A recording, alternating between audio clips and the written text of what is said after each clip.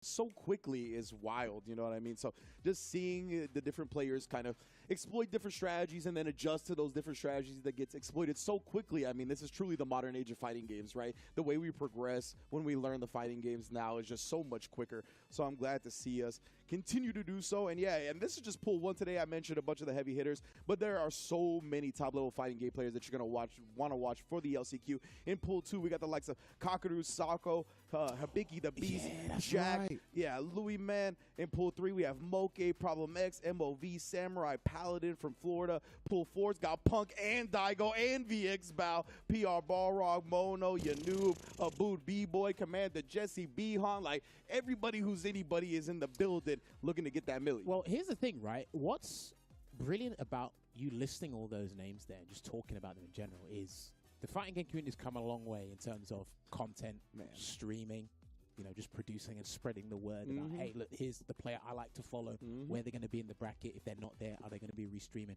What video they got up next? I'm pretty sure everyone's going to make their LCQ videos, their LCQ runs and whatnot. So shout outs to the community, honestly, because you guys have really outdone yourselves in the progression of the FGC. You know, it's interesting. Rob took to Twitter, as he does, with the hot takes, talking about who's the greatest fighting game player of all time and whatnot.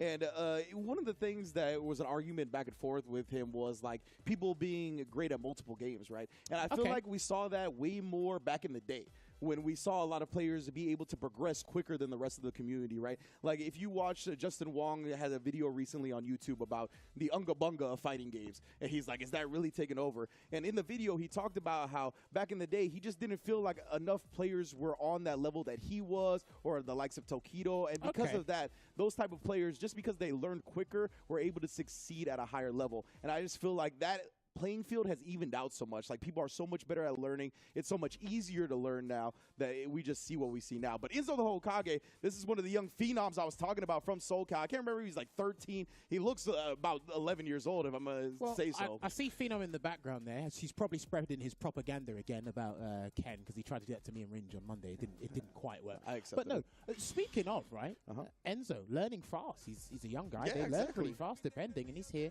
Now, does he play... Looks like he plays Ken from my intel. I know Ultra David has been to a couple of locals with him, actually, and he's won a local already in SoCal. So you can see around 13 years old, if I'm not mistaken. Please correct me if I have the age a bit off. But yeah, young cat, and you can see already progressing to a top level. Okay, and he's going to be going up against Mr. Boo. I don't know if that's Fat Boo, Kid Boo, Super Boo. I'm a fan of Super Boo, to be honest with you. Yeah, I feel you on that. That's my favorite. But we go Ken versus Luke. Get used to it. You feel me? For the whole week, by the way. Okay, so Enzo, I do have Ken on my intel here, but it looks like he is playing the Luke for now. Okay. So let's have it. This is to kick things off as well. Now, I was talking to Phenom about this matchup. I do actually think it's pretty difficult for Ken, because he has to play... He tries to fight fire with fire, so he tries to fight the same way as Luke does, but Luke's got a much more safer arsenal than Ken does. Ken puts his body on the line, so it makes a lot more sense. Well, definitely, you can see he's worried about, he was worried about getting burned out, but because of that, the scrambles just kept getting counter hit. Mr. Boo with a perfect start. Good here. And again, this is LCQ. Had too much frame advantage there. Didn't allow the delay to get the throw to connect. But once this is the LCQ, even the players that are trying to qualify, there's going to be a lot of nerds here. And he's not going to block the Vulcan Blast Ringe. He already commits to an option. Whoa, he's trying to get in there real quick. We are slugging it out now. Why not? You got drivers in the game. Use it. You know what I'm saying? So, oh, no. Got caught reaching, but drops the combo. Left and right combo drops. Lasagna gameplay to kick things off. I'm down. Well, then again, the drive rush jab. You know what it is? He tried to sneak in the overhead. He could have. I think the light kick would have been enough range to go into level 3 and kill him off. The projectile not there in time. We are definitely scrambling for this last hit. Uses the OD to put him in burnout. Back it up here. EX Sandblaster at that sweet range where you can't really do nothing. He's committed to it anyway in the projectile priority system. Takes it for Enzo in that round. Perfect parry. He's going to go straight to the corner with the flash knuckles. Lysing the perfect parry already represented. A couple of perfect flash knuckles as well. Oh, no biting this time. It's the back throw this time round, and it does land punish counter as well. Jump, lovely anti-air. That's the worst that can happen when you jump, by the way. Just a punish counter, lose a bit of drive gauge. We've led to the burn out there. Chase him down. Oh, he tried the really late flash knuckle right there, and then just regular DPs on the string. And level 2, we're going to erase his health bar and send him straight to the corner here. But he's not going to get any Hoki off this Ringe. He's too far. Yeah, he's still got a little bit of time on that burnout. Ooh, tries to jump in, meets him in the middle. The throw will do it. Mr. Boo on the board. Okay, I think just by that first game, you're in for a real treat. But I think I've learned everything I needed to learn about these two in that first game. So it's going to be a battle to see who can burn themselves out before the other one. Before we have execution blunders on the way there as well. But Mr. Boo has been handling it really well. He gets himself at a nice health advantage before Enzo has to like drive cancel out of necessity, not of his own volition. There's a back throw. Yeah, just pressing the back throw off the getting by the jab. Ended up working out for him for sure. And then we get the punish with the light kick. Great range on that. Obviously with punish counter, easy link with the drive rush. Got him. Committed to the parry. Yeah, gotta be careful with the wake-up option on the parry because, again, meaty throws are as legitimate as can be in this game. Drive rush into the roundhouse, and we stared at each other for 2 seconds like the first date. Getting real intimate right now. Tried the jab again. No. Get off me with the level 1. Keep your distance. I don't like you that much. They wait to jump, both of them. Yeah, if they're not going to jump, there it is. Wow, okay. Oh, the flash circle finally dodges it, but yeah, not in time to punish the DP attempt. Good job doing the jab DP, right? Recover quickly. Yeah, you learned everything you need to know. I learned everything I needed to know in that first game. It do be like that. Driver's jab comes up a little bit short, but oh no, the DP on the string again. Tried it. Double drive rush into the level 3. That's going to do it. All right. Looking good there. Okay, so the names were backwards. So my intel was correct before. Enzo the Hokage is the Ken player. He's able to take it 2-0. Young God moving on in winner's side. Well, luckily, we only mentioned the characters and not the names. Even we can get a bit mixed up exactly. sometimes. But no, honestly, I'm pretty impressed by what Enzo's come up with so far with Ken. Pretty confident. Looks like Mr. Boo was a bit too overzealous in regard. And sometimes when you give every player, you know, the full allowance at the start of the day, some people will just burn it. Yeah. Then they'll ask later, where's my money gone? Like, well, I gave it to you. After that, it was your own choice. But I do like his wake-up choices at times, Mr. Boo, but I think he was too reliant on resources as opposed to his own ability as an individual, if that makes sense. Yeah, I get you what you're saying for sure. There was definitely a lot of times where he was looking to gamble on things, and hopefully those worked out, and he could kind of ride it through there rather than like try to play a solid ground game or just a traditional footies type game. And we saw Enzo, right? The young man reactions. I don't know if a jump in was not DP. There was like a flash knuckle that dodged the DP once, but besides that, that aerial was controlled. Indeed. So yes, look, that was a snippet, a little teaser as to what's to come today here. So that means we have Enzo the Hokage. He has progressed, and he will be going up against, when I do find it, he'll be going up the winner against Joey and his next match.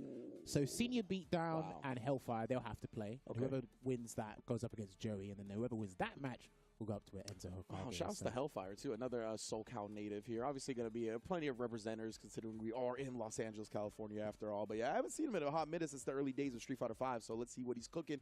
Traditionally a Ken player, if he'll get to Joey. But I'm looking forward to seeing Joey play. I'm really hoping to see more of him today. I think the Manon, last time I saw it, was really optimal. He has a great drive rush conversions, just like the single juggles to get into the metal hits. I think he's good at harassing with crouch medium kick, stand heavy kick, the twirl kick that he uses it very well to go through projectiles as well. So I'm looking forward to seeing it. I can't wait. I don't play her anymore, but I always like watching a little bit of Manon, and I always try every time they give her a new costume. Obviously, I played her for a little bit, and then put her down, picked Rashid back up, and I said, all right. But judging from what I've seen in that gameplay video of Ed's, there might be a certain mechanical feature that I like that he has. So I don't know. I might press some buttons. If you haven't gone and seen the gameplay video, please go and check it out. It's brilliant. Good breakdown. Most definitely. Yeah, man. Ed, I love the stage too. Ed on the horizon, most definitely. It's going to get real spicy, of course, with Ed and Akuma following shortly after. The wrath of Akuma will be upon us, my man. That's going to be a scary one. But yeah, we still got so many players that I want to see in this Pool 1. Tokido Noah, Lord Venom, Yugong as well from Taiwan, all representing in Pool 1. Hopefully they are all able to make it to show out because all of these players have been sharpening it up to look extremely good coming into LCQ. Well, this has been the interesting thing, right? Because some people obviously take this way more seriously than others because it's full-time, and it's still a hobby for most people. And it's like, okay, am I taking advantage of the system? Because, again, if I pick Ken, a lot of people don't like Ken, so I can run with that narrative. Sure. All right, Luke top 2 in the game. A lot of people don't like Luke, so we can run with that. Anyone will be scared. All right, if you play JP, I hate to break it to you, everyone's probably going to be prepared for you more than the other two. Yeah, true. Because sometimes the more, unorthodox technical characters have easier counterplays because we're forced to learn that. Exactly, Luke, outside of the, the money button, as you'd call it, crouch and medium punch, and other fundamental buttons. Sometimes it's hard to navigate around it. Look, we saw Enzo. You saw Mr. Boo. He actually almost caught Enzo off guard with a neutral jump delayed aerial flash knuckles. Like, who uses that? Especially when it's spaced like that. Yeah. So, man, and I forgot who it was that I saw do it, where like a really aerial flash knuckle like that, you can actually link the level 1, like you recover in time to combo into level 1. I forgot. That was definitely in your part of the woods. I forgot. It was like at a bracket reset or something that I saw that at. Dude, have you seen when Dawson does punish kind of jump medium? Yes, yeah. That's so good. That's so good. I can't wait. We have a couple of sick Dawsons in Capcom Cup X as well, so I'm looking forward to when we get to that, man. But yeah, hopefully we get to see Tokido up soon. Obviously, Tokido, one of the legends, one of the gods of fighting games, had a lot of great results this year, but again, just couldn't get that first place anywhere to qualify directly into the Cup, right? But he got top 8 at the CPT Online in Japan, got second at Fav Cup to Angry Bird, right? Incredible grand finals with that one. But it looks like we are getting to our next match. So I'll get back to Tokido's accolades in a little while, as it looks like it's going to be Luca SW versus Darlan. Lucas W. You're right. Lucas W. Okay, so that means if this is correct, Lucas won his first game, and he'll be going up against Mad King's Darlan, I believe it is. U-Gang is actually under that one. So if he wins that, that'll be pretty interesting as well. So if I'm not mistaken, do we have the character rundown for these two? So, Darlan, it looks like we got the Kid Masters once again, from what my intel is able to tell me here. But Lucas, I am not sure at the moment. Okay, so we'll find out. Again, there are so many players, not just in this bracket alone for the LCQ, but just in general for Street Fighter 6, where they might come out of the woodwork. They might have been playing for a little while. So, yes, okay, Darlan should be playing Ken, to no one's surprise. But what flag is it? Oh, I'd love to tell you. Oh, my NI geography was failing me, so I tried to sneak one into He tried Jammers. to under his breath. No, do you know what? I have... Jammers no, it's not either. Peru. Hold on. It's not... If I'm right... oh, man. You might be. Hold on. Yeah, but we're trying to nail down exactly where Darlan is from, because he is one of the international competitors here for the LCQ. We'll find it. We'll find it. So we're trying to nail that down right now. I definitely want to make sure everybody gets their just due, you know what I mean, so that we can see how much of an international event this actually is, and everybody coming, traveling thousands of miles just for a chance to get into Capcom Cup X is a story in and of itself. You know? I might be right. Oh, I might be right. You might be right. You might be I right. might be right. It might be the proof. Like, I could be wrong. If Yes, I'm right. please correct us on the Twitters if we are wrong. If you're more familiar with Darlan than we are. He is here. He's already won his first game, or as Lucas won his first game. Lucas won his first game on the DJ, I believe, because the intel I do have for Darlan is a Ken player. All right, so Ken versus DJ. Now, you know what? I was doing a little more research on DJ, and I was just shaking my head in disgust because of how brilliant this character is. A treasure trove of benefits. I don't think there's a drawback unless you're the actual player, and there's human error in life.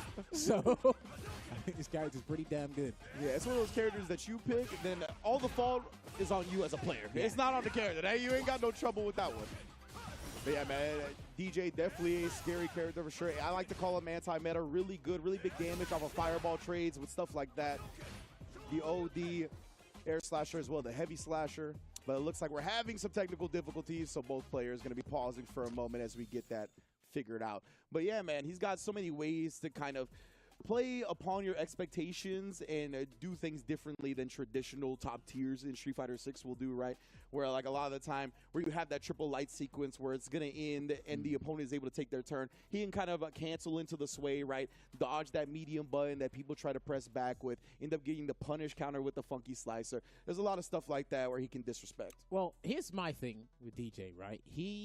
A lot of characters have this, but I think he epitomized it the best, and I think Mariza's not that far behind him. He's got the deadly combination of the juggle potential and high damage output. You've got that, it's all there.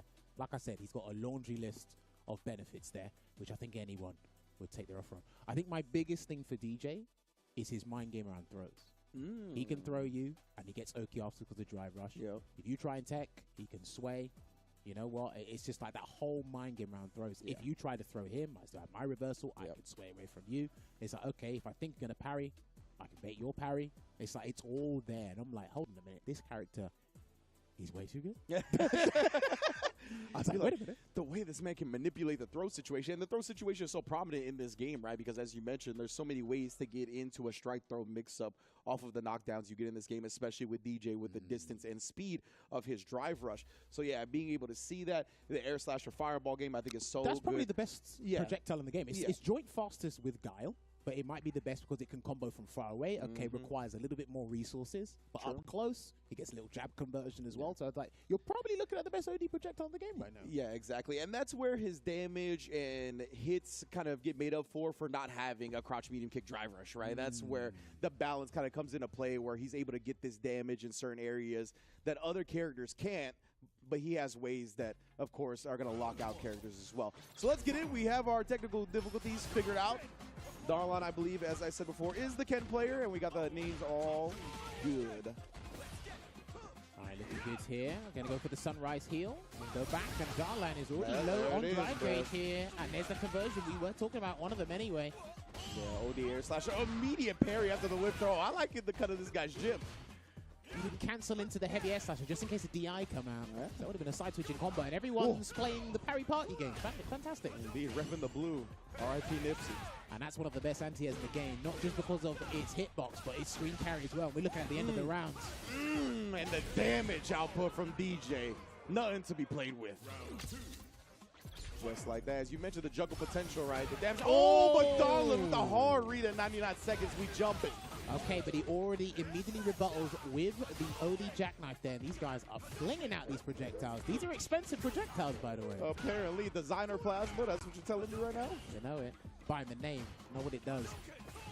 Drive rushes in. Misses his back roundhouse, but he does get a conversion. And just able to knock him down with the crouch medium kick. He's fishing for it. No whip punish attempt from Darlon right now. Does cut him off with a stand light kick. Burnt out for Lucas now. He's got to be worried because he's in the corner. Ready with the anti and the knee hop there, and another throw tech. Let's see if he can try and stun him. Hasn't even gone for it. Darlon going to be nice and patient. Not trying to risk the DI. He did see Lucas was locked and loaded on the meter, so patient and just stringing him up. Huge punish, and he didn't go for a drive rush cancel, but he will get a conversion straight to the corner here with a Shoryuken range. Indeed, it should have been a huge punish, but dropped a little bit prematurely. Lucas finds his poke out. Oh, we're popping off. He might have to wait a little bit. Yeah, he has to wait for some dry gauge to come back before these guys commit. Lovely anti-jump throw. Wake up. Next hit will get it for him. Nice recognition right there. Being outside of the range of the next light. Getting the punish counter with the crouch medium punch of DJ. Put himself in burnout, so use this level 3 to get that timer back. And this is interesting. DJ's one of the best characters until he burns himself out, and he transitions to one of the worst characters under certain conditions. That was a nice whip punish. He actually could have comboed, but it doesn't matter. Drive impact was there. You had no answer for that one. Now, this is one of the interesting things about DJ's game plan, or just pivoting things in his favor in a round. If you use level 3 and you're near burnout, and this is on your own volition how you spend your resources, you could probably lose because you don't get any legitimate option until level 2. But you've already spent it for level 3. Precisely right. You got to be really careful. Know the next steps in your burnout process to make sure your timer can come back before being put in that position. Gets a forward throw. Walks up and tries to throw him again. He had the audacity to tech there, Darlan, but he gets the triple flash kicks back to the mid-screen. Indeed, I like that. Darlon just going to take the target combo. The fake fireball was scary for a second. Stand heavy kick, going to drag him to the corner. And he's going to take one grab. He'll take another one. No, he tried to hold up, but he has to take a punish counter throw for his troubles. Lucas is actually panicking right now. Indeed. Oh, he keeps trying all these things on Wake Up. I like the meaty OD fireball right there. The level 1 would have got stuffed. Even that's just like it's something against the other characters because DJ would just got stuffed anyway, right? I think he was still being obstinate between holding up and taking the throw. He didn't know which one to pick. What was the safer choice? Air slasher. He's walking in and closing him. In that space there, that could have been punished. If that drive rush came out any earlier, that jab would have been caught. He's still teching. That's punished. That was legit, by the way. That is -6 on block. Precisely, yeah. The stand light kick from Ken is 5 frames. Quite fast, goes quite far. Perfect parry into nothing. Perfect parry into a target combo. This time he got the drive rush, so he got the slow down, nice and easy recognition. He's not going to jackknife Maxwell. He's not going to do it. He's got too much low drive gauge. He's in the amber. Yeah, it is scary. He'll burn himself out if he tries it. What's going to be the option? Oh, no, just runs into the stand fierce. I guess the loser's bracket is the option he's taking. Darlon coming through with a 2-0. Well done. Good performance there. It started off a little bit shaky for him, you could tell, because again, when DJ gets that first interaction, that first drive rush in, that first huge damaging combo. You're like, oh boy, we're in for a long day. First to 2, but long day there. But he managed to turn around, slow it down a little bit as well.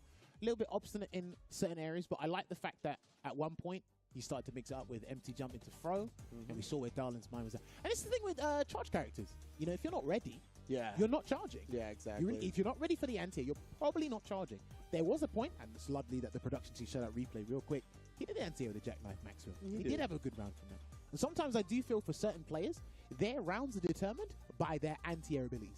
Absolutely, right? It's one of those things that could completely stop the momentum right there. People are just running over you, thinking they could do whatever they want, jumping all willy-nilly. If you're able to kind of slow that down a little bit, steal the momentum, be a lot better for you. See, and this is an interesting thing for me as well. And we'll actually talk about this throughout the LCQ, and I probably will regurgitate it numerous times throughout the Cup as well. We have a thing in this game called horizontal dominance. In layman terms, that's the ground game. Yeah. Right? But there's an extra layer in the ground game with drive rush. If you don't want to spend your bar and you think you're losing, what do? You jump. And then he goes to the risk reward of the jumping. The guy who's jumping has got a much bigger reward outside of certain anti-airs in the game than the guys looking to anti-air.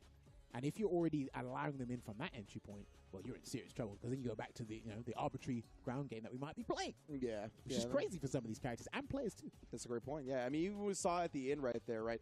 Especially when you're low on drive meter, then that ground game becomes even scarier when you have opponents like Ken or JP, these characters that really bully your drive meter with the stand fierces and whatnot, right? The onus becomes you have to make something happen. And I think that is one of the big tales about success in Street Fighter 6 is those players that can make something big happen when they're low on drive meter. Whether it's going to spin the rest of their drive meter, but they get to go on offense, or make some type of clutch decision that preserves that drive meter and lets them build it back up, whether it be a reversal super, a clutch jump, whatever it is. Well, again, like the less resources you have, the more expensive things become. Listen, the things you're paying for, the price is still the same. It's still the same, but it becomes less expensive. Oh, my man. This dude, Kusanagi, was the one that could not drive. I was driving behind him on the venue. This dude was in the middle of the road in 2 lanes. Wait, is it him? I was like, what is going on, brother? Damn. Well, to be fair, just for the Americans that have never left North America, if you are planning to go to Europe, please be careful. Yeah, so apparently. I know the Italians can't drive. Yes, I've called you out live on camera. The French have a new definition of driving. Yes, I called you guys out on camera as well. I've heard stories about Spain. I'm not quite sure because I've never been to Spain. But yeah, basically what I'm saying is some people think Need for Speed is reality. I understand. Well, hopefully Kusanagi controls his character better than he controlled the whip. Oh, yeah, I have like no doubts about that. He probably practices anti-airing more than he practices how to park his car. I don't know. But it's going to be a good one. He's obviously very strong. He was in SFL EU this year as well, repping the Luke. Is he still repping the Luke? Yes. Okay. He's one of the best Lukes we have in the European region. He was actually part of a 8-man bracket to qualify for the last chance qualifier for the Red Bull Kumite that's going to be happening in New York next month. That's the one that Mr. Crimson won. Kusanagi was there as well. We had Kusanagi feature on the set show not too long ago, going up against Lionheart. Shouts to Lionheart as well. Kusanagi's had a pretty good competitive season. I'm not going to lie. And I like that he's kind of like, brought the culmination of it to here, right? Because again, fierce competitor, he will be going up against a JP player known as Cuddy. So Cuddy beat Isaac, Street Fighter Cross Tekken. Shout out to Street Fighter Cross Tekken. Yep, I'm the lone survivor, or one of them, anyway. One of the lone survivors. But yes, this will be an interesting one because again, this will be another matchup we'll probably see in abundance at the highest level of play here. Kusanagi, he practices with Kungsta and several other JPs. Yeah, he got top 8 at UFA this year as well, right? Top 8 in the CPT online that me and Ultra David did. Shouts to Ultra David. Yeah, Ultra David will be on the mic here a little bit later. Let's see how he deals with his first JP. Well, the thing is, I want to see if Cuddy can anti-air jumping fierce. That's going to be a huge thing in this matchup as well. I want to see if he can force Kusanagi to use OD Sandblaster when he's in a detrimental position. Oh, yeah, Kusanagi, you can tell he's trying to be real aggressive right now. Pool style player, right? When you're a veteran of the game, perfectly spaced to dodge the spike and then drive rush in on the punish. Baits out the OD amnesia. He knew. Your life's on the line. You call him that one. But I like in the first interaction on the knockdown, he used amnesia and he waited. So that's already a lovely indication there. Drive rushes past the stalagmite, straight to the corner, another amnesia there, and the jab's going to beat it. The level 1 to get rid of the homing projectiles as well. That was so sick. Kusanagi's ready. come ready. Trying to do it. I think he's trying to drive reversal. It didn't work, but he's going to activate Labushka for the positional advantage here. Let's see if he can jump over. Yeah, Never mind. He did jump, but he got anti-ed. Indeed, that was unfortunate. Kusanagi just clinical right now, willing to burn himself out. And there's a friend trap, and he does OD Torbalan to send him full screen. Now they're both burnt out, so this means Kusanagi's not going to run at Cuddy. He might jump at him instead or something else, but... Yeah, he tried it at least once. Oh, but the shoulder tackle. Okay. That's a way to get across the screen and burn out. So the thing you have to remember when you're playing JP is when you have the screen control, you're zoning from full screen, you have to pay attention to how the guys are coming in. Drive, rush, jump, have they got a unique move that goes through the phantoms. If you rest on your laurels, you're just going to get in trouble. Nice press back from Cuddy that time, though, recognizing the space. Perfect parry, we back in there, but no punish on the flash knuckle.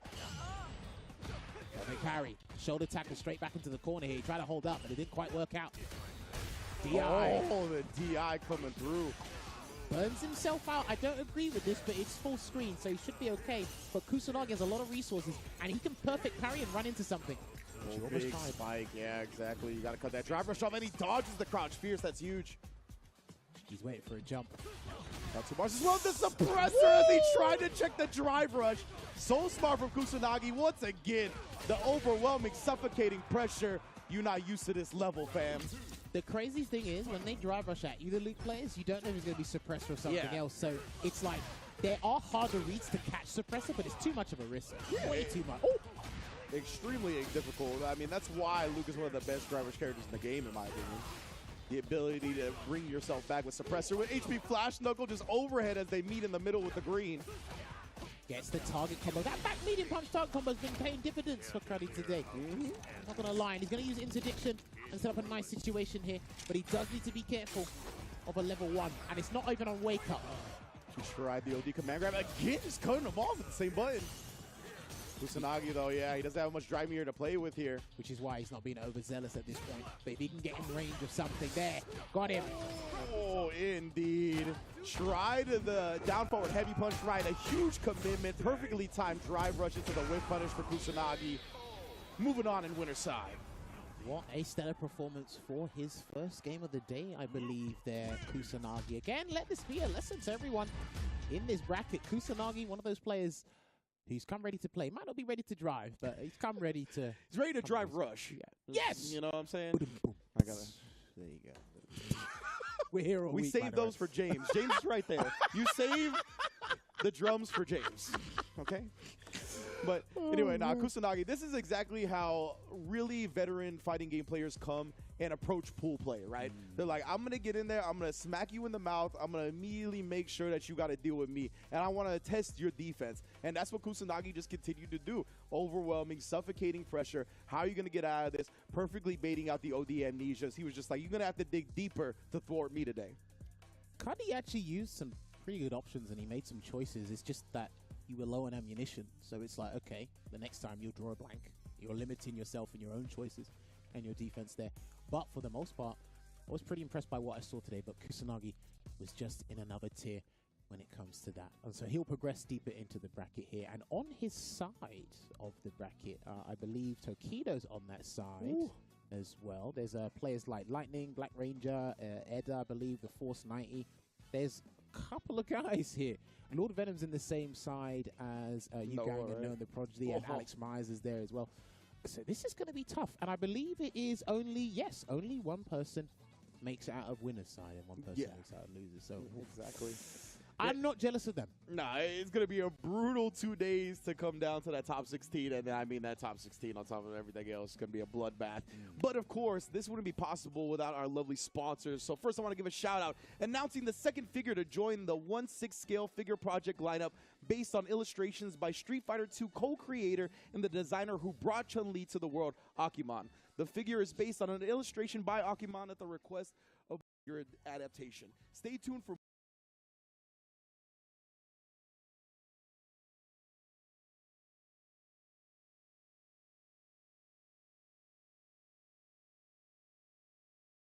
since I've come here. One of the things I didn't do is eat breakfast. However, there is food in the building. We've got a new sponsor, apparently. It could be fueled by Pagoda. This is what it is. Now, this is what they've told me to say. And I ain't getting any more money for this. Let's put the egg rolls in. Crush your cravings with Pagoda snacks. That was such a disparity in what we had to read. That was brilliant. We're crushing cravings, but Luke looks like he's getting his egg roll crushed right there. That was quite the shot to pick, my man. With the free drink? Yeah. Holy smokes. But I can't wait. I'm actually getting hungry. I know we got some in the building. I'm very much looking forward to trying those later. But what I am looking forward to the most right now is going to the bathroom. We're going to take a quick break, everybody. Don't go anywhere. Get some snacks, and we'll be right back with some more matches.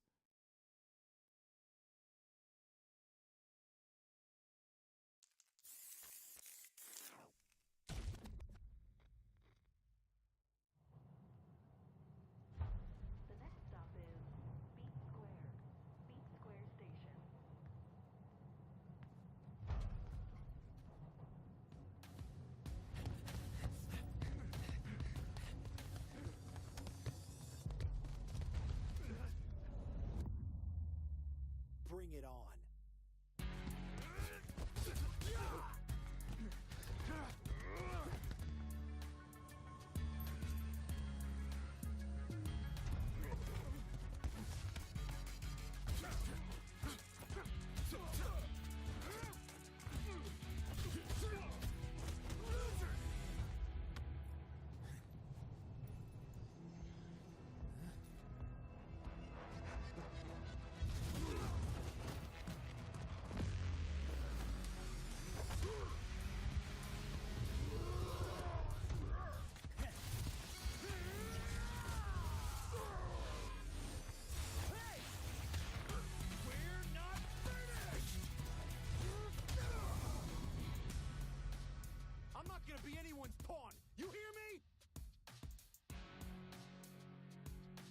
Show up again and I'll punch a hole through you.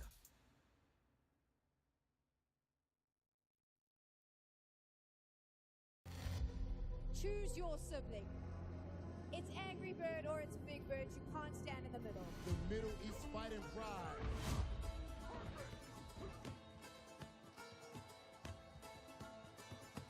One of the greatest players throughout the history of Street Fighter V. It's just this rivalry. I love it.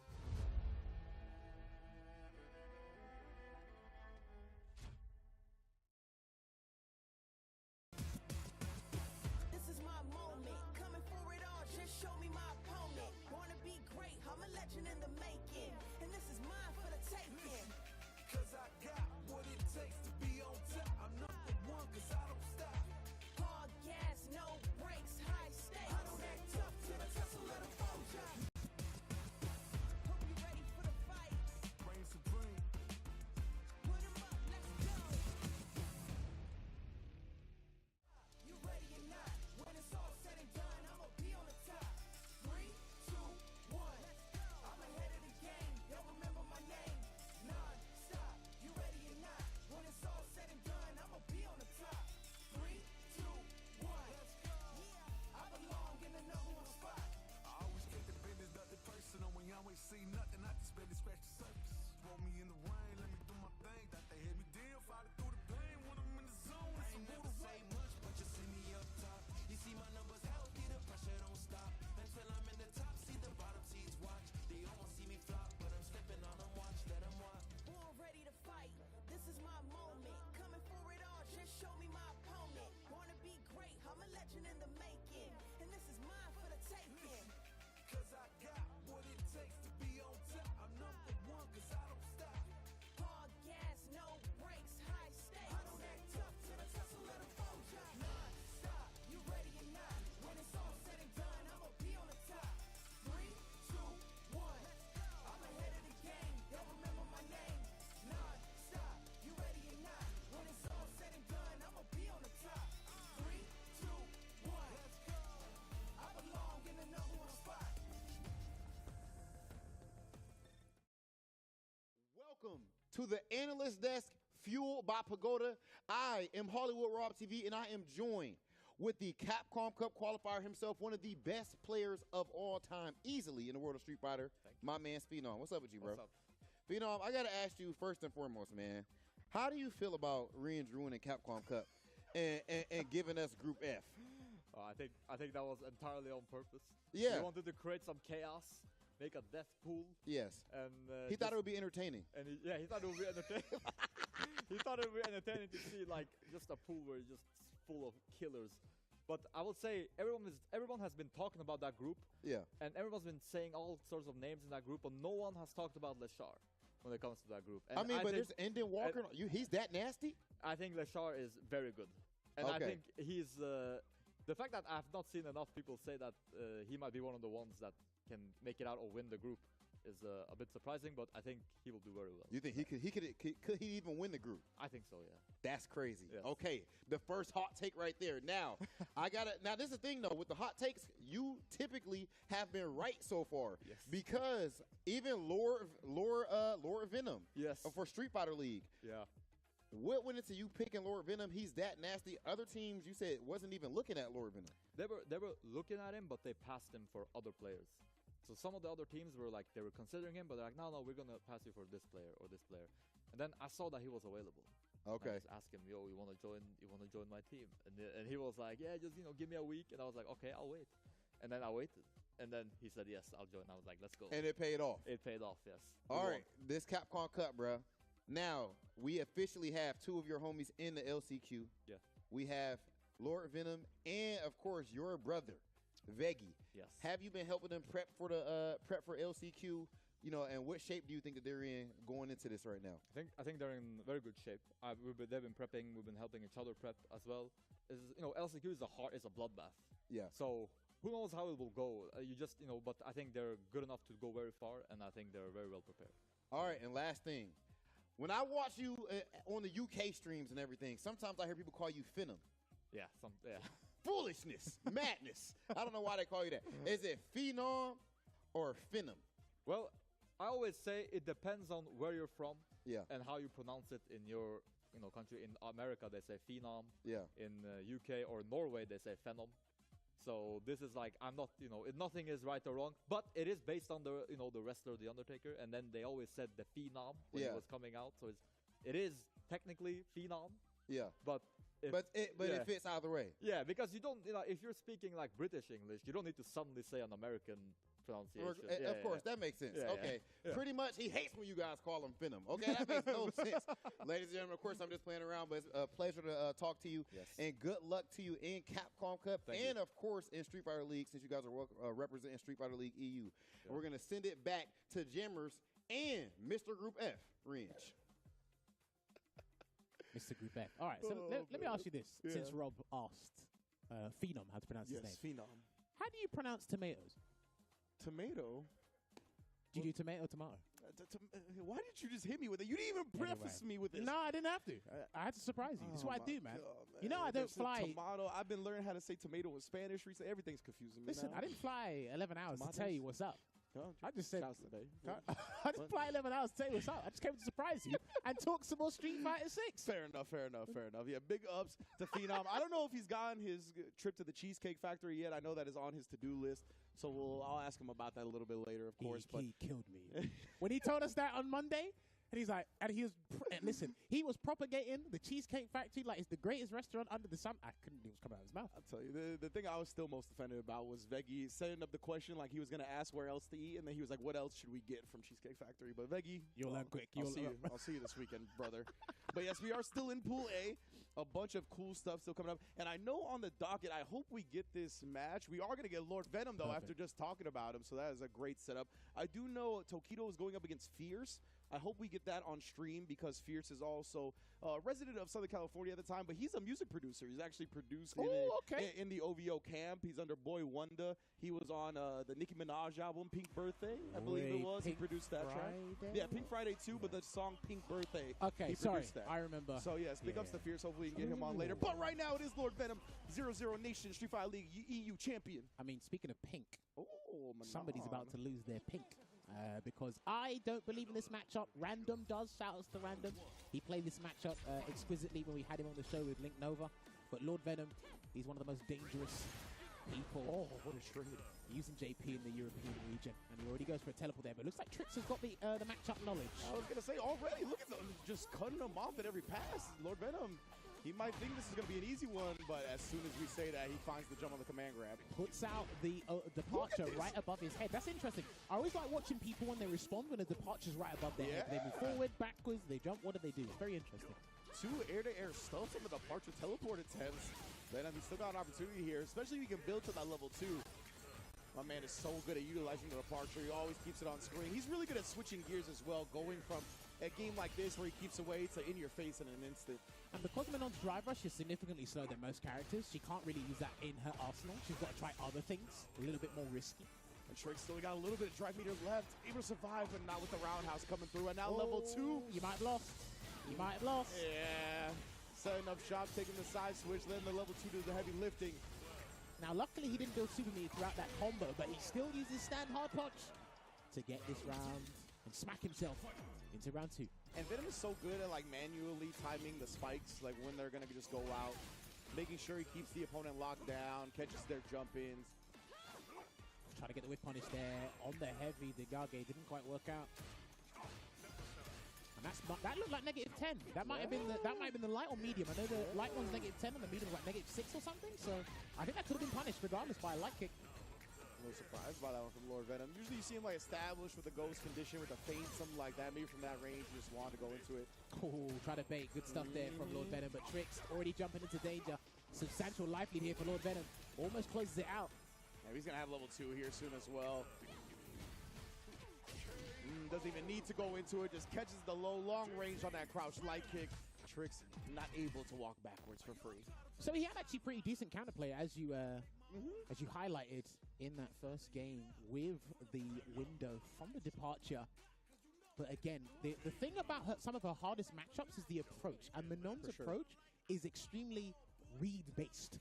That's the problem. And if you understand how to counter those read-based approaches, well, good luck. Then you have to work with parry. Parry doesn't move you forward. Yeah. And Lord Venom decides when he wants to come at you. Yeah. And the thing is as well, what's the biggest thing for me is JP can deny Manon a level. You can deny her a level because the command grab loses the amnesia. Yeah, exactly. That's how I kind of tell people, or what I tell people when I articulate this matchup. And I was just going to bring this up, that she has a couple of ways to get across the screen, like the hop kick, the low hitting kick that goes long ways as well, but they're so commitment heavy. Oh, sweat. That could have been a sweat punish. Nice. Another great check, honestly. There you go. Tables to turn now. Threat level is 3. Almost trying to get perfect parry on the heavy Degage. Didn't quite work out. Another perfect parry there from Lord Venom. We're going to swipe our way back to the mid-screen. Yeah, Venom, he loves his neutral jumps. He'll either come down with parry, the late jump, medium punch. It's one of the best things to do against Manon. Neutral jump, medium punch. He's got an answer, but if you empty jump, you can counter that answer. Yeah, very popular strat for Lord Venom. Tries with the OD spikes out, but B into the punch is going to cost her a drive meter, but Trick's got an opportunity. Jump, medium punch again, and here comes Lavushka. We're going to side slot, go for a mix-up. Goes for the instant jump light kick and a reset. Wow. And we were talking about this. I'm so glad he showed me that, because we were talking about this before, how he's got very deceptive mix-ups. Because once one phantom's out, you're actually allowed another one to sneak it in. And it's like, you can't tell if the previous one has disappeared. And Lord Venom, he's a reset fiend as well. Like, if you're going to die, if he resets you at the end of the level 2, he's going to do it. Whether it be with the command grab, whether it be with that high-low right there, either way. Odie Departure snaps his fingers and keeps Manon at bay as he slowly tries to walk across the screen, but big damage is coming through with the Trig Lab. But it's immediately just smothering Tricks. Not going to get an opportunity to play. Perfect KO for Venom to close it out. That was unfortunate there for Trix, but a dominating performance there from Lord Venom. Again, entered the LCQ because you will see him representing 0-0 Nation in the Street Fighter League World Championship, I should say. So yeah, like I said, I don't believe in this matchup, but if you've been in the lab as long as Random, or even Idom, shouts to Idom as well, you may have a fighting chance in this. But on paper, statistically speaking, she just hasn't got the proper tools to play neutral with JP. If he decides to approach and you manage to get that 2-frame window for the perfect parry, you can have hope. There is light at the end of the tunnel there, but again, that's one in how many chances that that's going to happen? So if the JP player is not so good, then it increases your chances. But even then, if I'm reading things off of paper, this is diabolical for Manon. Yeah, and the thing, too, is that he doesn't have a traditional fireball game where her twirl with the projectile invulnerability kind of works, right? Yeah, it's kind of harder to use that up against the JP because the spikes coming from the ground, the ghosts have a lot of active frames. Like, it's definitely interesting. Oh, yeah, right there, right? The low ghost reset, comboing with the spike afterwards. Yeah, Venom's resets are going to be hot and heavy if you're going to die from them, for sure. And this is the thing, we spoke to Random about this matchup before, and I said, like, how do you tackle this? And he said, look, you just have to know when to walk, when to jump, when to be patient, when to parry. And it's like, you have to just tell yourself that, and then obviously share that advice with other people. And then you need a lot of discipline to kind of do it. I'm not saying it's like completely impossible. The drive system allows men on some fighting chances in certain scenarios, but you kind of got to walk up to that scenario in the first place. It doesn't just work off rip. You know what I mean? JP can play off a rip. Yeah, exactly, right. So from 99 seconds, he kind of has the advantage in that matchup. Skedaddle, skadoodle, baby. And because of that, yeah, it's going to take a lot of risks, a lot of commitments from Manon to really make things happen. But we might not see, or that might not be the only time we see that matchup in this pool, right? Because Joey is in this pool as well, one of the best Manons in the States, in the world, for Apparently, that matter. Joey's not here. Oh, he didn't end up showing up. That's Apparently, unfortunate. it says DQ'd? DQ, yeah. Oh, that is unfortunate. I was definitely looking forward to seeing the Manon. But that is good news for Lord Venom and those that are on that side of the bracket, because Joey is a threat. Well, speaking of, if I'm not mistaken, this may be our next match, or it's going to be one of our stream matches lined up. We do have no other Prodigy going up against Alex Myers at one point. And then we do have Tokita versus Fierce, Kusanagi going up against Enzo. Wow. Darlan will be going up against Lord Venom. Okay, we got some bangers coming up then. So, oh no, sorry, Lord Venom needs to go up against Mr. Kagiwara. Oh no, got there it. you go. There you go. Alex Myers versus Noah the Prodigy. Let's get it popping, my man. Okay, here's something I must confess to. First of all. So we've had a lot of Street Fighter 6 to consume just to understand the game, follow the tournament circuit, so on and so forth. Yeah.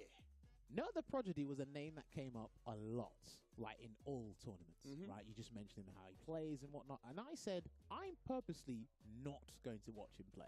I'm just going to go off secondhand information. Okay. Because I've heard a lot. Interesting. But I haven't sat down and properly go, right, what is everybody talking about? So do you know that this man is Fast Times at Ridgemont High? Like, he is the burnout. Like, he that is part I do know. He is down to throw the green away. That's it. I did hear someone did say, it's like, okay, I'll burn myself out in the 10 seconds because you won't survive the second wave. Yeah, exactly. Now, that might be a preposterous strategy to a lot of people. That might be crazy. It's just like, wait, what? You're actually going to relinquish the drive gauge now to use it second time? It's like, why not? Especially one of the strongest characters in the game. Yeah. You use the drive system twice? Yeah. Look, sometimes it works, sometimes it doesn't. Absolutely. I want to see the matchups where it doesn't work. Yeah, absolutely. I like the fact that he takes the opportunity to be like, all right, I'm going to burn myself out quickly so that I get a full drive meter, full plethora of options again, right? And he's really good at playing in burnout as well. I think Luke in general, if you can get a lead and kind of make the opponent come to you while you're in burnout, you're golden. So definitely looking forward to seeing this. No, of course, as I said earlier, just won one of the play-in qualifiers for Red Bull Kumite New York. He got 4th at the World Warrior West Finals. He's won a can opener. Shout-outs to Yipes and Lee Chung, of course. But right now he's got to deal with Myers, a veteran of the game, rocking the Chun-Li as well, not the Cammy today. Dude, I think this matchup, like I said, the way I view it is glass half empty, glass half full. I think Chun-Li can dictate a lot of things in this matchup, but the thing is, a lovely jump over the Kikoken. One of the things that will get Chun-Li in trouble is her Kikoken placements, and Luke's got one of the stronger jumping in the game, as well as the damage output. You get yourself in so much trouble. Look at this. This is crazy. This is interesting to me. Noah the Prodigy, to me, usually establishes throw very early. He had 2 opportunities to take throw. Did not take them. Nah, he's just jumping. Mate, he's just been jumping all day. There's the throw. Does it at the end. This is interesting because you'll get to see if Alex Myers can do Tencho kicks comfortably while he's just literally peppering the jumps. As well as, okay, are you going to pay attention when I do drive rush at you? Yeah, and you can't be ready for that. Yeah, there we go. You got to have those on deck, man. It's a clean anti-air, down input. So awkward for some players, but a big punish counter for Myers. Oh, lovely conversion into the spinning bird kick there for Alex Myers. Meaty. Same medium punch. It looked like a frame kill, but I don't know, that sequence didn't play out the way he wanted to. Noah, there's the throw. We established it early. This time catches Myers trying to flinch. He built the level 3 in time, but he's not going to use it. I think Alex Myers, lovely block again on the overhead reset. Still has it, jumping away. Yeah, he loves that, the jump in and then the neutral jump to bait throws as well. He's not afraid to do it. Myers, though, double drive rush. He dropped the combo. That would have been the round if he spent the meter, but he's going to need to spend it now. No, he didn't do it. Not even into a level 1. And what is going on? Spaghetti, linguine, pasta, everything's all over the floor. Yeah, both players. I'm not really sure what's going on here. Definitely know them to be much more cleaner characteristically. Drive rush cancel, flashing up in his way straight to the corner here. Will he neutral jump? No, he's going to wait just for a Tencho kicks.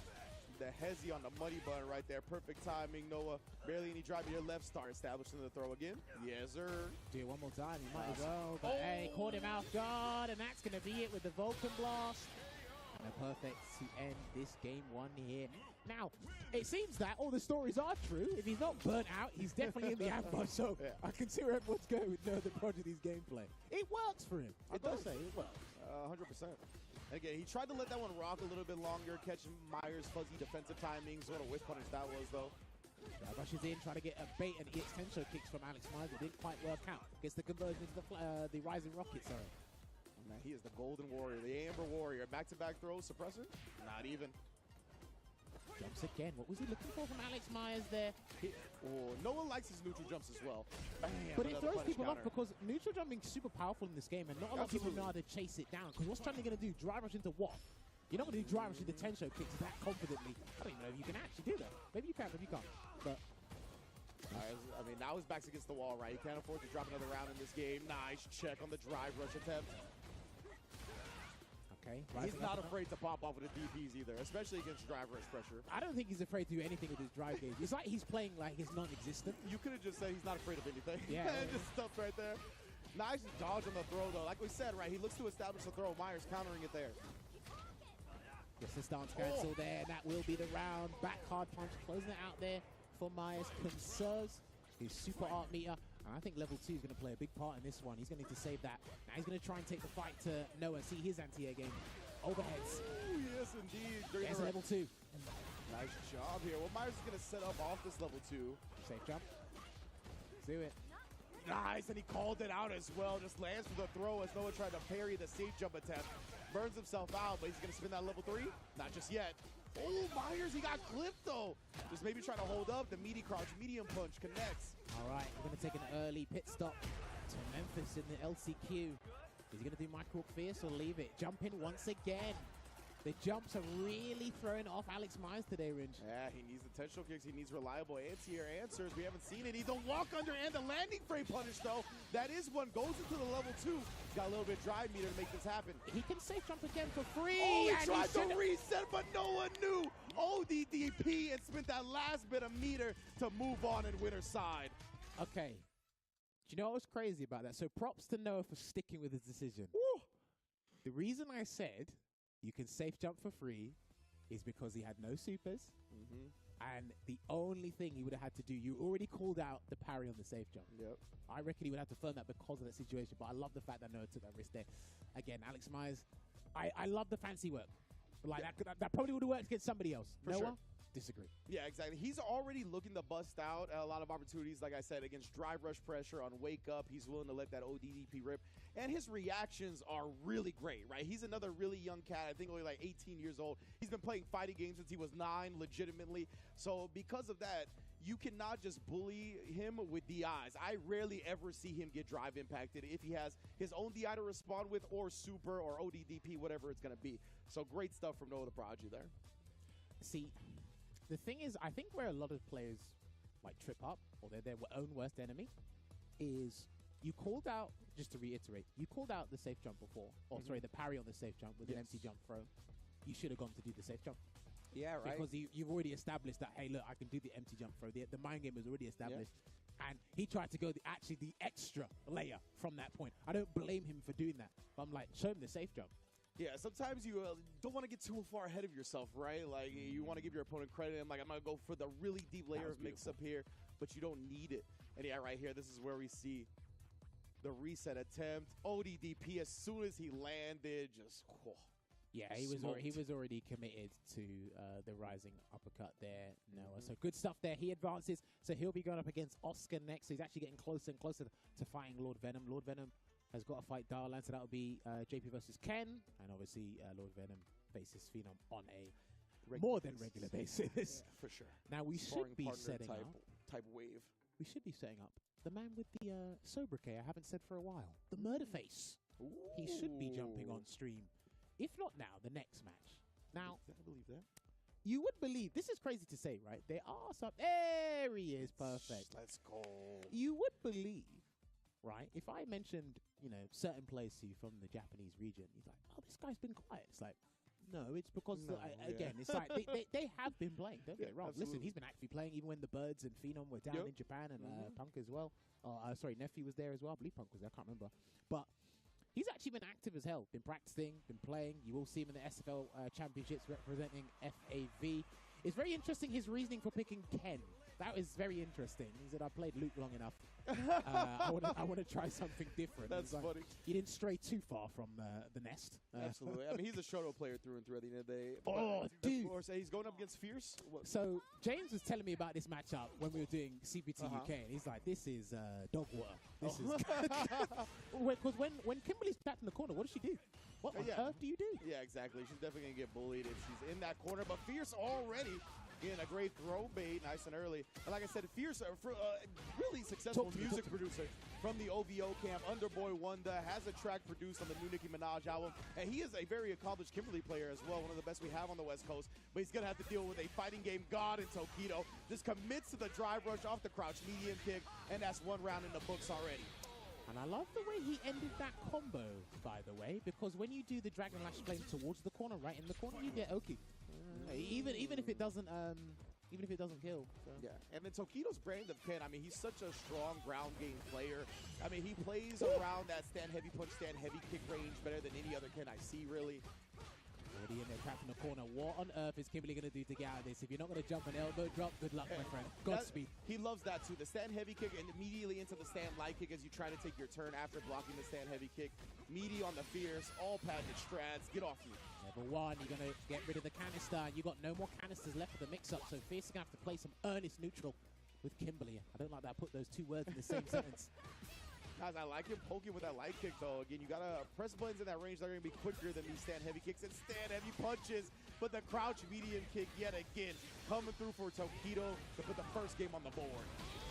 All right, Jinrai Kyaku is going to close it out for game 1 there for Tokido. And this is the crazy thing about it, right? Like, it's already a disadvantage there for Kimberly watching this matchup alone, mid-screen or in the corner. But it's like you really got to be careful how you spend your resources. It's already going to be extortionate for you in some regards. But in a losing matchup, it feels like it's just like a never-ending nightmare. Yeah, Tokido, you can see just trying to inch his way into that crouch medium kick space. Been so successful for him. Good throw tech as well. That was very plus. Okay, gonna get the overhead there, runs in, and then goes to the drive rush, stand, heavy kick, but nice walk on the elbow drop there, nice and close. And we're gonna convert it to Shoryuken, yes we are. Super clean, yeah, preserving the drive meter with the combo choice as well, very smart from Tokido, yeah, you're not escaping for free. Run cancel after the crouch Fierce for the back throw, whip punish, crouch confirmed, my lord. See, and there's a sweet spot for Ken in the corner against most people, where you can avoid stand medium kicks, crouch medium kicks, even some sweeps. Yeah. And after that, well, again, Godspeed puts out the canister. What's this? Oh, just throwing out the mix-up attempt. He was cooking up something. It didn't quite work out. And we're going to get a burnout here from the level 2. So your dry gauge, you're going to get confiscated, good sir. Yeah, I love the combo choice from Tokido right there. And now just harassment with the stand Fierce. The Jinrai Dragon Lash is 0 on block as well. Looking to take his turn with the light kick. As soon as you land, you're stunned up in the corner. So smart. Even walking forward for the optimal drive meter build. See what he does. He's got a level 1 or 2 you can throw out just for Hail Mary. I think he tried something. It could have even been a TK Tatsu on defense, but this is it. This is what James was telling me months ago. He said, just watch it and watch what Kimberly do in the corner. They scramble like cockroaches to get out, only to get stomped on. Brilliant. Indeed, Tokido looking strong as we expected him to. Pretty much textbook from start to finish right there. Just dragging Fierce to the corner. As you mentioned, Kimberly just so little ways to escape at that point, right? Her level 1 is so slow. I think it's like 12 frames of startup. You get a meaty jab it and still block in time. So she really needs like that level 3 to pop off. But unfortunately, just never really got to that point. Yeah, couldn't get out of gear 1. And I definitely understand from what you're telling me, like this guy shows a lot of promise and is very successful using Kimberly. Again, drew the short straw today, unfortunately. This was only a winner's match, by the way. He's not out of the bracket. He's just going to drop down into loser's side. So maybe he might be able to make that run and progress to the loser's side. We will see. Man, this dude Tokido's crouch medium kick hit confirm rate this set was wild, too. Like, we saw pretty much every crouch medium kick, it felt like, get drive rush confirmed, as you see right there. And then there were a couple of times where they were blocked and he did not drive rush. That is, I don't even know.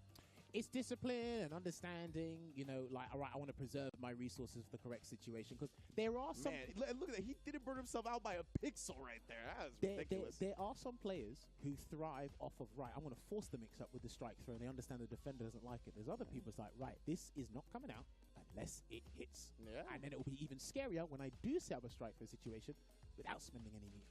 For real, man.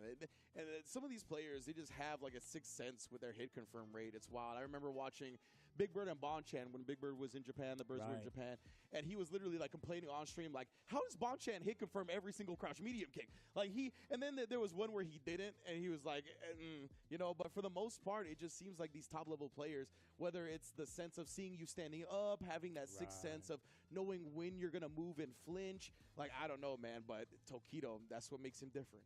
Listen, that's what separates the men from the boys. So listen, if you think hit confirming wasn't in the game, it is. It just cost a little bit of money this time. Yeah, it was wild, man. Because, like, feasibly, like the crouch medium kick drive rush, feasibly frame-wise, you should be impossible, right? But with all the other context in the game, we see players are very successful at doing it. Indeed, of course. All right. So, as we progress through the day, hopefully you guys are enjoying the matches. Remember, tweet it out, twitch.tv/CapcomFighters. We're getting through a lot of matches today. LCQ will be happening all throughout the weekend. Now, if I'm not mistaken, have we had 3 matches? We have had 3 matches. So, this is new to me. So, I'm looking at this one here. We got to thank one of our sponsors, Maskaway. It is going to show up. There it is. Fantastic stuff. It is the Storm Collectibles has brought the classic and iconic gaming characters back to life with their high-quality collectible action figures. You can check out their Street Fighter figures on their website. You can see it, stormco.com.hk. You can see it all there. They've got some new ones in the back, I believe. Violent Ken, Eva Ryu. I see Boxer. I see Dictator. I see Chun-Li in a battle outfit from Street Fighter 5. Fei Long's at the front. Please do not bring him back as a character. I'm asking you very nicely. I'm seeing all sorts of beautiful action figures here, so it's made for collectibles. So if you stream and you want some background products here, try and check one of these out. They definitely make great stream decor, for sure. And a big ornaments. And big shout outs to a brand that I've seen involved in esports since I've been following esports. Steel Series. Thank you to Steel Series. The Arctis Nova Pro is the official headset of Capcom Cup X, enhanced with premium high-fidelity drivers and sonar software. The Nova Pro is ideal for any fight you take on. All right. With that being said, we got to do our due diligence. Pay our duties here. And we're going to take a short break. When we come back, more action here for day 1 of the LCQ. See you soon.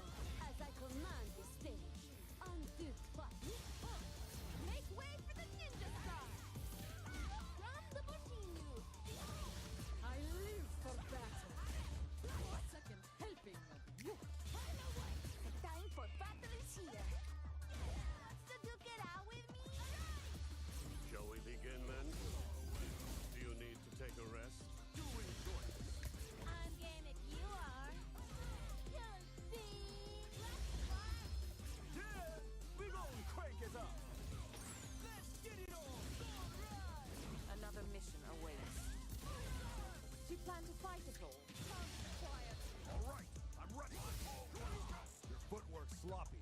This of mine? Behold this body of work. You are lacking. I'll show you strong. Allow yoga to guide you. What is it? The power of yoga. I'll show you the power of my kung fu. I'm ready for you. Just bring it! Think you could break my defense? Got you in my sights. Smart choice. Bring it.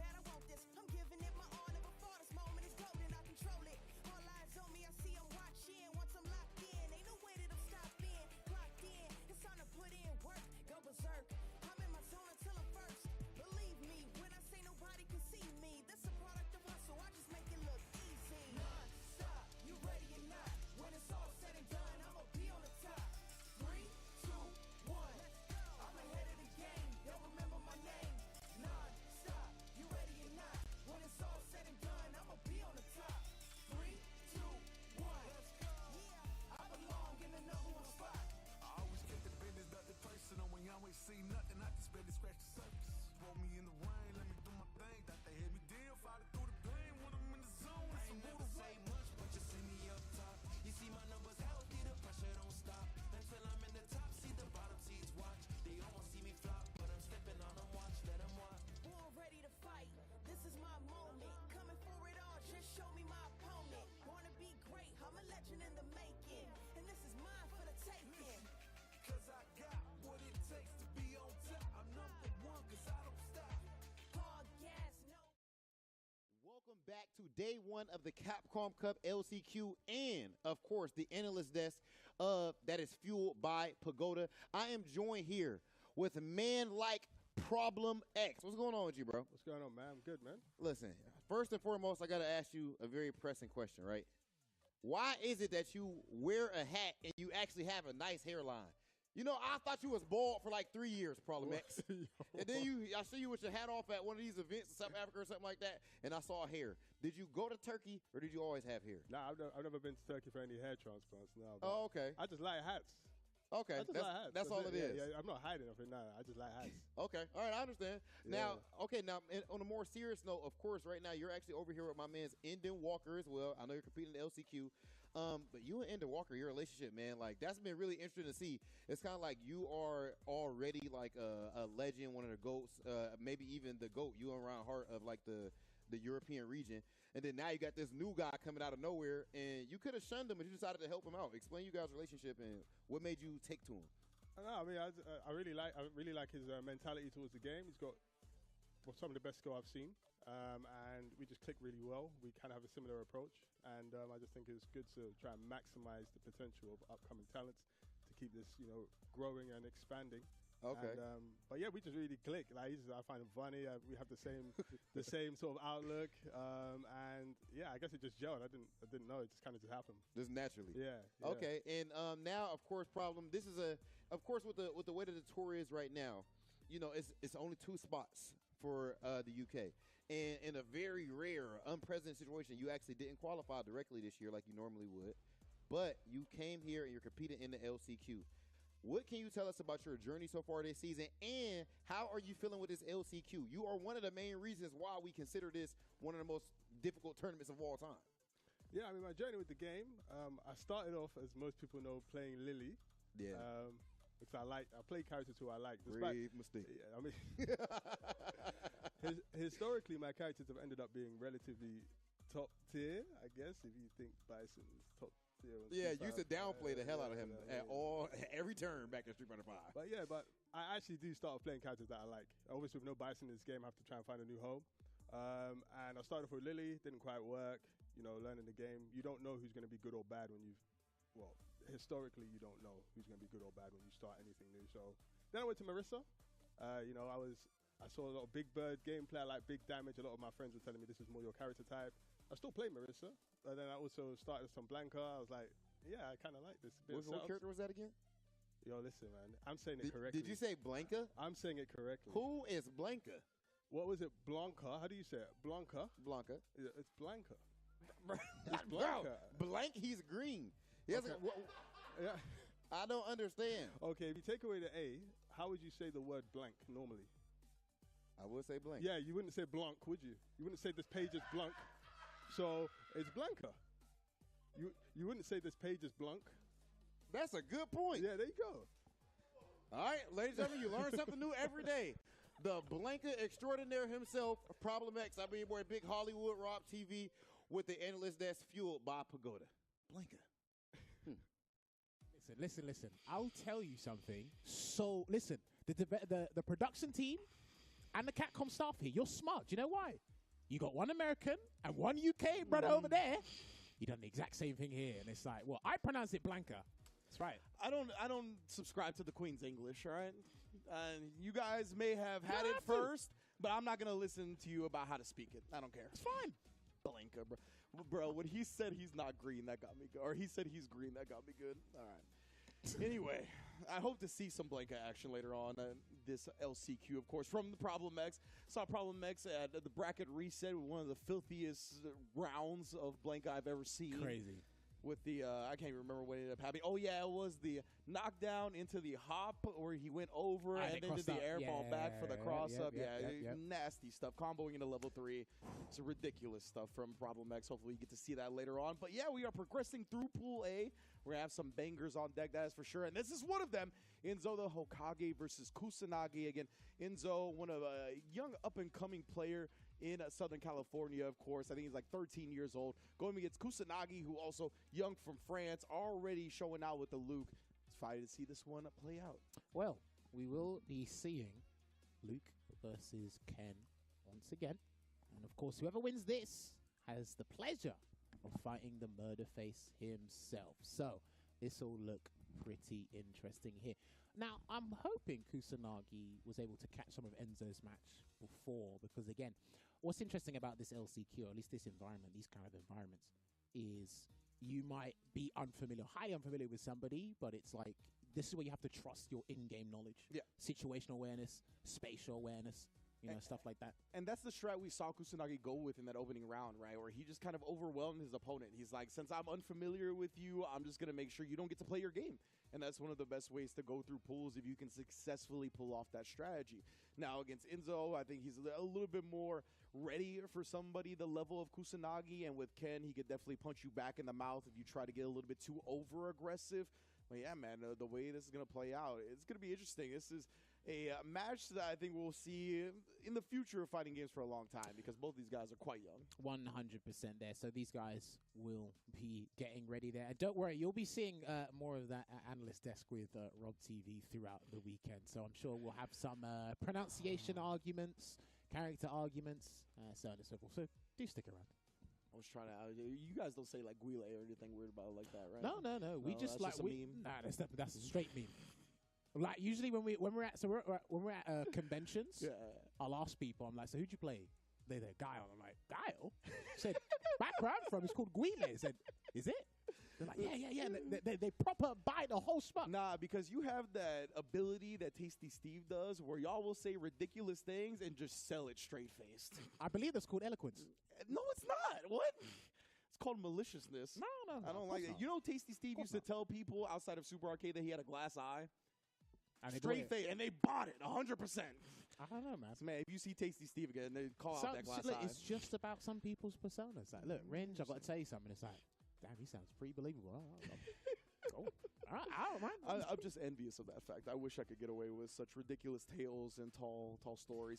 But yeah, man, definitely great stuff so far from Pool A. We already saw Tokido take down Fierce. I thought that was going to be a little bit closer, but that's one of the things we were kind of talking about this off camera, right? Yeah. In an LCQ bracket, when you go up against somebody with a name like Tokido, with that aura, that mystique, it's kind of hard sometimes to find yourself playing your regular game.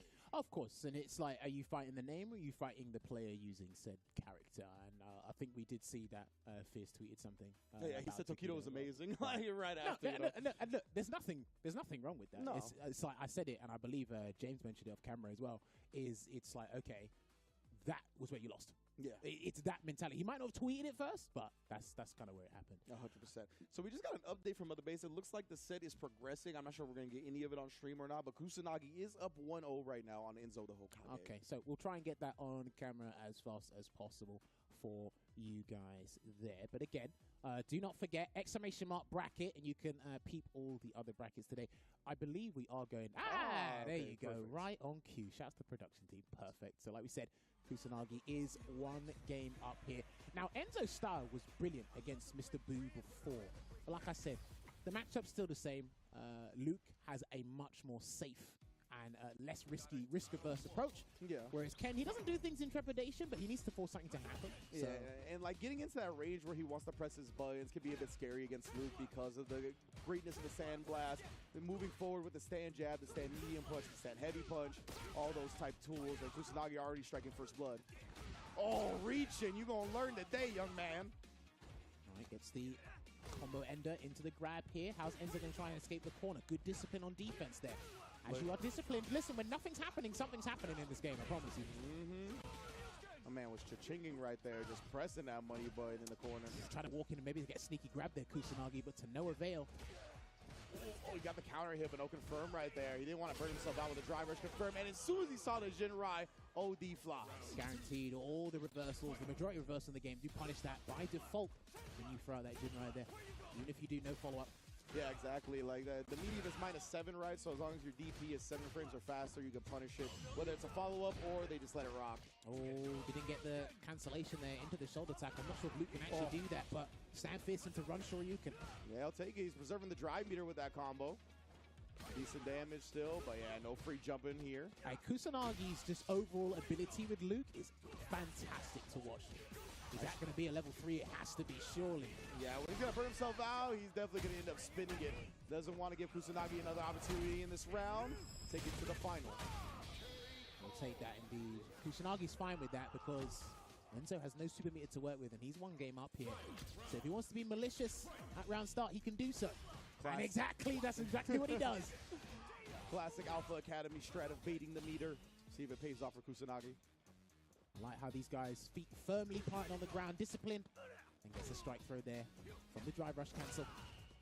He's got the perfect parry. Yeah, you don't want to DI it right there, right? Because Kusanagi does have level 3 to cancel into. Throw again. He'll probably be trying to bait him into doing that. Maybe a later point in this match. Who knows? Got the corner now. He's got to make something happen. You saw the walk back. Good DP on the cross out and able to jump, or excuse me, throw him back in the corner. Kusanagi just trying to find a comfortable way out. It might have to be a drive rush cancel. If he gets there, there it is. Yeah, that's not exactly what he wanted. Whoa, Take it. And he comboed off of it. He's going to kill off of that ridiculous call out on the flash knuckle. Dude, do you know he actually looked up huge side relief. He went like that. Do you know what? I felt he thought that he got the timing wrong, but because of the active frames, I need to check the active frames on that because that was actually insane. And he got a full combo from that. I can't believe he leaked crouch medium kick. Hey, where's Phenom? You're telling me your character's not top 5 from nonsense like that? Why are you bringing that up? Keep your propaganda to yourself, Jammers. Never. Never, ever. Oh, okay, it's safe though. Yeah, it's gonna be -2 for the loot. It's 4 active frames. My man, I don't even know Takamura is gonna get a higher placing on a high fight from that one. Maybe. That was nuts. Gets a throw though. Kusanagi trying to make amends. Oh no, back to back. Give me a drive meter. Is that a roundhouse? He's got to move forward. Yeah, Enzo has got to keep moving forward in this scenario, but unfortunately, trying to sneak in these Jinrais. Oh, dodges that one. Kusanagi got his drive meter back. We got to make something happen. You only got a pixel, and there it is. Points the finger guns at him with the OD Sandblast. Puts himself on set point. In terms of decision making, you are extremely limited in what you can do in that scenario. Yeah. So you just had to waste the white flag. Love the light kick right there. Recognizing when you can press that light kick after the single blocked crouch jab is very important with Ken. Parry, not into a roundhouse though. We could do a roundhouse immediately after that. Yeah. Oh, speaking of which, tries to inch closer and get a throw. Kusanagi with a slight walk back, drops the flash knuckle. We are scrambling. Well, be careful. So as level 3 as a threat. Yes, indeed. Jumped in, but too far away. Rare footage of crouch medium kick not connecting for a change. Ooh, drive reversal as well. Kusanagi trying to put it to the corner. The classic strat right there, level 3. Put him on life support most likely. But yeah, you see that to close out rounds, people love doing drive rush low with the drive rush cancel, even if it spins on their meter. He's going to wait. Oh, the throw tech. He's still alive for now. Both players nullifying their projectiles. Oh, catches some. Yes, going to the CA. This is huge. He's actually going to be closer to refilling his gauge now than Kusanagi. Yeah, he's accelerated the recovery process here. He's still got to wait, Enzo. And he goes for a Dragon Lash instead. Oh, and he tried to press after. It was plus frames because of the burnout state too, but Kusanagi not afraid whatsoever. That was a good set. I'm not going to lie. Enzo got close, man. Constant back and forth. At times where I thought the guys should be patient, they said, no, I'm going to go for the gusto and risk it there. But boy, I really enjoyed that from those 2 young players there. Insane. You know, the only replay I'm trying to see is him crouch fiercing the HP flash knuckle. Do you know, I legitimately thought he pressed it, but he thought that he mistimed it. It could be. But that's what, in the player cam, that's what it looked like. That's the way he reacted, I bet. But he still pressed crouch and medium kick afterwards. So I like the readiness towards that scenario, you know? Yeah, like I don't know if it was just like him reacting that quick in the moment, if he was subconsciously ready for it or what, but it was really sick to see him convert that. Well, we had numerous scenarios in this set alone where Kusanagi was kind of like goading him into like, yeah, do a DI, do something else so I can cancel my heavy flash knuckle. Yeah, into he level was. 3. And more players are starting to be a little bit more astute as towards like, I'm going to do something else. We haven't quite got the perfect parry timing down because perfect parrying charge moves is pretty difficult to do. It is, for sure. But like these guys were ready. I think it's just about here. Yeah, it's going to be right here. Oh, the crouch fears hitting so late. The counter hit on top of that, allowing him to link afterwards and got the kill. That's when you break somebody's ankles and they drop to the floor and you hit the basket. Nice. Like, he made sure it was a clean clip. But a good response from Kusanagi following that as well. Still sticking to plan A, still being super disciplined in that regard as well. When they were both burnt out, was pretty interesting how they fought because, again, this matchup is all CQC. So you're just trying to, like, fight and scramble your way to get the lead so the other guy doesn't do much about it, right? And we saw that in the closing moments of that set. Lovely drive reversal there. And full commitment into the combo, into the Pale Rider. And then, yeah, this is where it got pretty interesting. And I see more and more players, maybe because Enzo's young, I see more and more players being kind of comfortable with, like, okay, like, I've only got 2 cards left in my hand. We just got to work with them. I can't draw anymore. We just got to work with them. You know what I mean? So, really interesting stuff. Definitely. Good stuff from Kusanagi, able to clutch that one out. Yeah, because that one of those situations like that where you're flash knuckle and you get punished for it in a way you've never seen before, it could crumble people's mental, right? But you can see Kusanagi, like we said, he's a top-level fighting game player, bounced back, closed out the set to stay alive in winner's bracket. Well, Kusanagi's reward will be to fight Tokido, so he's got another Ken of a different caliber in this. And whoever wins that, they will advance to the winner's final of that pool there. So, yeah, we're looking at that. Tokido versus Kusanagi. Lord Venom going up against Noah. That's going to be next on stream, I'm pretty sure, as I'm well. liking it. Europeans going up against international competition. No bias here at all. Yes, indeed. We got it lined up. Man, Noah versus Lord Venom right here. What's up? Talk to me, Javis. Do you know what I would really love? What's up?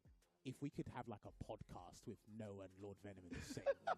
If you've heard Lord Venom talk and you've heard Noah talk, it would be the funniest thing to listen to. It definitely would. It's night and day. The disparity in their like vernacular is pretty insane. Absolutely. But the thing that they share is that I feel like they both just believe they're always right. So like hearing the way they speak going up against each other with that similar mindset would definitely be entertaining. Look at the neutral jumps. Both these players love neutral jumping, honestly. Well, you did mention that before with Noah the Prodigy going up against Alex, especially when he was jumping forward as well. I don't know if he's going to adopt the same strategy against Lord Venom here. Lord Venom was pretty worried about how Noah would play this matchup and how he'd defend against it accordingly, but he seems to be doing all right so far. So yeah, gotta keep locked in the corner. Great job not committing to anything from Lord Venom. Burns Noah out in the process there. And Noah, especially in the corner, yeah, he'll neutral jump, he'll back jump. He's looking to avoid the DI at all costs. All right, not going to stun him just yet. Another crouching fierce. It looks like he's... I'm telling you, bro. But it looks like he's fixated on anti-airing him. So hopefully Noah changed up his strategy when it's the next round. Yeah, this is the problem. See, this strategy doesn't work against certain characters. Floor is lava, not going to work with Lord Venom's not committing to anything on the ground. So I want to see if he's going to drive rush roundhouse or is he going to play a projectile game here? And that was lovely. Oh, but he didn't punish it. But it registered too late, probably. Yeah, because I believe the cross kick is 8 frames. That's -8 on drive reversal. Backs away. Gets. I love that he put the departure in front of him instead of over Noah's head. You got to run into this. Yeah, his departure placing is super good. He's going to burn him out here. Yep. Yeah, man, he tried to drive reversal him off, but Lord Venom sat there, waited for that precisely. All right, gets the back throw there. Just waiting it out here. Still got level 1, and that'll be a big punish there. He could have got the round there, Lord Venom, but he played it safe, and he's just going to chip him out. That's going to catch him. That will catch him. That's going to burn him out as well. And Noah's going to have his drive meter back after the CA. Oh, man. Noah can still win this. this. Absolutely. Oh, he just hits him in the mouth with the stand fierce. Lord Venom, confident, tried to wake up with something.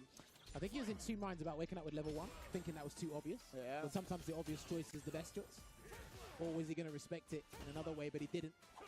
All right, drive rush cancels in. Good back dash there to avoid the throw. Drive rushes his way into the sandblast. And Lord Venom was telling me, he said, I can't play this matchup the same way as Lutz do. Like, you know, the drive rush to come in, be over-aggressive in certain scenarios. I said, you don't have to be as belligerent as them. You He's trying to fight fire with fire. Oh, dear. And that's the thing, right? Noah, after those neutral jumps, if you're like in range to make him block something, he'll come down with a parry. He loves it. Now we're establishing the throw. He's not scared of amnesia, Wait but Venom up. knows fear. Roundhouse gets the throw. That was so clean, bro. And is that going to be the round? Eraser should close it out. Give me that level 2. Marshawn Lynch put the team on my back, though.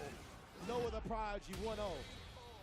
Now, what a turnaround from that very first round. And notice in all the rounds, Noah burned himself out. Yeah. I'll tell you, he is fast times at Ridgemont High, bro. He is Dude. the burnout. He burns himself out in record timing. Tried to do an OD embrace, did not work out. They're just trying to like OD command grab him landing. Man, Noah, bro. His reactions are too good. Like any of those long startup options, I rarely see them work against him. Rotate there from Lord Venom. Neutral jump. That could have been caught by something, but he didn't want to play that game. This man already grayed out again. Grade day is upon us. Nice jump out there from Lord Venom. Jump out again. Puts himself in an advantageous position. And finding burnout in this scenario is not bad. He's got all that real estate to work with if he so needs to. Exactly. He's chilling. Now he's got full drive meter. Yeah, we're going to get right back in there. And we're looking to dodge the spike and get the throw in there. Dude, he has tried like 4 different heavy options on Wake Up. The audacity of this man. Look at the avoidance of the departures right there. Burn him out. Yeah. Oh, he actually got the perfect parry off, but it doesn't save him. That was almost super sick. And this is what we were talking about before when we were doing one of the online tournaments, right? People need to differentiate what a very good parry is over the high frequency of seeing the mechanic in general. Precisely. That was a clutch parry. Didn't let him survive, unfortunately. Blows through the homing projectile. Good defense. It looks like, from me, just what I've seen from Noah today, he doesn't mind burning himself out if he puts you in the corner. Absolutely. Like, yeah. that's what I'm understanding. Oh, he got it again, like in the Street Fighter League. That was so sick. Able to side switch off of it as well, but he ends up putting himself in the corner. Noah's got a lot of real estate to his back now. This isn't that bad.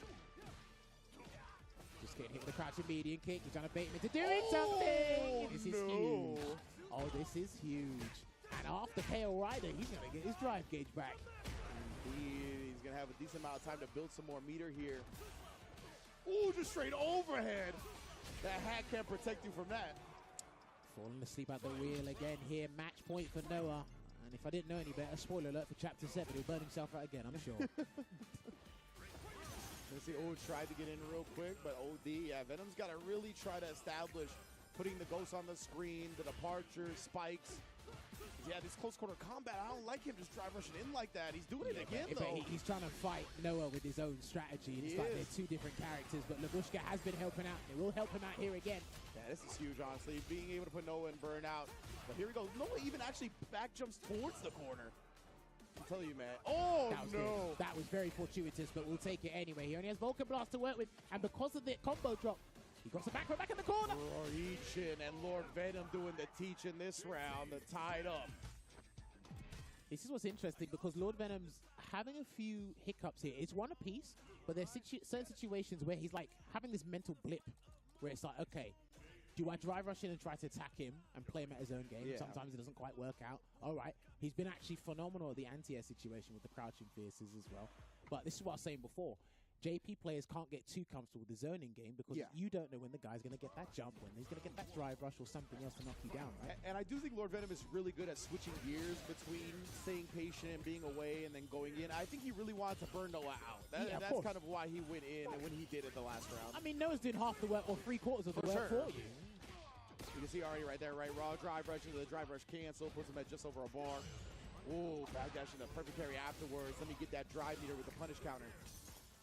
Just waiting it out there. Perfect parry again. Just waiting for the daggers to disappear. Perfect parry the light. I love perfect parrying the light strings. I want to see it more. That baits out the OD amnesia. That's a huge reward for Noah. I don't think any of his amnesias have worked against Noah. Hasn't felt like it. Pull the air-to-air for now. Just let the jab rock into the crouch medium kick to beat him to the punch. Level 1 to close the door on the round. Super Art doing its work. And that was beautiful because Noah's about to build another Super Art 1 here, if need be. Try to parry the overhead from the round start. Even blocking that overhead right there, man. His reactions are ridiculous. Gets the grab here. What's going to happen? Noah's already near burnout once again. Jumps in. He was still recovering from that crouch medium kick. Damn, he really gives you some mental overwhelming presence here. You can look at the triple dash in. You got to deal with the level 2. Yeah, Matt jumped a little bit early, but didn't pay for it too much. He'll take it. Because he'll just run and jump in again if he has to at some point. Yeah. Still standing up. Ooh, he actually called out the ghost just with the money button. He was going to be a feint, I guess. And now he's got Lord Venom trying to anticipate his jump, which allows Noah to move differently. What a jump there from Lord Venom. Is he going to spend everything? No. Departure above the head. There's the chip. Yeah, beautiful stuff from Lord Venom right there. Just stringing him up for the chip damage at the end. Final round between Noah and Venom. He tried to put on OD departure. Round start, that almost got the combo. If that had more hit stun, that would have comboed. Yeah. Goes in. He's just being patient now. Burns himself out for another grab.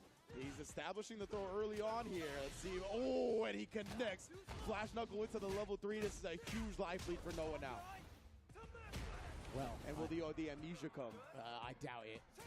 Yeah, I doubt it. Projectile's the safest thing to do. Parry didn't quite work out. Lord Venom knew it as well. And he can now because he burned himself out, but a huge level 2. He's got to jump over his head. And he's got to be careful with the resets. He has to be careful when he gets a reset. That's one. Noah's got level 1 now. Respecting the spike. I think he's waiting for the OD uppercut. Oh, he's willing to spin that OD Sandblast. And again, he actually sniped him with it. Damn, he has got Lord Venom on the ropes. Oh, and Noah just sneaking in that crouch medium kick at the end. And that's the thing, the pace, the aggression that Noah plays with, it's just so hard to keep your composure throughout the entire match. Catches him slipping at the final second to stay alive in winner's bracket. I've got to say, Noah's biggest attribute is his match presence. I think that's it. It's got to be, because it's like, I think like you guys have said when I've seen Americans talk about him, it's like, look, he burns himself out and you have no idea what the hell this guy's doing. Yeah. This is not on the script. This is not on the cards. And it's like, he's burned himself out, but he's playing as if it was never a mechanic in general. I love that level 3 to react to the OD Trig Lab there as well. And then this is what I like about Noah's gameplay as well. Once people clock onto what he's doing, there's like, okay, let me do it to you. Let me try it against you. But no, he's ready with the anti-air. He's still moving in unorthodox, obscure ways. You can't keep up. Look, at one point, Lord Venom was actually in a couple of decent scenarios, and he had no idea what to do. Yeah, no clue. Exactly, right? Just because Noah's one of those players that is going to turn all your expectations upside down. Well, a lot of the time where you're trying to play, you're not going to find it. As you know, expectations lead to disappointment, so I wouldn't expect. I know it's Luke, but you have to understand, you got to tell one Luke player from the next if you can. At least Noah has solidified his identity with the character just based on his playstyle there. Unlucky to Lord Venom because he was doing really well. He's still in the bracket here. And again, Lavushka, it was 50-50 for me. Sometimes he got it to work. There's one time where I think Noah got hit by one ghost. He was out of the scenario as well. So my only worry about how Noah plays is when it goes to final game, final round, this tactic doesn't actually work. Because for me, he's literally all or nothing. Yeah, that is how it be, right? He's basically like using the logic of, as long as I go all or nothing early, then I'll have all of it back towards the end, right, when I really need it. And it works out a lot of the time for him, especially with the way he plays, with how solid he is once he is in burnout. Usually, like you said before, going into burnout in a situation where he has most of the screen real estate at his back, so he doesn't necessarily have to force himself into a close quarter situation, can rely on the sandblast, doesn't want to reach and get too close to get back thrown and then put in the corner. We talk about that all the time as well. But yeah, man, great stuff from Noah and Lord Venom. Two of the favorites to make it out in this pool, but Noah staying alive in winners. Before the event started today, I was like, I want to see Tokido versus Noah, and I believe we're one match away from seeing that. Well, that's going to be our next match here. Tokido going up against Kusanagi. So this is very interesting because, again, Ken players are ubiquitous. They're not in short supply. So are Luke players. You can find them just about anywhere. But to the caliber of Tokido or even Kusanagi, that could be a dime a dozen. Now, Tokido he does use Ken. He has a Luke player on his SFL team in Bonchan, one of the best in the world in my personal opinion. Absolutely. And of course, Kusanagi can practice with Phenom, Takamura, multiple Ken players in Europe online. So I'm going to want to see the matchup knowledge pretty much push its limits, because once you go past certain matchup statistics, it goes to trying to identify how the player will use the drive system within that scenario. And he already tried to do drive rush suppress and Tokido tried to parry it, so he's always going to look to react with parries. Oh, that was beautiful. And we talked about that before, right? He's really good at parrying the projectiles. He's great at playing around that stand heavy kick, stand heavy punch range, especially against Luke. He'll throw it with sweep. That meaty roundhouse was legit, by the way. That drive rush roundhouse plus 4 and block after the reverse of 3 bars taken. Oh, jab actually whipped right there. Kusanagi wasn't ready to take advantage, though. Trying to get a confirm with the crouch medium punch. He thought Tokido was going to run away from the strike throw game near the corner. That's perfect parry. Again, I'm telling you, man, he likes his stand heavy kick more so than I see most players on Ken. But this is the thing, like, Luke can actually stand further away than normal against Ken because of stand fist. Forward advancing normal, special cancelable, burn himself out here, Kusanagi. Which is why I think Tokido goes for that, right? It's one of Ken's longer ranging normals. Oh, but again, these drive rushes have not been working out. Checked once again from Kusanagi. And they've kept this on the ground so far, so good. And the Japanese players know how to abuse DI when their opponents burn out. They will use it. This dude Tokido hunts for the DI when you're in the corner. You gotta watch out. Backing away there, trying to get perfect power in the fireball. This is what these two will do a fair bit. And I think it's easier to do it against Ken than it is against Luke because the recovery frames on their respective projectiles. Waiting for a low forward drive rush from one of them. Tokido, I want to see if the DI is They willing to waited risk there, it they here. knew it. They were waiting so well. Good discipline from both players. For sure, you can see high respect levels on both sides. 17 seconds. This has been a slow and steady game. Oh, and again, a perfect parry. He's going to be able to steal the lead with this one. He didn't build to level 3. That's what he was trying to do. He can still get out of this. Oh, he got the backdash. What patience from Tokido. I wouldn't even say he cracked under pressure there, Kusanagi. That was just a decision he made. He thought another throw was coming. And again. He's been so good at that. So Kusanagi's going to have to switch up the Sandblaster strategy or not use it at all for a little while. See, nice. Again, I love seeing the parries on the light strings. I want to see it more and more. All right, we're going to flash enough our way across the screen. Going to get some decent Oki here, Ringe. Indeed. Nice block on the overhead. Just tapped it. And then level 1. I don't like that. Here comes the fireball trap. Get oh, off no? me. Okay. Oh, nice job. Just waiting. That's right. He can do that as well, can't he? Delayed back throw. Colossal life lead here for Tokido, but we just need one. Yeah. The last hit of the ODDP. I love him calling that out right there. If it's a true block string, then the DP won't come out. If it's anything else, that DP blowing through it. Well, now that he's shown him there, and that's probably a crucial time to show it there for Tokido, he might have to do what some of the more players are doing, which is heavy buttons into the drive rush cancel to get more blocks onto work with, exactly. so that you can block the reversal in time. So you might have to start doing that, Kusanagi, now that we've seen Tokido do it. Oh, the whiff punish from Kusanagi, though. Ching. Goes across the screen there. Goes for a meaty, heavy impact. Good block there from Tokido. Is this throw? Nah, this is huge for Kusanagi because he has him in the corner. No level 1 from Tokido as well, so no easy side switch off of a reversal. And I noticed that Kusanagi, after a couple of jabs, maybe 1 or 2, he's really trying to stop Tokido from getting any momentum from jabs. Or trying to confirm he's going to stay planted on the ground. Oh, lovely shimmy once again. Tokido is really strong at recognizing when like his crouch jab is max range and goes into light kick as well and stuff like that, right? Pressing back with a crouch medium kick. The backdash step from Kusanagi works out this time. And that's why I said it's probably better for Luke in regards to when Ken does it. But hey, the screen carries all the same. Oh, well, apparently it's supposed to be a drive rush. Maybe didn't come out, I assume. And this was beautiful, right? You know you can actually react to Ken's fireball with a drive impact if you're at a particular range. But people don't want to risk that just in case it doesn't work out. Yeah. Drive rush cancel. And at the back throw, when you're in that sweet spot, like almost mid-screen range, Ken's love the back throw. It takes you all the way to the corner. Still waiting it out. I think these guys are waiting for another fireball to come through, but suppressor. That was so smart. It didn't catch Tokido, but the crouch medium kick does. Tied up set from Kusanagi. All right, Pale Rider's going to close it out. And it's going to equalize here. And I got to say, the tension, you can cut through it with a knife. Most definitely, man. And these guys, I tell you what, it's when one of them has got the life lead, and because they follow the same philosophy, it's like, right, I need to overextend to kind of bring the life deficit down. But the other guy's got the resources to counterplay and still maintain that lead. Micro walk, stand fist, drive rush cancel. We're on that today, yeah. Straight up, no counter hit necessary, no nothing. I said no prerequisites, just go straight in. Everyone's got a plan to get punched in the mouth. Uh-oh, and that was punch counter damage on the throw as well. Tokido trying to stuff this momentum with Kusanagi with a wake-up reversal, but a jump into parry. Knew Tokido would try to make him block something when he landed. Dude, that drive gauge damage from that sequence was insane from Kusanagi there. And again, slight life lead here. Not going to try. See that range there? He can drive impacts. And you get full combo. Yeah, and remember, Tokido, he's not afraid to do the stand heavy kicks either. That is a very drive impactable button. That's right. Step kick, gets the sweep. Oh, nice. Wakes reset with a level 1, though. Just to give him the space. Yeah. That's the main thing about that Wake Up Vulcan Blast. Just hold your ground. Yeah, just hold your ground. Let's see, Tokido only just a knee. Jinrai just starting to walk forward on him. Busts out again, but he's alive this time. It looks like he beat the delayed crouch medium punch. Oh! Step kick, my man was rearing back. Said, let me step kick your Sandblast to start up there, and that puts Tokido at match point here. And again, So clean, man. I love seeing it. and he's got the perfect range where it'll just work. And Tokido loves that as well, like the empty jump and the crouch jab, trying to catch people, perfect parrying for the safe jump timing.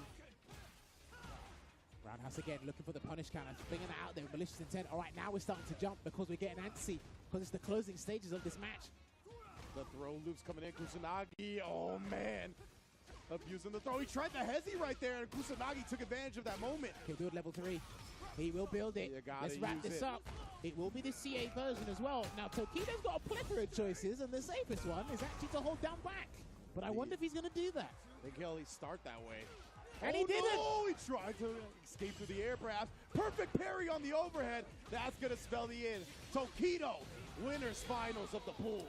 Woo! Now that, I got to say, another stellar match we got here. And that was only in Block A.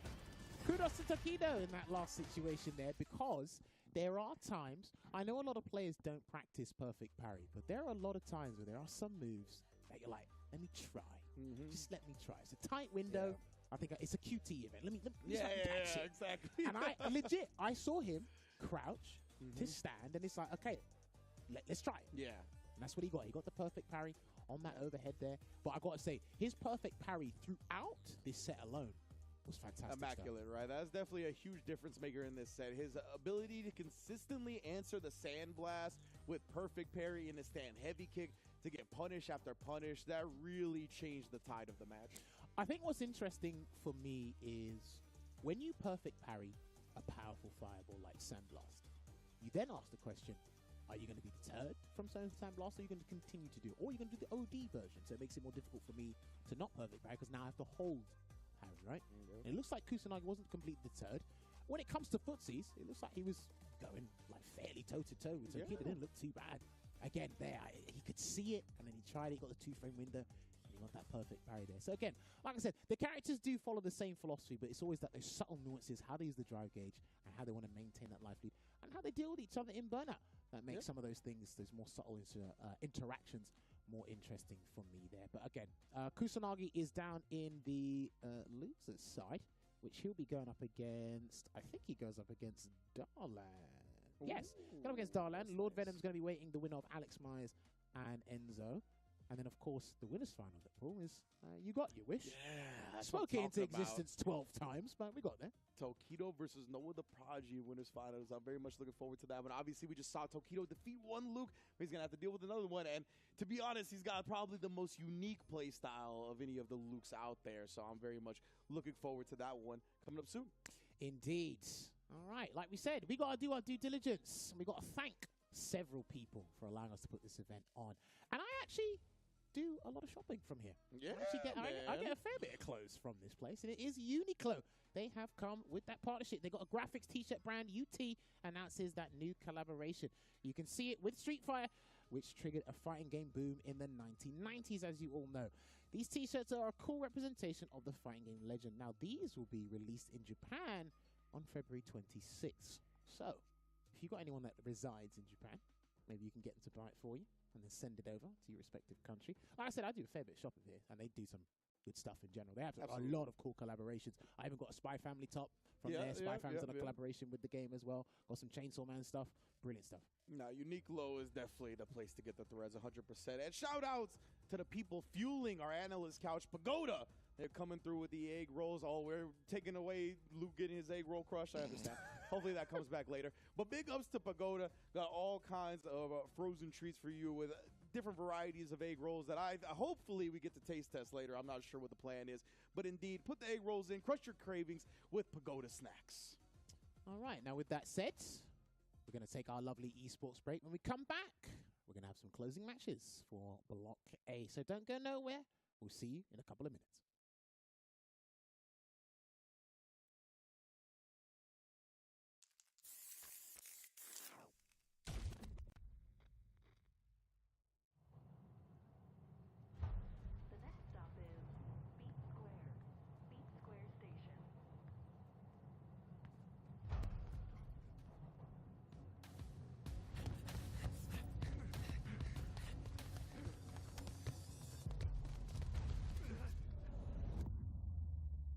Bring it on.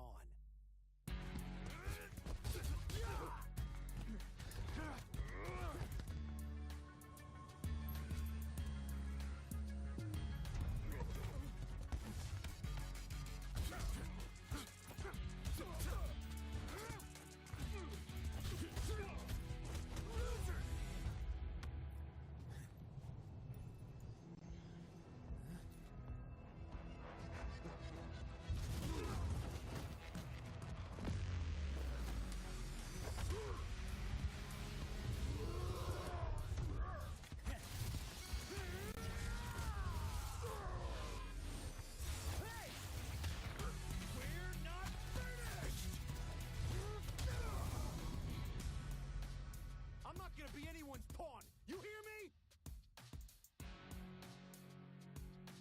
Show up again and I'll punch a hole through you.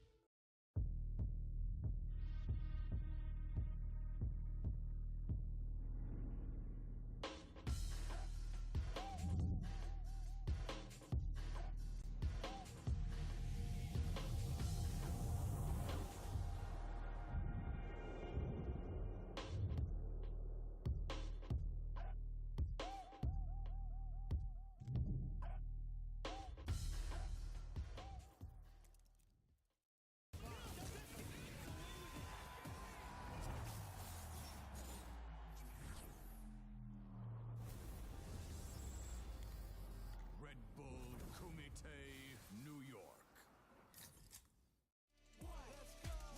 I belong in the number one spot.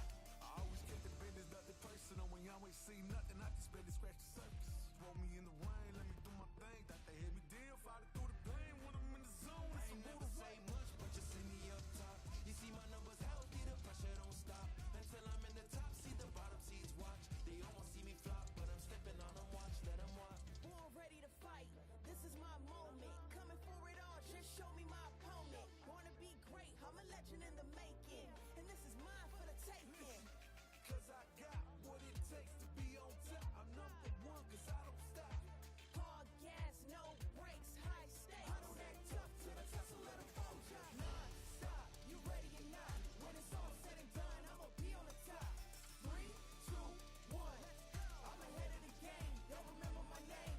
Non-stop, you ready or not? When it's all said and done, I'ma be on the top. 3, 2, 1, I belong in the number one spot.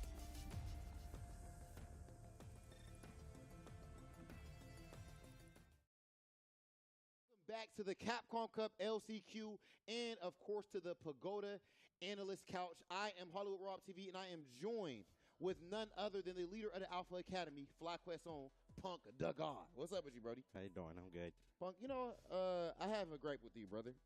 You are always one of the most entertaining players. You like to talk your trash.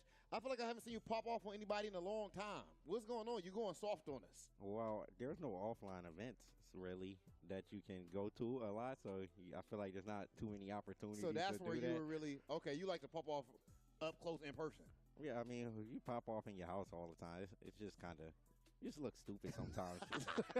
you look stupid sometimes. Like you just popping off to your computer screen. It's not the same thing as looking at the person and yelling at them Right in person. Yeah. Okay, so I gotta ask about now. Of course, we are offline for LCQ. You're playing later on today. It's you, Daigo, which that's already ridiculous. VX Bow and PR Ballrock, not to mention the other players, but we focus on who we focus on. How do you feel about your pool, man? And how have you been prepping for it? I feel pretty good.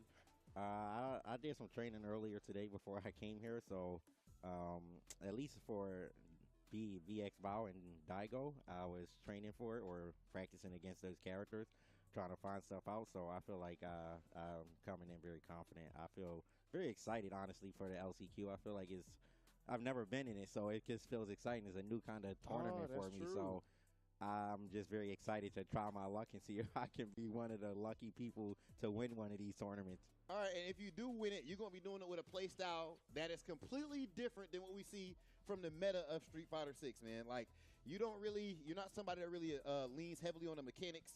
You like to play extremely slow. Why is that? You know, what goes into you picking the strategies you go with? I don't know.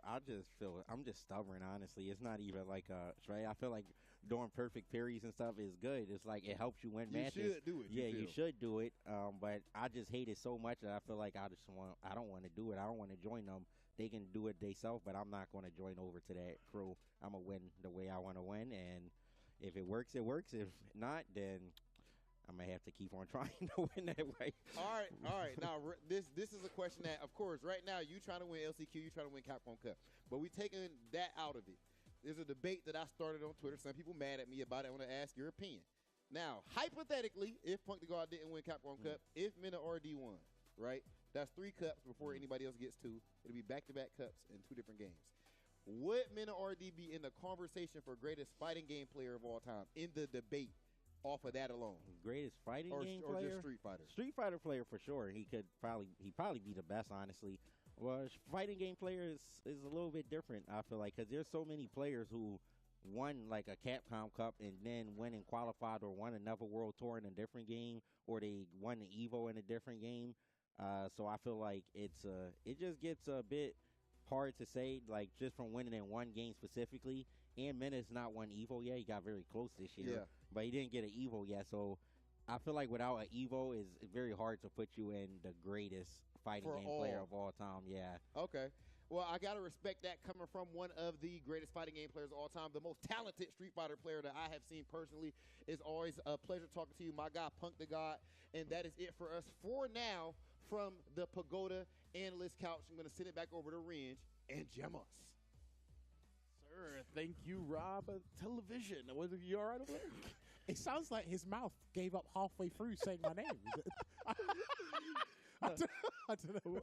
But one of the interesting things about that interview to me was how Punk was like, I'm not going to really give myself over to certain things that can be abused in the play style that seemingly has led to success. It is interesting to me because he is the person that I think more than anyone dictated how the high-level meta was played in Street Fighter V. Yes. So seeing him be like, no, like I'm set in my ways, like he established the way the game was played at a high level in the previous game. He doesn't really want to abandon that here in this game.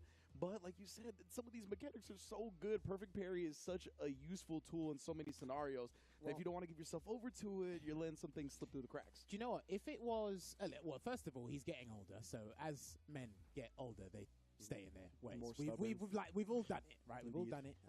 But another thing is, I understand not wanting to or being obstinate about not using one or two tools, but the problem is he's like kind of going against the tide against integral tools. Yeah. Now, I've always said this as well. I said, yo, what's the problem with perfect parry? Okay, some people bring out the pitchfork. So I said, all right, you upset parry, you upset the yeah, but like, right, are you upset at parry or you upset the frequency? There's a difference because again, look what when we watch Noah, right? If he didn't perfect parry that Phantom from level 2, you'll be like, oh, he's lost. But you're like, oh wow, like it's all under the certain conditions, right? Then you might give it a little bit more leeway. Speaking of. Oh, and here we go. Yeah, Noah stepping up to the plate yet again. This is winners finals of Pool A. It's going to be Tokido versus Noah the Prodigy. So, sorry to cut you off there. My biggest thing here is I hope Noah's watching against Kusanagi because it looks like the perfect parry game against Sandblaster from Tokido's end is, like you said, it's immaculate. So is he going to adopt that strategy or is he going to go back to Burnout in record time? What I'm looking forward to, is that Noah really likes to force the close quarters combat, right? And like I said before with Tokido, he's really good at playing around that stand heavy kick, stand heavy punch range, more so than most players, especially against Luke because he can kind of outrange him a little bit. But Noah just wants to get in your face. So I'm very interested in how this one plays out. He just doesn't mind that drive gauge disadvantage, right? No, he doesn't. You can still play the fighting game. You're just limited in terms of your options. Burns himself out there. Is he going to go for the side swap? No. We will flash knock a long way to the mid-screen. And we'll apply some pressure there. I did mention it at the start. Tokido's not afraid. He is on point with the Sandblast pretty much every time you show him one. And now Tokido sending him bird watching for a second. That's what you're going to do when you get your drive gauge back. Oh, backdash, interesting. It looked like they both backdashed. Yeah. No, Tokido is OD good at throwing overheads. I don't know why he can do it so frequently, but he does. Just backs away here, and Noah's in burnout for the second time. In this very round, yes. I hope you don't get stunned twice. We shall see. He's got 2 bars on deck, and he just tried to walk forward on Tokido. Again, trying to play against people's expectations, right? You don't expect someone to be aggressive in that instance when they're in burnout from that space, but Noah's different. I think it's just a case-by-case thing, because there's some players you watch Noah, and it works in such an extraordinary manner. There's other people, it doesn't quite work out. Try to bait a reversal there from Tokido. Didn't quite work out. There's the neutral jump we know Noah for as well. Tokido finally got caught, not holding down back. All right, tried to take his turn back there with that jab, and good interruption. It was costly, but it stopped a perilous situation. And Tokido, he tried the back throw, right? Whenever people drive rush out of the corner, they mostly always look for back throw, but that time he was looking for the HP flash knuckle. He knew Noah was going to be plotting on it because he had the level 3, right? Great risk and an even better reward for Tokido. Just going to weigh it out here. Wait for that dry gauge to come back a little bit more before he commits to something here, because he doesn't want to give Noah any chance of putting Tokido in burnout here. Gets the sweep. Ooh, okay. I don't know if you can late cancel that, but he got the medium flash knuckle on hit. Good backdash there from Noah. About to get his drive gauge back. Oh, nice job. The reaction there to DP after the drive rush and neutral jumps. And then just a walk back. Let me get those ankles. As soon as he got his drive meter, he burned himself out again in an instant. But he closed out the round with it Noah style. Do you know what it is? It's like, I imagine Noah's a straight talker. Forget the preamble, just get to the point. Oh, yeah. Get to the point. We breaking it down. No filibusters necessary. He's like, I got the round, didn't I? Exactly. That's it. I kind of love that about him. I'm not going to lie. Look, I mean, Tokido doesn't have too much of a meter advantage either, so don't feel too bad about spinning that level 3. Okay, drive rushes in. So he's tried all the approaches. He's tried to do sandblast, he's getting perfect parry, not always roundhouse for the punish. Oh, the neutral jump, and then he just immediately drive rush upon landing. Tokido just misspacing the sweep a tiny bit. Notice he did stand fierce into drive rush cancel to try and bait the Shoryuken. Tokido did nothing. Perfect parry again. There's the sweep. I'll tell you, Tokido likes that against Luke. Oh, and again, these sandblast block strings just getting exposed every time. That's a late tech there, and immediately into the DI. Wasn't expecting that. After the tech throw, Noah's usually good at reacting to the DIs, but even in this instance, caught him off guard. I mean, you ain't got no DI when you burn out, my friend. Yeah. Good recognition right there as well. The OD fireball still -2, I believe, from Ken. Oh, damn, that stare down was crazy. No anti-air. He wants to bait the neutral. Another throw tech there from Tokido. Things are getting tense here. Noah really wants this round. He hasn't got a level 3 available either, so it's going to be a little bit more arduous to get it. But Tokido gets his level 3, and that should close it out with the combo on the Dragon Lash to ensure you that one. Tokido has been a sniper with the crouch medium kick so far in the LCQ. Big round closing hits, all stemming from that button. Crazy stuff there. Again, similar to when we were watching Tokido go up against Kusanagi. The Luke players, they've got their run. They're actually having a lot of good opportunities, a plethora of opportunities as that as well. It's just no discipline in that close clutch moments, you know? Yeah, but you see, look at the perfect parry on the sandblast, even raw this time. And yeah, you see Noah likes to establish that throw, but Tokido's been avoiding it. Whether it be tech throw, whether it be backdash. Again, his perfect parries against Sandblast are. You can tell he's been practicing against a number of Lukes, even Bonchan included. I love that. Again, that same jump is just to the crouch jab rather than actually coming down with the jump heavy punch. Catching the backdash right now. He is cooking up Noah. No drive rush cancel there. Rare footage of him not trying to burn himself out. Insane. There it is. He gets the hit confirmed this time round, and he will get the conversion across the screen. He's just trying to bait something out from Tokido, but he hasn't been willing to actually wake up with anything. Delay tech there again. Just backs away. Yeah, there you go. Still trying to do it, and that is a clean punish. I think he tried to catch Tokido just standing up just for a split second there to get the knockdown. Maybe he thought Tokido would walk back, try to put himself in an optimal footsie range, but nice down back. I like Tokido's throwing out Shoryuken when he knows what the button is for the drive rush cancel. He's not just doing it, he's identified the button. Get that stand jab not working out here. Almost near burnout here. What is Noah going to do? Is he going to force situation again? Oh, and again, he tries to go to the sandblast, but Tokido's so good at it. And only using the level 2 as well because he knows he can burn him out with it. Of course. Preserving the meter, optimal at every angle. Dude, the fact that level 2s can consume one drive stock is huge. Yeah. Still waiting there with the delayed buttons. Anti-air Shoryuken. Tokido hasn't jumped at Noah, by the way. It's always been the other way around. Yep. Noah doing a good job at least escaping the DI in the corner, but again, identifying the medium from the drive rush cancel. He said can hit that time, so it looked like Noah threw a delayed button. Perfect parry on the Sandblaster. Oh, he actually caught him. Stunned him up, draining that last bit, and he goes for the reset on the overhead. He shouldn't do it. CA, he's not quite in yellow range. It doesn't look like he's going to die from it. Okay, good call there, Inch. It was 3 hits before that. That's what I was thinking he would do it. Oh, he tried overhead again, recovered in time not to get punished. Dude, he's got back away. Oh, the neutral jumps are so scary. The Sandblast, he just goes with it again. No fear, even though Tokido's perfect parried them so many times. Dude, this discipline on defense from Tokido right now is insane. Noah just wants that one hit. You want to earn it, baby. And I wonder what Tokido tried to do there. Ended up getting clipped by the Sandblast. Noah stays alive. Still waiting there. And again, this is where Noah can actually pile on the aggression. And that's exactly what he does with the drive rush cancel. Yeah, but he loves these like neutral jump into a parry as soon as he lands, and he'll drive rush out of it if necessary. Oh, he got him with the throw bait there. Not a huge amount of damage, but he's still got to keep in the corner. We're looking at a Dragon Lash, not even a Dragon Lash side swap. Goes it back across the screen. Jab. Oh, he wants it. And then he identifies Tokido's willing to down back, so he throws again. Burn himself out in the process. He got level 1. Oh, my. Did get the punish counter there. Yeah, now Noah, he can't land in parry because he's burnt out. Beautiful punish from Tokido. Changed up the punish this time from what he's normally punishing with. Drive rush jab instead, and then are we going to get a conversion? We are, and there's the stun, and that's going to close it out. And I'll tell you what, the nerves get the best of everybody. I rarely see Noah get bullied by DI multiple times in a set, and Tokido was the one to do it. He'll be making it out of Pool A in winner's side. Well played there, advancing to the top 16, I believe. Yes, that is correct, top 16 winner's side here. Again, a repeat of what he played in the winner's semi-final against Kusanagi. Slightly different tactics, because depending on how the pilot decides to employ offensive capabilities there, we saw that was a significant difference with the Prodigy. The perfect parry is on point with the Sandblaster, changed up his punish once or twice. I like when and where he used OD Shoryuken, because I don't think one was blocked or whiffed. I think they all hit. So that was really good identification there when trying to use OD Shoryuken on defense from Tokido. Yeah, Tokido just looks super on point the entire set. Again, the ground game is just so good. I was wondering how he was going to respond to getting put into a bit closer quarters than he's used to fighting against Luke. But that is, I think, where Ken does better in the matchup than having to play at that stand heavy punch, stand heavy kick range.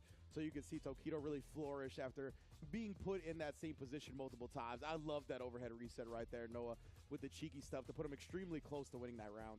I think the thing is, for me, just going back to your point, saying like I don't mind kind of like the up close to mid range game. That's where both of these characters excel. They got tools full screen. They got a strike throw game that's extremely potent, up in your face. But it's just one of those things where you kind of need to put yourself in line of fire a lot of the time and just get accustomed to it and just deal with it in general. And you can see just how patient and poised he was in that neutral. It's like, okay, I'm comfortable here, even if I can get overthrown, you know? Yeah, and to be fair, I think a lot of the time what allows Luke to kind of play at that range where he makes Ken come to him is the Sandblast. And Tokido was like, every time you Sandblast, perfect parry punish. So removing that from Luke's playbook, I definitely think it goes a long way in Ken winning the match. Here's the thing, right? Because I've said this about people who can perfect parry fireballs. If you're not very good at getting the perfect parry, what do? Jump, or you try to find your anti-projectile tool. And there's a lot of prerequisites in this game for an anti-projectile tool to work. The universal answer is to perfect parry the fireball, but to get a clean punish, you've got to do something. Have you got a forward advancing normal? Is your drive rush fast enough in time, so on and so forth? Yeah. So there's a lot of conditions to go under it, but you can still do that. The more confident I see you are, because ending Walker's really good at doing it, especially against Guile, right? Perfect parrying is like, right, I'll get in and surprise you because you're not used to people.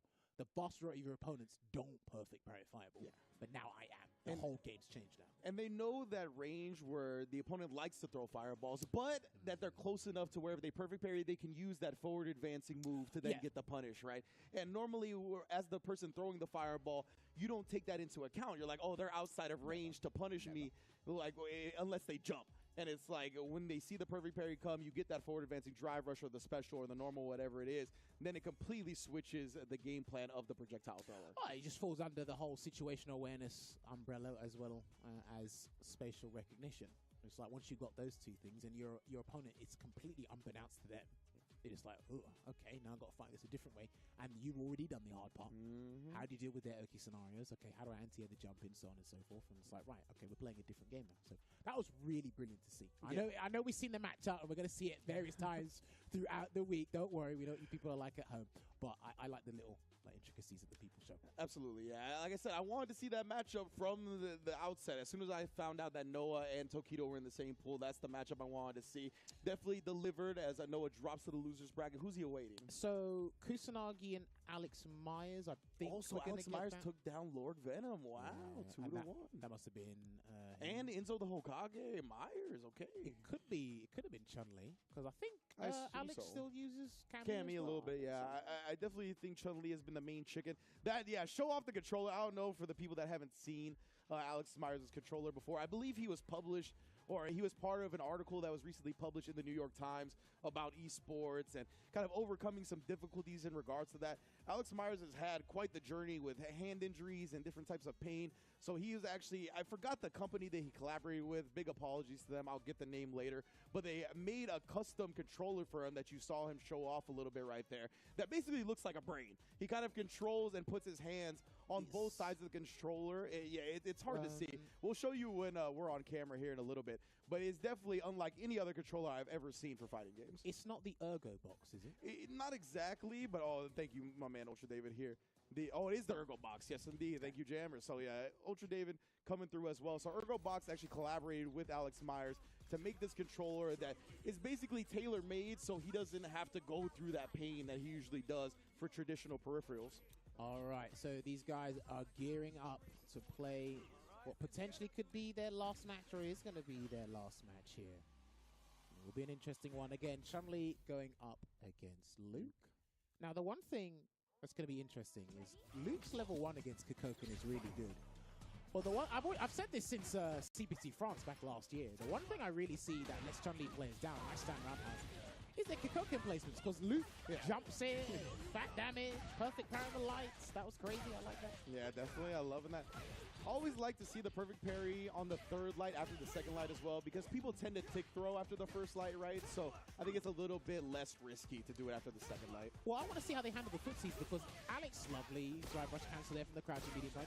Alex Myers has to be careful using stand roundhouse. It's a very good button from Chun-Li, but I think crouching medium punch can catch at certain angles. Okay. And that's not a standing button. Yeah, The stand roundhouse is really good when you're standing or using a standing button. So the footsie battle here is going to be crucial. And you can already see it. The guys are trying to find that range. Yeah, Myers. He was trying to inch towards him, but Kusanagi cutting him off with that crouch medium kick to close the door on the first round. Kikoken already. Seconds, but he tried it back to back. Don't go to the well too often. I'm telling you, man. I was going to say, that's only -2. It looked like Kusanagi maybe trying to backdash, thought a throw was coming. I like the jab, though. Stop him from running away. Gets the conversion to level 2 here. We're going to get the screen carry. And Chun-Li has some of the best Oki scenarios in the game, by the way. Despite all the knockdowns she gets, you can put Meaty Kikoken, drive rush behind it, safe jumps, double dash. She's phenomenal in the Oki department.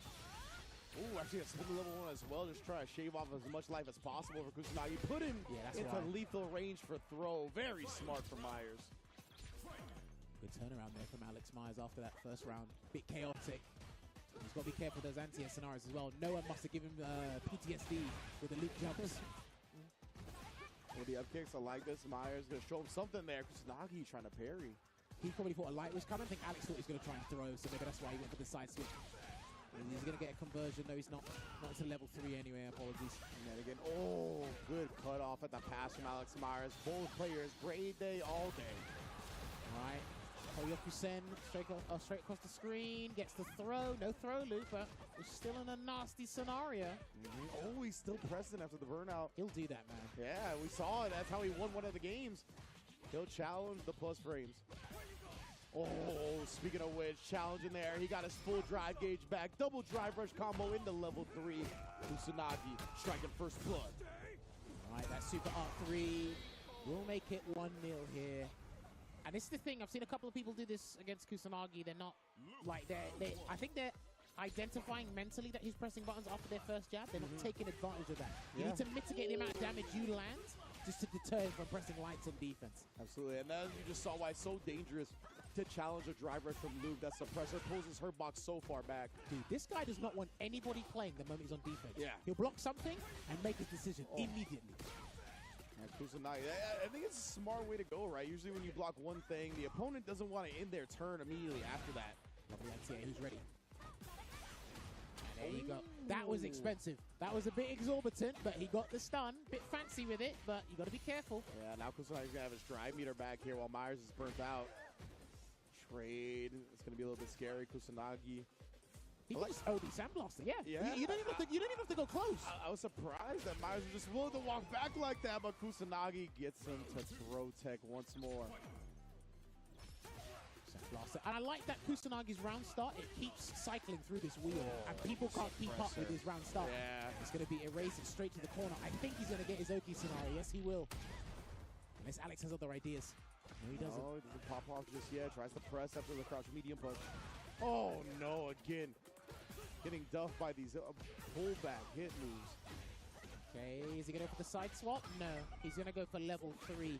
CA.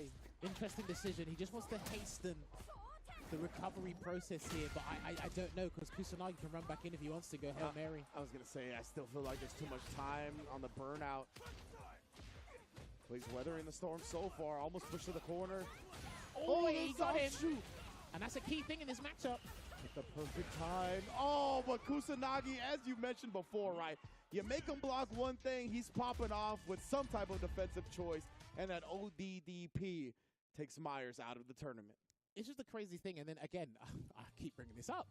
Go back to Ridge's video about the lights. Yeah, it's something that people will respond after 1 jab, 2 jabs, 3 jabs, they'll let it rock.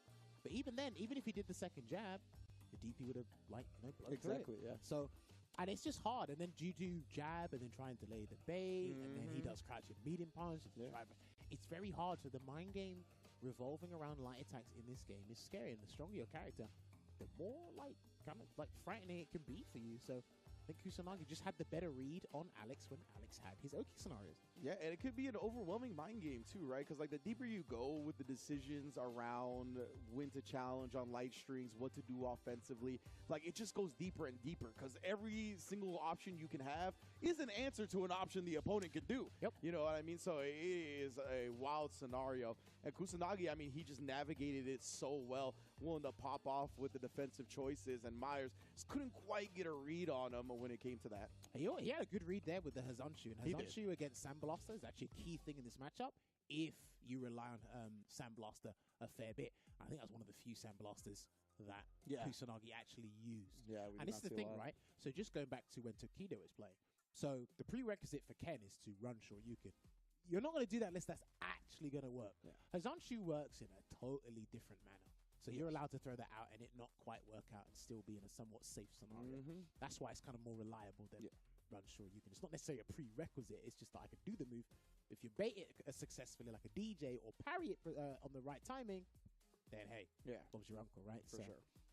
All right, man. So Kusanagi going to be moving on. Does that mean he has to? Okay, so Mirror we're match. at losers finals. Mirror match. So it's going to be losers finals of Pool A. This is going to be the end of the pool for our next match. Kusanagi is staying seated because Noah the Prodigy is coming up next.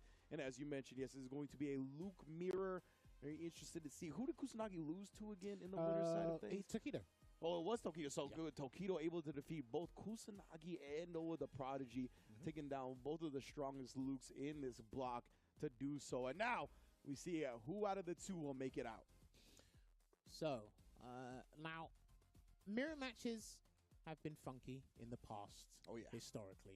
A lot of people try to avoid them. And I'm trying to spread the goodwill of mirror matches in this game, only because of the drive system. That's it. I've spoken about it with James. I've spoken about several other people. I was going to say, I feel like this was kind of one of your narratives from the beginning. You were like, the mirror matches are a bit more interesting because of the system mechanics. I actually enjoy watching the Gal mirror match. I might be what like in that. The world? Yeah, I might be one of those weirdos. I actually enjoy watching the Gal mirror match. I don't want to know what else you're into. That's all I'll say about that. I don't know where you were going with that conversation. Anyway, but yes, another one that's kind of taken interest recently is the Luke one. Because, again, there's a projectile. You can try to overthrow the projectile priority system. Vulcan Blast is going to be more vital than Pale Rider in this one, in my personal opinion. Yeah. And then the hilarious factor in the Luke mirror is how they respond to each other's drive rush cancels on block, because they both will do it. Yeah. And here's another thing. Just by watching these two today, Noah is like, the floor's lava. He likes to kind of dominate with that aerial superiority with Luke's Hammer of Justice and neutral jumping. Hammer of Justice. Listen, Kusanagi has got some Round, fantastic bro. anti-air, so it's almost like yin and yang in a mirror match. Crazy to say. I want to see it, man. All right, here we go. It's going to be losers finals, the last match of Pool 1. Noah the Prodigy and Kusanagi, and Noah, like we said, floor is lava. He is not afraid to risk the jump-ins. And Kusanagi responding with a Noah-like ODDP on the first knockdown. These guys are slugging it out from the beginning. Drive rush jab conversion into the flash knuckle. Yeah, because Kusanagi tried to check the drive rush with a jab. If it was crouch medium punch, probably would have worked. The block as well. He's trying to get a perfect parry. Thought Noah's going to press a button. Look at this. Oh, and then the suppressor after drains the drive gauge. My goodness, Noah. So it looks like this matchup is going to be determined by raw drive rush, anti-airs, and jump-ins. See, I want to see if we can get some perfect parries on the Sandblast as well, because Luke's got a plethora of ways to advance himself forward, but we have a perfect parry on the drive rush cancel. Good backdash there from Noah. Trade. I'm not sure what button Noah did to trade there, but push him away. Nice cross-cut. Rising uppercut. The overhead block, super good. Gonna get the flash knuckle perfectly. I like it. The guys are disciplined on defense. Another DM may come out soon. Cross-cut. Yeah, but at least he gets out of the corner. Noah is willing to eat that damage. There's his throw. Closing the gap there. No second throw. Trying to bait it with a suppressor. I'm telling you, he likes to establish that throw and then try to bait around it. Oh, thank you! Kusanagi actually had the level 3, no cancel. He built it just in time. Really? Yeah, he didn't have it when he done it. He built it just in time. But that's going to be game one. Was it with the absorption of the DI or when he got hit by the DI? When he got hit by the DI, then he got level 3. Oh, man. Kusanagi. It's a slight miscalculation. Beautiful stuff from Noah to recognize that and DI the flash knuckle. Because I don't think Noah would have committed if he didn't know that it wasn't. That's what I was going to say. I only saw the bar once it was already level 3. Yeah, of course. I don't blame you. There's a lot to keep track of in this game. Man, what ability from Noah, though. We see Luke's get away with bullying with that HP flash knuckle without level 3 so much. So I'm glad he really checked it. I think for me, perfect parry. No back throw, though. Okay, interesting. He was looking for the drive gauge damage instead of the positional advantage. All right, there you go. The uppercut. Ooh, nice backdash. Yes, indeed, to avoid the throw. Noah, just a bar to his name here. He doesn't have a lot of health left either. Burnt out. Got to uppercut through that, and he gets a drive impact. Gonna keep it nice and simple. These players are forcing the issue, bro. Dude, everyone's forcing something today. Yeah. We are not trying to sit back and wait. We feel the pressure. Neutral jump again. That was a very awkward range to neutral jump I'm at. telling you, bro, Noah loves it. And then he just lands. He'll parry. He'll drive rush for right there. He tried to whip something and tried to parry Kusanagi's good pleasure response. Suppressor in the neutral. Dodging the button perfectly. And a back roundhouse gets a clean hit. And that's going to be Super Art 3 to close out this game 2. And it's going to be 1-1. Those are the scores on the doors. That man got speed ran in game 2. Kusanagi waking up. I don't think he minds, you know. I don't think so either. Just by this is the most I've watched Noah play Street Fighter 6, by the way. But just by watching him play, his demeanor, his gameplay in game, I don't think he minds about this all or nothing strategy. You know? Absolutely not. Yeah. Good stuff from Kusanagi. Actually, even willing to spin the extra drive meter. That was interesting. What a whiff punish indeed. Puts himself on a pixel. How's he going to play this here now, though? He's gotten his turn. Yeah, just stay back. Let your drive meter come back. But just as I say that, gets clipped. Well, this is crazy, right? Because remember, when you drive rush cancel, your recovery doesn't start until the combo. The sequence is ended. Yeah. So. Yeah, Noah, he's real thirsty for that throw bait. Pops off on the drive rush cancel pressure. Man, both players grayed out here. Both players with level 1 responses available as well. Oh, back-to-back throws. No fear from Noah. Recognizing Kusanagi has down backed a lot on the wake-up. And the wake-up level 1 wasn't going to kill Noah in that round anyway. Yeah, so that was fine. That was a situational awareness towards the risk-reward scenario. Perfect parry. Try to get suppressor. He wanted to reset the damage. Yeah. Backing away there. Again, perfect parry. So, perfect parrying OD projectiles is weird in this game because nothing happens afterwards because you got to get the second hit. Yeah, so it's like, definitely is weird. Noah escaping the corner. That's huge there. And again, dodging the crouch medium kick. Kusanagi starting to get a little bit more frisky. Burn out. Throw tech there from your boy. Neutral jump again. And Noah is at the huge advantage here in terms of drive gauge. Indeed, and Kusanagi burnt out here. He's got to be ready. Oh, he's not, though. He allows the DI to happen. Oh, no perfect flash knuckle, though, so damage left on the table. Wax on, wax off with the perfect parry. Dude. Let's get my level 3 out here. I love that he done a delayed parry instead of a delayed jab because it worked out. Gets the so window of clean. opportunity, and a wake up level 3 will get rid of him if he's not careful and he blocks. Oh, and he didn't even challenge after the drive rush. I thought he would have. Just rears back with it. He's got the CA to cancel into. Kusanagi's got to be careful, but he's showing no fear. This is tense. I swear, all of those games feel like they've gone to the last game, last round. What's going on today? It does feel like that. He's got the meter advantage here. Tries to parry and gets punish countered for it. OD rising uppercut. Chases him down into a throw. Sliding the throw. Good block. He's done that a lot of the time. After blocked overhead, he tries to perfect parry. Noah hasn't been biting. Well, He's got himself out here, Noah.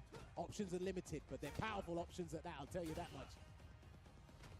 yeah, he just wants to play patient now. Let his drive meter come back. Beautiful walk back into a whip punish. Huge for Noah the Prodigy. He can run back in if he wants to, but I don't think Kusanagi will do any risky defensive choice here. He's going to have to firm it. He's going to firm I the grab. love that, the throw. And then as soon as Kusanagi tries to stand up, Noah the Prodigy closes the door 2-1 to make it out of pools in the LCQ. Well played there for Noah and Kusanagi, because he actually did win a tournament to get a trip out here to the LCQ. He could have obviously propelled deeper into the bracket there. Unfortunately, it was too rough for him. No, the Prodigy. And I got to say, that last interaction there, because we spoke about it when Kusanagi was going up against Alex Myers. You press a button and he'll take his decision immediately. Yep. He walked away. He actually blocked the jab and then immediately said, oh, look, you didn't get anything from this jab.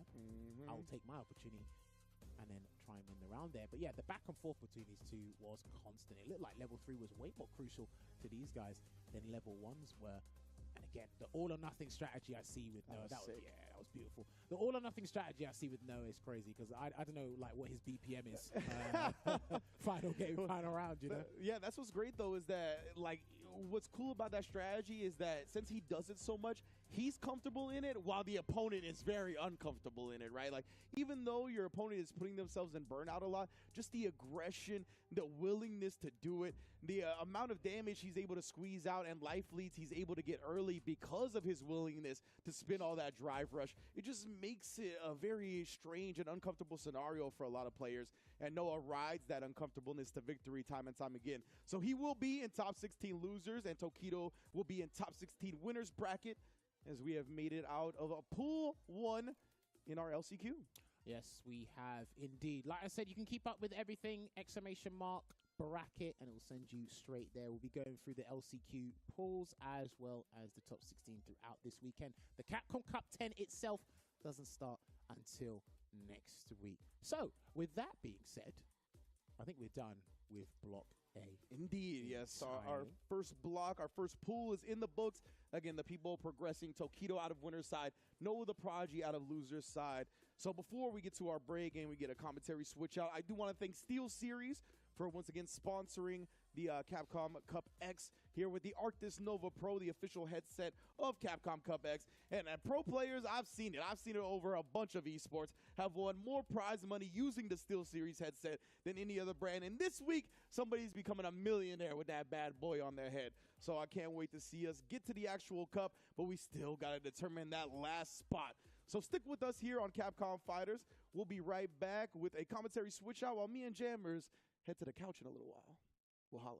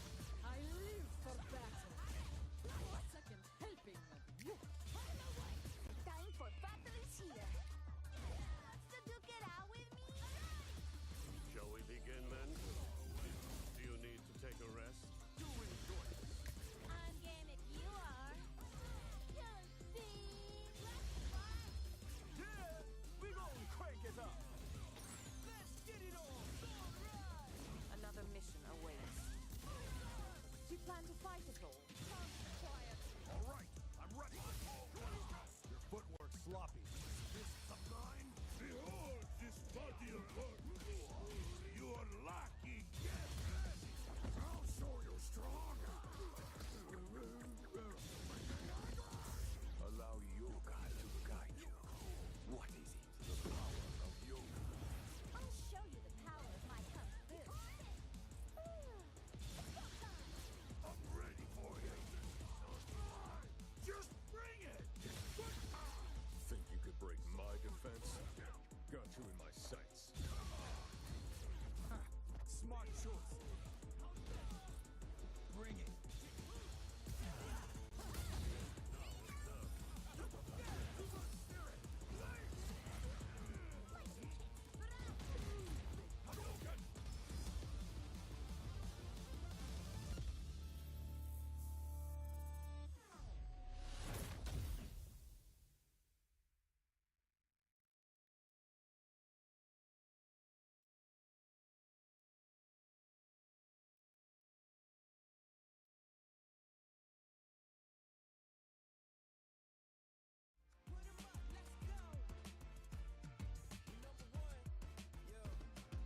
I've been landlocked, training for this moment my whole life. Cold nights, in the rainy days, hope I get mine, spin mine. For the accolades in the empire, I need that title in my possession. Once There ain't again, no it's other. on. It's my time to shine bright. And if you try to stop me, then you're gonna pay the price. All them late nights finally paid nights. Awaken my dreams, but you could call me the greatest of all time. Yeah, I'm focused. You know how bad I want this. I'm giving it my all. Never before this moment is golden. I control it. All eyes on me. I see I'm watching. Once I'm locked in, ain't no way that I'm stopping. Clocked in. It's time to put in work. Go berserk. I'm in my zone until I'm first. Believe me when I say nobody can see me. This a product of hustle. I just make it look easy. Non-stop. You ready or not? When it's all said and done, I'ma be on the top. 3, 2, 1. Let's go. I'm ahead of the game. Back to the analyst couch, fueled by Pagoda. I'm here with Enzo and James. James, what are you doing here, OG? What's up, legend? I'm just here to grab an egg roll. That's all. So I'm just here. All right, James, cool. Thank We you. got a whole production going on. I'm sorry. I don't blame hungry. you. I'm hungry, dude. I'm hungry. Okay. Sorry. I'll have Look, one too. You all want an right. egg roll right now? You okay? You cool right now? Okay. See, he lean. He's staying good. Okay, now I'm almost 4 times older than this guy. almost 4 times older. Enzo, how old are you? I'm 13 years old. Only 13 years old, and you're playing at the level that you're playing at. That actually makes no sense whatsoever. I have to understand, how is it even possible? What is your journey like? How did you get this good at fighting games so young? I just really practice a lot at home. I try to play every day. I go to school first, come back from home, then I do homework, and then I just play Street Fighter the rest of the day. How did you even get into Street Fighter? My uncles. So I played Dragon Ball Fighters at that time, and then my uncle said that it wasn't a real fighting game, and I was like, what? So I was so confused, and then he told me to play Street Fighter when it was about to come out. So we fought, and then I beat him easily. So. Oh, okay, Yeah. and it was over at that point. Yeah. You made a good choice. All right, you made a good choice. Street Fighter, of course, is the best fighting game in the world. So, is that your dad that's with you, or your Yeah, uncle, or my dad? Yeah. Okay, so I noticed like you guys were actually watching other players, like the guys you're gonna have to go against next. It seemed like he was like giving you tips or notes. Like, does your dad play too? Yeah, or no, he doesn't. No. Oh, okay. So, does he actually help you with analysis or anything like that, or he just really there for moral support? He does both. Yeah, he's kind of like new, but like he knows like what's going on. But Okay. he's trying to like give me tips and stuff. But All right. it's really helpful. Okay, and now, of course, with Street Fighter, do you have a favorite player of all time, or so far? You can't really say all time to you right now, but do you have a favorite player to watch? Angry Bird. 'Cause Angry he Bird. fixed Ken, so that's like the guy that I really learned from him. So. Okay, and right now, you're playing in the LCQ on this big stage and everything, and you're playing so calm and comfortable. Are you nervous up there? The headphones are almost too big for you.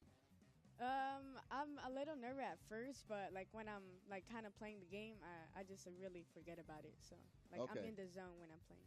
My man is in the zone, only 13 years old. You only see stuff like this right here in the world of Street Fighter at Capcom Cup LCQ. Enzo is a name that you guys need to get completely familiar with because this is our next generation of fighting game players. Ladies and gentlemen, this has been Big Hollywood Rob TV here at the Pagoda Analyst Couch. We're going to send it over to two new commentators, at least for right now with LCQ, Ultra Chin. Brand new commentators. Thanks, Rob TV. Brand new commentators out here. Doing this for the first time. No, very excited to be back with James, of course, for Capcom Cup. Awesome to watch that first block, just full of killers, as every single pool here at the LCQ is. Today, tomorrow, I don't care which pool you're looking at, it's going to be full of some of the best in the world. I mean, look, I think this tournament here is probably the second hardest tournament of the year after EVO, honestly, because when you win one of these, you're basically winning an offline premiere. Oh, yeah, there's no doubt about it. I mean, like, in the history, we've had Nemo, who was the last chance qualifier, got to top 8, famously with his Itazan match on stage. And, of course, who can forget what Zen did last year? Sure, of course, yeah. I mean, he just came out here and blew up everybody, and all of us were like, who is this guy? And, that's one of the beautiful things, especially about fighting game community, because you got guys like Zen, you've got 13-year-olds like Enzo coming out here, and for me, I joked I'm almost like 4 times his age. It's beautiful to see young players like this, especially with the support of their parents. Yep. I just talked to Enzo's father, and it's so Yeah, cool. we see both his father and mother coming to locals with him every week, every other week. They're always out there. By the way, he has won one of our locals in LA as well. It's clear. We have a pretty good region out here, but he is already very strong. So awesome to have watched that. We are going through Pool B. That's what's up right now. You can head over to the Capcom Cup X Last Chance Qualifier and see exactly what's going on. Here we go at the beginning. This is game 1 for Kakaru. Coming up, he will, if he wins this, he will play against Ritas. Oh, dang. Okay. Ritas, the TO of Salt Mine League. Correct. The longtime major TO. Yeah, absolutely. Also in this pool, a lot of strong players. Flaquito's in this pool. Hibiki's in this pool. Charlie's in this pool. You'll see him up pretty soon. Jack is in this pool. Sako. We have Hambam's in this pool. Harut is in this pool. We have Freezer in here. We have Sherry Jennings is in here. Anyway, they're all like that, I'm telling you. And here now in Pool B, pool number 2. Yeah. We're beginning with Kakaru. And JP. a lot of people And Sean White. a lot of people are probably going to ask the question, how is Kakaru not already qualified?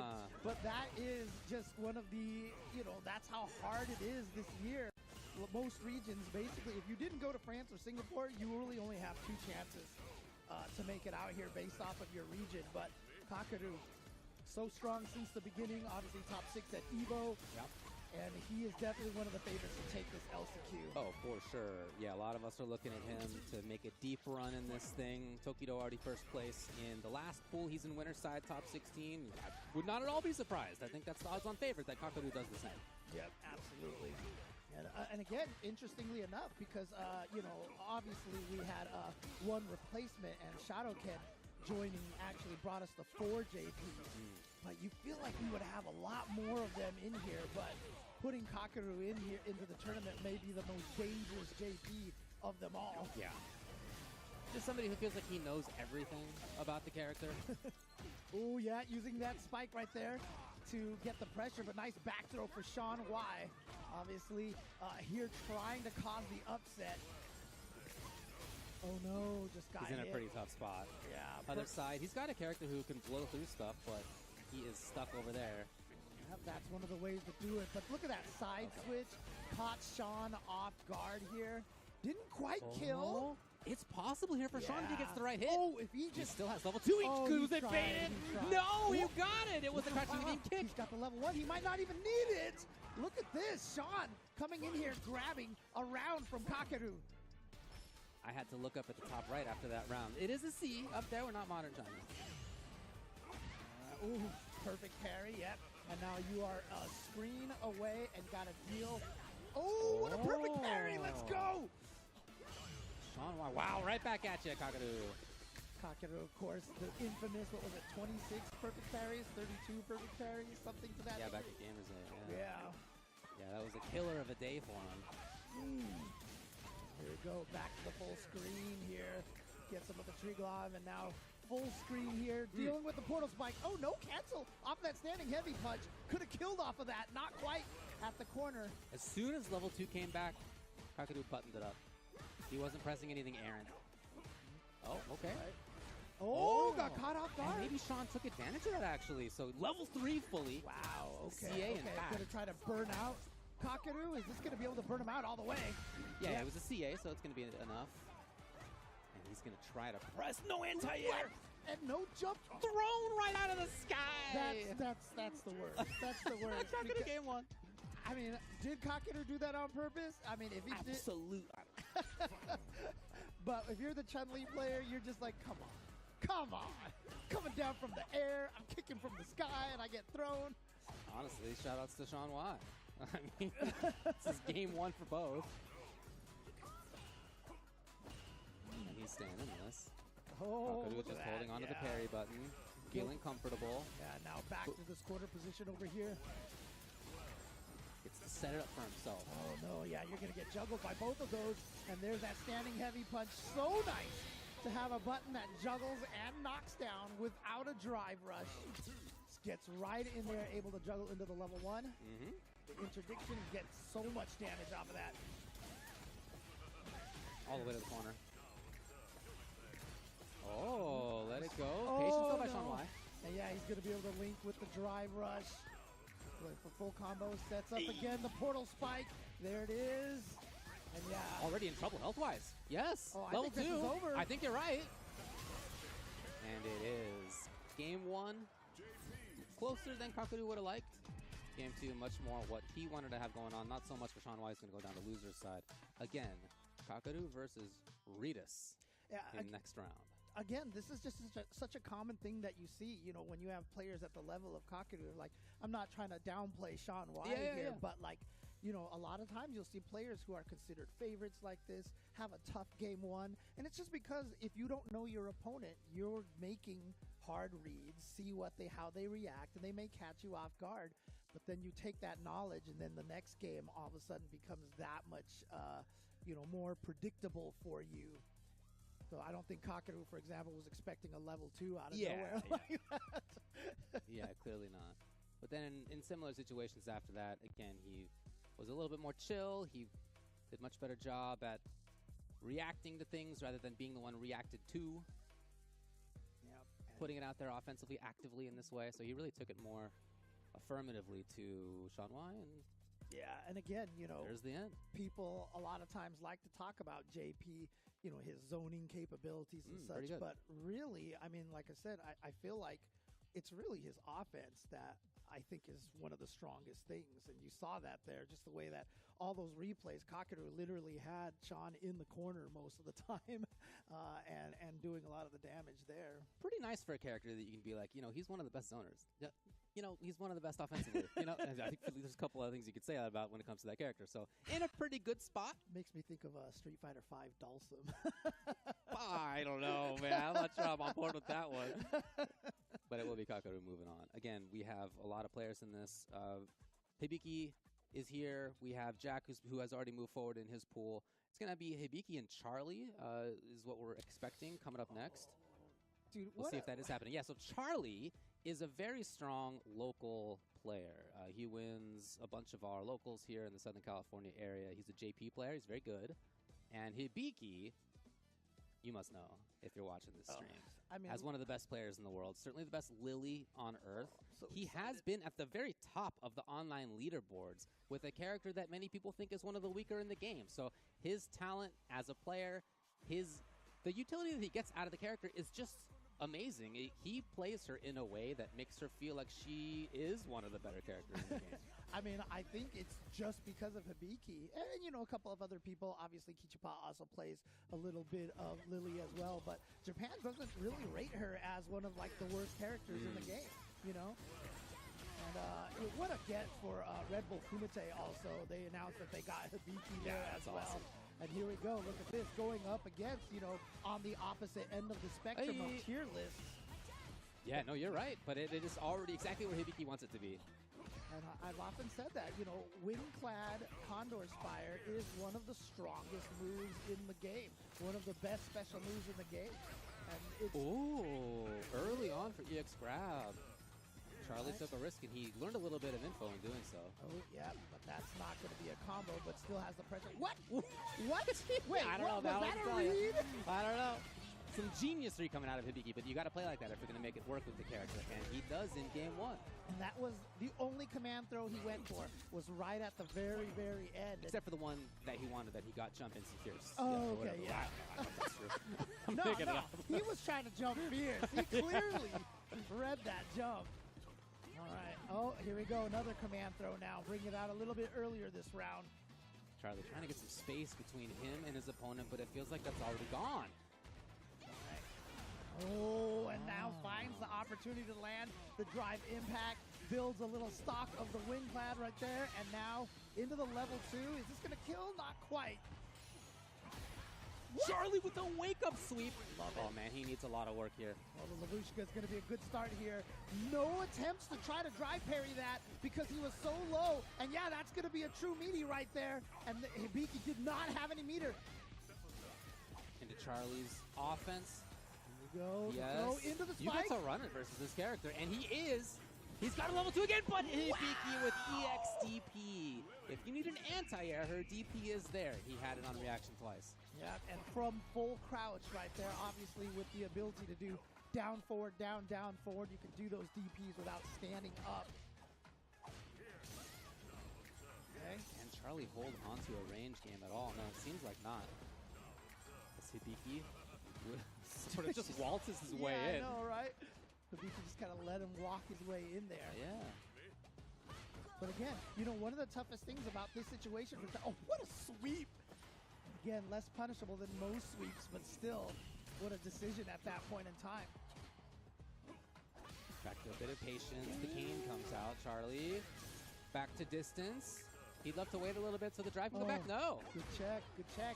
But that was Charlie just trying to find a surprise offense, and now that's going to burn him out. So this is a tough situation here. Is he going to go for the drive impact? No. Just goes for pressure instead. Great little confirmed by Hibiki. EX isn't enough. It is. Match point. Ow. There you go. Look at this. Hibiki doing exactly what we were expecting here, making this character look a lot scarier than a lot of people give her credit for. And that's the beautiful thing about this. I mean, we have Ending Walker with Ryu, Snake Eyes with Zangief. If you're a character specialist in this game, you can do some serious damage. Charlie tried to press after his own sweep. Oh, okay. Yeah, there we go. Hibiki tried to press a button right there. Try to stuff the drive rush. Yep, Going for the take drive away. gauge damage. There It is enough is. for burnout. Oh no! He missed the timing of the meaty throw, and as a result, he's going to get burned out. So it's going to be hard for him to take advantage of the burnout situation from Hibiki. He did a great job at expecting Hibiki's patience there, but Hibiki again harassing with down fierce and great button at a bunch of different ranges. That's one thing about the character. She does have some really good normals in that range. We saw that come into play again and again. So Hibiki moves on, and you know who he's going to play against next round. It's going to be Jack in the next round. Oh boy.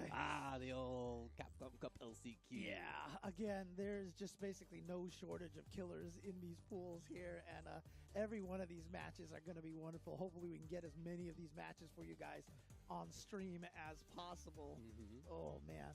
But again, I mean, one of the things that you can see that Hibiki does really well with Lily, I mean, he just has the ranges on her normals so well. How many crouching fierces did he land on Charlie? It's a good button. It really is a good button.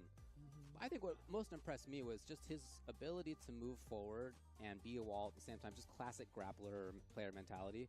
He had the anti-airs, the only 3 or 4 times that they even were needed, he had them, right, every single time. Yeah. And that meant that he was able to move forward. He had really good timings with parries and just with patience as he moved forward, and he consistently did.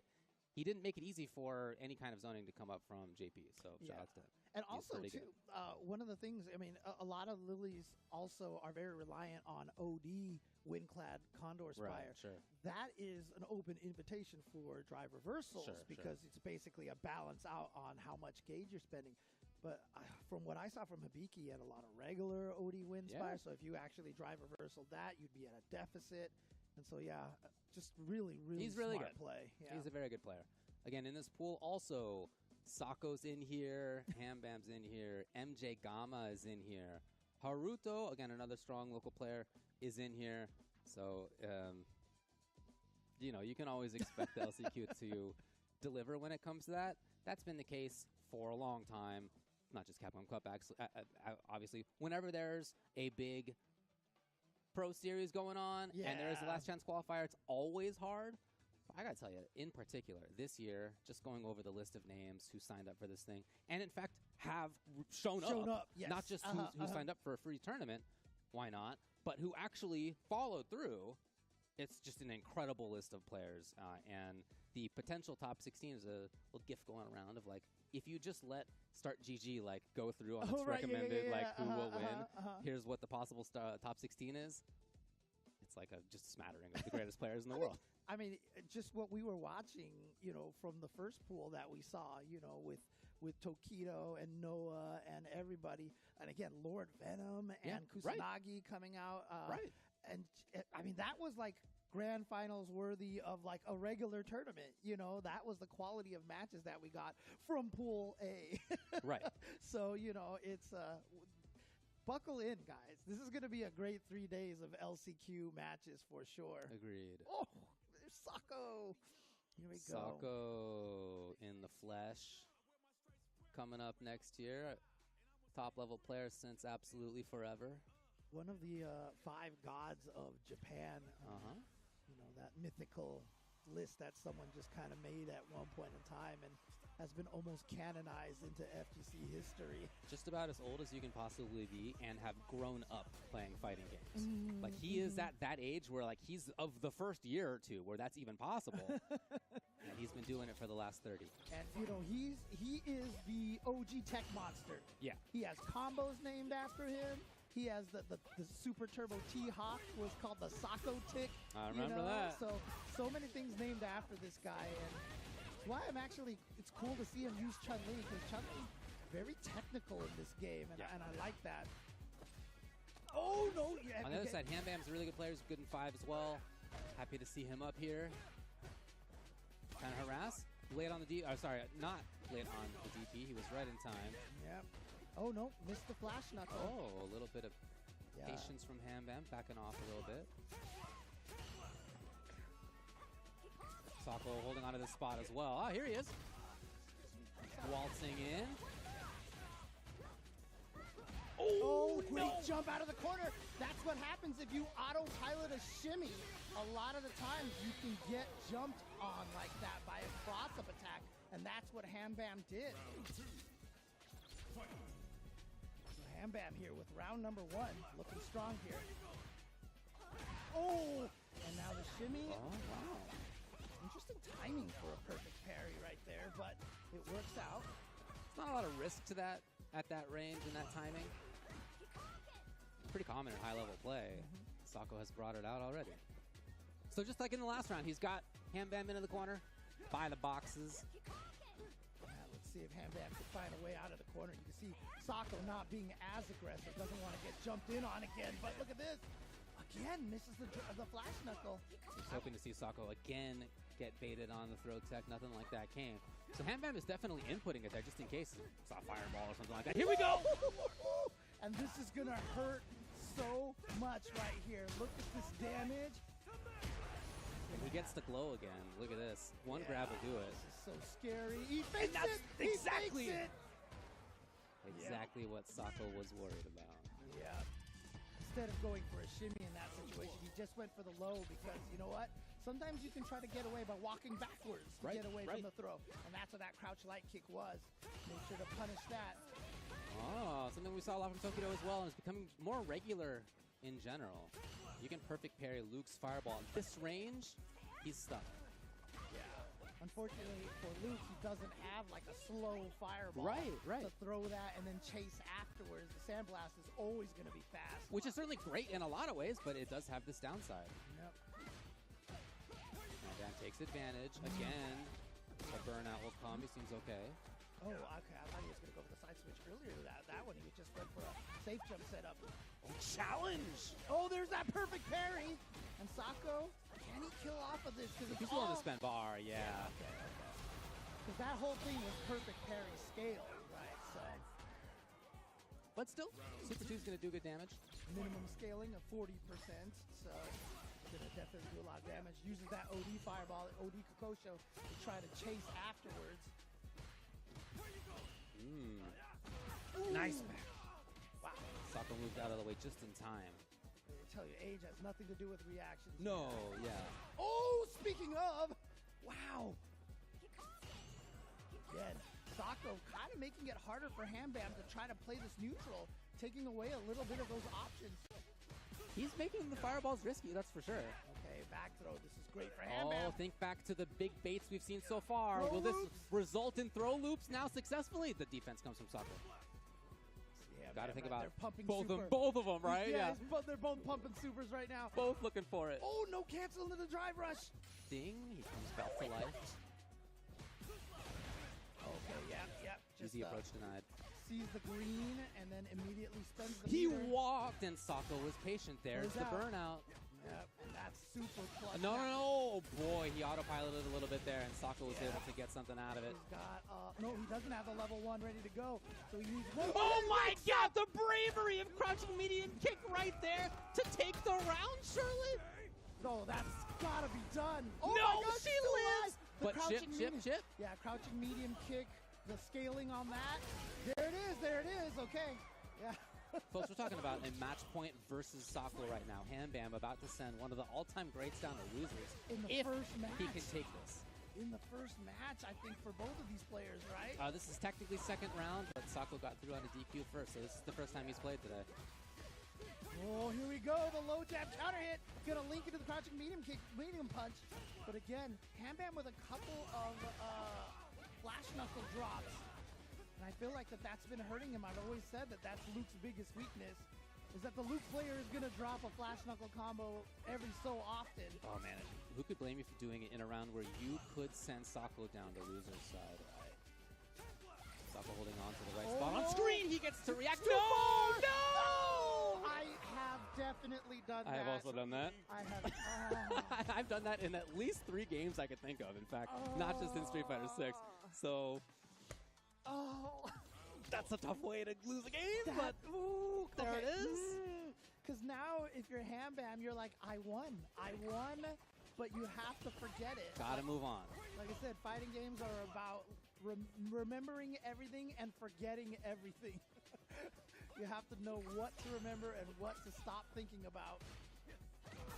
Oh no. Okay, this is bad right here, because if Sako gets a good start, that might be mentally too hard for Hambam to come back from. Okay, crouching jab is fine for him. Right back into the corner, though. Oh, yes, it was not a true meaty, so it still had the armor. Oh, that was it. Okay, just wait for the DP and didn't get much. Challenge again. He is so active. Again. Little reset there. Hambam. Wow. Sako puts the wall up. What? You just went for it. Well, it was plus frames for Chun-Li. Uh-oh. Chip? Well, Oh, just yeah, the yeah, hit yeah, works yeah. anyway. And again, it's match point Hambam versus Sako. Yeah, I mean, I'm sure Sako tried to do something because he was like, you know what? I can't block this. I'm going to die. So he probably tried something. Maybe tried to pump out a level 2 and just didn't get it in time. So this is great for Hambam. Like I said, you know, after that game 2 loss, it's really, really a tough mental way to make it back. But Hambam clearly in a good position right now. He's challenged so much on Wake Up, and it seems like Sako in this round has finally capitalized on that several times in big fashion. Level 1 means we're going to go to match point here for both. Yeah, one of the tough things about that one is that Sako was able to preserve a lot of the meter. So now the meter advantage that Hambam has is not that significant. Hambam patient defensively. He's been stuck in the corner within the first 10 seconds. I feel like all of these rounds, almost all of these That rounds. could be a whip punish. Again, the right spot on screen. Sako start things off. No proximity guard. He can walk back the entire time that starts up. Goes for the safe jump. Yes. Anti-air. Sako turning it on when he needed to. He's got the level 1. This should be able to finish it off. And does he even need the level 1? He does. But it's there for the use. And Sako is going to take out Hambam. But what a match right there. I mean, for all intents and purposes, Hambam could just be like, look, I legit beat Sako. Well, LCQ, he could come away from this saying that he almost did so and be honest about it, because he really did almost do so. He had 2 match points. And then walking into that Kikosho was just, Yeah, man. he still needed a little bit of work to do, even if he had blocked that, but still. Man, that was a tough wave. I think wasn't Sako low enough that he could have just killed? Maybe. I guess we'll see it probably in the in the replay here, but on and reaction. That was you were talking about a little bit too much of the autopiloting right there, And then Sako was able. Oh, but that wake up was so good. Yeah. And again, that's the anti-shimmy strategy. That's why you wake up with those crouching medium kicks like that.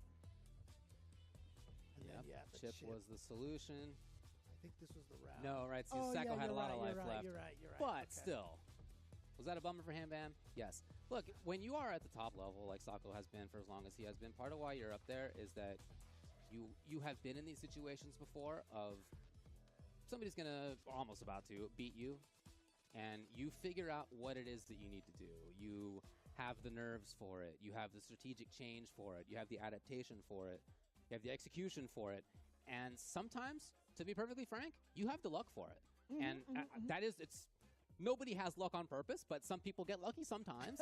And when you get lucky, you have to be able to take advantage of it. Yeah. Sako did that. He certainly could have had the lucky moment of his opponent walking into Fireball and then have lost anyway. Right. But that gave him the chance, and then the rest of the game comes back in, and he's able to make it work.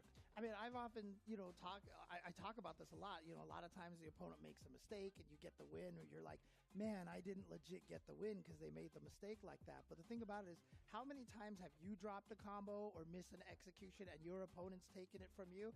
It's just all karma. It comes back, it evens out. No reason to feel bad that your opponent made a mistake. That's why we play fighting games. That's why execution is such a cool factor of it, is that human error factor, and that's what makes it so fascinating to watch, that players have that ability to make those kind of mistakes. Look, man, we already, just in the first few matches that we've seen, have seen Kakaru move on. He'll play against Flakito, another, again, very strong player that we have in this region. Hibiki versus Jack is going to be another match. MJ Gama versus Haruto is going to be coming up. It's already looking strong, that's for sure. Absolutely. So it's going to be some good stuff going on over there. And I just want to go ahead and give a shout out here, obviously, to all of our sponsors here. These are the guys who make sure that we are able to do what we're able to do over here. So shout outs to Maskaway here, Storm Collectibles, bringing us all of these classic fighters. I mean, look, classic and current fighters as well. As you can see over here, look at it. Got the Fei Long, and again, strangely, the Violent Ken. What a decision my right favorite. there. But, they've got the Street Fighter V Ken style as well. And, with Luke over here, I'm sure that hopefully at some point in the future, they'll be bringing us a lot more of the Street Fighter 6 characters as well. But, I mean, look at that. They got Hot Ryu over there as well in the back. So, really awesome stuff there. So, check out their Street Fighter figures on their website. You can see the website right there, or just use your mobile device to take a pic of that QR code. And that'll take you directly there. And if that wasn't tasty enough, if that didn't whet your appetite quite enough, let's talk a little bit about what Pagoda is bringing. Pagoda, let's put the egg rolls in. I mean, according to Ringe, that's what Jamie is doing right now. So, yeah. Great. I mean, again, I just grabbed one of those. I mean, I told the Pagoda guys over here that I'm pretty sure I have a package of their pot stickers in my freezer right now. Yeah. So, wonderful stuff. I mean, look, if you are like me and have reached the world of, air frying everything, this is the perfect way to go here. Grab a bunch of their egg rolls and pot stickers and such. So, crush your cravings with Pagoda snacks. Let's crush the ad break as well. We're about to go to a break here. We have, again, I mentioned some of the matches coming up for you next. You are not going to want to miss this. Stick around.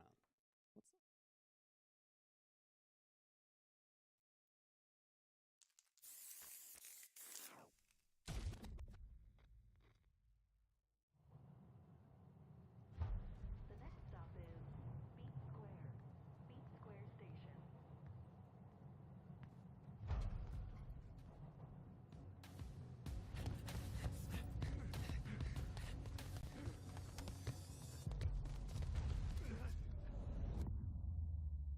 Bring it on.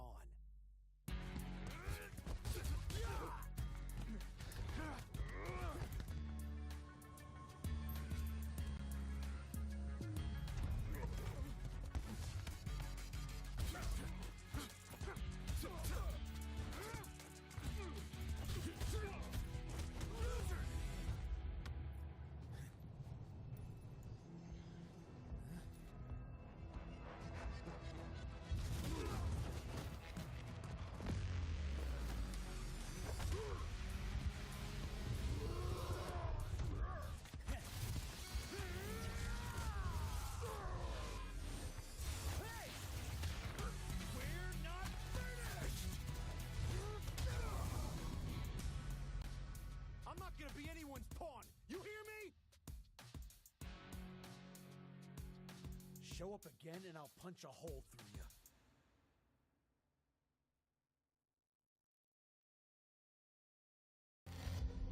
Choose your sibling. It's Angry Bird or it's Big Bird. You can't stand in the middle. The Middle East Fighting Pride.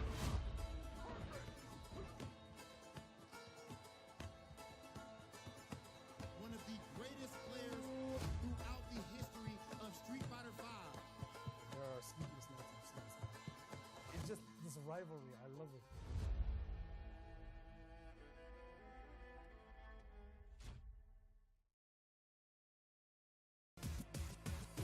This is my moment. Coming for it all. Just show me my opponent. Wanna be great. I'm a legend in the making. And this is mine for the taking. Cause I got what it takes to be on top. I'm number one cause I don't stop. Hard gas, no brakes, high stakes. I don't act tough till the tussle let 'em fold ya. Hope you ready for the fight. Reign supreme. Put 'em up, let's go. You ready or not? When it's all said and done, I'ma be on the top. 3, 2, 1. I'm ahead of the game. They'll remember my name. Non-stop. You ready or not? When it's all said and done, I'ma be on the top. 3, 2, 1. Yeah, I belong in the number one spot. I always kept the business, nothing personal. When you always see nothing, I just barely scratch the surface. Throw me in the rain, let me do my thing. That they hit me down, fight it through the pain. When I'm in the zone, it's a mood away. Much, but you see me up top. You see my numbers healthy, the pressure don't stop. Until I'm in the top, see the bottom seeds watch. They almost see me flop, but I'm stepping on them, watch, let them watch. Born ready to fight, this is my moment. Coming for it all, just show me my opponent. Wanna be great, I'm a legend in the making. And this is mine for the taking. Cause I got what it takes to be on top. I'm number one cause I don't stop. Hard gas, no brakes, high stakes. I don't act tough till the tussle let 'em fold ya. Non-stop, you ready or not? When it's all said and done, I'ma be on the top. 3, 2, 1. I'm ahead of the game. They'll remember my name. Non-stop, you ready or not? When it's all said and done, I'ma be on the top. 3, 2, 1. I belong in the number one spot. Welcome back to the Analyst Desk, fueled by Pagoda. I am joined with some of the best talent in the game today, Ringe and Saint Colo. We've seen Ringe already. Saint, where you been at today, man? I just flew in, baby. I ain't got no sleep, but I'm out here. I didn't know I was doing this, but Okay. yeah. You're looking good, man. I always look good. Okay, so now look at him. You see how he feeling himself? You give him an inch, you take him out. That's how it should be. You know, have a little confidence. Okay, listen. So I gotta ask you, man. Right now, how you feeling about the LCQ, brother? That what did we just see? Was it Ham Bam and and Sako? Sako. Bro, what happened with the walk into the super? That's right. Oh, man. It's one of those things, too. They even mentioned it. He was like, bro, I've seen this happen at least 6 different fighting games at this point. Yes. Right? That super just you don't lasts see it. You deceptively don't long. see it like you never really see it whip. So And you think it's exactly gone? when it. Yeah. Okay, but that's something you brought up off camera, bro. Yeah. Where some people were like, "Oh man, like what's the point about like the people don't know?" Yeah, right. So there's been obviously a lot of discussion with how the whole World Tour format's going. Should we like change something to just be like the best of the best of the best? But there are some players that just don't get that chance to really shine at a top level or don't get exposed to the high level strategies, right? That's Somebody true. like Ham Bam, you were talking to Myers. He could have changed the whole game today. Yeah, right. Like, this dude was not expected to do something like he just did, but on any given Sunday of competition like this, you know what I mean?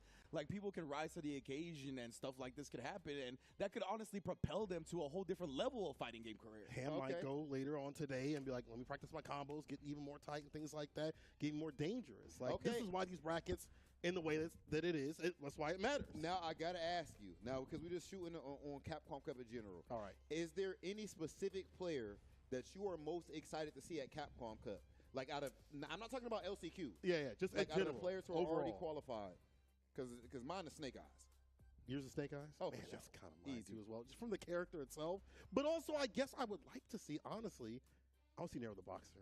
I want to see him cook up after what was said on Twitter. I'm sorry, Luffy, you my boy, but I'm trying to see Nero clap back like that. You know, I'm trying to see him make it out the group and say, look at me. Get me worried about me. I like how Nero's talking on Twitter. I don't know if you've seen it. Nero and when Ender Walker posted, he's Yeah, like, look, Ender I Walker see too. all y'all talking about Group F as if Minute and Angry Bird about to have an easy time. Yeah.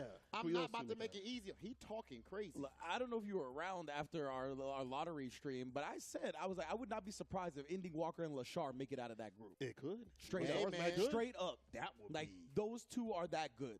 Yeah. And that's the wild thing, too, is that, like, with Lashar and Indy Walker being so good, obviously Mena RD and Angry Bird being a story, like, the Kaba and Nero the Boxer are just getting left behind. They're not even getting discussed. That's true. Those are People two not dudes- bringing up And they- Kaba. Are you Kaba, kidding me? how Bro, he's Kaba, Kaba. did you saw him Kaba. at FAV Cup? He was cooking up everybody. He was like the star player Even in out the there team for his team. tournament. Right. So like, if that Kaba comes out to play today, or this week, I mean, in general, It it's is a real- wrap, bro. It's a real possibility. That's We got different. somebody coming in. No. Go- Oh, okay. Jammers.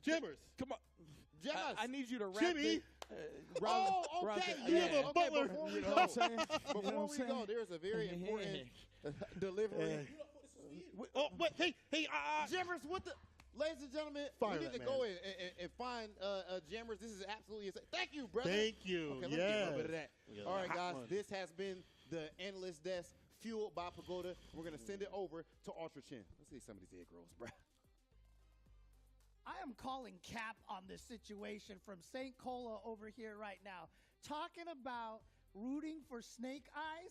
I know how you feel about grapplers. I know how you feel about grapplers. You aren't rooting for Snake Eyes. You are not rooting for Snake Eyes, man. So welcome back, everybody, to Capcom Cup Last Chance Qualifiers. We're all having a great time here. Hope you guys are having a great time as well. You having a great time? Yeah. I mean, again, we've already seen 3 matches, and they've all been excellent ones, and the next one coming up is going to be no different. They're all going to be like that. Every single match is going to be like, it's great. It's so cool. It's always a blast, again, to be at Capcom Cup. Great every time. Always great to be at the LCQ, I think, in particular. Oh, yeah, because yeah, although yeah. Capcom Cup, like the larger Capcom Cup, is fantastic, right? They're great players from around the world. There's also a lot of, like, knowns, and you just don't know what's going to happen when it comes to the LCQ. There's a frenetic feeling about it that I feel like is difficult to capture in other contexts. So this is MJ Gama versus Haruto. 2 very strong players who have gone really far in big majors in the past. Awesome to see Gama make it out here from CDMX in Mexico. His very strong JP, and then on Harry's side, this is the guy who made me realize that Ryu is pretty good. OK， even 看一下 before, 这场 like,，我们 and MJ Gamma Haruto's 对 giving 上 big things, big Haruto。 this is just from sort of the local perspective. I was like, man, like Harry's been great for a long time in fighting games, but the stuff that he does with Ryu, it's very spacing trappy, and it's really cool to watch. You know, We'll see if he gets a chance though, as MJ Gama starts out super fast. I mean, you were talking about, ending Walker a little bit. Like, I feel like Ryu is his best character, even when he tries the Ken and the DJs. Like, 龙 something about the way ending Walker 这个角色 Ryu has 大家对他的评价都是特别的 I 低 love。the fact that he still has that.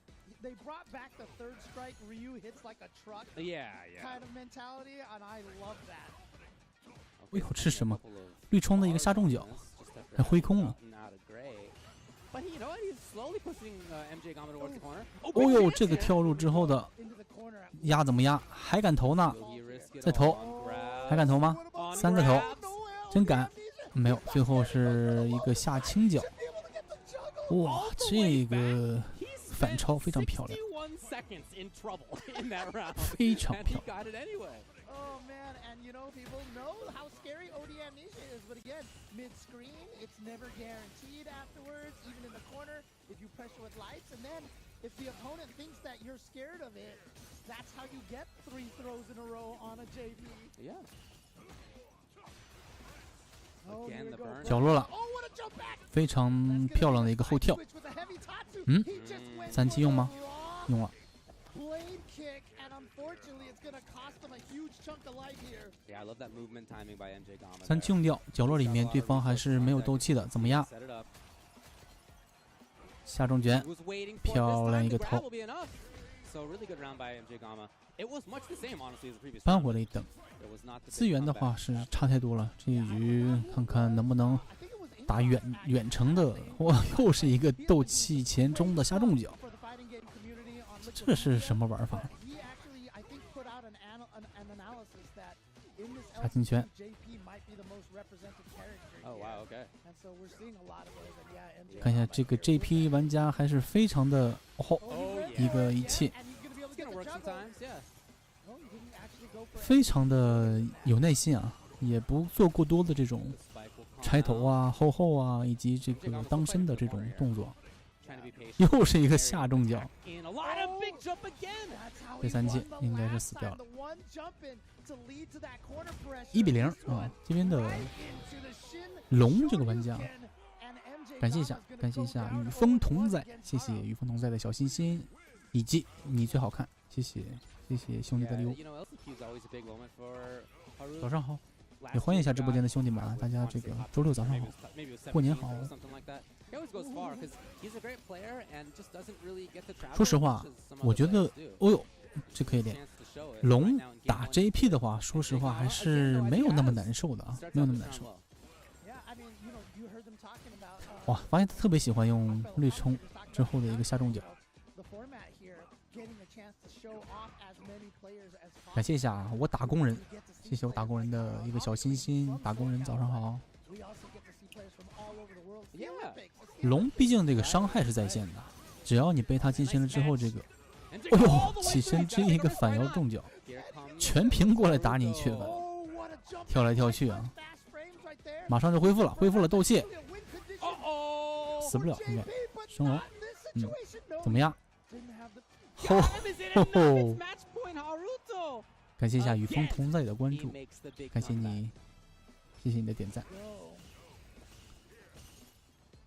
这样的话，龙来到了赛点灯啊。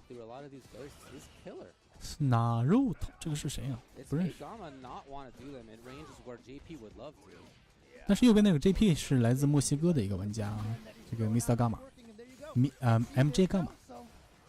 哎，干嘛呢？啊？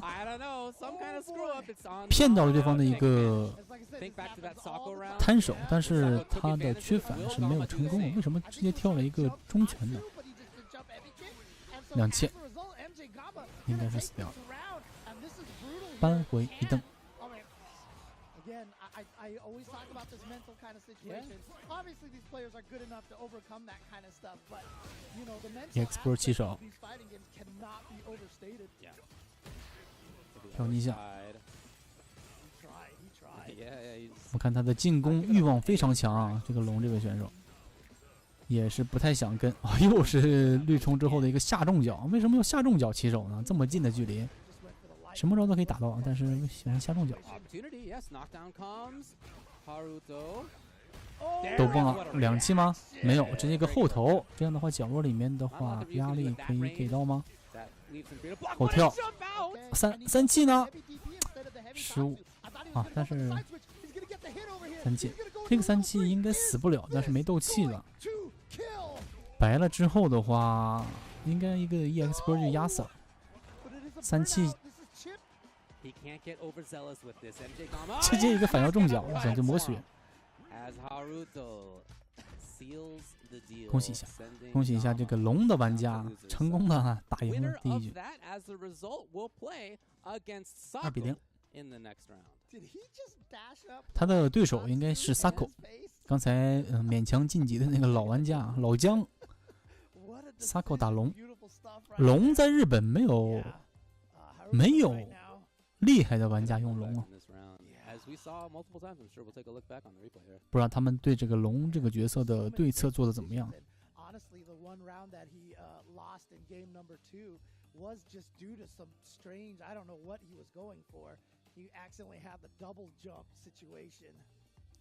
这样的话，胜者组的话就是已经知道了。胜者组刚才是吧？第一场的翔，然后加上第二场晋级的 Hibiki， 这是2个胜者组要碰到的人。哎，不对，他俩是不会碰到的。一个是翔打Flaquido， 这个也是来自墨西哥的人。然后是 Hibiki， 就是那个莉莉玩家来自日本打Jack Just Kid， 是来自美国的一个朱莉玩家。然后 Sako 这边的话是刚才要碰到晋级的这个龙啊 ，Sako 打龙。这是胜者组的3个人，下面的话是2个人没有上直播台的2个人，一个叫Otimaleo， 一个叫 Sleep and Ship。这2个人打完之后会进到胜者组的半决赛。这才第2局啊，进度有点慢。感谢一下点赞，感谢一下 Sunny Susan， 谢谢 Susan 的点赞。早上好。Round 2 and 3 of Pool B in the LCQ. Kakadu versus Flaquito. Again, a really strong player. Oh, that's where we're headed. Fantastic. Then OK， 刚才说到的2个人啊 ，Flaquito 对上 Kakeru， 日本的香，一直都是笑脸。This is to get into winners semifinals, not even into winners finals. But here we already are. 这应该是第2场，因为第1场有很多这个 DQ 的，就是弃赛的。行，那第2场看一下杰米酒神下重脚，下重拳打对方的力冲。翔这个下中拳截力冲截得非常好啊，他这个是有特意练过的。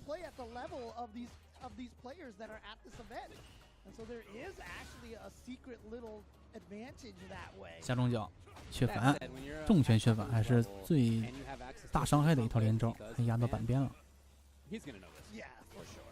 升龙，这样的话直接 perfect KO。还是很稳啊，没有太多这种风险的玩法。喝一杯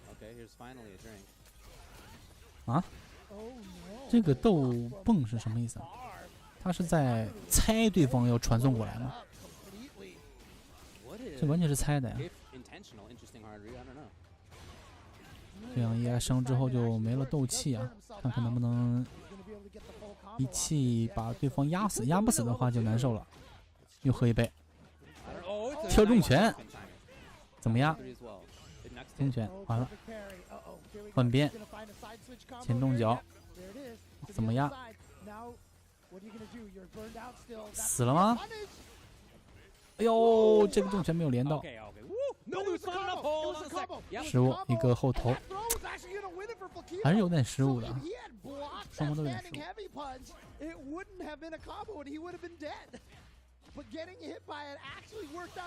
直接喝了2气。Rocketing to the top of the fields for a temporary period of time, Jamie. That said, if Kakeru can take up this time with his own activity. 像这样的话，拉开距离之后啊，对方的2气应该就属于浪费了啊，没有做到任何压制，没了。这个时间，而且对方还是没有恢复这个叫什么必杀槽的，所以完全浪费掉了2气。这样的话，喝了一杯。You played World Tour, right? Makes a real. Oh, I did. Yeah. It's a family herbal remedy. There. 又一个完美格挡金防，这样的话换边前前陷阱之后的怎么压？哦，打一个修正，这个修正是打到了，但是他那个又是一个下重拳的防对方的绿冲，一气应该能带走了吧？带不走，一点点血。还有2气，要喝酒了吗？下中脚，这个是打了一个插合，还是有点惊险啊！直接开始第2局，毫无犹豫啊！感谢一下以重置的点赞，谢谢以重置兄弟。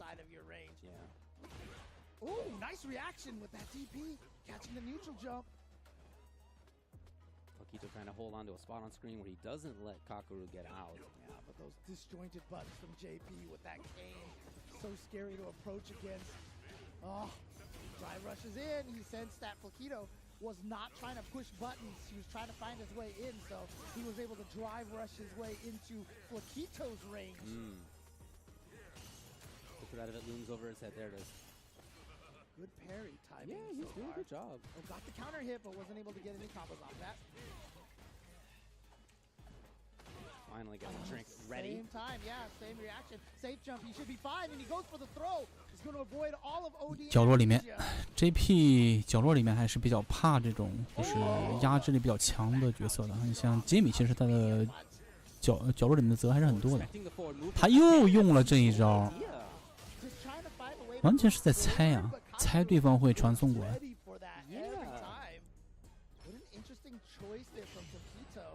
完美格挡2气，怎么打？要打斗气吗？没有，搬运失误。怎么了？今天想怎么也有连招失误啊？他这种是低级的失误，平时是没有的。又被压到了角落。中脚打插合，喝一杯，2杯酒了。哦呦，想前走去投，但是被一个轻拳给抢到了，又投到了。其实怎么办？后投，想要吸米啊，他想要打这个片拆头，直接连了3气，死了。这样的话，哥亮一蹬。It hasn't felt like it's an easy path. There's no easy paths here. I mean, this is definitely. 依然是这个赛点灯啊，想看看有没有什么调整。感觉他就是连招失误一个也有，其他的话决策没有什么太大问题。资源上面是领先很多的。哎呦，还能这么连啊！轻攻击之后连了一个下重拳。You just are patient, patient, and then all of a sudden you both snap at the same moment. 这个距离的反摇 EX 拳是没有缺反的，后头死了2气，打斗气的连法，直接被扎死了。刚才连的话，其实可以连1气必杀的那一套，但是他后来可能是稍微有点犹豫啊，连招选择上稍微出现了一点点不正确的练法。还行，有惊无险，2比0，翔是打掉了 Flaquito。这个杰米看起来的话是没有说是像那种非常菜的一种菜鸟的那种杰米啊，有点东西。Is going to make it into to be number 48, to be in that final group once we get to that group stage again. So, but like I said, whoever wins it always, like, I feel like they get so much adrenaline, they get a lot of that confidence boost. Sure. You know, when we interviewed Zen after winning the LCQ, he literally said, he was like, I wasn't expecting to beat a lot of these players that I beat. And then he was like, wow, I can beat everybody. And that kind of confidence coming out of an LCQ like that is so powerful. So Kakaru takes one step closer to that, but again, there's a very long road ahead. 这样的话，行啊，现在进到了胜者组的半决赛了，应该是。Either Hibiki or Jack. Imagine flying across the world and you're 下面一场是 Hibiki 啊 ，Hibiki 对上 Jack Just a Kid，Just a Kid。虽然现在他已经不是小孩了，他的名字叫做 Just a Kid， 我只是一个小孩，美国小孩，美国小黑孩。I mean, we were even joking about it, from Pool A, we had some of those matches. Jack 我曾经跟他打过，我在那个 CEO 的时候，去年 CEO 的时候在亚特兰不是亚特兰大，那个奥兰多前8强的时候跟他遇到过。他的朱莉还是很稳，打法非常的稳健，不像是大部分的朱莉玩家，他们的进攻性非常强。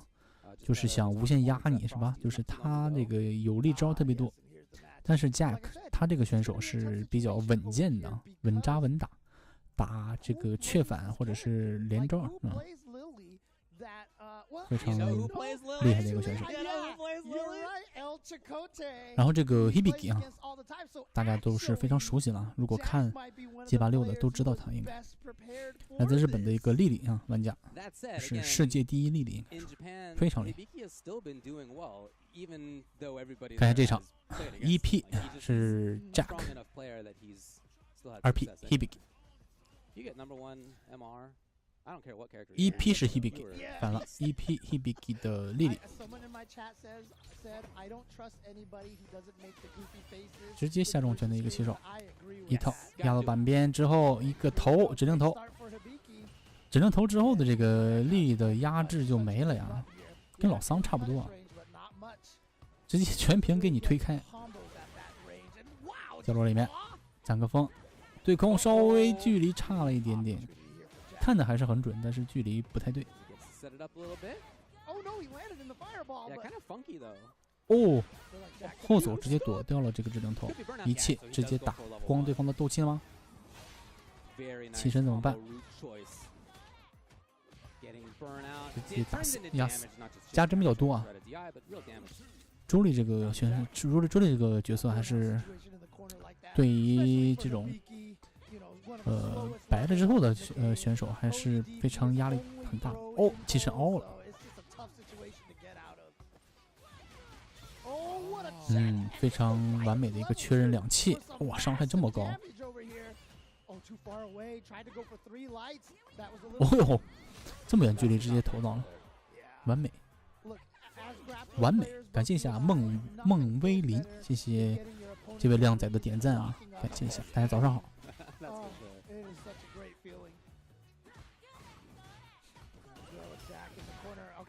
斗反，莉莉有风的时候，这个前冲是加针的啊，所以很多人他对他的对策就是说，哎，我要斗反你，你既然冲向我了的话，我就费2个斗气去反，就是不给你压制我的机会。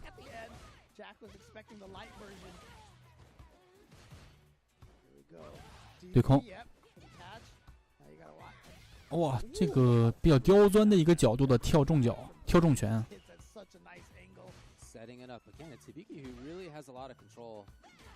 哟，这应该是死了，3气应该攒到。这样1比0啊 ，Hibiki 领先。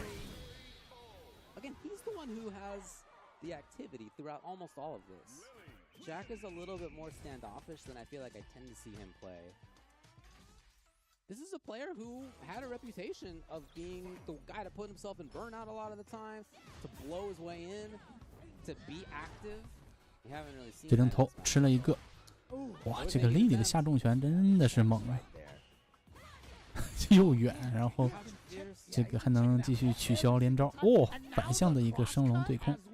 If you're really bothered by it, you can drive a reversal out of that if you don't want to be in that spot, but okay, this is important right here. Gets a throw.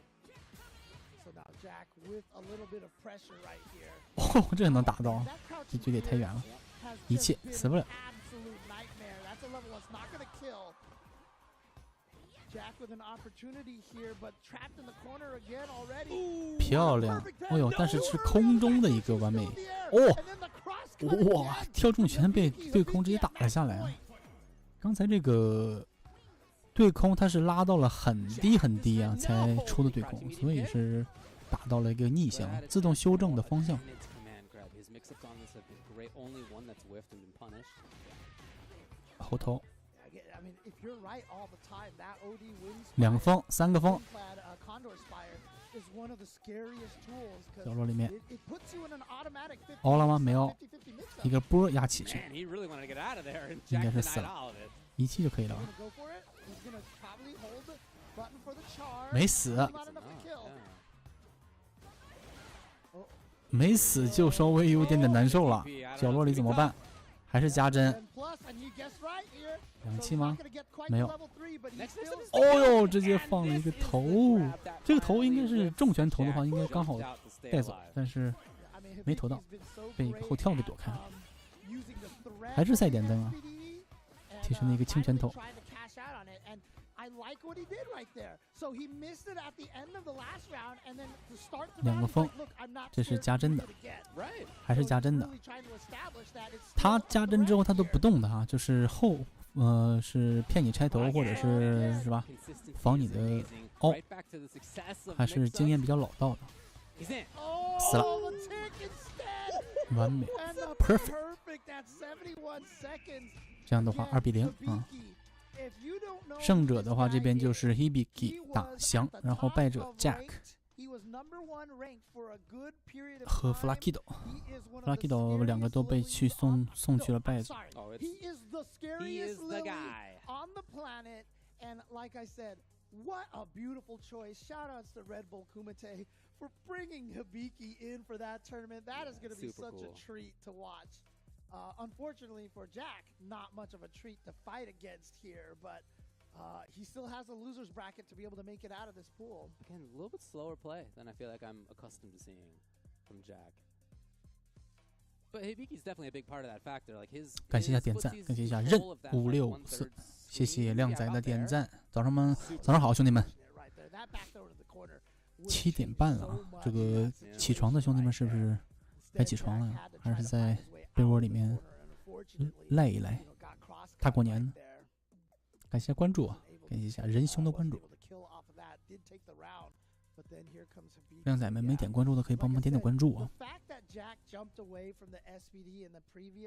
国内看街霸的这么少？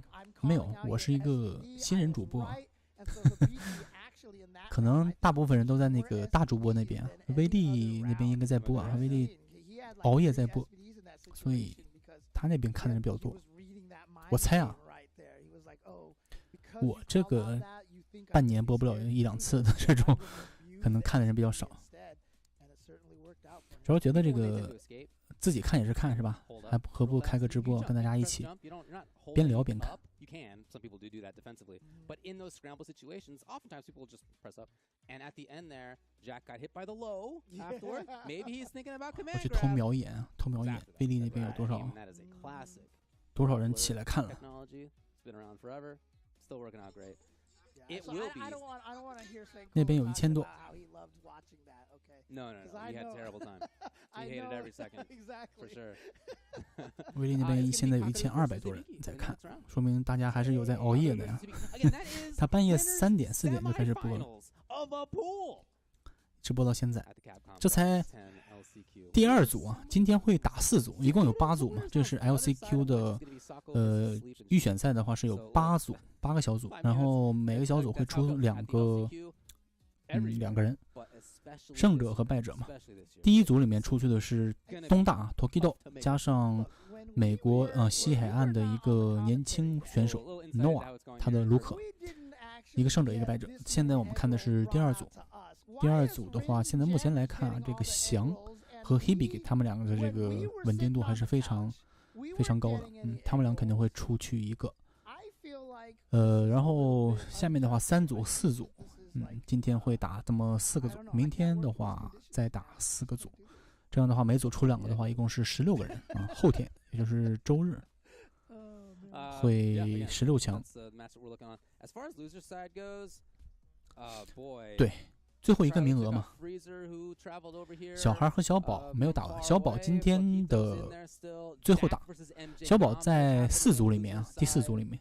小孩的话是在第8组里面，是明天打。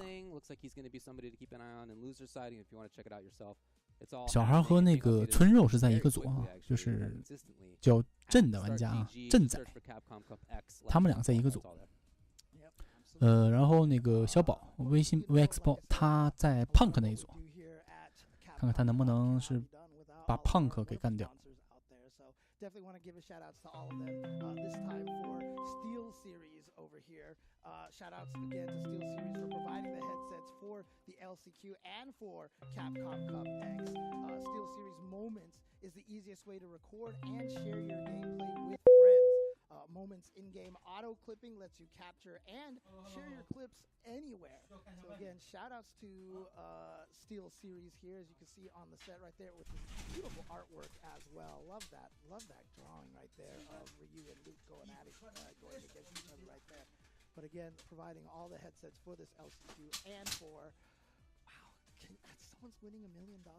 Oh man, that's true. That's not too far away. $1 million in just over a week.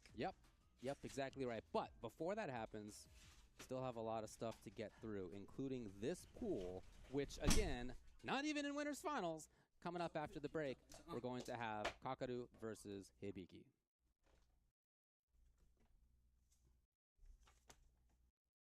这可以吗？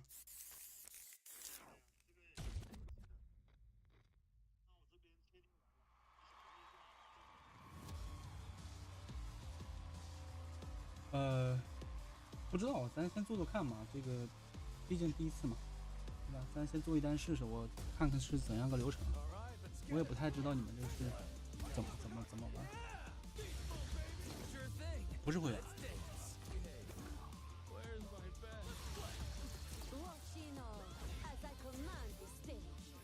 嗯。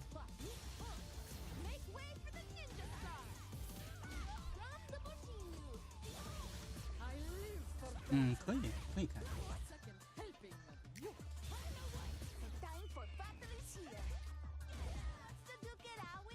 就是一单一单的呗，就是刷完一单之后，然后必须在下一单必须收到之后再看。啊 ，OK， 知道。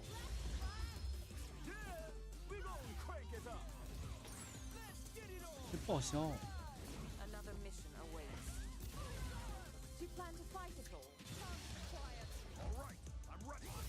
不是说那个先充钱再下单，是我们先就是自己先垫上，然后你再给报销。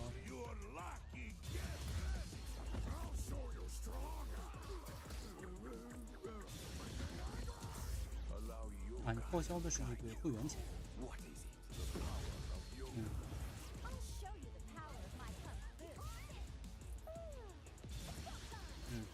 明白。那个就是每一次地址都不一样的，就是你像我经常换地址去刷的话，会不会对我账号有影响？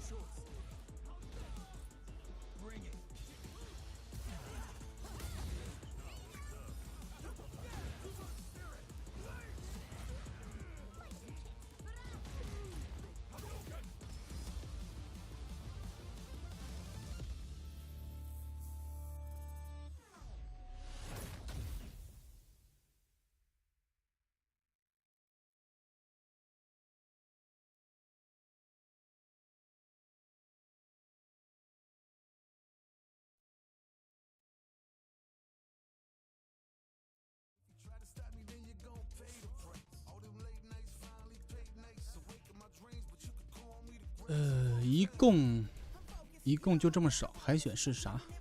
为啥这么少？小孩不打这种比赛？小孩在，在这个明天的赛区里，丁春秋和龙珠都进去了。丁春秋跟龙珠他们俩是有名额的，小孩是没有拿到名额，他这个名额是一共是48个名额，今天打的这个叫 LCQ 啊，最后一个名额。线下赛的名额，这个不少啊，人非常多，是300多人参加。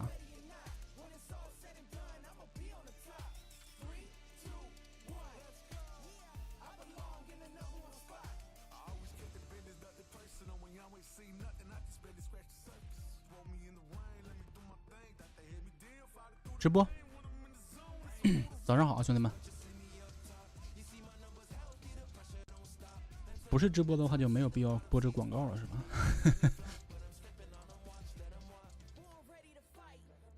他这中间夹的广告太多了，每一组都特别的慢。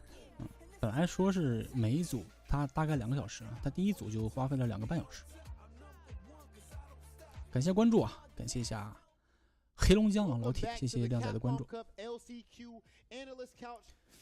这个不是随便报名的，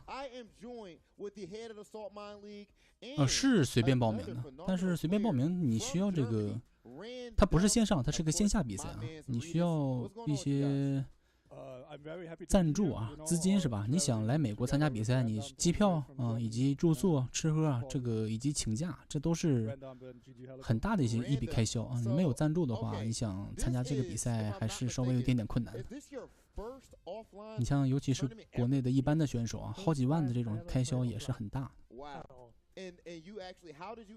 这个比赛在洛杉矶啊，在美国的洛杉矶好莱坞那边的一个赛场，举办的。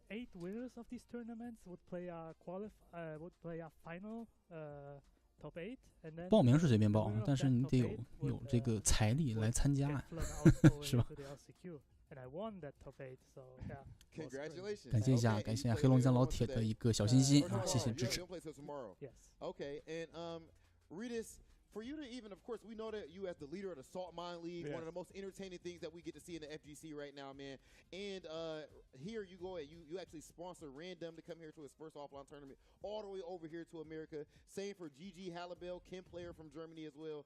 Man, like what? 那么看一下，现在是第2组嘛 ，B 组。第2组的话，现在的进程，胜者4个人都已经出来了。胜者就是卡凯鲁啊，那个日本的翔，他的 JP 打上日本的 Hibiki， 他的莉莉，还有一边的话是 Sako 啊，就是那个春丽老玩家，加上一个叫 Sleep and Sheep， 这2个人。然后败者那边的话，1个、2个、3个、4个，败者有4个。就是 Just Kid 要打来自墨西哥的那个 JP 玩家，他们2个会进有点慢，但是剩下的局应该都挺好看的，都是高手云集。昨天的话，我看了一下他们这个分组啊，就是正式比赛，就是 CC 啊 ，CC 就是 Capcom Cap 卡杯的那个分组赛，挺有意思啊。A 组里面很多肯，4、5个肯的样子，一共6个玩家，4、5个肯。然后还有一个就是 ABCDE 组还是H 组，那里面有很多 DJ 啊，很多 DJ， 聚到了一起去了啊。然后 DJ 的那一组有那个我们新加坡玩家知名的贤啊，贤那位选手，他经常在我们国内这个是吧打一些赞助赛之类的，他是去到了那一组，那一组里面还有一个老桑的玩家。桑吉尔夫啊，这是来自美国的一个叫 Snake Eyes 蛇眼，这位选手的老桑也是有点东西啊，非常厉害的一个选手，就是会玩心理战，非常有看头啊。然后你像那个小宝啊，不是小宝，那个 DCQ 和小孩，呸 ，DCQ 和龙珠啊，他们2个的分组，目前看来的话是非常好，非常好。感谢关注，感谢一下归去来兮，谢谢你的关注，小斧子欢迎你，早上好。感谢一下关注啊。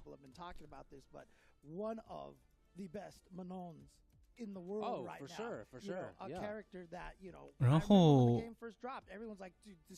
这个第8组里面啊，明天会打这个剩下的4组，就是5、6、7、8组里面有我们2个中国的选手，一个是小孩曾卓君啊，还有一个是振啊，就是我们去年啊在 LCQ 夺冠的那个选手啊，春肉，他们2个竟然到了这个同一组。Pool B winners semifinals. Repeat. 看一下，这个是胜者组的半决赛啊 This is Capcom Cup 赢了这一场就会进胜者组决赛，几乎就是确定会能出组。看一下这一场，这两个也是老对手了啊，在日本的时候他们经常会约着一起打。世界第一是石油王吗？石油王世界第一吗？油王好像是在第5组，明天会打。小孩街86里面玩好多角色啊 ，JP 啊、肯啊、朱莉啊，这都是他的角色。角落里面看看，哦呦，打了一个确反之后，但是连招稍微有点失误。哦，后头是被后躲掉了，但是没有确反。好一个，哦，这是练过的，因为他那个莉莉的前冲啊，他是在空中的嘛，然后这样被惊防之后的第一段啊，对方还是在空中，你想确反他的话，就可以用下轻拳去确反他，就后面还可以继续接招。这是就是来确认对方的知识量来了吗？漂亮 ，Hibiki 啊，第一登。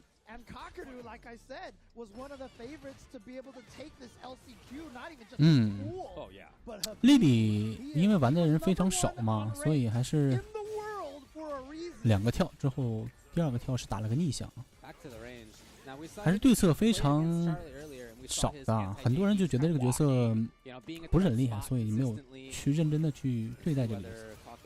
如今看来啊，这个你想要打是吧？打这种决赛啊，还是要做很多功课的。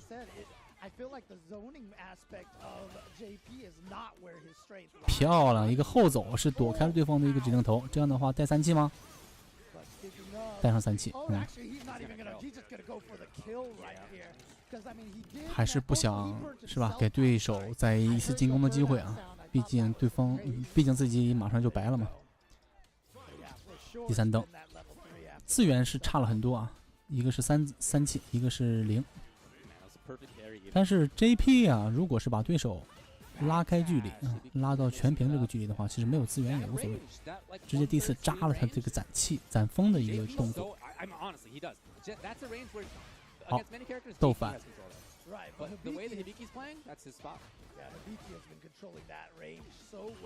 又要到角落了，后跳是躲对方的指令头的。3气带上更，哎，不带吗？带上3气的话，可以打对方的斗气啊。完了，但是有一气死了，直接3气。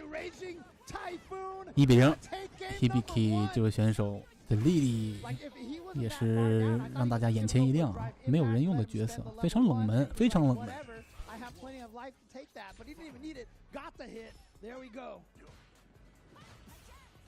指令头，这是一个轻拳的还是中拳的？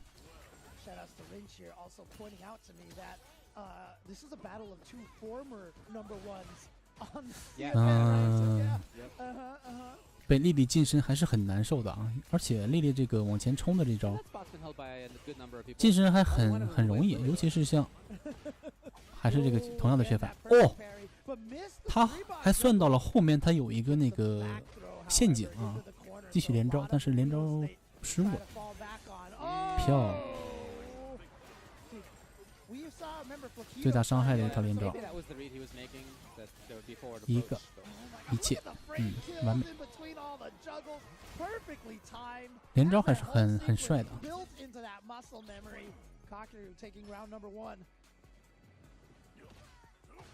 这样的话，第2局第1登是被翔的 JP 拿下，骗了一个拆头。哟，重拳是打了个向上，全屏，但是选择近身啊，2气呢，2气没有用出来，无伤大雅，1、2、3，哦哟，刚好血量是够那么一点点。这样的话，角落里面吃一个指令头，对空死了。哦哟，连招选择也是非常完美，还省下了资源，省下了3气。这样的话是来到了 Hibiki 的一个赛点局。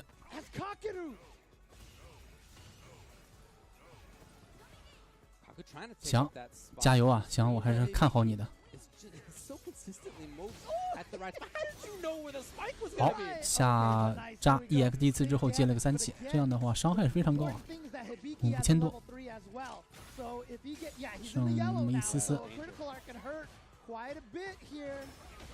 不反，哎呦死了，漂亮！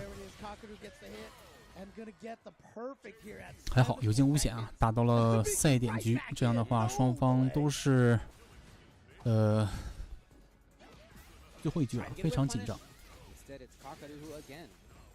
全平，对方是没有风的状态下，漂亮。角落了，没有风的情况下，尽量把他压死。下，哦呦，这都练过吗？这肯定是练过的。Perfect。刚才后面的那个陷阱啊，这个会弹出来，他也是算到了，直接一个清泉之后没有最后连招啊，就等那个爆炸之后继续练。知识还是非常丰富的，看来他玩的很多。赛点局了，赛点灯了，对于卡凯鲁来讲。小洛设置一个陷阱，2个陷阱，直接2气，跳吗？没跳，这是打连招。最后还有一个修正打空中怎么连？正摇重拳，应该是没什么机会了。哦呦，说不准，我刚才还说没什么机会了，这个就给了我们一些悬念。哎呀，这个指定头，哎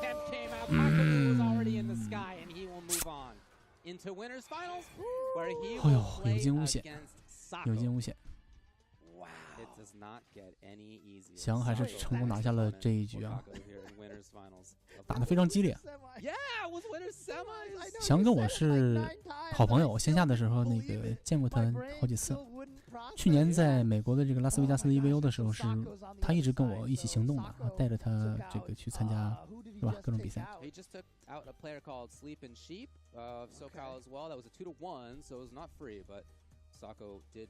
老法师，而且还是个近战法师，是吧？他近身之后的伤害，而且他的这个拳脚也不弱啊。都说这个角色非常赖。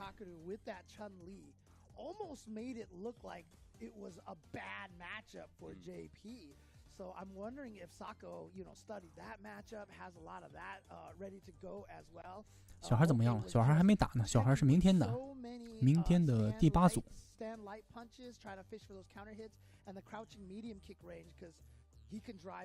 今天我们中国的选手只有一个会出战，应该是小宝 VX 包，他的组是第4组。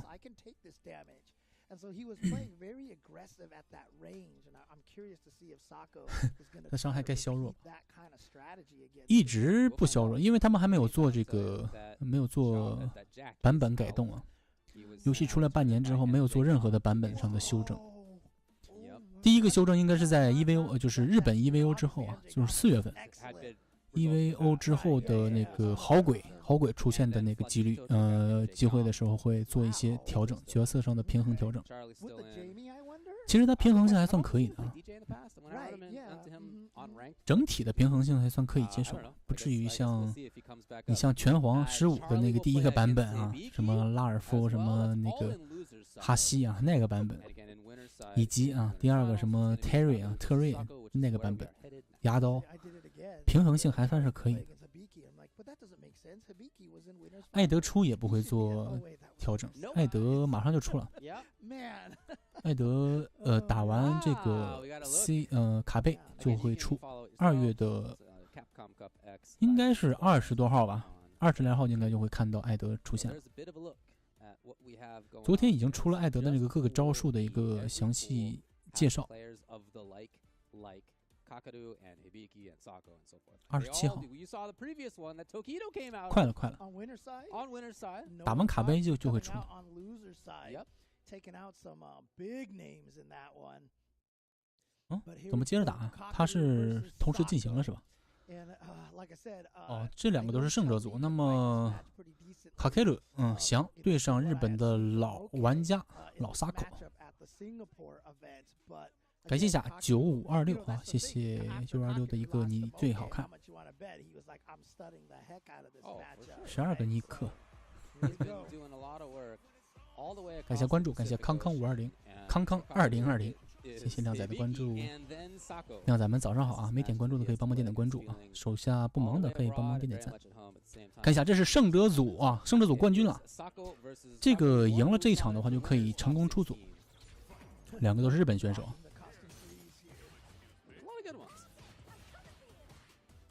春丽，这个版本春丽，大家对他的评价都是，怎么说呢？褒贬不一吧，有人觉得这个角色特别强啊，强到离谱啊，但是在某一个某一个国度，好像是觉得这个角色也那样。看你自己的那个国家区有没有厉害的春丽玩家吧，我觉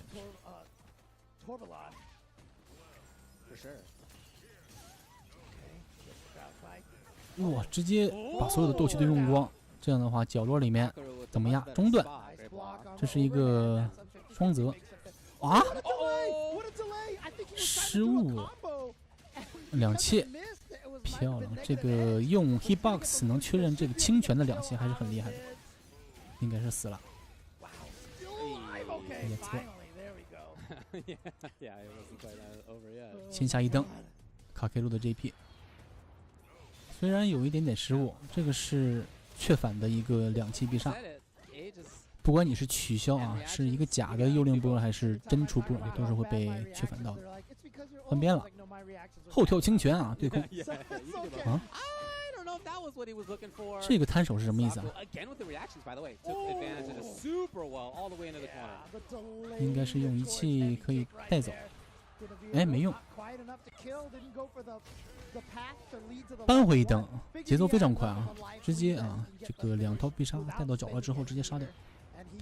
双方第一局的第3灯，失误，下重拳起手，这个是最高伤害了。因为站重拳起手的话，它是会有一些这个修正的伤害修正，但是下重拳是没有伤害修正的，所以他的选择是非常对的。马上就要没有斗气了，怎么办？还好一波小进攻是成功的挽救回了自己的这个斗气槽。中断。哎呦，站重拳打到了，这样的话连3气吗？2气，留了1气，这样的话是还可以起身压安全跳。哎呦，各种中断，能攒2气吗？攒不到，够了2气。但是双方都是碰一下就死的血量。哎呦，死了！哇，这个空中打到了一个幽灵波，一个第4之后接的3气。萨沟这边他也是在干什么？他可能是在想对方会不会传送过来啊，所以他在跳。这个跳的有点怎么说呢？有点 risky 啊，有点风险比较大。这样的话，第一局是卡克鲁翔这边拿下，非常惊险啊！双方都是碰一下死的血量，还是比较相近的。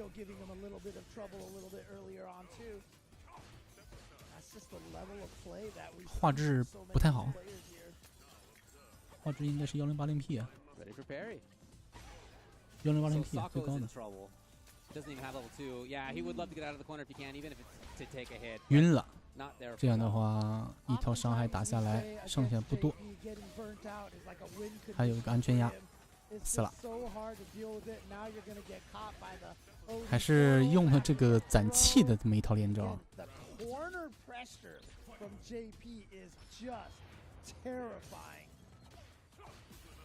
这样的话，赛点灯，翔这边好像有点节奏起来了。下脚什么意思？为什么摊手？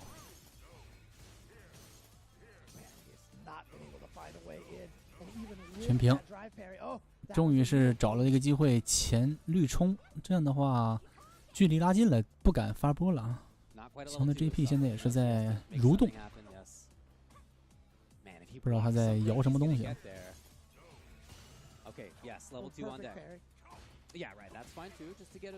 枪杀，漂亮，打了个雀反。哇，这个插合打得很漂亮啊，但是他后面的连招是有点失误。死了吗？死了，非常漂亮，这套连招非常漂亮。这里有杰米，杰米刚才有了一个杰米，刚才那个杰米是被打到了败者组啊。刚才跟翔打的第一局就是一个杰米玩家。是跟翔打的还是跟萨扣打的？忘记了。有一个杰米玩家。这样的话，第二组里面胜者的话是翔出局了。目前来看，第一组的胜者是东大，是吧？第二组的话，胜者是翔，都是日本选手。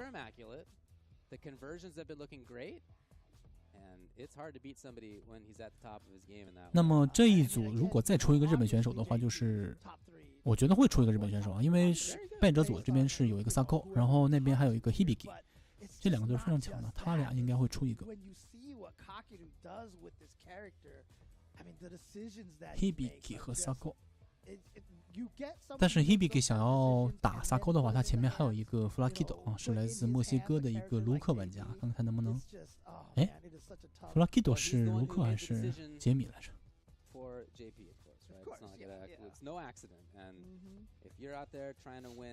加米和朱莉，对 ，JP 其实最怕的就是加米，朱莉其实没有那么怕。打朱莉的话还好，朱莉毕竟没有穿播的招嘛。加米的话，他有很多这种空中变向啊、穿播啊，这个对 JP 来讲是比较难受的。然后就是这种拳脚比较长可以取消的人，他也比较怕，像什么卢克呀、肯呢，其实 JP 也不太好打。I mean, here's the thing, right? I mean, yeah, he's super fun, but, you know, a lot of it I've often talked about on social media and such, you know, his ability to juggle with the standing heavy punch, the jumping medium kick and all that stuff is absolutely fun. It's great. And, you know, I've admitted that if we nerf that, you would be taking a lot of the fun stuff away from him. So, you know what? Give the fun to everyone. 一个人是古烈，一个人是 JP， 看你用什么角色。古烈确实是比较难受啊，古烈他的游戏的赢法就是一个，大家都知道古烈怎么赢，发波，哎，角刀发波角刀，这是他的赢的办法，对吧？但是你说要是让 JP 的话发波啊，发波第一次他能赢比赛吗？还是很难的。JP 很多时候还是需要去打一些这个套路的，对吧？他近身之后的什么两气必杀啊，然后中段啊、下段啊、只能投啊这些，还是比较看起来没有那么无聊，但是古烈对我来说是稍微有点无聊，简简单单。杰米来了，这个就是我刚才说的那个 Flakido 啊，来自墨西哥的一个杰米，然后打上日本的 Hibiki 莉莉。看下这局，两个都是非常少见的角色啊，都是冷门角色。衍生，喝一杯。他俩都需要攒这种状态的啊。你像莉莉攒风，然后杰米是喝酒。这张桃攒风吗？没有，直接选择进攻。角落这个机会他不想放过，所以没有攒风。2杯酒，一个风，雀反，但是连招没有出来。哇，这个距离只能投，应该死了。莉莉的这个只能投，EX 只能投好像是3000，2000多，在雀反坑的时候是3000多。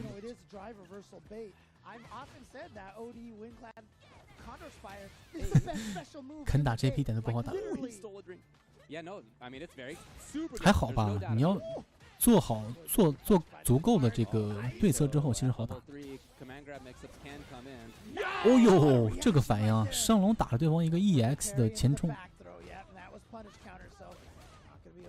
角落里面加针啊，各种加针，这也是加针。3气连上能连死吗？这个是黄血的必杀 ，CA 版必杀，能杀死吗？杀不死应该，那一点哦死了，哎呦，有人玩慢农吗？有，刚才第一组里面有一个慢农，然后还有一个来自美国东海岸纽约那边的一个叫 Idom， 他是慢农。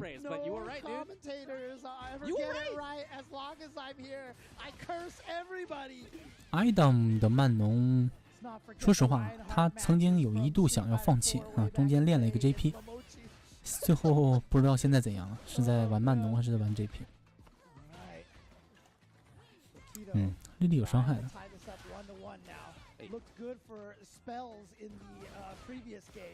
这是加阵啊，你不能抢的，只能被责，这都是加阵。其实凹的话当然没问题啊。I feel like a lot of times against Lilies, even good ones, there's like good chunks of the time where like they get reset and you're like, all right, I kind of get to breathe for a little bit. Even if they like landed a command grab, right? Even if it goes. 2个风3杯酒，看看 EX 冲，他是想要去死了，下清角的一个取消绿冲啊。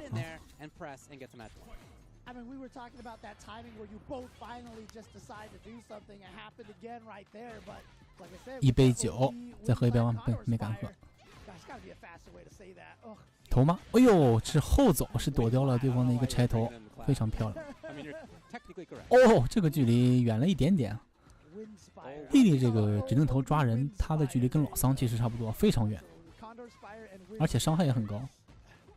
这样的话，角落里面摸一下应该就没了。对空呢？哦，中间变了一个方向啊，导致他的对空可能是失误了。我看到他出拳了，应该是方向的问题。好，斗反喝一杯，4杯酒了，碰到的话应该也是可以带走的。死了，哎呦，一点点，这 ES 头，哎呦，指令头，对。杰米喝了3杯之后的话是有指令头的，3气死了，剧中死了吧？没死 ，EX 反摇拳就可以压死了啊 ！EX 正摇拳也可以压死了，因为对方是在虚弱状态下，这个时候是可以磨血磨死的，但是你也要考虑对方要不要凹你，是吧？1杯。确反，2杯，3杯，哇，又要喝4杯了吗？杰米的4杯酒还是很恐怖的啊，伤害是加110%，就是回到了110%。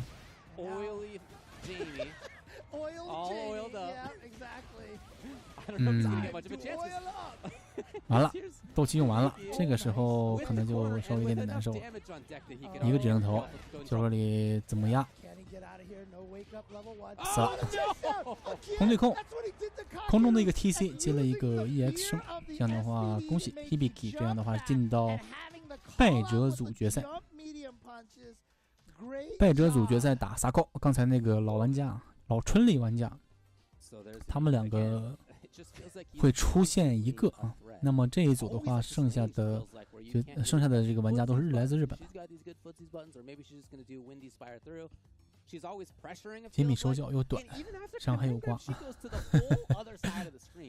对，其实杰米手脚其实不短啊，杰米的站中脚和下中脚、站动脚都不短。他伤害确实是一开始不喝酒之前确实是有点挂。他主要是需要喝酒去，对吧？去攒，而且他这个喝酒的这个状态还不会去延续到下一回合啊，所以导致这个角色稍微有一点点难。你没有机会喝酒啊！你打比赛的时候，谁会让你喝一杯啊？是吧？让了你。杰米一开始起手的时候是90%的伤害啊，他比正常的角色要少10%的伤害。他喝了1杯是95%，2杯是100%吧，对吧？3杯是105%，4杯满酒的时候是110%，这时候伤害才是就是比别的角色伤害要稍微高一点。但是你要喝2杯酒，那是对吧？除非你打不会玩的，让你喝2杯，这样的话你是来到了跟别人是平起平坐的一个状态。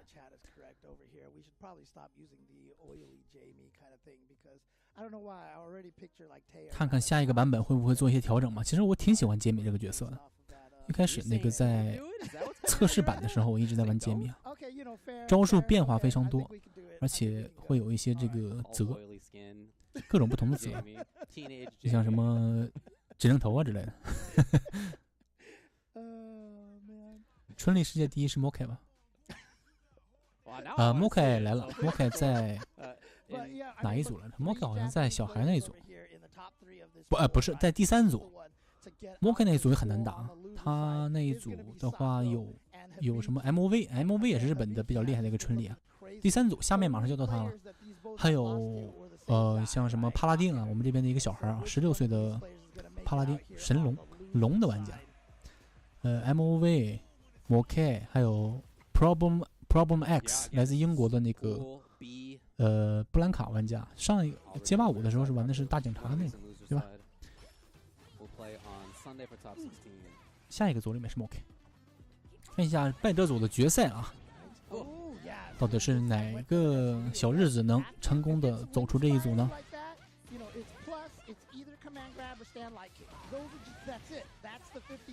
？C86多少英雄？大概有16个角色吧，是吧？第一个版本是16个角色，我记得，然后是又出了2个 DLC， 一个是那叫什么来着？不是，那叫什么鬼？阿鬼是吧？下面一个 DLC 是这个艾德啊，马上要出了，这个比赛打完之后要出。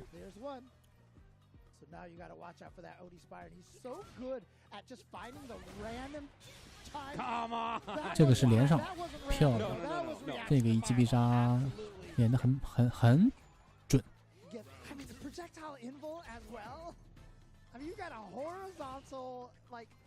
Hibiki 的这个莉莉也是给很多小日子选手他们很多这个压力啊，大家对他的评价都是非常高的。看不见吗？看得见。最瓜的是春丽，春丽有点瓜。因为春丽她连招大部分都是轻攻击或者中攻击起手，对吧？它会有一些修正。你像别的角色，很多这个伤害高的角色都是重攻击起手，你像什么 JP 啊，对吧？都是那个重拳啊，重脚 TC 起手。肯啊，什么重拳起手啊，以及卢克啊，对吧？重拳重脚的起手。春丽是中攻击啊，下中脚或者是战轻拳、战中拳起手，所以他的伤害是有点瓜的。2气，哎呀，远了一点点。接必杀吗？全部交掉，这样的话是一个 CA 版本的必杀，应该是可以带走。哎呀，一点点，一个波应该死了。穿波吗？穿不了波。他不是波无敌。哇，这么一个失误啊！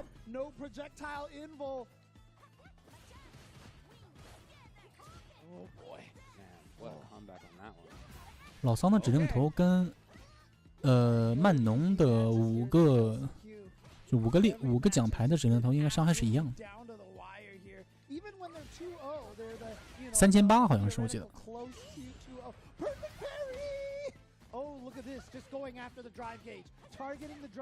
爬山脚，直接起身凹了，这是2下哦，指令头。刚才那个因为是精防之后的一个指令头，所以伤害是有削减的。传波，头，再也吃不了一个指令头了。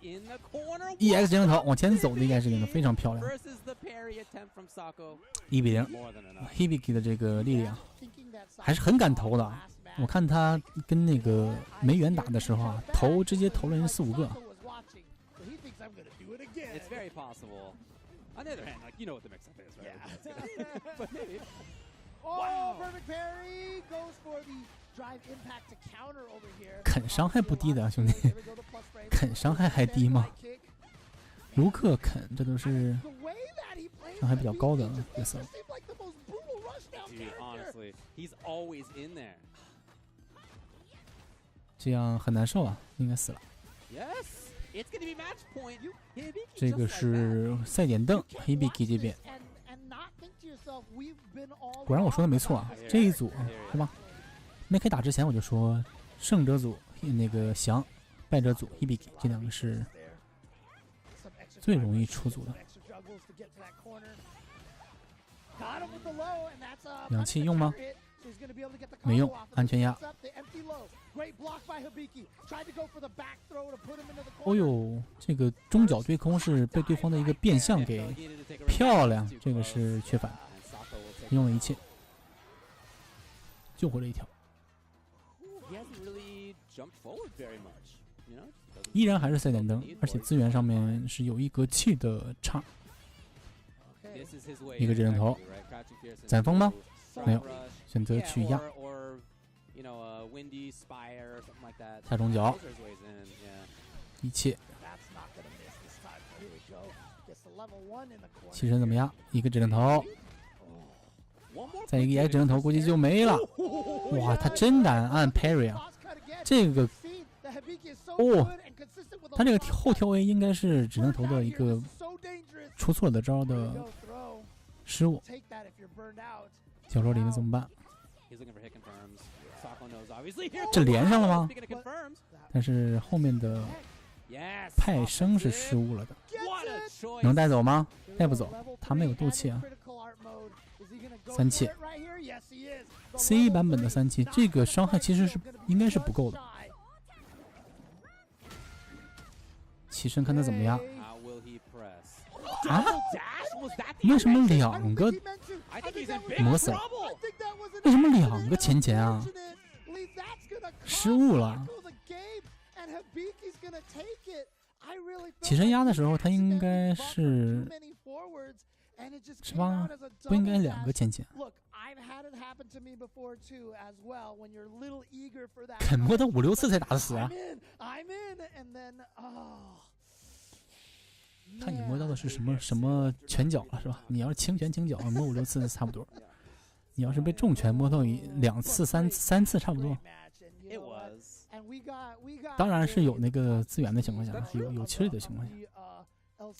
这样，那么第2组的话，也就是两个选手已经出来了啊，是胜者组的翔，加上败者组的 Hibiki， 跟我预测的是一点都不差。第一组是东大胜者组，然后第一组胜者组是东大，败者组是来自美国西部的洛杉矶。不是洛杉矶，是那个旧金山那边吧，应该是湾区那边的一个叫 Noah 的选手，非常年轻，19岁的卢克。然后第2组这边胜者组出场的是翔 JP， 然后败者组是日本的 Hibiki 丽丽，非常漂亮。第3组的话就是刚才我稍微有点介绍过的2个选手啊，就是几个选手。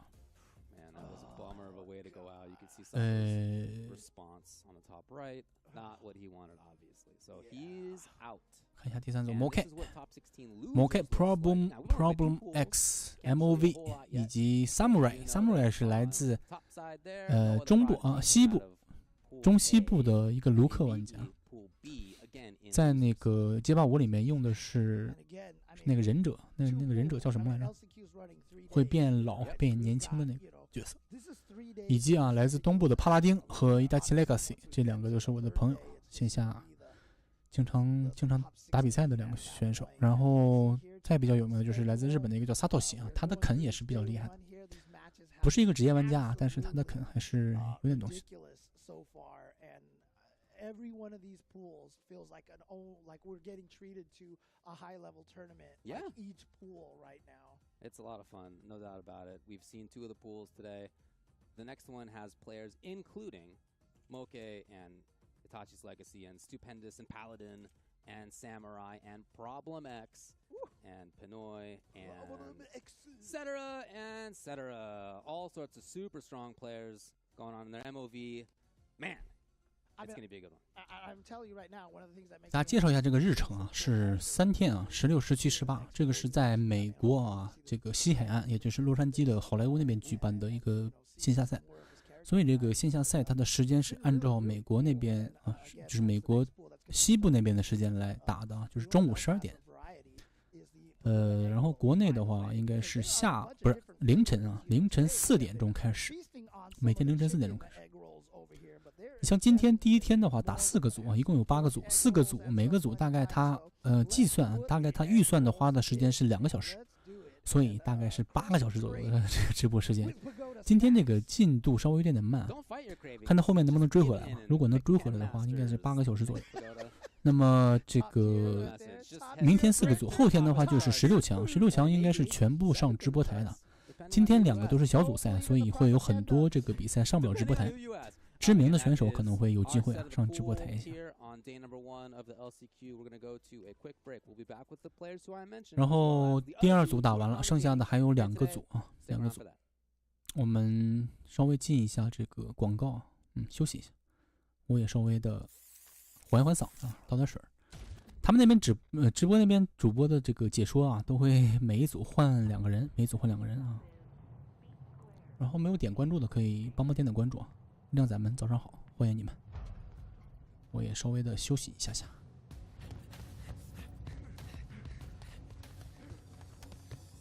砍其实不怎么强，只有怒鸟强。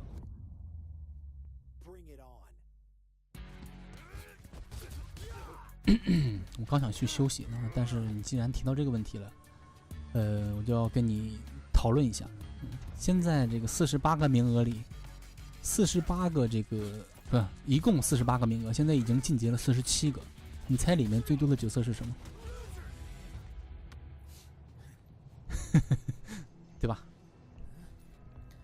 这还不能说明问题吗？每个赛区里面能出来的，或者是玩家最多的是哪一个角色？大家都知道。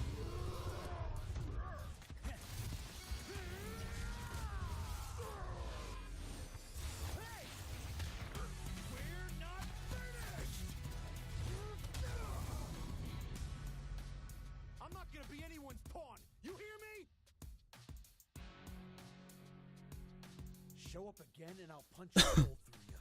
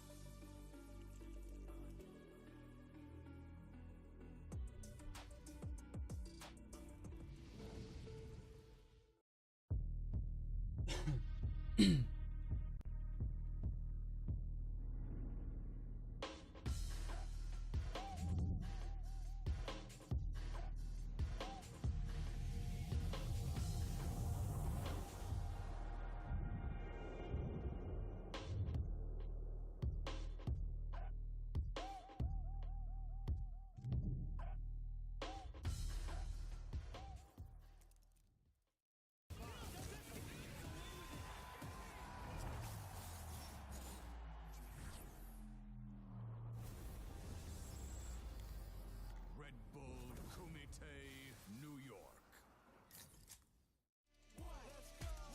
I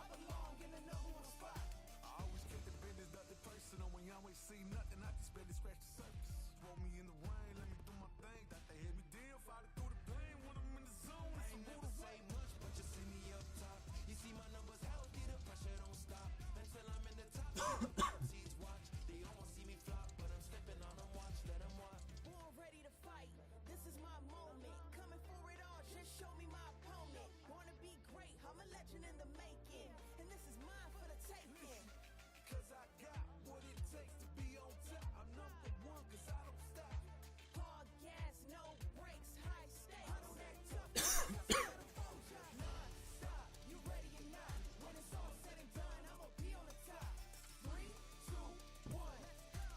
顶级的肯上线真的不行，那很多比赛都是肯的冠军啊，你说上线不行？那你像 EVO 的是吧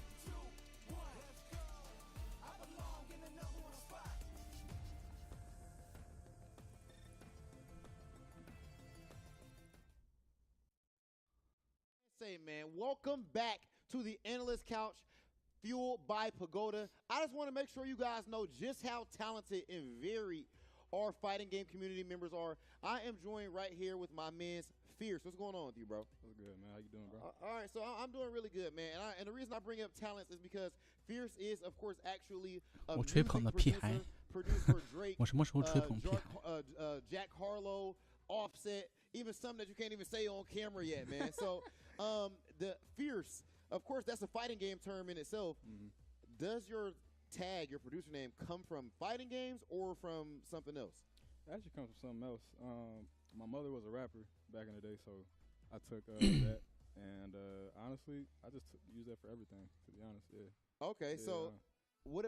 So you know, 白小生不是我的粉丝很久了吗？你怎么把我归到还吹那一组了？ Some people would think like esports, it's like some, you know, basement, you know, the whole nerd stereotype stuff like that. People don't know how to dress, so on and so forth. When in reality, things aren't really like that anymore. 对呀，我经常看到你评论在那个评论区里。 Yeah, I get that a lot.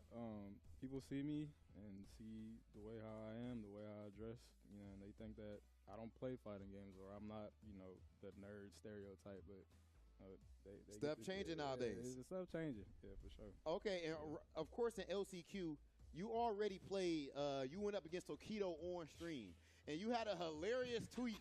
You said Tokido asked you after the match. He beat you, and he asked you, "Were you nervous?" And what you tell him?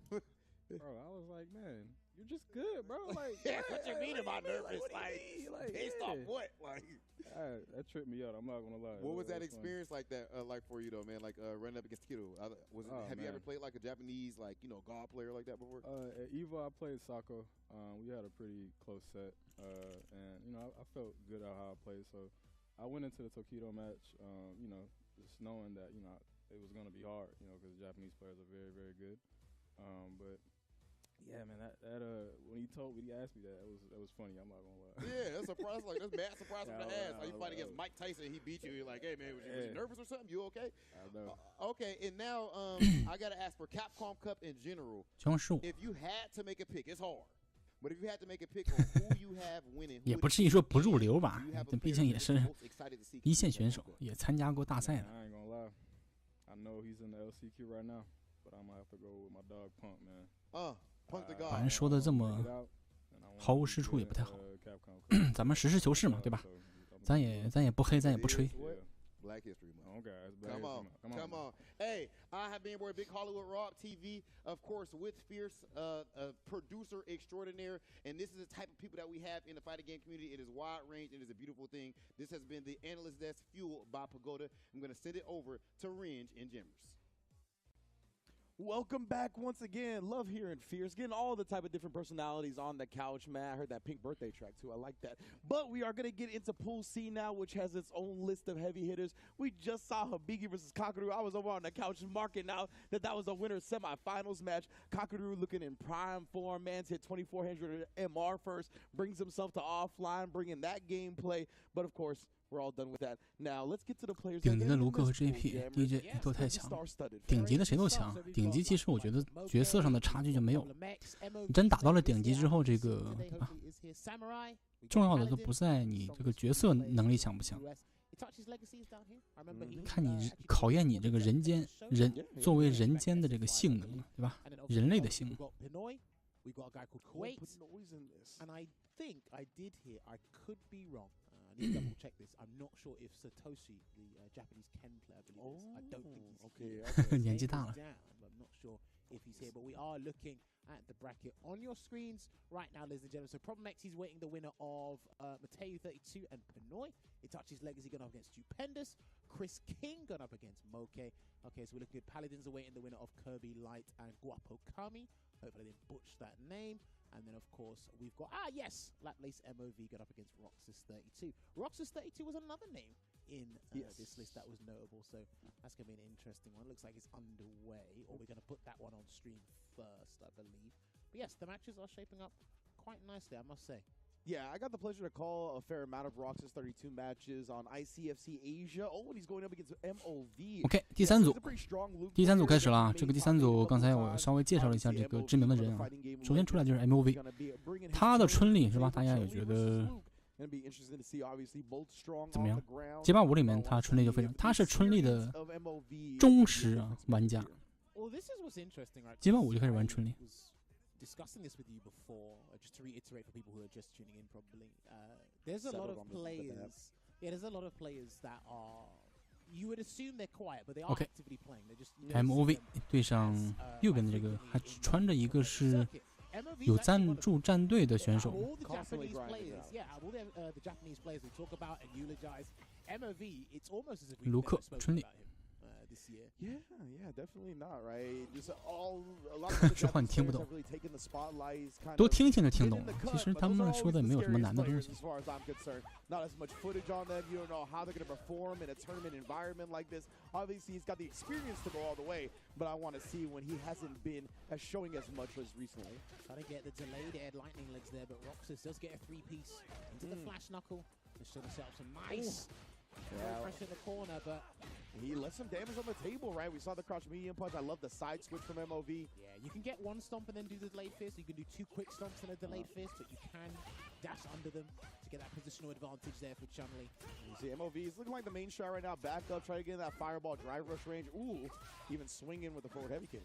Chun-Li players should be using that button a little bit more, especially against guys that are like forward advancing, just trying to get a absolutely combo. There you go, perfect parry. And I've been saying this recently. Another fireball that's kind of not spoken about in terms of it might be difficult to perfect parry is Chun-Li. 哎呦，凹了， Because they never expect 凹 you 了 to 呀 do it. So when you do it, you literally caught them with the Dave Chappelle. Brilliant. Yeah, most definitely. I never see Chun-Li's like kind of anticipate the fact that the fireball is going to be perfect parry. We'll see if MOV makes that adjustment here. Rox is already looking strong though. Trying to get that drive rush cancelled Ooh, there. and again, he just waited for him that time. Beautiful whip punish. What are we talking about in Pool A? Yeah. That exact same scenario there. Trying to jump out of the corner. Almost got it. Almost got the delayed lightning legs to mess up where Roxas 是哪里的 ？Arcade Aces， 不知道是哪里的一个选手，他的卢克看起来还是有点能力的。 Now we got the level 3. Oh, but he drops the flash knuckle himself. Backs away here. Jumping in, he jumped into the projectile. Nice little conversion there from MOV, but he done the wrong thing. Very smart. And yeah, as soon as MOV sees the HP flash knuckle, just drive impact punishes there. Bring the drive impact right back. Walk forward a little bit for the meter bill. How much we got to cash out? I think it doesn't even need, actually, he might need just level 1 at least, right? There it is. Nice. Well calculated from MOV. Draining everything, keeping 2 bars to his name for the final round of game 1. Maximum scaling on the level 1s are 30%, so if you do the hard work, the super should close it out for you. Interrupts after the stand medium punch. He only is +1 on block, so can't be too greedy. Exactly. The confidence on Rox is where he's challenging has been super on point. Starts cancel with the Serenity Stream. Just caught him trying to take his turn a little bit early. Haven't seen that from MOV before. Some whiffs, man. He's still flinging out the heavy kick just in case he walks into it. Yeah. You're going to automatically start to cancel anyway. So if it whiffs, it's not gonna, the cancel's not going to come out. And again, he's bullying with that flash. 完美格挡，这个是没有缺反的，是一个轻攻击。3-7应该是死不了。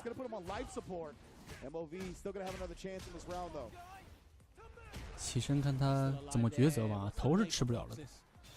直接哦，这个是有点点太直白了。小宝肯和 JP 啊。 Good patience there from Roxas. I gotta say, MOV, just as eccentric as ever. I love his Chun-Li. He needs to be careful because he already got whip punished once or twice, whiffing that stand heavy kick. I know what he's trying to do. It leads to an abundance of damage, but you can't be too greedy in that regard as well.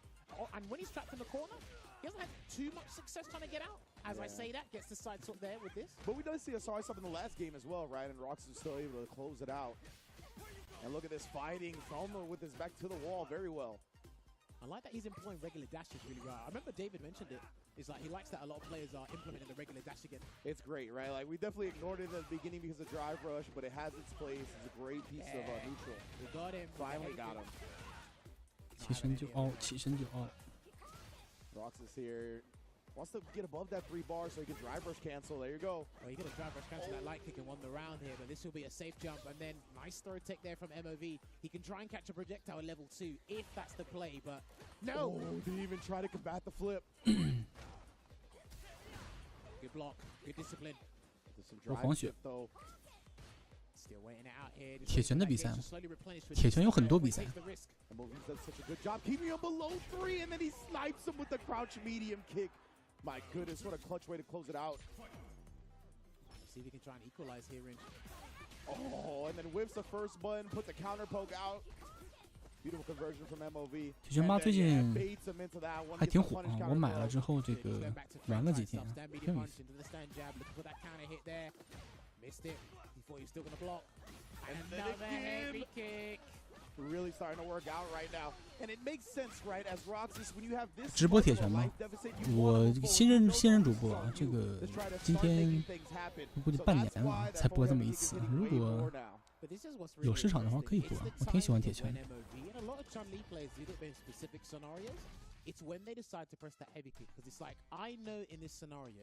扳回一局啊，双方比分来到了1比1。 You want to get in and you want to get in that threatening range, but this heavy kick actually moves me towards you. Yeah. And like I said, I'm automatically going to be looking to cancel it into the Serenity stream anyway. So it's one apiece. And like we said before with Chun-Li, she has got some of the best buttons in their respective categories. One of the best stand right punches, one of the best crouching medium kicks, one of the best heavy kicks. You name those categories, Chun-Li's got to be in the top 3 conversation. Easily. Oh, trying to get a side switch there. A sneaky one at that with a down foot heavy kick, but didn't quite work out. B putting out the fireball, is trying to bully him down. Oh, getting the whiff, but he can't get the whiff punish in time. That's costing him a lot. He's done it with crouch medium punch. Nice uppercut there. He might have to just go for a Hail Mary sweep or something. See if it works out. Sets up a throw. And there's the lightning kicks there. Didn't say punish counter, only said counter hit. Indeed. Good anti-air. I think he wanted the force knockdown or something, but didn't quite work out. Nonetheless, right, he locked in this corner. Great perfect parry, though. He's going to go for the damage here, Ring, over the perfect parry. Nice little 10, 12%. Look away, perfect parry. Not even perfect parry, drive rush parry. And then hits him with the overhead, and that's going to be Hoyo Fusen to close it out. Very nice MOV on set point now. Yeah, my bad. I was saying forward heavy kick before doing just the regular stand heavy kick. Okay, yeah. Don't worry. Veggie does the same thing. Yeah, I always forget. It moves forward, you know? Yeah, Veggie's principle is like anything that moves forward is forward. Yeah. Okay. There we go. Trying to get that drive rush cancel there. Doesn't even need to really use forward medium punch in a lot of her matches. Yeah. No forward does the trick. There it is. Oh, again. I mean, it's one of the best crouch medium kicks in the game for sure. The range on its 7-frame starter, disjointed on the hitbox as well. Great anti-air. Beautiful range to do that as well. And he's going to go into the full combo. Yes, he will cancel into that super R3 just to take the lead in terms of drive gauge. But what's the play for Roxas here? MOV woke up with a super before. And he won't do it this time. Nice delay. Ooh, the hezzy, you see that? Really blowing up the fuzzy defensive timings of MOV right there. Roxas trying to put himself on set point. He does.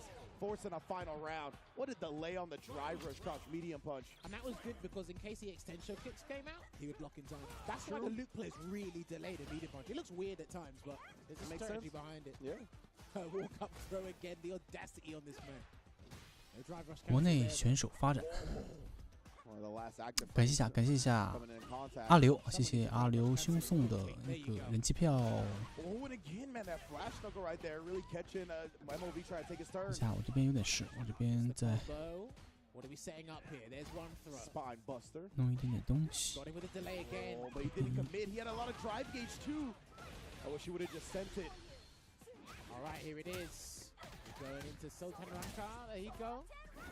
It's going to be huge for MOV, though. He doesn't even have to go in. Yeah, he doesn't. Just puts a jab out in case he wanted to get frisky on the wake-up or maybe bait something out. Well, I think he just slowed down because he wants more drive gauge to work with. For sure. Don't overcommit. Absolutely, and Roxas, you know, got some drive gauge to send a DRC if he wants. Almost got it. This is difficult. If you want to catch that crouch medium, what was that? I don't think he wanted that, but it worked out in some way, shape, or form. Reversal. Indeed, can do lethal damage with the drive reversal. Rush cancel, backs away, good back dash there from Roxas. There's a throw. So scary now. You saw a little heavy right there. He didn't bite, and beautiful from MOV. He had gotten his crouch medium kick pressed back, flash knuckled multiple times in the set. So the fact that he adjusted in that moment sent one of her fastest options, honestly, that OD fireball. Great adjustment from MOV in a clutch moment. Brilliant stuff here. I like the way Roxas was playing and started off that whole set in general. And then the rebuttal from MOV was even better. At times, again, at the start, when MOV was being super liberal with that standing heavy kick, Roxas had an answer for it. Okay. It was successful once or twice, but after a while, you're not going to kind of fixate your mental stack towards that. Yeah. You got to adjust and go to different things. Right, I'm at life deficit. I need some more damage. I need to pile up the pressure. Maybe I need to jump at this guy. So on and so forth. So kind of like his mental strategy steered clear of that and went to something else. But again, MOV, if it ain't broke, don't fix it. And it was the situations that he decided to use the stand heavy kick and get the cancel for as well. Didn't really use Kukoken as much as I normally see with Chun-Li players, which actually really works out here. Listen, Chun-Li can win a match without using that fireball, by the way. I promise you. Absolutely. All of her tools are quite strong, to be honest with you. So glad that MOV didn't want to risk that too much, right? Especially because certain Luke players will look to jump 小宝 quite a 16 强 bit. That jump heavy 丁 punch 春 is 秋 a 8 powerful 强 tool that they 洪 like 师 to 傅有生 utilize. 涯 And 冠 yeah, 军 we saw so many times where we talk about it all the time, right? The light string meta in this game a lot of the time. Once the offensive player gets out of range of chaining lights, the defensive player will press the 小 crouch 宝 medium kick or 16 some type of run like 强 that, right? And we saw him do that time and time 我也 again, 挺 and get 想 punished 这 by 个 the 国内 HP 选手 flash knuckle. 稍微 So 发 we 挥 see 一 the 下 HP 是吧？ flash 但是 knuckle pull back 说实 again, 话， OD fireball punishes 他 the 的 first 组有点 kill, 难 and that is，他的 But 组 here's the thing, right? It's crazy to even think about it because it's like the Kukoken come out 再重新 at 看 that 一下啊 gratuitous timing as the flash knuckle was reeling back. 他的 It's 组 like 是 you 真 can't 的 you 很 can 多 deliberately 厉害 go 的 for 人 it, but it's 里 very 面他 difficult 的 reacting with the fireball as opposed to I just need to stop. 小宝那边有 Punk 啊，首先就遇到了一个 Punk， 再就是梅园啊，就是 Daigo 是吧？梅老板，然后再加上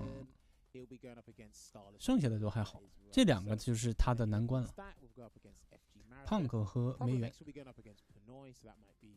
再就是来自美国的 Pierre Balak。Pierre Balak 虽然他现在在美国，他是那个戈多是多米尼加的吗？还是戈多达斯加的？忘了。多米尼加应该是跟 Mono 他们应该是一起的。他参加那个 SFL 的时候，美国的那个联赛的时候啊，他跟 Mono 他们是一个队伍的人，是吧？很多都是 Julie 嘛。然后再就是比较难打的是 Alex Smith 也是比较厉害的一个 Julie。他组里面的话，我觉得最怕的就是 Punk 和梅老板，这两个他如果能赢一个，就有机会进16强。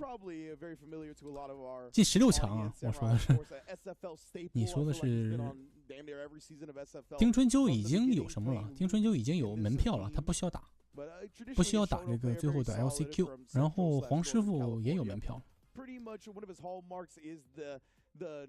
小宝现在还没门票呢，没有门票。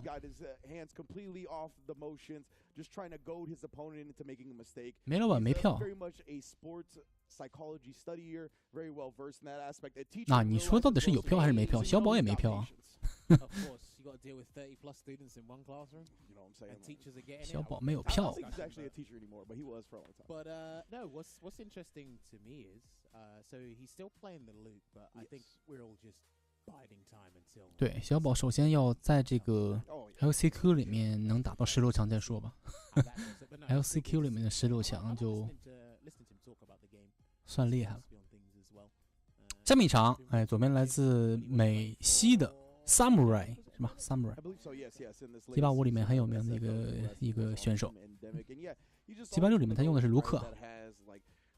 Lots of thoughts about the game, high concepts, deep thinker, right? Really likes to explore not only the in-game aspects of it, but the out-of-game aspects of it, like how you take care of yourself, your mental, your physical nature. He thinks everything goes into your performance. Of course, and I mean, well, listen, remember to stay hydrated, gamers and people at home watching. But yeah, look, if you're not taking care of yourself, then you can't practically do anything, really. So make sure you take care of your health. We are setting up this for everybody here. Like we said, you can hit exclamation mark bracket and see how things are going down today. We've already gone through pools A and B.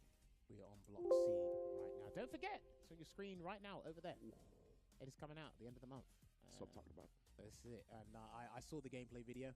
He has certain traits of a certain character I played, so I'll give him a go.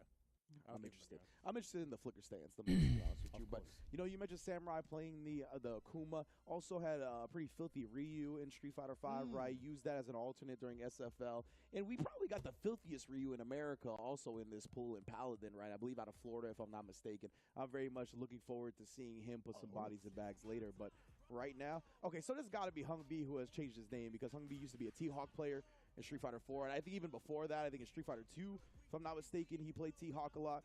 So we are seeing him with, of course, the character that has some traits that is basically the spiritual successor to a T-Hawk and Lily. I mean, if we could get confirmation if this is Hung B from the Voice of Reason, that would be really Mother cool. Base, let me know, or if anybody wants to hit me on Discord or Twitter, please But let me know.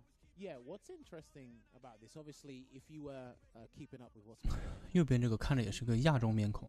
with Pool B had Hibiki in it, and he's arguably, if not the best Lily player in the entire scene. 对，门票就剩1张了。感谢啊，阿刘送出的称心如意啊，谢谢阿刘，谢谢靓仔。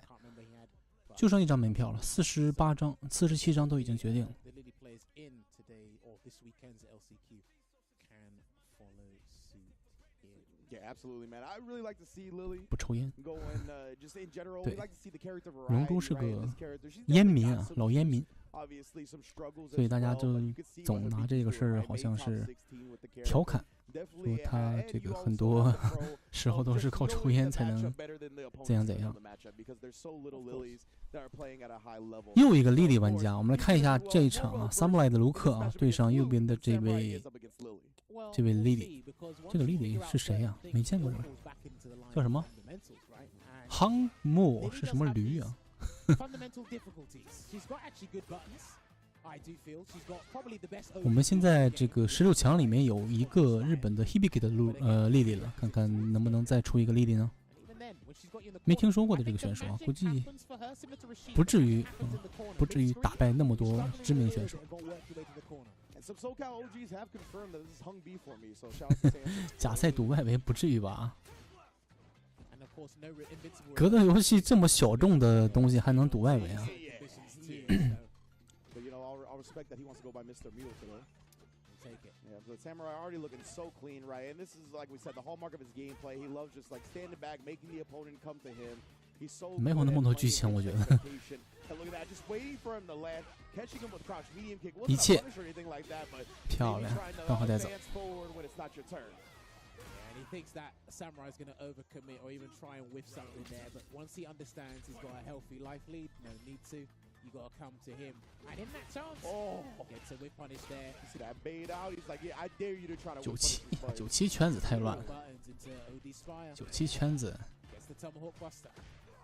而且那游戏都多少年了？30年了，那游戏竟然现在还有人在认真玩吗？没有人想要多么进步了，那都已经定型了，多少年前就已经定型了。但是这些新的游戏不一样，大家还是想就是进步发展的。让切，刚好带走。1比0，三不来还是很稳的。 And it's actually like very easy to fall victim to this. Is once Luke takes the lead, you automatically, subconsciously fall into playing his game. You deviate from your character's win condition in their game. 这个莉莉跟刚才那个莉莉实力差的有点多啊。 And then you end up getting hit by crouch medium kick into drive rush. Maybe you get whip punish with crouch medium punch into drive rush. I think Hung Mule should try and take it, but yeah, try and just sneak in a couple. 不过刚才那个莉莉是属于世界，应该是世界第一莉莉吧？就是排行榜上面应该是第一，分数最高的莉莉。在日本，她本来也是，就是总体啊，所有角色里面排行也是很高的，曾经有一度登上了榜1，是吧？ But then what's interesting as well is when he sees you charging up the wins arbitrarily, he'll feel obliged 完美 to 格 come 挡 to you. So you got to force something to happen. Drive rushes in. 哎呦，这个下倾角这么远的吗？看着小短腿啊，但是其实出去了之后，这个距离还是有。对空呢？ Again, he's still walking forward. He's trying to get a drive rush cancel so he can close out this round range. This might be another time to maybe try to sneak in a win. He tried to sneak in a jump because he saw the sand blast instead. 是用掉了所有斗气啊，是一个延迟的下中拳。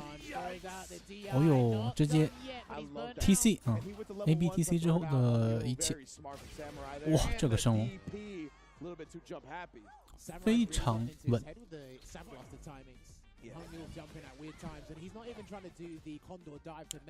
刚才那个莉莉剃头国内一帮高手，确实那个莉莉确实很强，不只是国内啊，这个也是吧？世界上比较知名的选手了，目前来看，肯定是一线。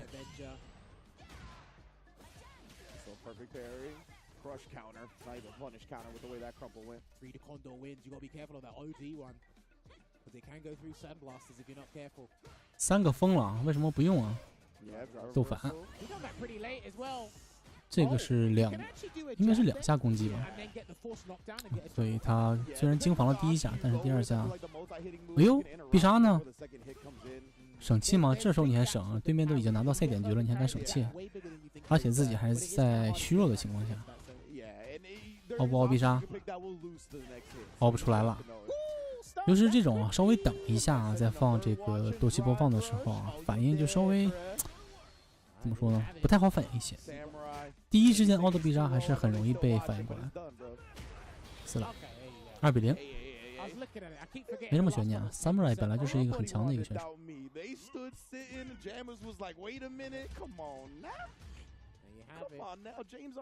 两个秃头对战，对武士龙。Coming through, like I said before, T-Hawk player by legacy, obviously playing the spiritual successor. Always love seeing the Lily players, but Samurai. 武士龙有那么菜吗？ He's got characteristics of that type. 怎么感觉武士龙被你说的就跟很菜一样 Street Fighter 5 by the end, obviously carrying his talents to Street Fighter 6 tremendously. Yeah, like again, it was a tall order. Asking Hung Mule to try to overtake Samurai in. 他在街霸5里面玩那个角色叫什么来着？突然想不起来了，就是那个忍者。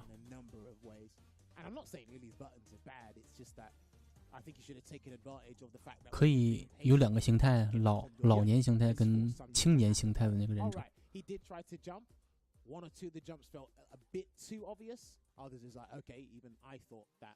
Like Samurai was going to fall for it and then get with a jump in there, but it just led into impatience, which ultimately led to his demise. Yeah, I really like because you mentioned how he should start stocking up a little bit more, and he did. And then the sandblast really started to annoy him, and instead of like wanting to play this game where he could sneak in the stocks a bit more, he was like, I'd rather risk the jump on a sandblast. He could just never find the right read. Samurai did a really good job switching up his timings and his rhythm, and I mean that's why he's so successful. Look, man, sometimes tools are there to annoy you, not exactly to do big damage in game. It can be big damage. The threat of the tool is as strong as the tool itself. Well, right? There you go. Write that down as one of the quotes that we need for fighting games in general. But no, you know what? We are getting through these matches swimmingly. So we've just had that. We are still waiting for. So Moke versus Itachi's Legacy, Paladin versus Samurai, because Samurai just won that. 屡战屡败第一人。 I presume. 不至于吧 Popmex versus Pinoy, and of course Latlace MOV going up against Rogue, and the winner of that will go up against FG Marathon. So. Well, all right, my man. Still got a lot of heavy hitters coming up. I need to 知名 see 度 some 还是有 Blanca action soon, bro. I'm in the mood for some. 但是他街霸6里面的这个表现确实是不是特别的优啊。街霸6主要是太火了。哎呦，我朋友来了。左边的这个Itachi Legacy 是我们这边线下的一个朋友。小帅锅他竟然去了 LCQ 啊。Oh, this man, he always got something to Katsuki on. I tell you what. 应该没什么机会。Itachi Legacy 他街霸5我还打得还可以啊，但是街霸6他狮子布兰卡他用的是那个狮王嘛，我们线下总交流啊，线下打过好多线下这种小的比赛他都没赢过我。Moke 他的对手是 Moke， 何况还是日本是吧？最近风头正势的一个春丽玩家 Moke。应该没有什么机会。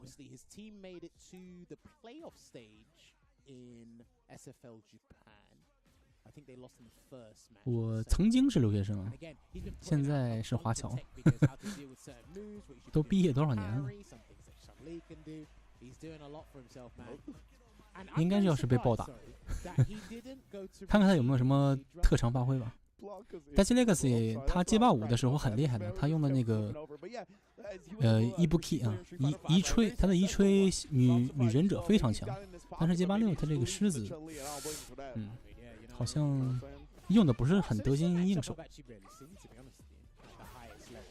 这一组里面某开实力很强，但是还有一些个就是稍微能给你一些惊喜的玩家，比如说帕拉丁。听说过帕拉丁吗？16岁的少年，他也是我们这边的一个玩家。线下Dachi Legacy 就现在这个EP 玩家，还有这个帕拉丁，我们是经常在线下一起交流、一起打，经常一起练的。帕拉丁确实挺强，从来我打比赛没有赢过帕拉丁，每次都是输给他。但是他有的时候怎么说呢？发挥不稳定，还是年轻，太小了。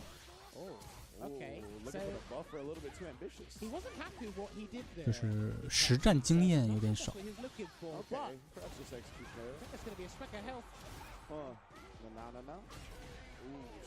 Counter hit. Not sure what he tried to do to escape, but was not going to be the right answer. I mean, it was Chip will get hit by the jump roundhouse, so he chose his fate. Yeah, he had to do something, right? 对，经验少，这个反应确实是有。而且这种大比赛的时候，他有时候会紧张。他是用那个手柄的吗？手柄稍微一紧张的话，手一哆嗦，可能就会出错招，或者是搓一个什么招不出，这种情况经常有。你像去年的那个 CEO 啊，在奥兰多那边举行的比赛的时候，他排名跟我是一样的，都是第9名。他那个就是因为失误了，所以没进前8，很可惜。1-0。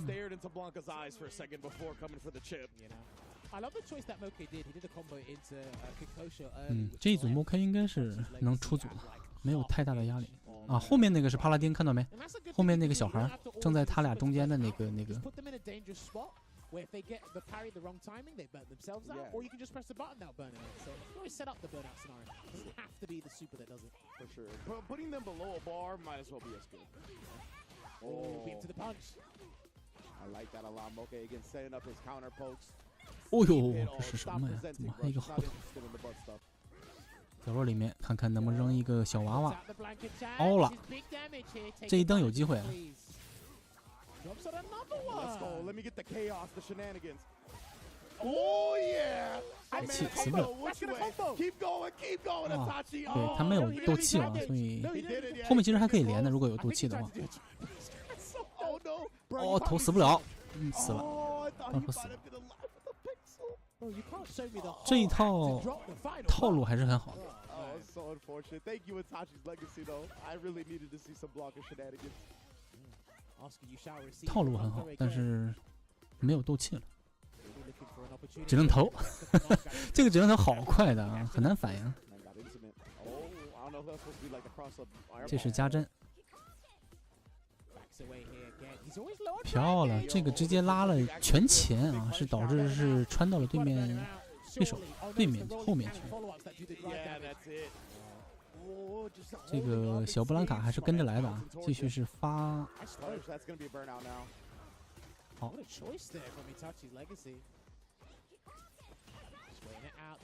发身脚，死了，还行，拿下一蹬啊，不容易。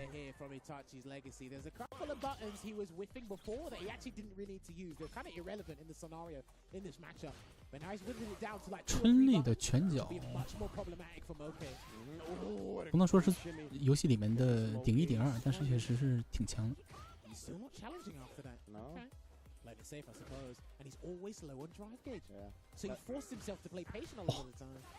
某 K 他对空其实很好的，不知道为什么晕了。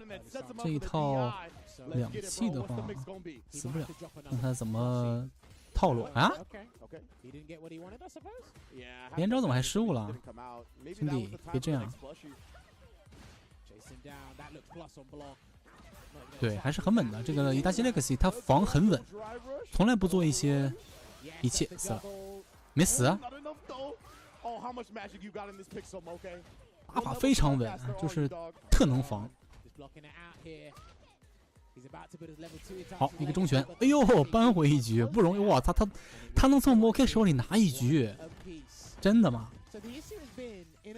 ？MoK是不是有点紧张啊？不太会打狮子，可确实日本没有狮子玩家，日本就一个那个伊布西金啊，伊布西金他玩狮子，剩下的没有狮子。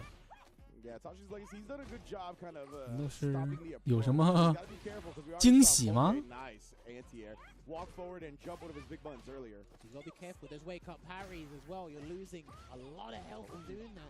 不要给我太多惊喜啊！换边，但是你自己已经斗气光了，这怎么玩啊？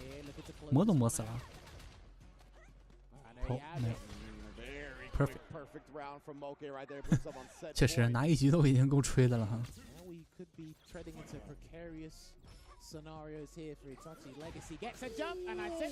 这个跳入很疼，很伤。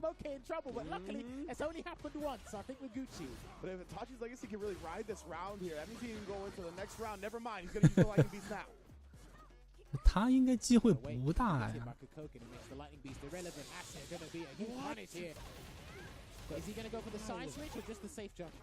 Side switch, yeah, and he wasn't having any of it. He popped off. He's going to be able to extend the juggle a little bit because the lightning beast. That looked like a safe jump setup. Yeah, a really funky one.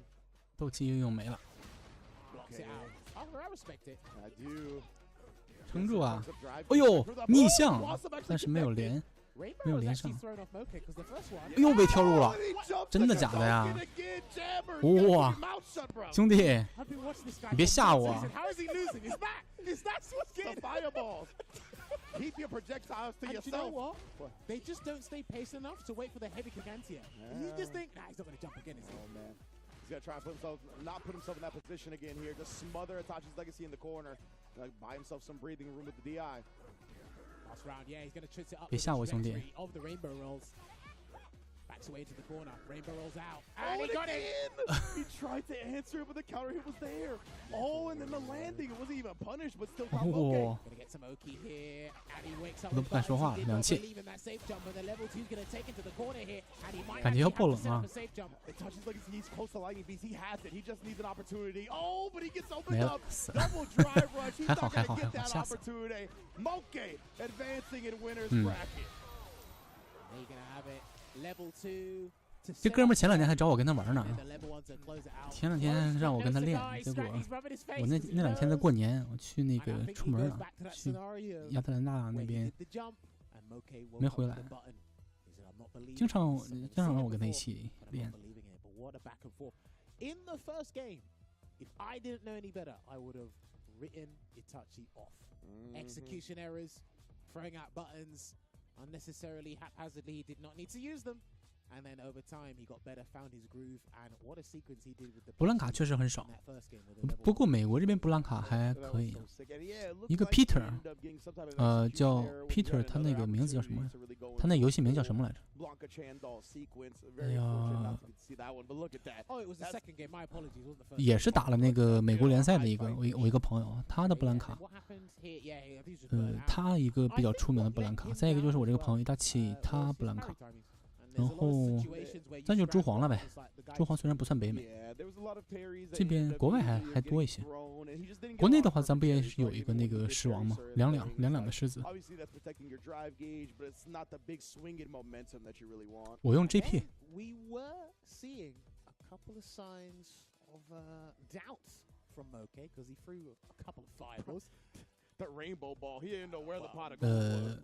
白小生说稳了，也不一定稳了，因为还有一个我的朋友，那个帕拉丁也在这一组。等一下看一下帕拉丁的龙，你们就知道什么是年轻气盛了，真的是年轻。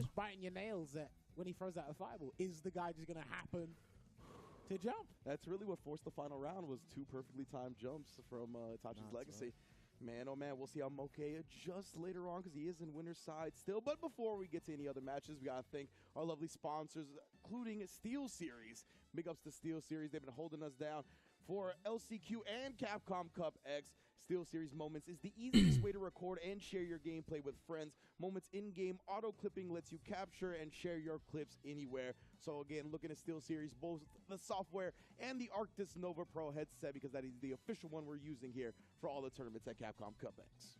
All right, that's the first set of matches done here for Block C. But when we come back, there'll be more matches here, and I promise you, it only gets more juicier from here. Stick with us. 全球第一龙，不能说第一龙吧？他跟那个英国的那个英国那小孩叫啥来着？英国那小孩叫啥来着？他俩曾经交流过。他打不过那个英国那小孩。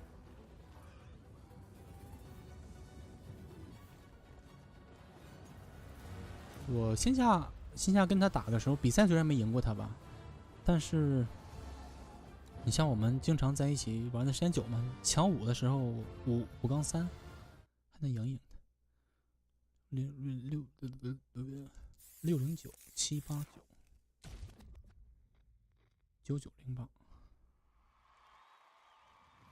39B 39B103-053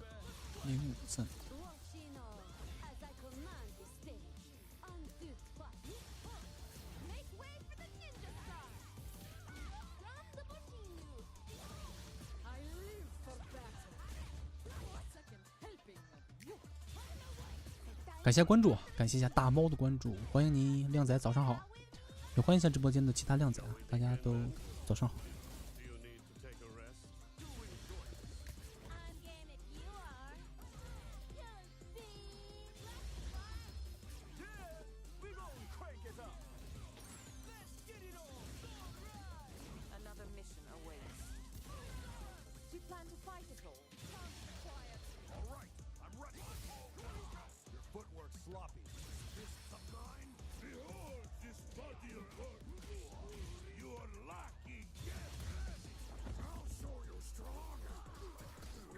这里面算什么水平啊？水平应该也是中等偏上吧，偏上。小孩不弱的啊，大家不要有戴着有色的眼镜去看，咱们那个是吧？看选手的强度的时候，还是要看的稍微客观一点，不要带着主观的情绪。小孩还是挺强的，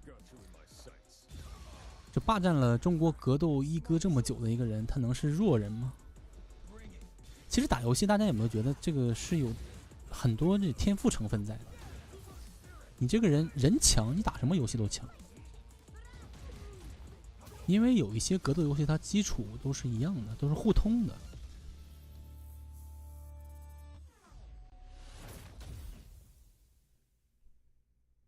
你像日本有很多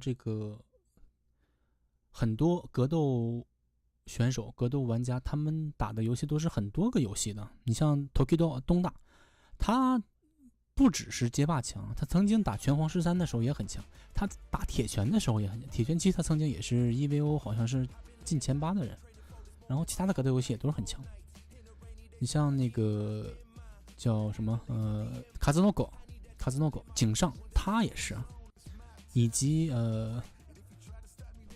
那个叫什么来着？普盖拉，还有斗古拉，他们都是啊，玩的各个格斗游戏都是强。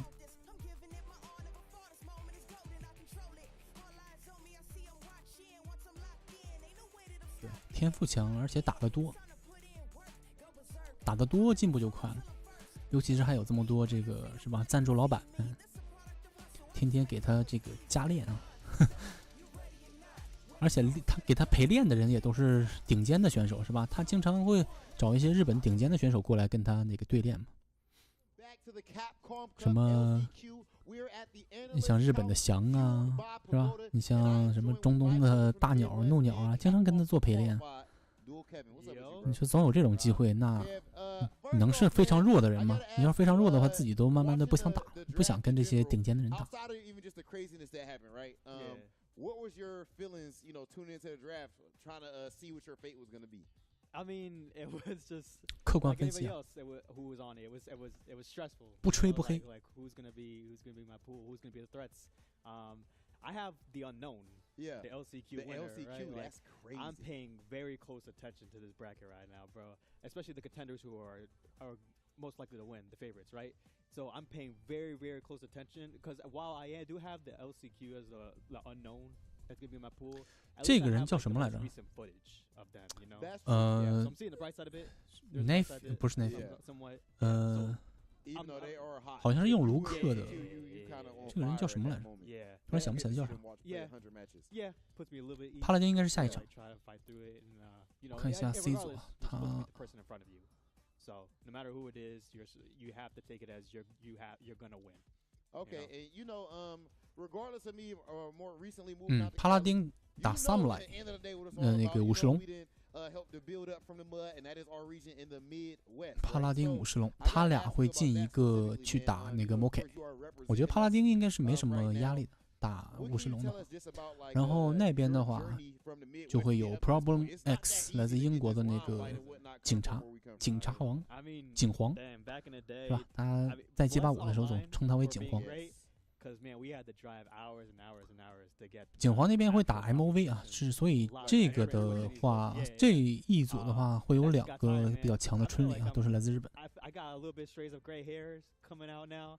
I feel like I'm getting old. I'm 28, really. I'm not that old, but I feel like I'm getting like FGC old. You know, I've been driving for years and years from different states, 3, 4, 5 hours, 6 hours, sometimes in a day. So it'd be like 10 hours in one day of driving. Still, thank God online makes it easier for practice, for training purposes. Very accessible for not just me, just for the community as a whole. So I feel grateful for that. Okay, and I gotta ask you something for all the people in the chat right now that's trying to get better at Street Fighter. Okay, everybody knows Dual Kevin when it comes to being solid. Dual Kevin, 对 ，Dual Kevin， the best anti-airs in the business. You are right there in that conversation. 他也是那个美国联赛里面的一个组员是吗？他是在他是在小孩那一组吗？不是在小孩那一组。猪王小孩卡巴，还有一个是 Christy 啊。他是哪一组来着？ Practice it first in Street Fighter 5. I remember I had like specific drills, like very, very specific, like to the T. 看来得打一把排位，一早上就开始练了。仁兄也是非常热爱。现在打排位应该上分很快啊，因为缺了很多这个职业选手在玩，估计大部分人都在看比赛啊。没有去参赛的，估计也都在看比赛。这个时候去打排位，可以去虐菜了。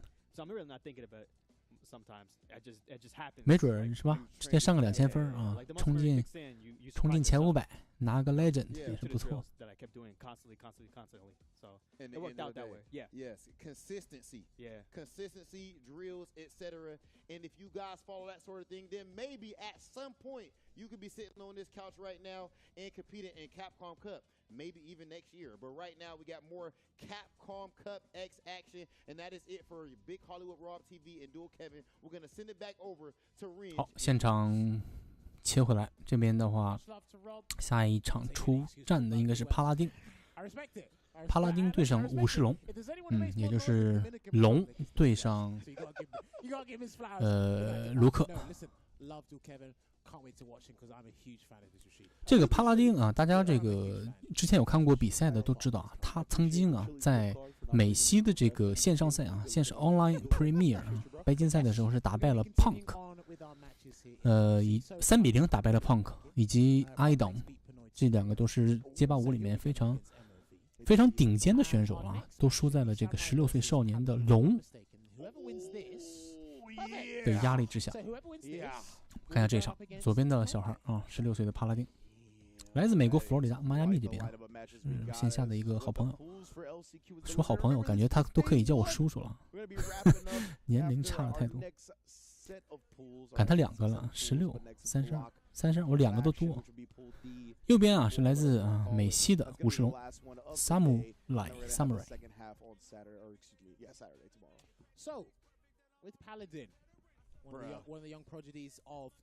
还是用传统的白色的道衣啊。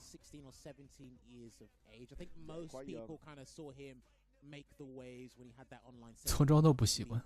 感谢一下关注，感谢一下高世行，谢谢靓仔的关注，欢迎你，早上好。搓招你是用手柄的吗？那你需要多加紧练习了呀。我们看到后面坐着2个啊，左边那个 Moke， 右边那个叫 MOV， 他们2个都是春丽的玩家，在现场等待着这个直播台。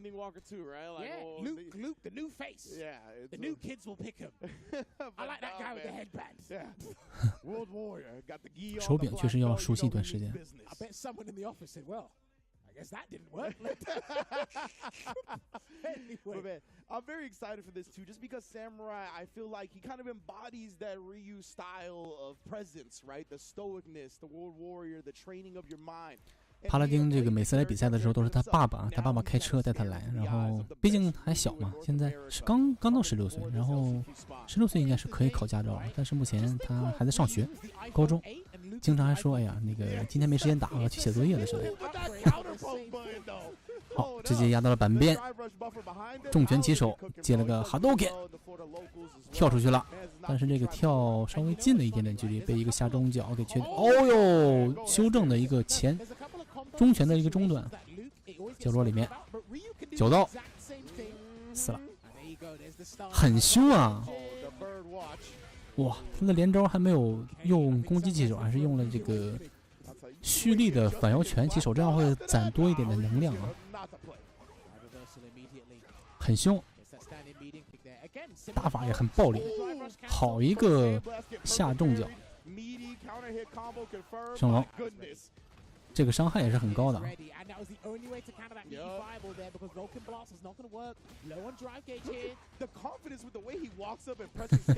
香蕉啃那个不是越南啊 ，Banana Ken 他不是美国的 ，Banana Ken 是南美。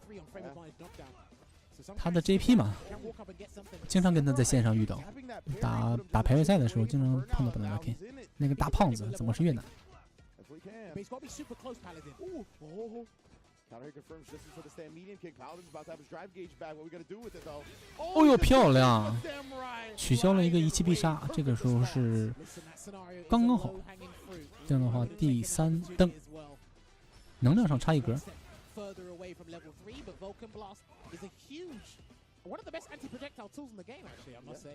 又被压到了角落里面，后头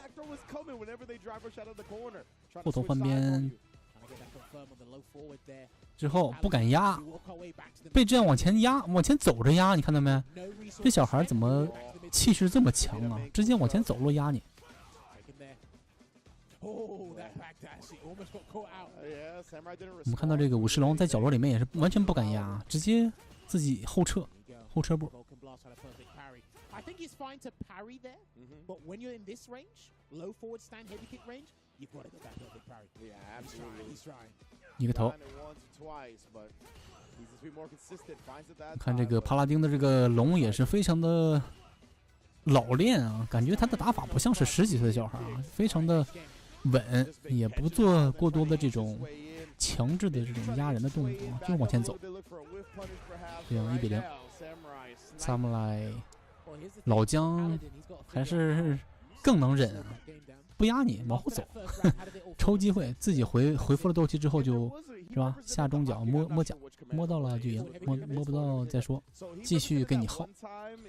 打法还是有点消耗这个精力的，感觉不像是街86的打法，像是街85的那种力回打法。缺反，翻越，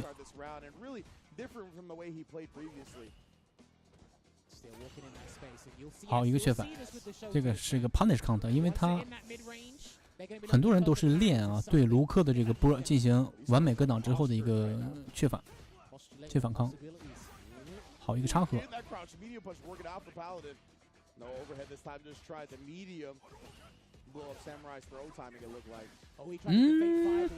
替身凹了，好准呐！他们这些这个完美格挡都好准，应该可以杀了。这样带2气，提前2气。帕拉丁，你在干嘛？别紧张啊！别紧张，别紧张啊！还有机会啊！我其实挺看好他的，这个小孩去年我刚见的第一面的时候，就给他做了各种采访，给他做了一些那个采访视频，然后发到那个推特上之后，确实是大家对这个选手的打法都很看好。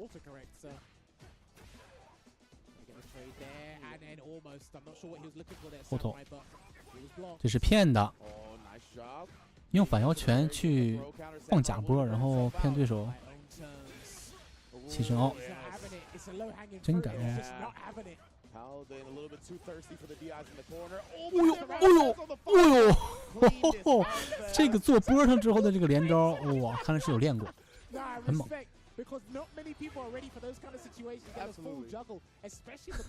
还得有1年半才能正式玩街霸6，这1年半是怎么来的 ？Junior 他是老桑啊，日本的 Junior 老桑，桑吉尔夫。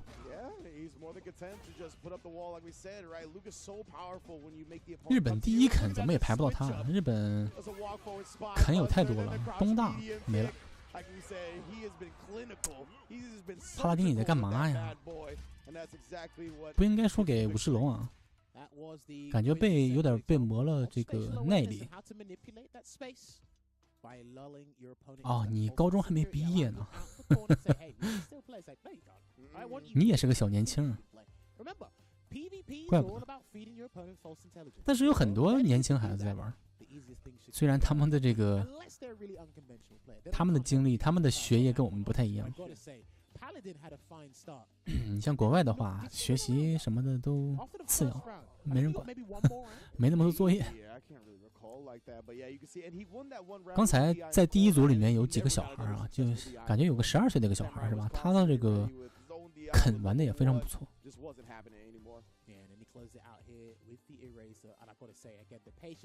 The spatial awareness, the fact that he was ready to commit to a decision, because he might not have known that the DI was coming. He might have reacted. 主机都是自己攒，那你说明你的零花钱还挺多。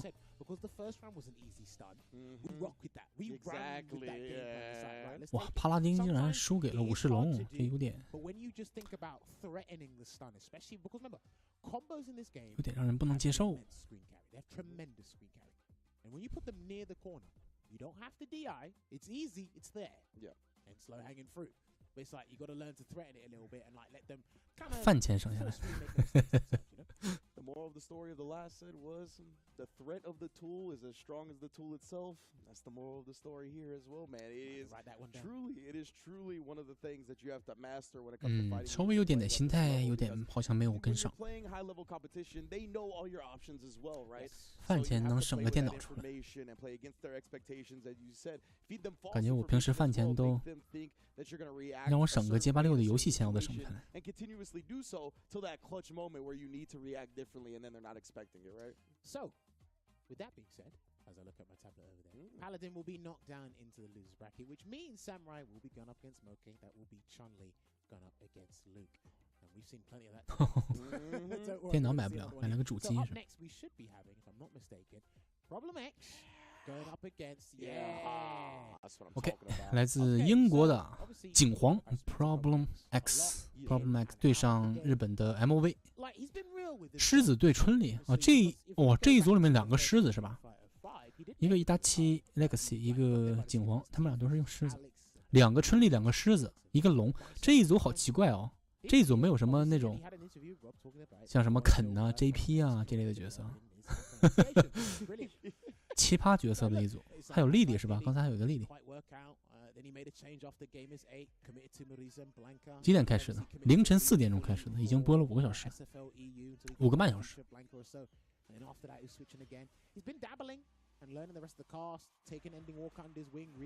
景皇也是没落。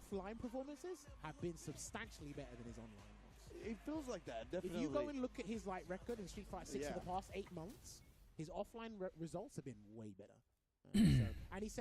看一下这场，1P 景皇狮子，然后2P MV 春丽。野性美女野兽的对局是吧？到底是美女更胜一筹呢，还是野兽能拿下这一局呢？直接一个起身的空中摆列脚，这样的话是成功的打了对方一个头，双方血量持平。都很稳啊，蹲在地上不动。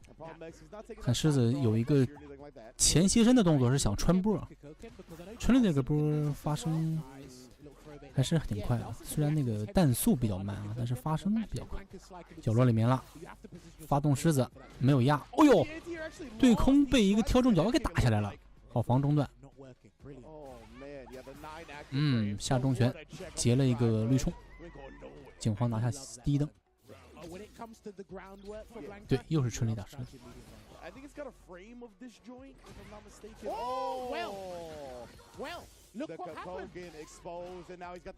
两气看他角落里怎么压，启动狮子，两气还在，继续第二个狮子 ，EX 启动之后，这样的话可以连死了应该。哎呦哦，没有，两气刚好是没了，1-0，还是一个打了个屁，开局直接一个 EX 头。也是毫不讲武德，换边，失误了，空中的一个后续力不太够，后头前头。You know what? That button, that forward fierce is something. I believe the dunk contest is tomorrow. Can we get Blanca entered? 哦呦，下重脚打了一个绿冲击，这应该是放在那等你过来的，直接电死了。狮子在地上有布兰卡降的时候，那个小布兰卡的时候，他一气是可以打全屏的。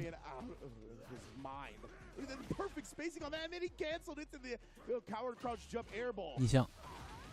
感觉大家对狮子这个角色的对策不是特别多，因为确实是啊，咱们亚洲没有太多的狮子玩家，大家都忽略了打狮子，都去做什么肯啊、卢克啊、JP 的对策，像这种冷门角色就稍微有一点点不太会打。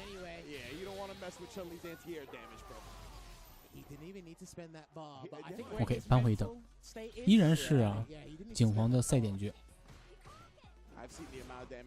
这是加针的啊，狮子空中落下的这个 EX 滚是加针的。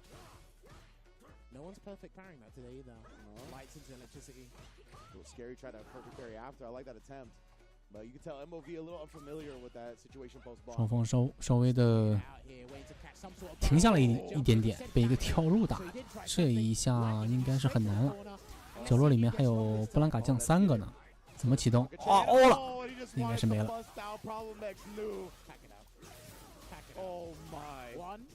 两气刚好最后放一个，哦，换边，3击用上吗？3击用上，打光对方的斗气，这样的话起身压还能压一个蹦，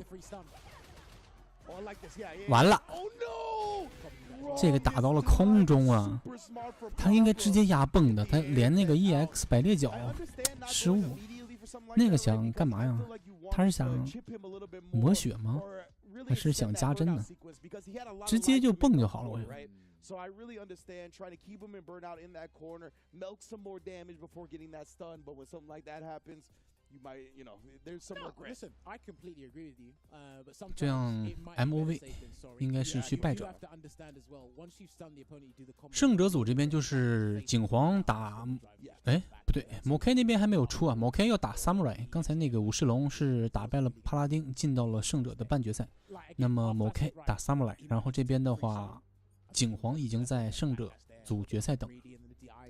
So that was unfortunate there for MOV, and I think he knew that as well. And another reason I say that is because you don't want to pull the face he did afterwards. He's like, maybe I should have just taken that. Yeah, exactly. Yeah, that's exactly how he looked, right? He was like, I know I needed to get a little bit more damage before the stun, but he could have just got the stun. He had no meter. But yeah, as you mentioned, in the moment, it's such a difficult thing to decide on. I'll tell you, what's crazy about this game is the plethora of options that set up a good scenario for you. So it's like, okay, the free stun's there. Let me leave that to the side. Let's try another option before we get there. And you're like, okay, maybe I should have.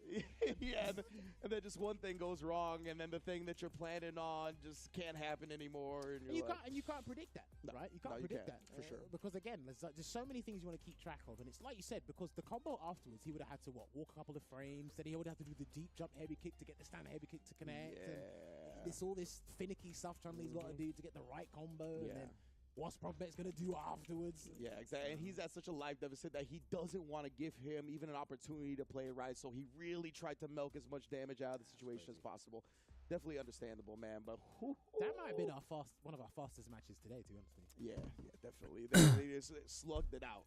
So Problem X advances to the winners final, which we are awaiting the next match here. Should be Moke going up against Samurai. Yes, that's right. Chun-Li versus the Luke.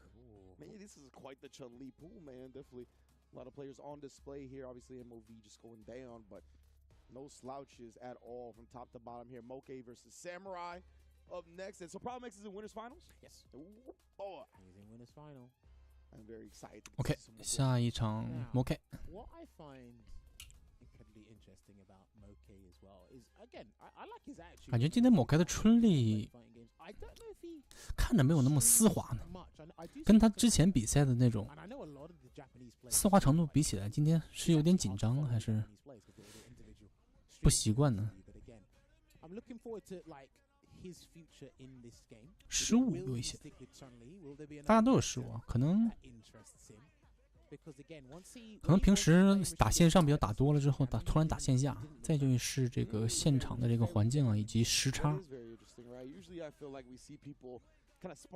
影响不太流畅，讲求稳。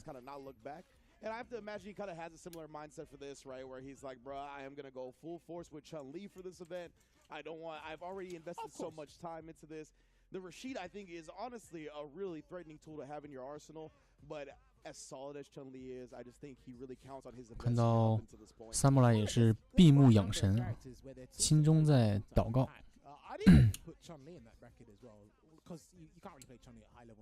现在你在求爷爷拜奶奶也没用了，都已经到了战场上了，赶紧拿出你的，是吧？10分的实力。好，祷告结束，喝一口奶。Moke 这边也是啊，丝毫不屑，拿起了水瓶，稍微抿了一小口，碰了个拳，双方进入选人界面，角色都已经大概定好啊，然后这个皮肤上面的话，好像都是原始的啊，原始皮肤。Like that, you need to get me that chair. That's what I was gonna say. I was like, what kind of chair is this? 做一个可爱的表情。春丽30几岁大妈了，还做可爱的表情。开局直接绿冲，霸山脚稍微慢了一点点，他用的是重脚版本的霸山脚。看吧，我就说日本选手对卢克的这个波啊，他的完美格挡非常的稳，他们都练过。哦呦，空投，他不做的话我都忘了，这个春丽竟然有空投了，直接用一切伤害打伤害，对空，哎呦，被一个反腰拳给躲过去了，换了边，角落里面跳出来，相杀还好。哦呦，这个对空还不如用重脚对呢，怎么用了一个下脚去对啊？角落没了，后撤步的一个重拳打到了下清泉上面了，是打到插盒上面的。武士龙先下一局，先下一蹬。其实整体上看节奏来讲，是春丽的节奏比较好，但是失误有2个失误，导致他第一蹬输掉了。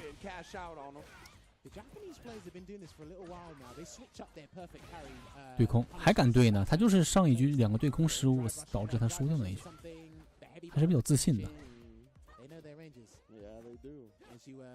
确实啊，这个我们看他之前比赛也是啊，某开这个选手他的下脚的这个对空熟练度是非常高，看空中看的是比较稳的。哎呦，但是这个跳重拳啊，大家都知道。卢克的跳重拳真的是太狠了，太狠了，可以打掉很多人的对空。有的时候你看，你像 JP 的对空那个下重拳对空，看着很强，有的时候会被相杀，有的时候甚至你下重拳没出来就被摁在脑袋上了，非非常厉害的一个跳入攻击，打点非常的高，就是判定也时间很久，你可以就跳起来，不大一会儿你就可以按，等着它砸下来就好。这样武士龙这边先下一局，又要爆冷了吗？这一局其实我特别看好摩开的，不会输给他吧？ Samurai, that's the only opportunity he needed, right? We'll see if Moke holsters the fireball a little bit more. It doesn't look like it so far. 卡3血，你看节奏一直在春丽这边啊，一直都是春丽把那个压到板边，但是不知道为什么就输了。武士龙还是很稳啊，就蹲在那里找机会。 Escape this time with a flash knuckle. Put that pressure on him. You know he wants that last bit of drive gauge Samurai has. But yeah, but Samurai's just gonna walk away, give him that false illusion. 还在等他发波，哦，漂亮！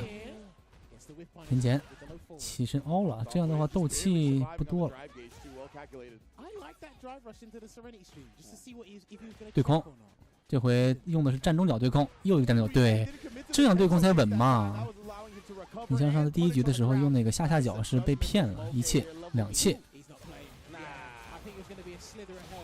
第一局就是被这个卢克空中的一个反摇拳啊，就是在空中变向一下啊，骗了，所以才输掉的。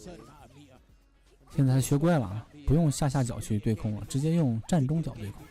站中脚就是没打到的话，对面落下来的时候也是有僵直时间的，所以这个是比较完美的对策。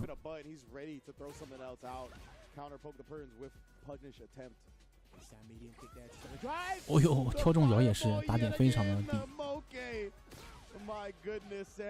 2000。这样赛点灯来到了武士龙这边啊。莫 K 喝了一口水，稳定一下心态啊。跟平时一样打就好了，不要太给自己压力，不要太紧张。对。 Samurai's getting the read, but I don't think he's paying attention to where is he cognizant of where he's 中断， throwing the fire. 往前走，慢慢的就把对面压到角落里。我发现这个武士龙是非常的稳的打法，非常保守啊。他打那个帕拉丁的时候也是啊，不压你啊，直接往后走找机会。好一个站中脚对空，漂亮。嗯，空投。 Air throw here. Moke's trying to stay alive. Samurai's on set point. 莫克也发现，哦呀，又被这个跳中脚给打到了，吃了几个跳入了，应该是死了这回。2、3、4、3气，这个连法能死吗？应该死了，漂亮，1比1扳回一局啊，活了下来。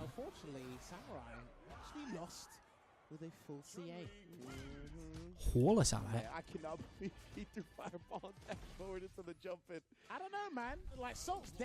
OK， 第3局开始。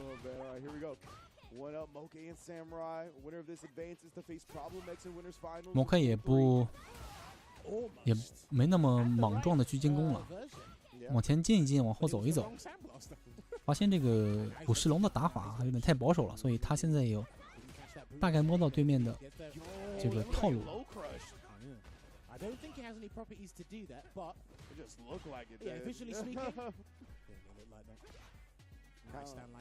And you know what? Sometimes I feel he should adopt what Valmaster does. Valmaster never uses heavies. He just does lights, mediums, and tries to prepare for the next sequence. 好了。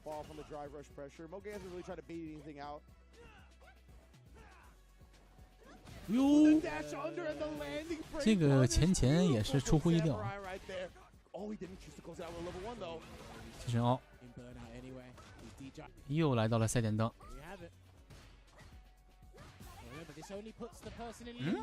这个距离竟然拆头。2切，怎么压？跳压吗？中段啊。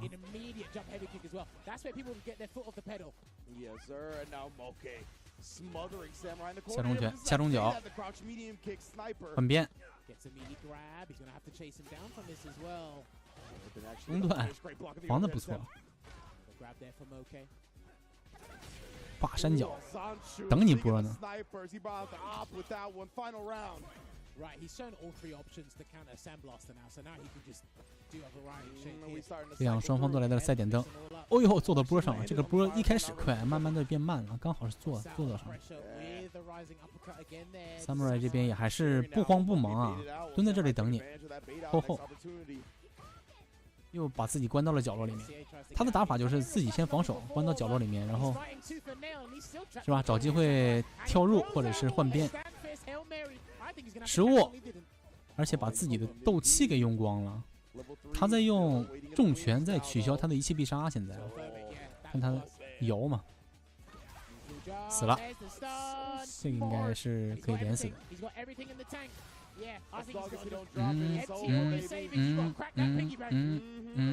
3解。OK， 不失误应该是带走。 OK， 这样的话，胜者组的两个选手已经出现了，一个是 Moke， 一个是刚才打赢那什么那个朱黄，不是呸，景皇 ，Problem X 景皇和春丽，都是狮子打春丽是吗？挺精彩的。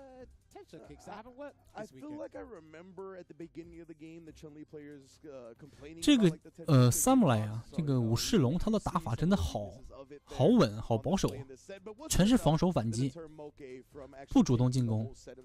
发现没有？他只是拉住后，然后防，看你的破绽。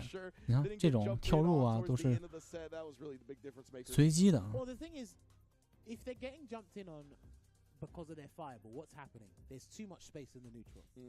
对他最后的那个没有确认到啊，他把自己的斗气用光了之后，他的反摇轻拳是没有打到。如果那个连上的话，3气用掉，他们两个的血量应该是差不多的。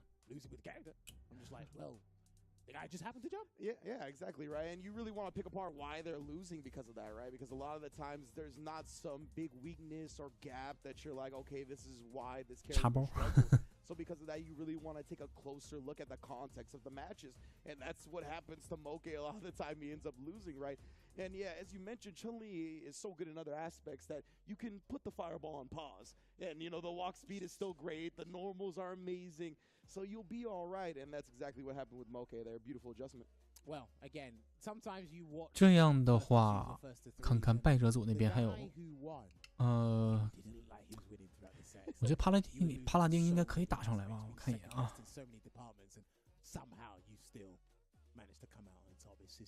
帕拉丁输了，哎，太让我失望了。帕拉丁和伊达西莱卡西他俩都输给了一个人，输给了同一个人。这人叫什么？帕嘎。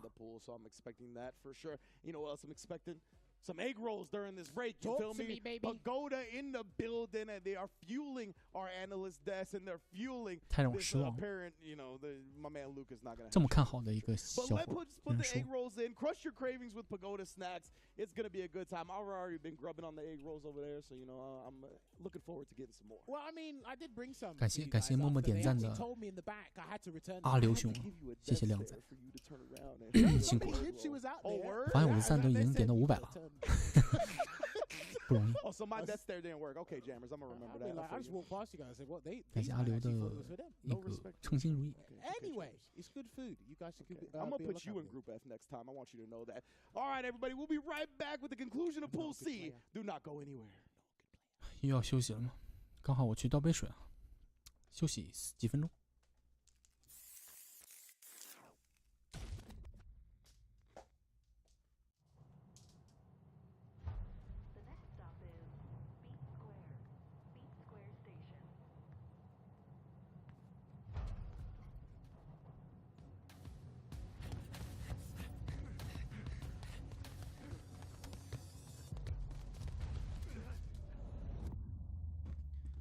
小孩今天不打，小孩明天，小孩的组是明天，然后等一下是有小宝的组，第4组是小宝。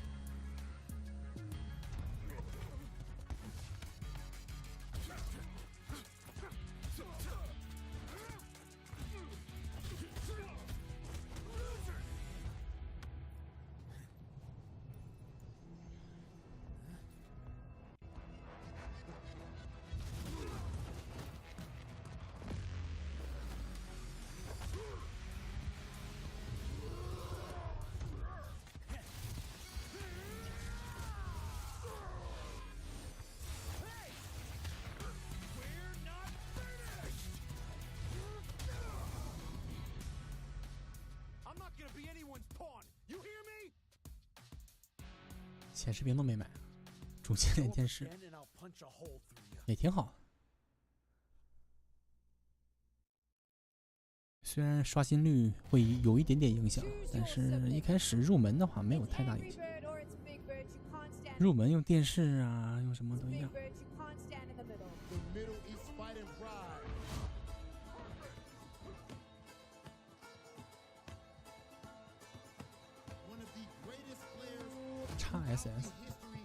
XSS 是什么？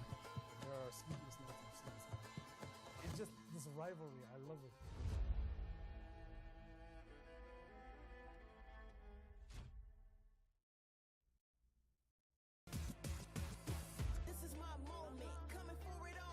Xbox。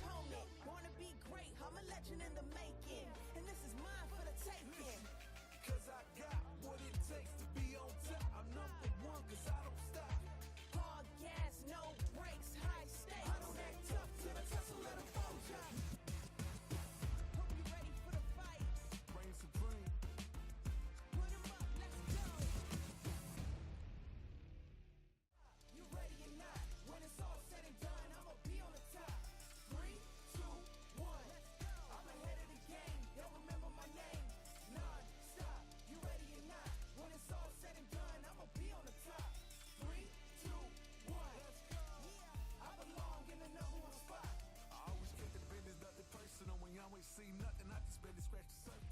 Roll me in the rain, let me do my thing. That they hit me down, fight through the pain. When I'm in the zone, I ain't never say much, but you see me up top. You see my numbers healthy, the pressure don't stop. Until I'm in the top, see the bottom seeds watch. They almost see me flop, but I'm stepping on them, watch, let them watch. Born ready to fight, this is my moment. Coming for it all, just show me my opponent. Born to be great, I'm a legend in the making. And this is mine for the taking. Cause I got what it takes to be on top. I'm number one cause I don't stop. Hard gas, no brakes, high stakes. I don't act tough till the tussle let them fold ya. Non-stop, you ready or not? When it's all said and done, I'ma be on the top. 3, 2, 1, I'm ahead of the game. They'll remember my name. Non-stop, you ready or not? 200以上有颜值。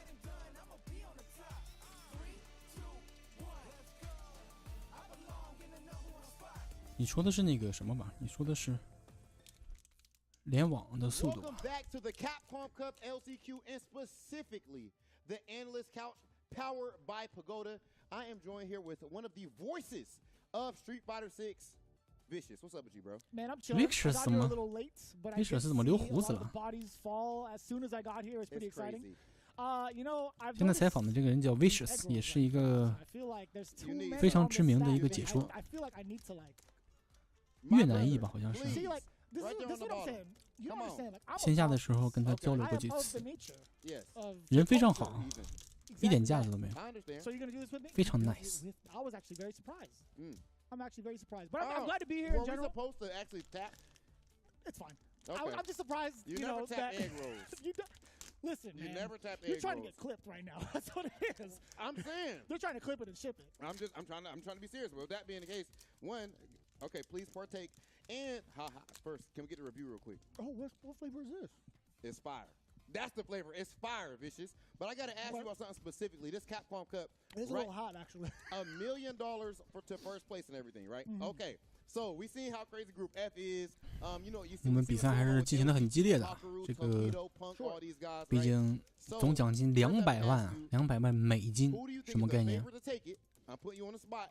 I know it's hard to 现在汇率是多少？到期了吗？ Of course, you shaking your head like you about to try to. All right, so I'm a big fan of 1400万是吧？人民币。 My introduction to him as a person, introduction to him as a player, being able to watch him over at the grand stage, over at like Gamers 8 and a various amount of different events over in Japan, and actively watching his channel has really educated me on how good the character of JP is and how far he can take that character. I feel like he's the one that's really invented that character and shifted the meta towards how it should be played, and I think that is mad inspiring. I didn't want to play 这个比赛，一共进行3天，这个叫做 LCQ 啊，是最后一个门票赛。门票是什么意思呢？就是每年啊都会有一个叫卡普空杯，就是卡普空他们自己官方办的一个比赛。卡普空杯的话是一共有48个名额，每一个名额都是从一开始是从各个区域产生的嘛，比如说中国这个亚太区产生2个，一个线上一个线下。你像什么日本区啊产生2个，然后美国北美区什么这样，每个地方每个地区有2个名额，然后还有一些线下赛给名额，像比如说去年的 EVO 它是有名额的，还有什么法国的一个线下白金赛，以及什么新加坡的这个白金赛，它会有名额的。这些名额都已经被抢完了，已经被抢完47个了。今天现在举行的这个比赛叫做 LCQ， 就是Last Chance Qualifier， 最后一次机会的一个晋级赛，只剩这么最后一个名额了。第48个人就是在今后的3天里面产生。那么最后这个机会产生这个现场是在美国洛杉矶的好莱坞那边举行的，有300多名参加啊，300多个选手报名了，但是中间会有一些这个弃赛的啊，就觉得什么机票啊或者是签证没下来的可能就弃赛了。这个 LCQ 这个比赛啊，最后第48个名额这个比赛是举办3天，今天是第1天。一共有8个组嘛，今天是进行4个组，每个组里出2个选手，进16强。明天是第5到8组，这4个组里面出8名选手，一共是16名选手。第3天进行决赛。大概解释明白没有？ That's right. My man said I've been clear on the A roll since dim sum back in the day. He has my back with that. 最后一个名额。 We saw who put the balls in the lotto machine. That was not me. I touched none of that. I'm so glad I was 7,000 miles plus away from the danger. I was clear of that. I don't know if anything. You see how these lot sneak each other on camera? Yeah. That's what I'm talking about. 小宝和小孩不在一组，小宝在第4组，小孩在第8组。但是小孩那组里面有一个中国的选手叫郑仔，他是来自深圳那边的，村肉，我们俗称他为村肉，村里面最靓的仔。他现在人在加拿大上学，但是他是中国人。小孩跟那个郑仔，他俩是在一个组里。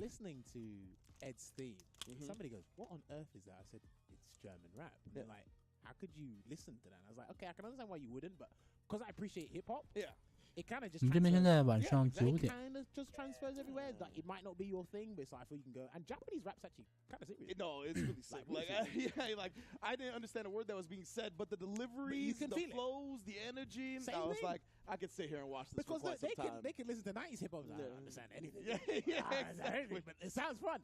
But yes, no, listen. And a testament to that, Jen last year said they asked him, well, how your English is so good, and he was like, because I listen to rap music. So like this legitimately translates, it's man. Poetry, analogies, elegance, or elegance, I should say, or eloquence, I should say, all input into that one. But yes, we're gonna get back to the matches here before we get sidetracked. Winners finals. That winners final there. Problem X has OK， literally been 胜者冠军，吧，胜者决赛。 2-0 against Korn, 2-0 against Strata 86, 2-0 against Pinoy, 2-0 against MOV. 情况怎么样了？现在谁更有希望拿到门票？中国选手现在还没有上场的呢。中国最快上场的是等一下第4组里面的这个小宝。现在2个组打完了，然后这是第3个组。前面的2组里面出了3个日本人，东大、翔、Hibiki， 然后还有一个是来自美国西海岸的叫 Noah 的一个年轻卢克选手。第3组里面估计还要出一个日本人，这个某 K 的春丽现在也是势头很旺。看看这场还是打狮子啊，春丽打狮子。Going to counter crouch. What a way to side switch after that, actually. And then immediate air ball after getting hit by the fireball. Whoa!漂亮。 Never really see that punish counter. Yeah, for real. 起身凹了，不凹的话自己斗气就没了，没了斗气估计就这一局难了。好一个完美格挡，哦，但是他这个缺反没有做好，依然是优势啊！我觉得对方没有斗气的情况下，还是，哦哟，这是缺反，1、2、3、4怎么样？凹了。 这个对后面他也是有判定的，所以是非常完美的一个对策。起身凹了一记。 Drive rush in with the low forward, holding the parry. It's a wild lift. He's been using, yeah. And then he knew how quick he was going to recover. Moke a little unfamiliar with the situation, it looked like. Now, that was a very expensive situation, but the fact that he's been abusing the EX flankable more than the heavy one is a telltale sign. And that's what we talked about before, right? Pairing the 接了个电话， moves. 什么情况？ Moke the answer there before the electricity can really pop off. Main kicks. Nice jump back indeed. Lightning coming up a bit short that time. Now he's about to build level 3 here. Oh 接个电话 my, and problem 直接被啃死了。这样的话，景皇先下一灯。 level 3. And he is looking as dominant as ever. Looking good here is Problem X with the Blanca. Like you said, he still does play a bit of Bariza, but the way he's committed and studying, and again, he trains as a qualified. Oh, he's done that against MOV! In game 2 as well. In game 2 as well, round 1. Damn. That's something you got to look out for, bruh. Yeah, he's practicing with a Capcom Cup finalist, so... And these guys have a similar wavelength. They discuss things about the game. Looks like Chun-Li's come up in conversation numerous times. Good block.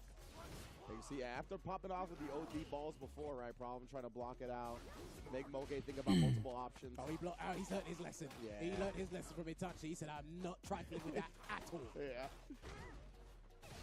Oh, and then tries to pop off. This looks like Problem X going to be on a set point, just like that. And then he's going to get the shout to Earth to close it out, trying to run away with this set. I mean, with the way Moke struggled against Itachi's legacy, Blanca the caliber of Problem X, this is looking exactly how we thought it would. This is looking long for man's indeed. Gets the up ball straight to the corner, gets the Oki. That is legitimate frame advantage there. Oh, man. Moke trying to fight back any way he can. Finally finds a desperation hit after pressing on hit. Yeah, he wants to get as much screen carry as possible. Take him there. Try to get the perfect parry on the safe jump. Didn't quite work out there for Problem. What a choice. Did get the landing pulse punish, though. Could have empty jumped to avoid that. 1、2、3、4。 It's in, yeah, oh, it's interesting. What a counter poke, bro, with the buffer behind it. Problem Max is going to close out the set from that distance. That was Steph Curry 景 on 皇 the button. 这么轻松就拿下了吗？直接2比0。那么这边胜者组景皇是出局。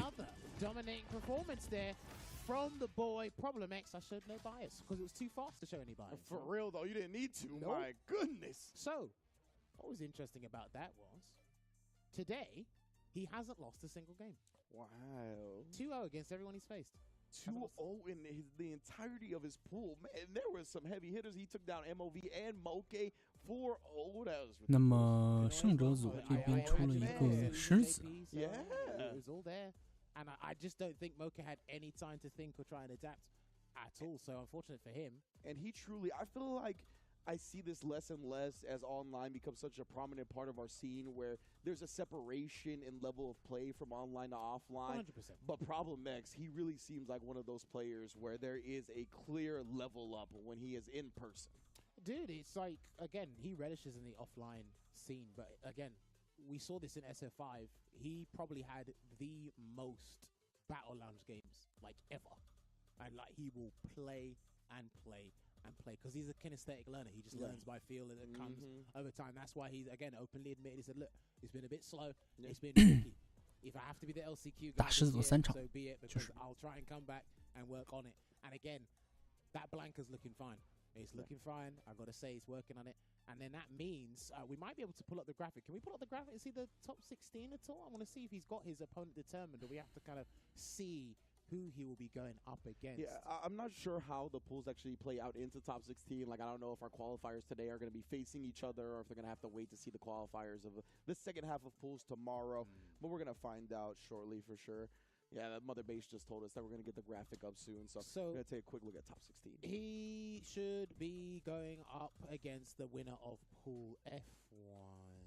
Yeah, so Pool 6. So that would include... Yes, that would include... Let me just double check. That should be... That's Pool... Is that 6? Yes, Pool 6 winner.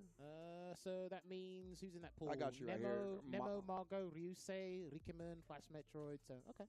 Sayo, Jwa, Julio as well. If they all show up, it's definitely a stacked pool. Man, that's Look at that. Tokido already up there. Kakaru up there, a bit of a jump scare earlier. Propnex is down there as well. So we're actually going to determine who's going to be emerging from the loser side of this bracket here as well. Because, again, we are not done. We are far from done, my friends.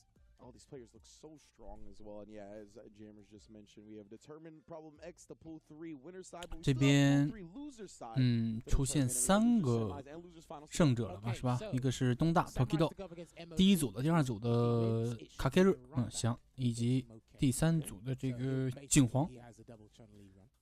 If MOV wins this, then we'll have a Chun-Li mirror. So either way, it's pick your poison. But we got a quirky character in the top 16 winner side in Blanca. Shouts to Problem X there. So when Samurai was going up against Moke earlier, jumps were hugely successful, and I'll take that. If it lands tremendous damage, I'll take the opportunity at any given point, especially if I have the Hammer of Justice. The Hammer of Justice. Yeah, that jump heavy punch, extremely difficult to anti-air. Again, we already saw even something like the Tensho kicks, like when it's a little bit misspaced or it's a funky situation, could not be the answer you're looking for either. So definitely one of those things. 这面 MOV 对上 Samurai， 又一个春丽啊，这一组春丽是真的多。 Definitely some ways beyond just going with a raw anti-air. But right now we got Samurai once again locked in. We saw this before in his last match as well. Takes his time to really try to maintain and obtain a zone before actually playing. Of course, and I imagine it just helps calm the nerves, the deep breath, stick with the plan, especially if you've got a contingency plan if the plan A doesn't work. All that stuff. And I really like what Samurai does with his ground game, where he allows his opponent to kind of walk out the corner, think they have a fighting chance. And you could also be doing that as well to replenish some dry gauge before he hops right back in. There's many ways, because sometimes people think, again, the footsies and the spacing game on the grounds, it does play a huge factor, but because of how the drive gauge, the replenish system works with it, or the regeneration of it, sometimes people just back away to just wait for some adequate amount of drive gauge to wait before they decide to burn themselves out or convert into something else that makes it safe. Yeah, and we saw Samurai earlier, as you said, right? Because he gave us a clear example of it not being just about the drive gauge, because he walked back, and then once his opponent walked forward a little bit, he immediately walked forward and through, right? So Samurai definitely loves to toy and manipulate with his opponent on the ground in a variety of ways. Here we go, both players looking to establish fireball from quite a distance away, right? Yeah, as soon as we get closer, jump threat is there, not as frequent. All right, trying to walk away there. I think he was waiting for a whiff throw, and it didn't quite work out there. And, oh, yes, of course, it was MOV. He was throwing out the heavy kicks, right? So that's going to be interesting against Samurai's ground game. He might get caught. Samurai, though, again, that crouch medium kick, he's just so on point with it. Does burn himself out in the process, but it's all right. We're mid-screen for now. Oh, big punish. Okay, that could have been a little bigger, but I do like the intuitiveness of that. 接下来2天会播的。 He definitely learned his lesson. Yeah, he was like, I'm not just trying to string you out. 但是我发现他这个直播中间加的广告有点多啊。在想要不要就是比他直播晚一点点。你像他直播都是国内时间凌晨4点，大家都还没起来呢。我等到那个什么时候，等到他起来，比如说7点左右开始播，可以把前面的广告都跳掉，我可以快进的。 直接只看比赛的内容，中间加的广告啊，什么休息时间，直接可以把它略掉。最后到这个时间的时候，刚好是赶上他现场直播。哇，好聪明！ Yeah, see, backdash before throwing it. There's the fireball again as he advances forward, but still not close enough to get a jump in. MOV very meticulous with his spacing right now. I think he just wants to remove the jumping element entirely, unless he's going to go in himself. Yeah. Look at that. Oh, set up perfectly. Oh, and then, yeah, he tried to parry, recovered, was not blocking overhead, so that's a punish counter. Yes, sir. I think he's just about alive. No, okay, he must have known something, but he didn't cancel into it. Nice perfect parry. Yeah, MOV not going to combat that. 哇，这个拆头真敢拆，不过血也多。哦呦，2气直接了。这才是 MOV 嘛，这才是我认识的 MOV 嘛。感觉有点找回状态。What's better about that as well is because it's fully invincible for like 10, 11 frames, so you've got all the time in the world. I love the way MOV's approached this matchup already, which means Samurai has to change up his approach, especially on the ground. Still waiting it out here. Perfect parry from that range ain't gonna work unless he drive rushes to you. Yeah, you can tell Samurai, he perfect parried and then just waited, right? He's really trying to figure it out right now without committing to anything too risky. Double check something there, but the Sand Blaster came out. 3-piece into the Flash Knuckle. Yep, you already know. Lucky, he got out. Yeah, that's one of the fortunate things about Luke's forward advancing normals, but that's big anti-air damage. Already, yeah. Again, Samurai's trying to learn on the fly and really kind of craft a game plan to switch things up, but MOV is not giving him the chance to do that. So you're going to make this deal with me today. Backs away full screen, yeah, perfect. Jump is not a threat. Dash is not a threat. He can see a drive rush until he does a drive rush of his own. The wax on wax off karate kid parry. Got him. Oh yes, drive rush. 还是有反应的。 Drive impact is there. MOV. 想偷鸡， I'll 没 tell 门 you。something funny about drive impact. When you're 3/4 through the animation, you're like, please, for Yeah. the love of God. 偷鸡不成 Oh man, and then 18米。 the drive rush too, and with the absorption, there's so much hit stop that you're like, oh please, just don't DI me back. But there it was. All right, forward throw there from Samurai. Keep him encased in this space, but no, he's going back to that old strategy. And 4点灯了 5 gauge replenishing? Yeah. I think that's part of the 还是很贵啊 For sure, make him come to him. You 这个武士龙的打法也太贵了 Luke is so DRC dependent, drive rush cancel dependent, that you want to stay above those 3 bars constantly. Still walking forward there is MOV. Samurai with the life lead. This is why the space that Samurai's playing at now is actually beneficial to him. MOV has to come close. Oh, and then it's the clean walk out into the whip punish on the throw attempt.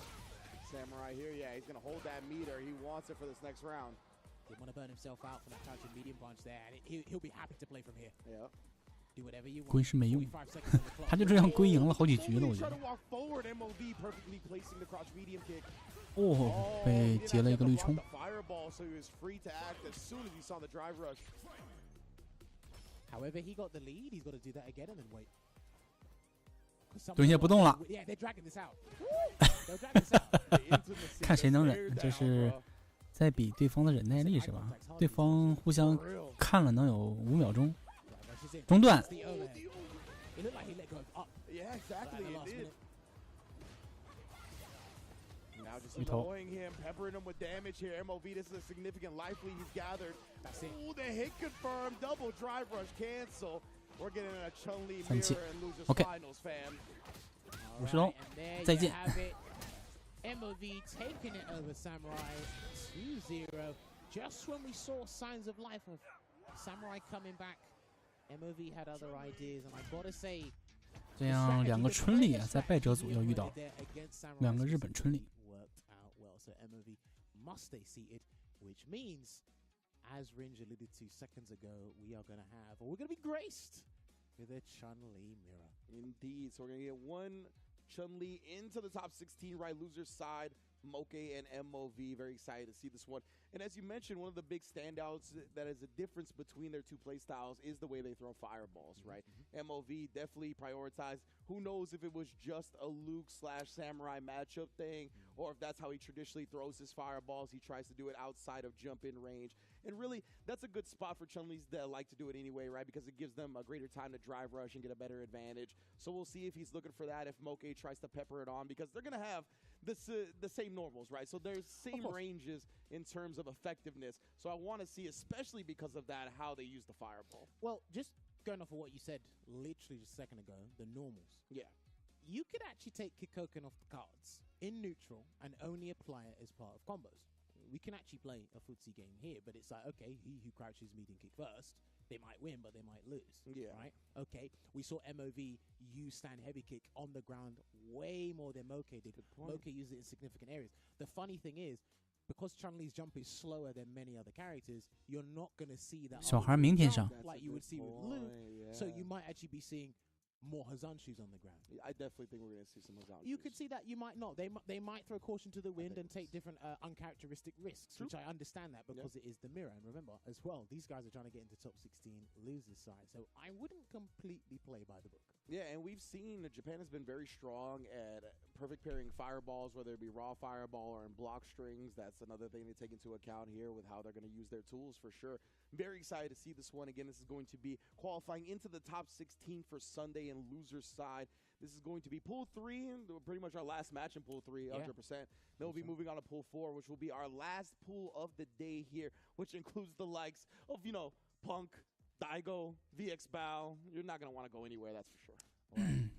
As we sell this match, like we said, exclamation mark. 接下来的一组小宝和 Punk 在同一组啊，看看这个小宝有没有机会啊，能打赢 Punk 以及梅园大悟梅老板。这一组也是非常难打的一组。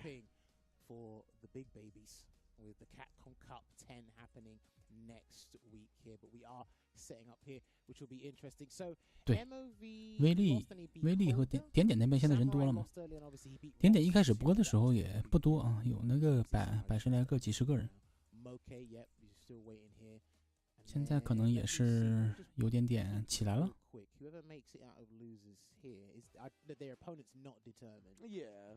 Yes, their opponent won't be determined because obviously it'll be the loser of the. 哇，现在800多，知名度有点起来了。 So we have No the Prodigy, and I think that's Hibiki. Oh yeah, Hibiki. Yeah, he also made it out for sure. So next up, we got MOV and Moke, both players lined up. Chun-Li Mirror here. Japan battle. All right, what Japan rap battle? Yeah, Japan. Oh, dropped the beat. Oh, what was his name? Oh, I forgot the DJ's name. I'm sorry, I failed. I can't help you there. Knowledge, if you watch it, hit me on Discord, bro. Tell me what the DJ's name was. I forgot. So, yeah, no, like I said, I think the key things in this matchup for me is the lack of Kokokens we should see in the neutral. Crouching medium kick against herself, that's always funny. I like watching mirror matches because I like to see how they deal with it. Yeah, 100%, right? And like I said, if we were to do like a top 3 list of every button category in the game, stand light punch, crouch medium kick, so on and so forth, Chun-Li would probably be in top 3 in the boss. Absolutely, especially as you mentioned that crouching medium kick. I mean, I don't know what's wrong with it. 7 frames, disjointed hitbox, one of the best ranges in the game for a crouching medium kick. I was flabbergasted when I found out it was 7 frames. Well, I mean, like, look, most of the crouch medium kicks that are that range in this game are 8 frames, not 7. Okay, well, I mean, listen, some of them are not special cancelable, and those characters are still good. Yeah, that's fair. Guile, or Lord Guile, as we say. Guile. But yeah, no, the other thing as well that's crucial in this match is high level 2. 哦，感谢一下阿刘靓仔的人气票和黑龙江靓仔的小心心啊，谢谢你们。长得像红牛的水，到底是什么？也是一个能量饮料啊，具体叫什么我也不知道。飞龙有机会啊，说实话，我觉得飞龙是有机会出的。OK， 来自日本的2个春丽选手啊，在败者组决赛碰到，看看到底是谁能从这个败者组晋级到6强。这有一个春丽可以继续前行。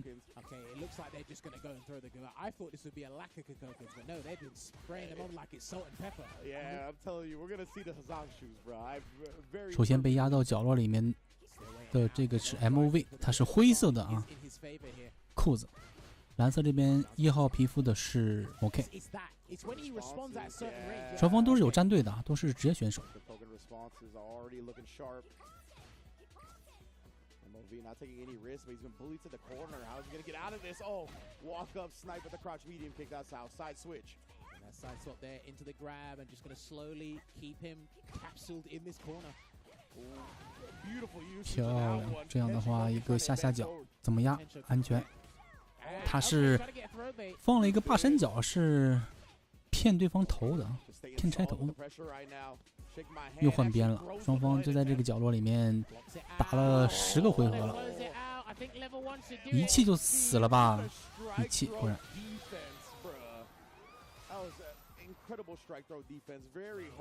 JP 是第一角色，没有人这么说。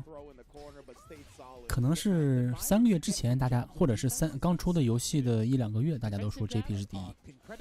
之后大家都觉得 JP 也就那样吧。上限还是有上限的，说实话。日本春丽不多啊，日本春丽加起来也就3、4个吧。我们今天看到3个了，Sako 加上这2个。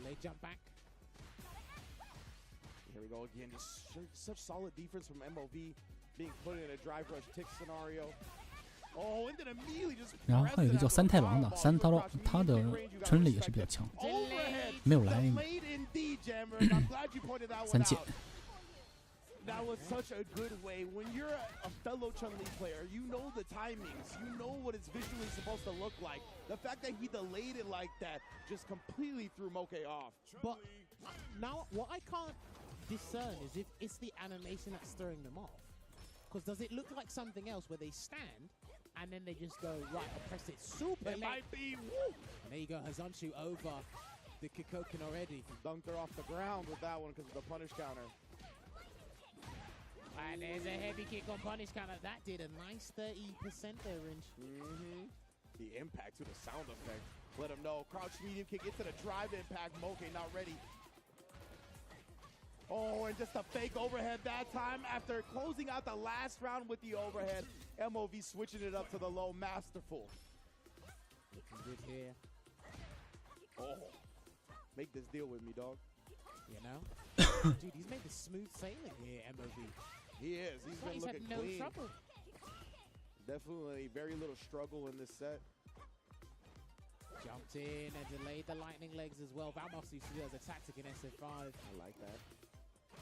Especially with people trying to snipe landing frames.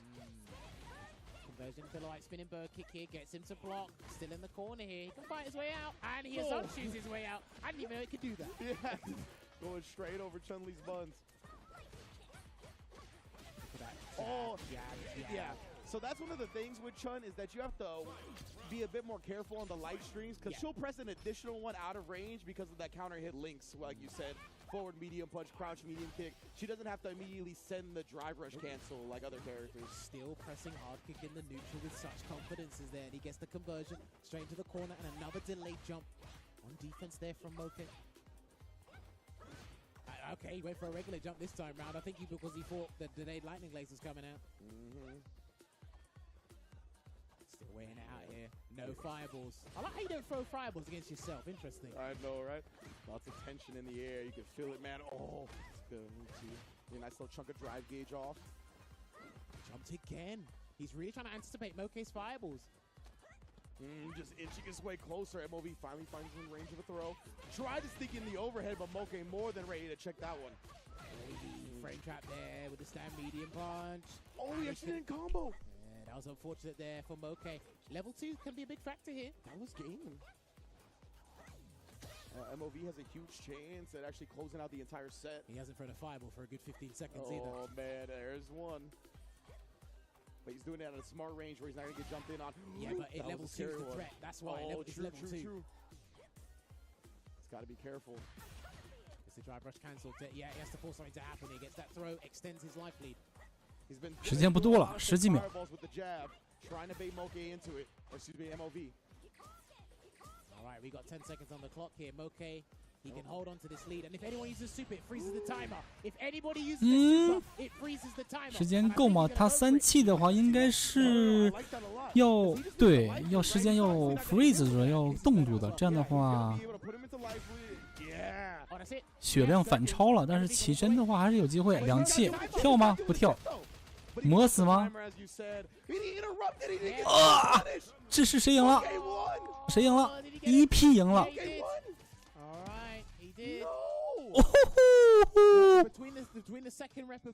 哇！谁赢了？EP 赢了吧？1-1了，1-1了，兄弟。I don't know if he got confused thinking that the timer wouldn't stop on that super because it's not a level 3. I think it's just when it's a super. Yeah, you're right. No, you are right. It did stop. I'm just confused like if MOV thought it wouldn't. So strange. Anyway, one more game to play. I'm down. 有意思。 Yeah, for sure. Alright, there you go. Gonna get that conversion. 确实平局了。 Nice little safe jump here. 这一局看来的话，某 K 这边也是压力给的十足啊，直接带到板边。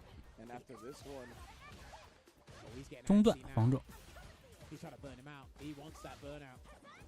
哈赞秀，哇呀，漂亮！轻拳打到一个雀反之后，雀反康之后的一个下中脚取消。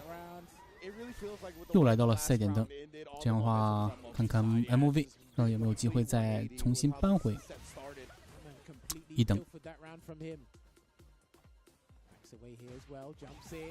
下中脚，又到角落了，好一个换边，这个跳其实速度特别慢啊，有的时候你不知道对面是发生了什么，所以对攻会稍微难一些。这个是前斜下角的一个重脚，一个特殊技。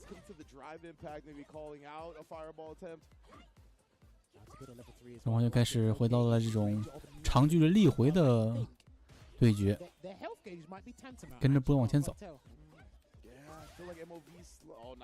春林的这个慢波也是比较厉害哦，漂亮！下中脚打了一个插合，37用上吗？用上。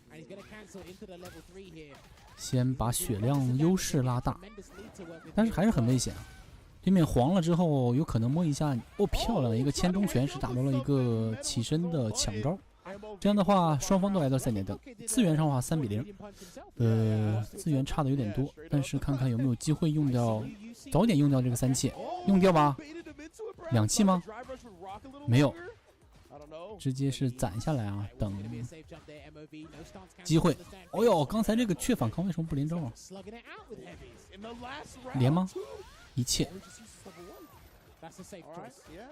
后头角落里面。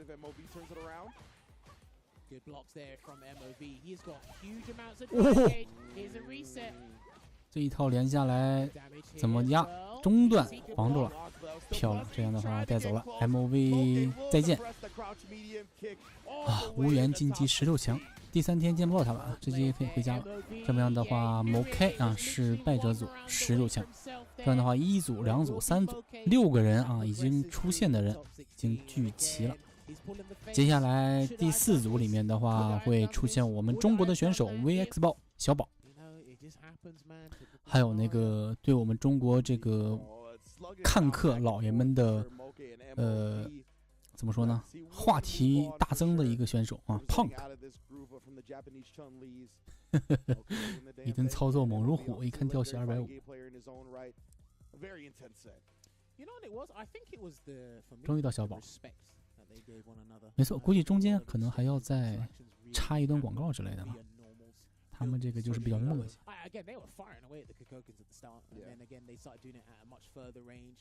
It only took until the latter stage of this set for them to really galvanize each other and surprise each other with some certain tactics.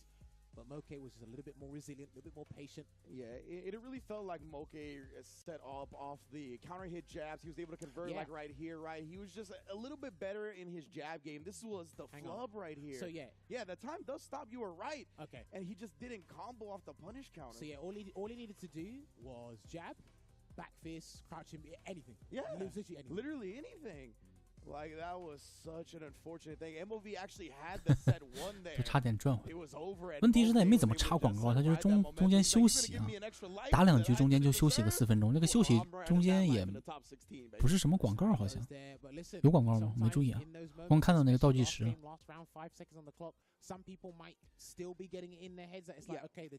小宝必须牛逼，必须的呗。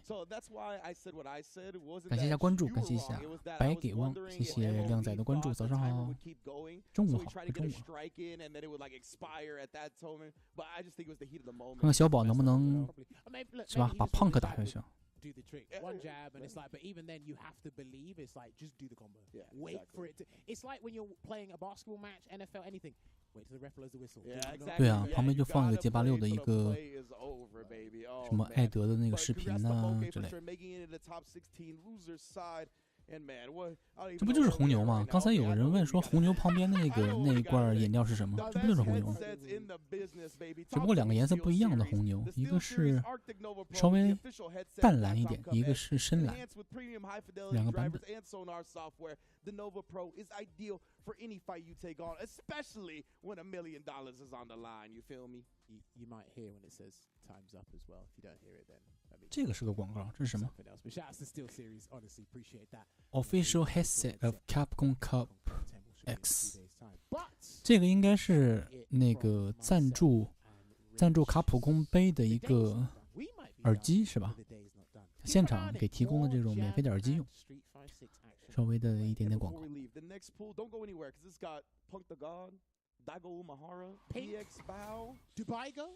Is that what you're saying? Is Pink the God? Dubai Go? Yeah. Who are these names?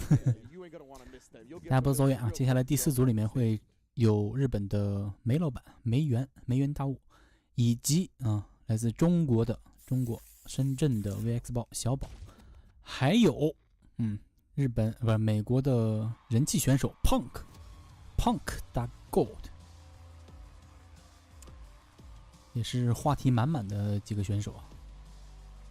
我们是不是要追问一下 Punk， 你很紧张吗 ？Are you nervous？ LCQ 报名费多少钱？不知道啊，应该是免费的吧？报名费应该不要钱吧？这种比赛不需要钱。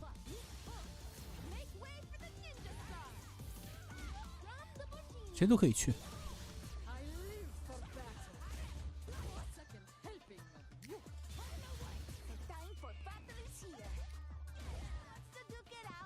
美国的这种线下比赛都是不需要花钱打的，你像前面的那几个47个名额啊，也没有花钱，没有人花钱报名啊，都是免费报名。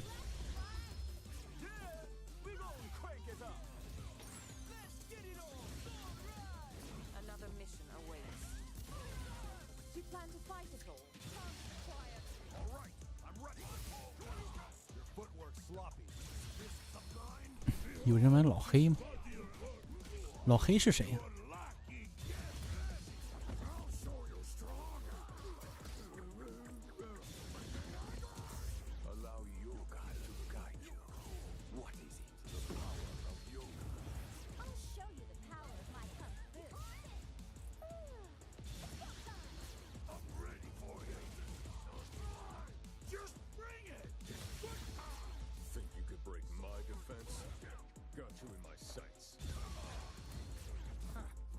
看一下名去。不过卡普空现在也是一个国际的大公司了，是吧？政治正确做的还是比较到位的，很多角色都被做一个黑色的黑人，像什么 DJ 啊，什么金伯利啊，是吧？两个黑人。还有谁是黑人啊？就这两个吗？还没看见过瑜伽。8组里面有2个瑜伽，好像。哎，小孩那组里是不是有个瑜伽？我记得。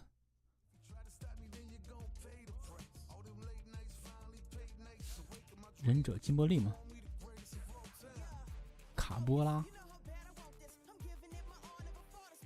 卡波拉是谁？有卡波拉这个角色。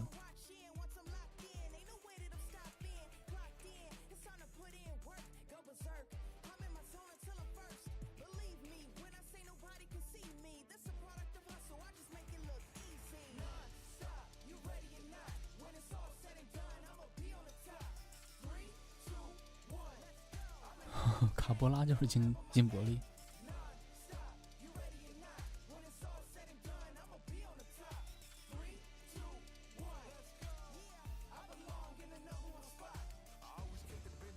金伯利，你怎么好意思叫他老黑呢？你不应该叫他小黑吗？毕竟是个小姑娘。哦，那个也是黑人是吧？那个少数民族莉莉是不是也是黑的呀？感觉像是一个什么部落啊，非洲的民族部落之类的。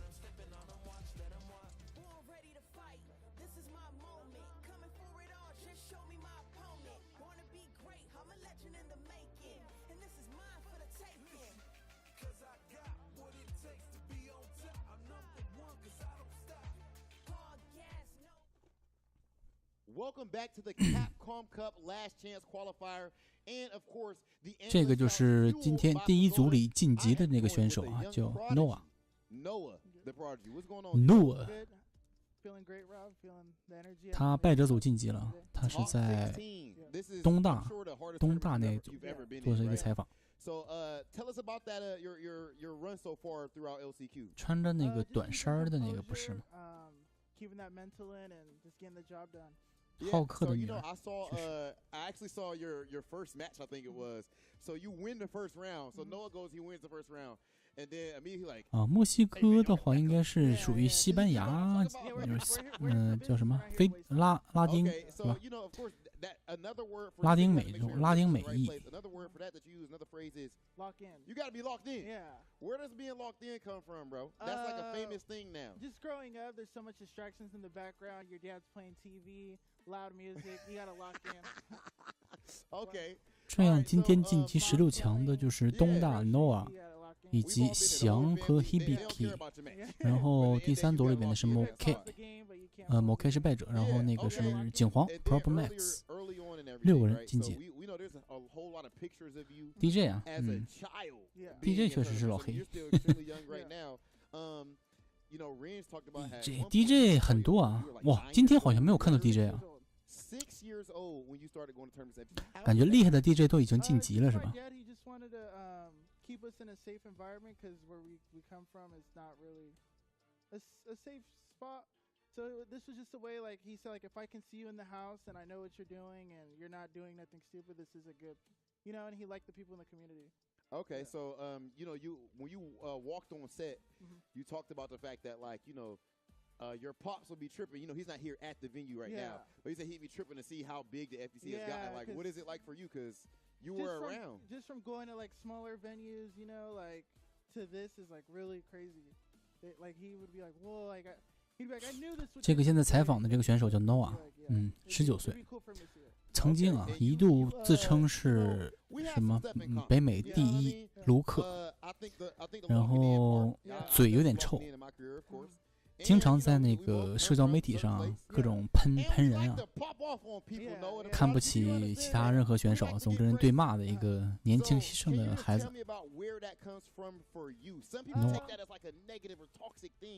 反正网评不是特别好，大家都不是特别喜欢他。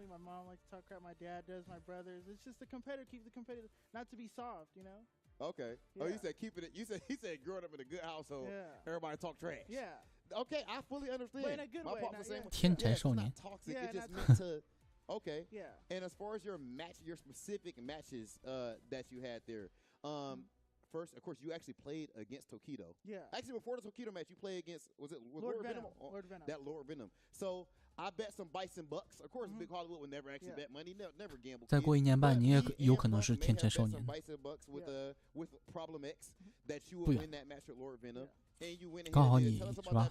高中一毕业也是18、19岁的样子。Because he's just a lot to deal with, so I just kept calm. Like you could get over the hump. Because I trained with Bananakin a lot, so I knew I could get over that. If I could beat him, I could. ET 玩的瑜伽票都没有拿到。Okay, and then how was ET 不是玩瑜伽吧 ？ET 不是玩的老桑吗？但我记得他桑吉尔夫，他也没有认真玩吧？应该。Okay, and then of course your last match, making it out the top 16. Were you nervous? Nah. 这个票是真不好拿， Okay, and 哪有那 what's 么 this 好拿？ cool? I hear that there's some type of story. I didn't want to hear it, so we got on camera. But somebody referenced some story about something about you and your dad's car or something like that. Yeah. So to go to SCR 2011, the 格斗游戏 picture 太 of me 难 and 了 Daigo on my Twitter. 只要你操作熟练了之后，其实就没有那么难。 Daigo had a Cadillac No, my rims. dad did. My dad had a brand new Cadillac rim. 就是一开始入门的时候比较难，入门的话得花个几个月。你真正入门之后，其实就是共通的东西还是比较多的。 That's actually fire. Yeah. So your pops is into fighting games and everything himself too. No. He just likes to see it. Like he just supportive. It's something positive, nothing negative.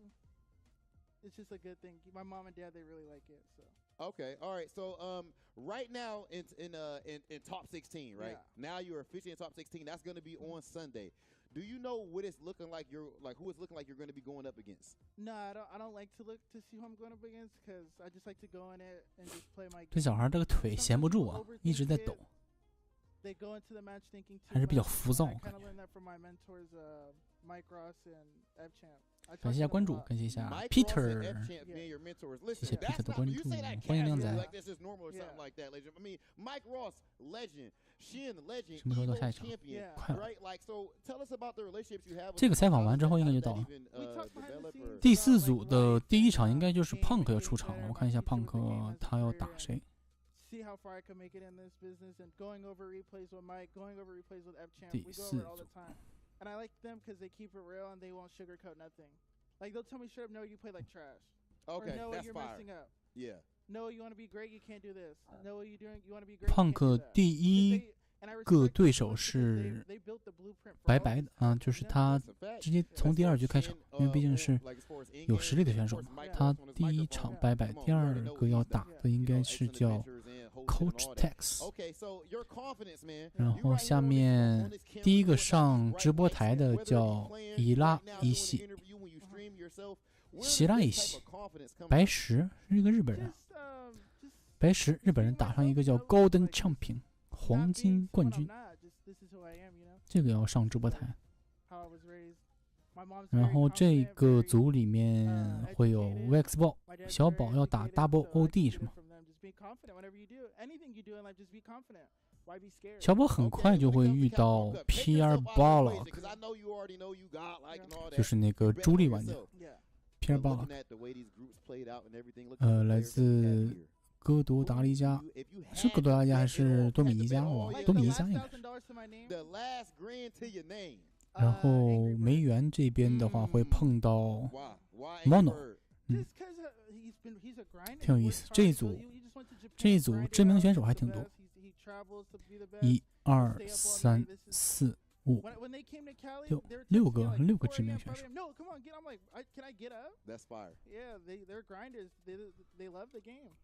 啊，可别墨迹了，能不能？好，能不能赶紧进行比赛？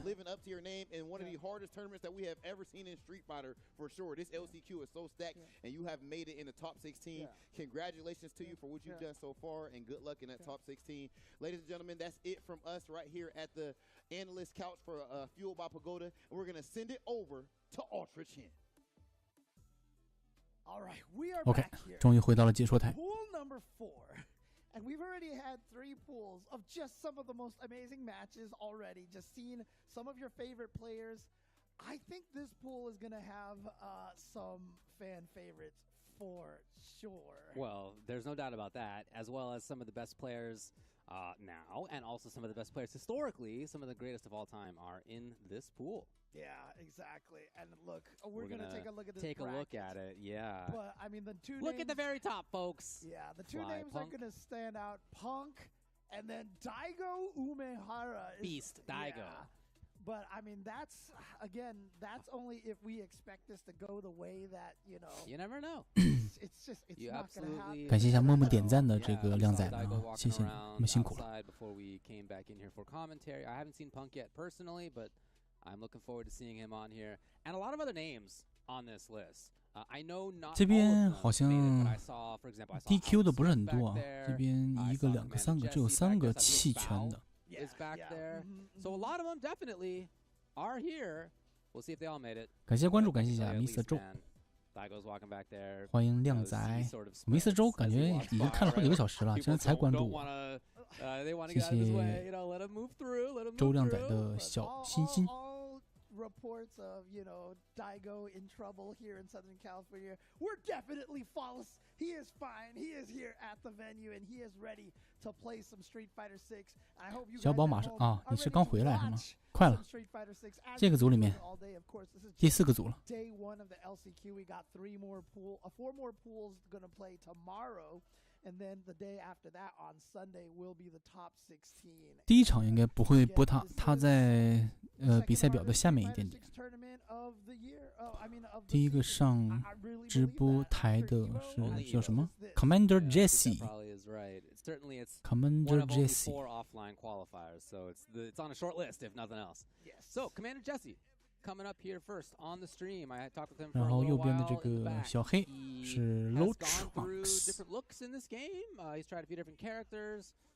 小黑还挺时髦啊，这个头发染成了什么颜色？茶黄色，粑粑色儿头发。He named 3 characters, and one of the characters was Jury. 刚才是不是有人念叨没有瑜伽了啊？来给你看一场瑜伽。喷火老头。瑜伽。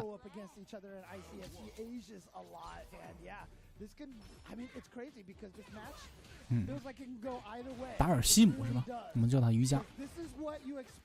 直接被压到了板边啊！其实朱莉的板边压力给的应该是非常足的，而且你像瑜伽这种角色，他是没有起身凹的啊，没有凹招，所以他在角落里面非常难。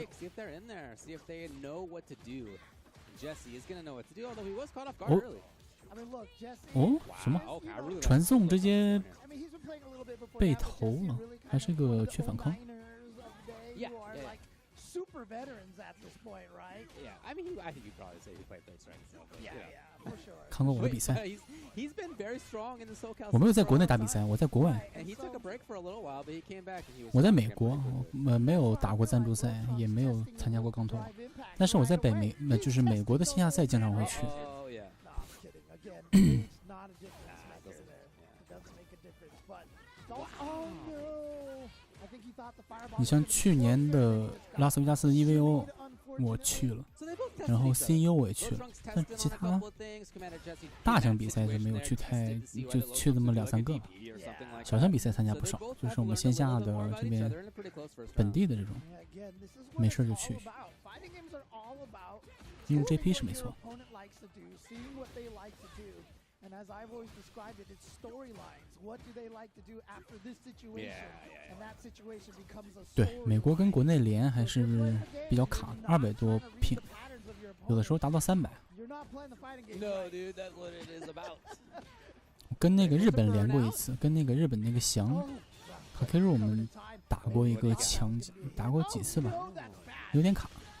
Wow, spends the other bar right here. After the level 2, he only has 1 bar, and that just means that the Feng Shui engine is basically gone. It didn't really do anything at all. Yeah, In fact, yeah.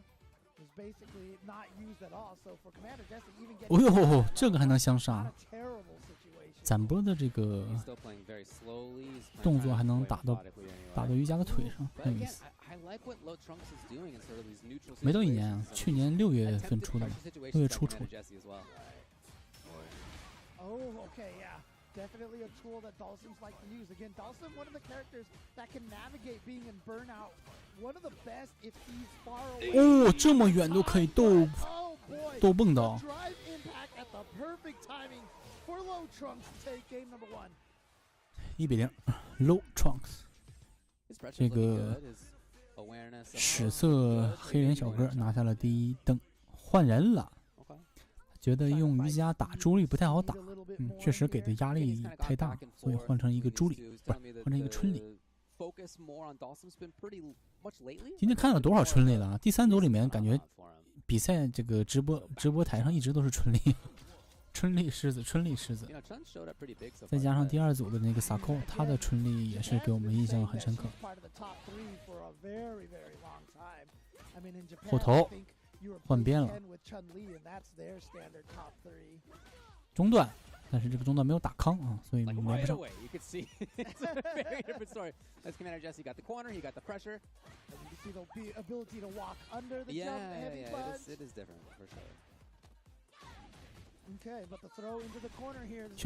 确反康的一个头，这样的话，斗气用光，好一个逆向升龙，其实凹了一切，真敢凹啊！ 哇，还是重脚的升龙脚。Yeah.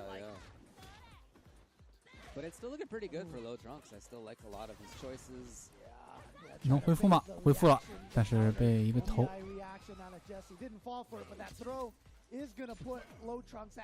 这样的话，来到了赛点局，赛点灯，两切，烽火引擎搬运到角落。 哦呦，这个波发的被完全挑入了。红色引擎还在，马上用完了，用完了。没了。好像实力差距有点大，没有给他任何这个让他发挥的机会啊。那个史色小黑还是挺厉害的。Low Trunks 没听说过，不知道来自哪里。看这个肤色，应该是来自美国本土的一个选手。 I remember when the game first came out, everybody was talking about Jury and Cammy, and there was like this comparison. 龙珠的主力算不算世界前3？不好说，这个没法排名。我觉得他们互相，你不能说只看他们的这个比赛的成绩啊，或者说他们互相打，谁比谁的主力厉害，不能这么算排名。那你说龙珠能打过卡卡米的主力，他就比卡卡米主力厉害吗？不是这么算的，我觉得他是需要综合实力嘛。 比如说龙珠啊，打所有人，比如给他安排10个高手，他打这10个高手用不同的角色，他的胜率打10个人能赢7个。那如果卡卡米用他的主力打10个人，如果能赢8个呢，是吧？得看综合实力去考虑，不是他俩单挑谁厉害，就是他的主力最厉害吧？你觉得呢？这是我个人的意见啊。卡卡米也挺厉害的，就是来自我国宝岛台湾的那个主力选手。Is it gonna translate? Is it gonna translate? Is it gonna translate? No, but you know. Shiraishi is it? Okay. Shiraishi. Okay, there you go. There you go. 日本的话，确实是 Mago 的助力是最厉害的，没有人用助力了，再就是。You know, obviously characters make a big difference, but I feel like so far. 美国这边有一个叫 Just a Kid 助力，Jack， 他好像输了是吧？他在第2组还是第3组？第2组应该是输给谁了？没看他上直播台。上了一次直播台就没有，他的助力还可以，然后再就没有太厉害的助力了。Look, you talk to me. I've always been saying Blanca is ridiculous in this game, you know. So I think Blanca is super strong. But 助力这个角色就是很看你的这个攻势的，就是在这场比赛中，如果你的这个攻击的这个势头起来了之后，确实是容易一股气的把对方给拿下，就是打一个措手不及。你没反应过来一次之后，可能就直接输掉比赛了。这个角色就是这么一个定位，打的就是这么一溜烟啊。所以看现场发挥很重要。哎呦，赵哥哥来了，早上好，欢迎一下赵哥哥。感谢赵哥哥的入团卡和粉丝灯牌。That is correct, sir. 下面一场啊，右边这个叫希拉一系的是来自日本的一个选手，然后他左边的这个叫 Golden Champion 啊，黄金冠军是吗？不知道是哪里人。看这么深邃的眼眶，应该是一个欧美人。小日子希拉一系，这个人没听说过啊，不像是在日本打职业的选手。竟然会去美国参加这种这么大型的比赛啊！我应该吃午饭了，确实。几点？10点11点。今天初几了？这个是不是该吃饺子了？我不知道你们什么习惯啊？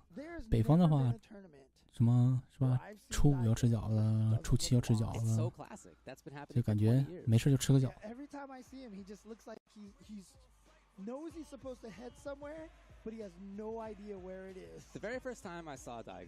哦，希拉一系用的是 JP 啊。OK。JP 打卢克，今天看到 JP 特别少是吧？今天感觉就第1组里面出现了一个 JP， 再就没怎么看到 JP 了。这一组里面有我们的中国选手 VX 小宝的 JP 啊，加上这个来自日本的叫希拉一系的 JP， 2个 JP。初8了，3人吃到初5。好了，那看来你也是北方人，南方好像并对饺子没有那么执着。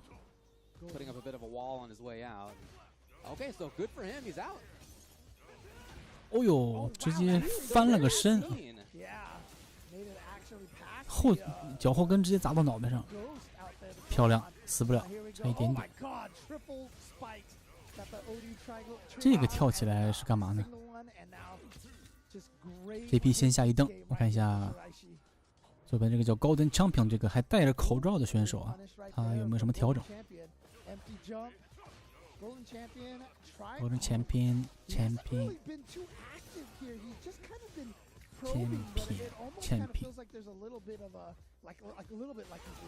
哦，直接把斗气用光去打对手的一个波，有点风险有点大。你对 JP 这种角色的话，最好还是不要用太多你的斗气啊，因为他抹血本来就很厉害的一个角色，还好撑过去了。不太好防。这都是联防啊，所以刚才他第一下就是启动2气的时候他没有防住的。哎呦，怎么绿冲取消都没出来啊？这个金防还是不错，不是金防，格挡还是不错。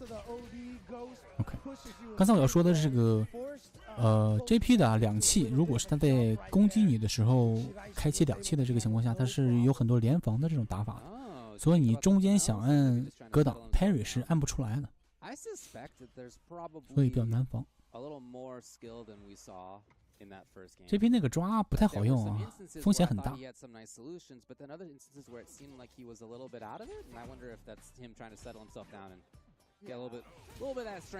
蹦放坡裂缝，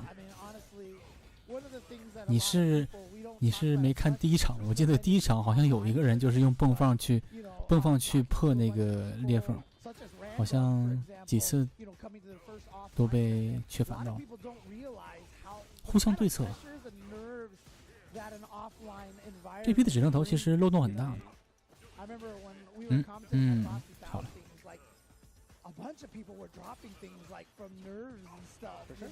中断，下重拳对空。啊？为什么是轻攻击其实？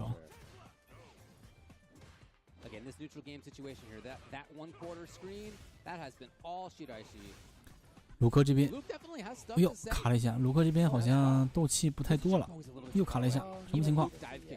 又卡了一下。嗯？怎么了？怎么这么卡？骗了一个拆头。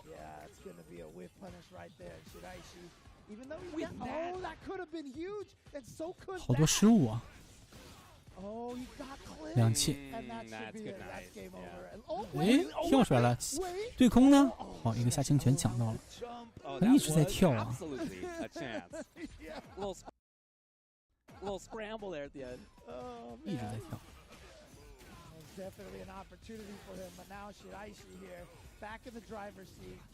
跟压板棉厚厚躲头，这批用指令头的奇效。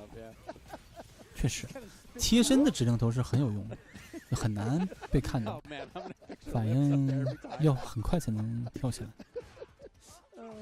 但是还是，毕竟是指令头嘛，是指令头都有很大的这个风险。所以这种求稳的打法一般人不会用，好多失误啊！连招呢，兄弟们！好，2-0，来自日本的这个希腊一喜白石兄弟啊，算是有惊无险。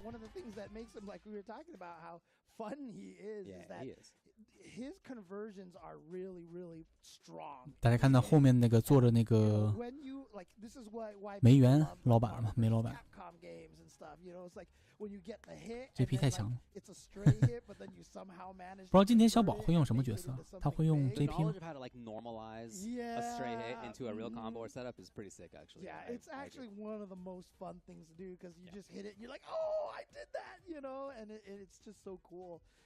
我只能说，刚才那个卢克确实是不怎么厉害，连招都不太对。For sure. And also fun. So Punk made it through his first game. He's going to be playing against C's next. VX Bao also through in his first one. Daigo through in his first one. He overcame Humble Pie. Alex Smith through too as well. 听他说啊，这个梅园是赢了第一场，然后Punk也赢了第一场。韦小宝、VX 宝、微信宝他也是赢了第一场，所以没有上直播台，但是他们还在胜者组。看看第2场 VX 宝会碰到谁呢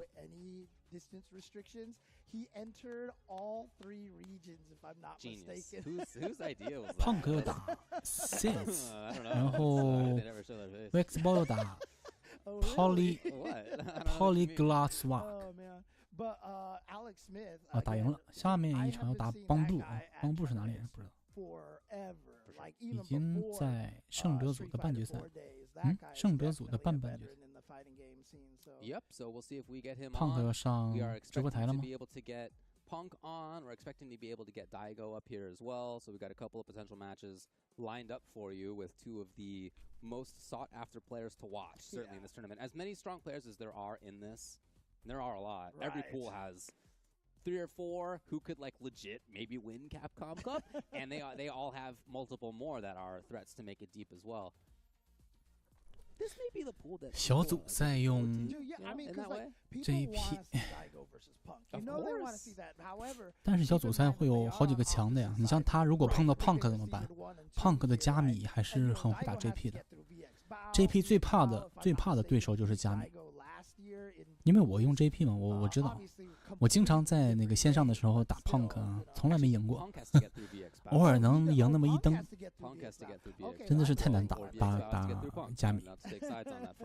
Yeah, that's the path. And it's currently Dread Dragon versus Low Trunks. So again, we liked a lot of what he saw. Winner that's going to play against Daigo in the next round. Okay, nice. All right, okay. Let's see what we got. There he is, the man himself. Fly Punk on the right side of your screen. C's on the left. Yeah, I just. 对啊，有 Punk， 还有那个梅园啊，梅哈，日本的梅老板。Okay, sick. 哇，这么多 JP 啊，又一个 JP， 这一组这么多 JP。 Sure. But again, you know, the interesting thing is when this game came out, Cammy was one of those. 刚才那个前3组里面就看到了一个 JP 啊，这个组里面聚集了各种 JP。Punk 上场了，打的这个 JP 叫 Says， 没听说过。Oh, just a little too far for that jumping medium kick. And there sometimes you see where the attempted conversion doesn't work. 梅老板打不过小宝，没见过他俩对过战。梅老板很少跟那个中国选手交流。But yeah, Punk rarely lets that go. Yeah, just getting back thrown on wake up. Again. Yeah, same thing twice, and you notice that he's checking with the light button too. 哦，各种清泉点啊！ It got a little scrambly. Yeah, so here we go. 这样的话，双方都没有斗气了之后，其实圣楼不该传送过去啊，直接远程2气就是吧，各种 diss 扎呗，为什么传送过去啊 ？Punk 还是有一些反应的。Punk hoping to see C's bite on that. Nothing came. Some patience out of his opponent. Punk 的这个反应是真的厉害，还是年轻。 2气打斗气去了。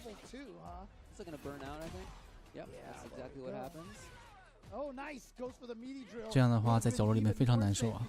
哦，后头。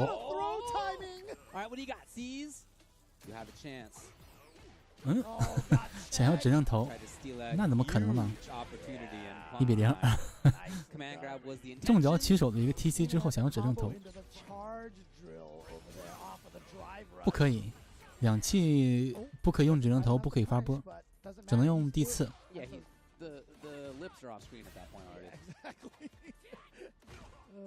很快的又来到了角落，好跳出来了，但是这什么连招啊？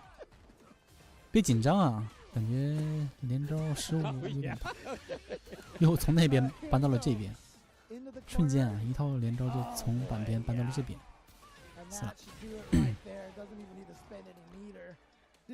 这个还是疯狂的压制啊！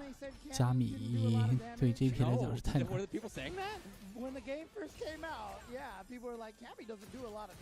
往前抓呢，往前抓。对啊，你说的指令头嘛，不可以的，不可以。那个就是反腰脚那个指令头。好像没有什么悬念，完全是碾压。No, he meant to DP, but it's gonna work. I think he'll take that. He knew exactly what was up, and Punk's gonna do it. He moves on. It's alright, C's. You don't need to get the old weird smile. It's alright. Punk 这个打法还是观赏性很强的。It happens. It's a very common thing to happen, you know. But you just got to make sure you end your controller at down forward, and then that way less chance of the DP coming out. So Punk moves on in winner's side. I think again we're all expecting him to make a deep run here. 看来今天的 Punk 不是很紧张，不是很 nervous。 VX Bow versus Bamboo is happening currently on the棒豪什么时候复出？ side of the bracket, 不知道啊。他之前有直播哎，他之前有直播。街霸6刚出的那2个月，他在一个叫 Kicks 上的一个直播平台上直播，用的是卢克，但是他能不能参赛我不知道。他之前不被禁赛了吗？被卡普空禁赛了。The matches, like I said, the players, everything has been great. These pools have all felt like mini tournaments in themselves, and that's going to be the case all day tomorrow too. So every one of these 他被禁了多少年啊？ And by the way, really cool to be here as well. 是被卡普空还是被 EVO 啊？被哪个挺大的一个组织给禁赛了，他就消失了一段时间，挺厉害的那个。Infiltration 嘛 ，Infiltration， 曾经也是一度的韩国热门选手。Really nice to see. And you know, I mean, like Random said, right? I mean, this is his first 是他指导的，是吗？Amazing and wonderful it is, and he was just like, "Wow, offline is like kind of the truth, right?" And that's one of the reasons is you get this environment where you get to see a bunch of people and you get to talk to people, trade ideas, and you never know who you're going to end up standing next to, and then just start talking about a matchup situation. Like I just ended up standing next to Fierce, and we just started talking about Kimberly a bunch of times, and both of us were just like, "Give us our ODDP back," for sure. So we saw Gamer be back there. Haven't seen him for 5 years. Yeah, I know, right? Since pre-end of the world, it was really cool to see him. I did not know he was showing. 刚才我们在那个直播间里看到了 Gamer B 啊，来自台湾的一个选手。街霸5也是知名度很高的一个选手，是吧？街霸6大家对他的这个怎么说呢？对他的比赛好像关注度不是特别大，没有怎么看过他跟什么交流，没有看到他跟什么国内的选手或者是知名的比赛上面露面，不知道在默默的练什么东西。Gamer B。And so to have this format and where we can actually see the players from everywhere and see that, yes, Street Fighter is being played everywhere is what makes it so cool. I'm with you. I think it's very cool. We're expecting to get Daigo versus Low Trunks up here. Low Trunks made it past. 然后下一个要出场的是梅老板了。梅老板肯是吧？他的对手就是刚才的那个 Low Trunks。So that's that same stage in the bracket where it could be Punk versus VX Bao on the other side. Winner semis. So we'll find out which of these players go on a roll, but maybe VX 包下个要打 Punk， 应该是他们两个都在胜者组这一边啊。半决赛是 Punk 和 VX 包，这边可能是梅老板。这一组出2个还是很艰难的，看看小宝能不能顶住压力啊。昨天在群里面看他说这个稍微有点时差，有点没太倒好。确实啊，这个从中国飞到美国去参加比赛，时差没调好啊，这个当天的状态，尤其是到下午的时候，这个时间点在美东那边好像是现在7点左右吧，下午7点左右。不吃饭还好啊，稍微吃过饭以后啊，就会困得不行啊，睁不开眼。I don't know, other stuff going on in life. And one of them is this air fryer thing that you are constantly talking about. So I believe you. I believe you. It's great for a single guy. We have one too. I mean, it's good. Anyway, we're going to take a short break. We'll be back with more of the LCQ after this. 又要进休息了吗？别休息了，有什么好休息的？打2场就休息，打2场就休息。这才打了1场是吧？搞事情！第4组进来刚打了1场就得休4分钟。问题是，他中间还有很多这个没用的废话啊，那些个解说、直播、采访那些个东西都加上，就算休息的时间了，怎么还要休息？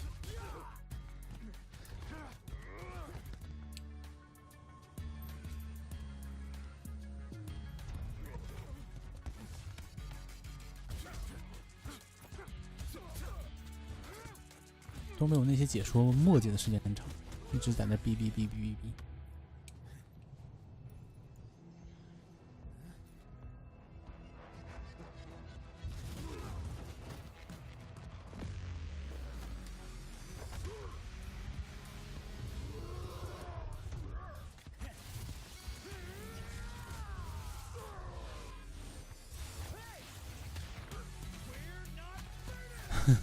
确实啊，蓝色的火焰像八神。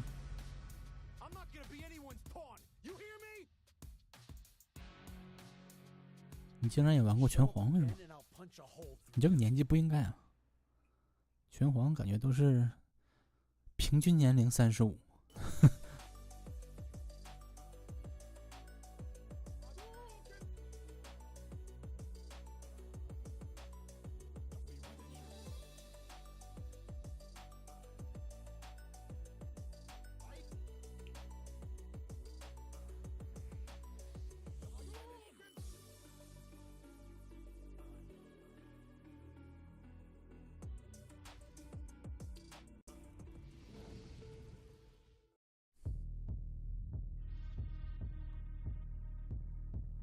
4399是国内的网站吗？不太了解，出国时间太久了。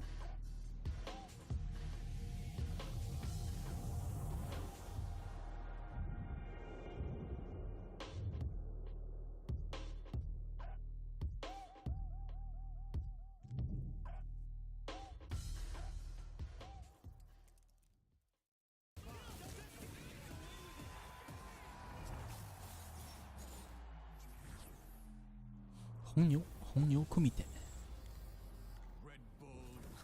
这个红牛库米特是什么时候啊？纽约那边邀请了几个高手啊去参加的一个比赛，红牛杯。我出国的时间估计你还没出生呢。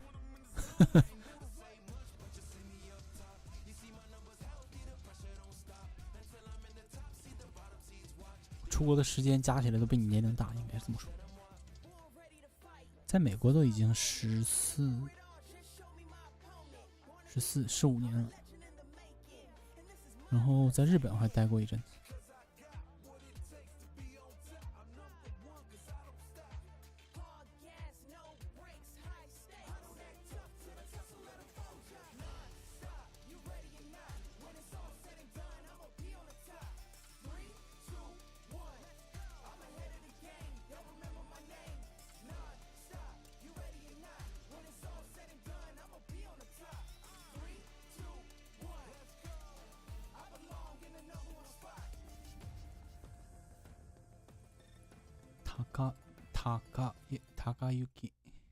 Welcome back to the analyst couch, fueled. 还在采访。I am joined with Sherry Jennings, FGC legend, and my friend. What's up? What's up? I'm good. How are you? I'm doing really good, Sherry. You know, it's always good to be joined with you. Sherry, first and Sherry. foremost, I gotta ask, how 这是个 has 解说。 the Cup LCQ been for you so far?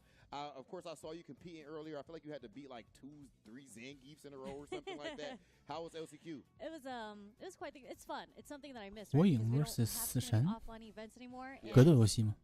Although I got washed, I'm 不 still 知 having 道 a good 哎。 time because after you get washed, you still get to play in the casual rooms, and everyone is here from all over the world. So you just get that unique, one of a kind experience right now. All right, and you know, with you speaking on people being here from all around the world, you know, you want to be humble and all that, but some of these players wouldn't be here for what? For Sherry Jennings, okay? We're going to keep it $150. And it's a beautiful thing to see what you do with eFight Pass. Phenomenal players. Like, actually, I'm going to let you say, what are some of the players that, you know, are here at Cup because you were able to help them to get here? Yeah, Crossover is one of them. Okay. Which was really, really great because if you like go to my website for eFight Pass, he's one of the players that inspired me to start eFight Pass. Really? Because he couldn't make it to Capcom Cup 2 years 头好长啊， got his visa denied 他 so 头 many 发你 times. 看 So 都已经 really happy that he was 到 able to 沙 get 发 it 下 this 面、 time. 桌子下面 And Namikaze 他站起来，那个头发应该能到 Okay, you've even done the 屁 same 股 thing with like 以下 wrestling ads, 屁股左右。 you know, even players even in other titles and everything, which is absolutely ridiculous. Okay, so is that specifically, I guess, what inspired you to do that? And is it a difficult process to be 女权主义者 Yeah, it's 是这样的 I 吗？ don't want to say it's difficult, but they make it confusing on purpose. Like if you don't read or write English, 他之 it's 前 really difficult to 出 navigate 事 through 儿 the website. 是 And I'm just there to 我 provide 不知道啊， guidance 听说 to 啊 players and 他是 provide 那 like the 个 necessary documents 家暴了吗？ to bring to the interview to even give 有 them 人 a 说 chance. 爆 Because 出他 most of 家 these 暴了， people, 所 the 以 US embassy do not believe in esports. They read it and they're like, you're 再 a 说了，他 pro 家暴跟 street 这个 fighter 有什么 player, 关系啊？ you go 跟 to 那 the 个 street 参加 fight. 游戏、打 Literally 游戏有什么关 ask 系 one of？the 搞不 players 懂。 that. Like, are you a street fighter? Like, you're fighting in the That's streets. insanity, bro. That's actually ridiculous. Okay, so even 八神 outside 家 of that, 山 Sherry, 崎 got we're gonna shift gears to Capcom Cup specifically. You know, you're somebody who your voice, your words is respected. 确实啊，这个艾德好像有鞭子的是吧？他手上会发出一股鞭子。If you had to bet, if you had the entire thing, not just LCQ. You're talking about the whole thing. Okay, we can start with LCQ. 但是艾德是没有脚的，他是个拳击手。Okay. 是6个拳，6个拳。 Right? The LCQ. Yeah, it's crazy he's in the LCQ and not in Capcom Cup yet. So you can't win 400 grand. 打得轻了。 That is crazy. Yeah. Okay. It's well deserved, and he's in the winner's side, so I think he has a good chance of making it out. 最近美国这边也有很多这种家暴案，就是杀妻案。前2天啊，我弟他们公司就出现了一个杀妻案，就刚过去不久，2月初的时候。2个中国人，2个华人啊，非常厉害，都是那种名校毕业的，一个是清华的，好像男的好像是清华的，女的是清华的吗？是吉林的状元，哪一年我忘了。然后他们2个都来到美国，读的都是名校，然后名校读研究生是怎样？一个之前在亚马逊上班，一个之前在谷歌上班，最后2个人都去谷歌了，然后在家里面发现是男的把女的打死。大家听说这个？ I think he's a favorite, and I think he's the people's favorite. I think a lot of people do think Meta has a good 很危 chance 险 of。winning. I think things are a little harder now because 不是枪击案，这个还是暴力致死，就是拳打脚踢，据说是没用武器的，直接活活给打死。 But I tell you what, Sherry, it's your fault for so many amazing things in FGC, so many dope moments and whatnot, and of course being an 一个人是吉林的，一个那个男的是哪里的？像是南方的。 Always a pleasure talking to you, and that is it for us from the analyst couch, fueled by Pagoda. 这首诗最近特别有，我们这边。 I can hear the crunch there. Yeah. Always cool to see Sherry and catch up and hang out a little bit. Again, as we were talking about before, that's one of the best things about coming to an offline event in this way. We happen to live in an area where this kind of stuff happens sometimes, and we are lucky enough to get to catch up as a result. So awesome to see that. Certainly, 快别墨迹了，赶紧让选手上场。 We're all looking at as one of the favorites to take this LCQ. 哦，刚才是不是有人问这个左边那黄色的这个瓶子是什么？应该也是红牛，不同口味的红牛。 In my opinion, is there a favorite for Capcom Cup? I think the better phrasing is. 难道是什么樱桃口味的红牛吗？右边那个是白罐的吗？或者是淡蓝色的那个？还是深蓝色那个罐好喝，就是后边的那个冰箱里面的。四川的，大家都听说了是吗？ Went into the battle hub, right? Talked to Eternity and voted for who you actually wanted to thought was going to win the Capcom Cup. Who did you pick? 对，你整这些没用的干嘛？采访又开始这个解说在这磨了，浪费时间。打回打不过，只能单方面而走。 Potential pools that could happen in the LCQ, sorry, in the Capcom Cup draw. 中国的红牛好像不是一个公司的还是怎样？是吧？我之前听说好像是泰国的公司做的还是怎样啊？红牛还侵权啊，还打官司之类的。不清楚。 I did it, so I know I have jinxing power. Maybe you don't. Go for it. 不过在美国家暴还是得小心点儿，这个你说不准哪天是吧？你把人，你说一下打死还行，你打不死人家不会报复你吗？天天生活在一起，你知道他怎么报复你？在你的池子里面给你下点药啊，是吧？或者是加枕头底下藏个 biu biu biu 啊之类的，还是很危险。而且这边好像管得也挺严啊，这是一个重罪，如果被 报警举报之类的，可能就是会坐牢。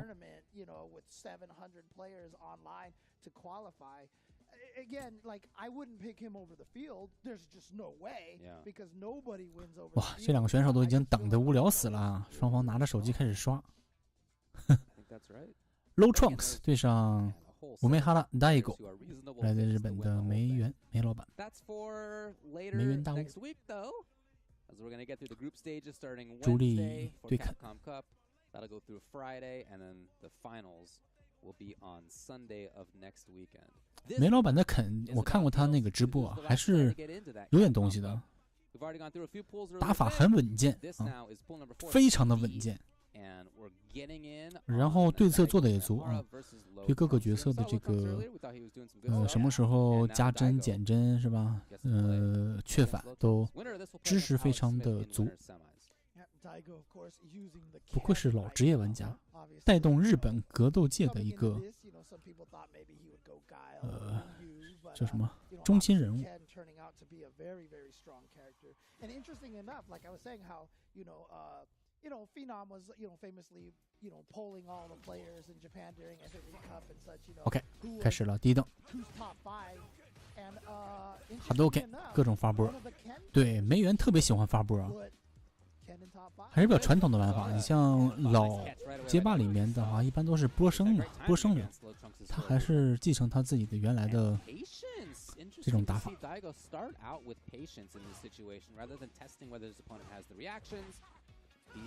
距离掌握的非常好啊，就在这个我能摸到你，你摸不到我的距离，然后也不轻易进攻啊，看你的破绽，你的习惯。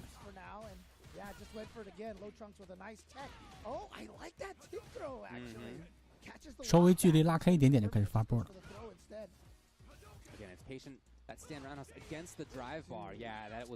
磨光了对方的斗气。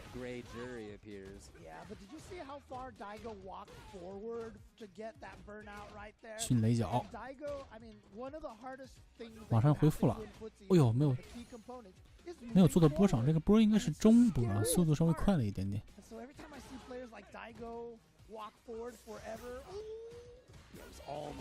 EX 升，这是确反。 EX 升直接给磨死，防不住了。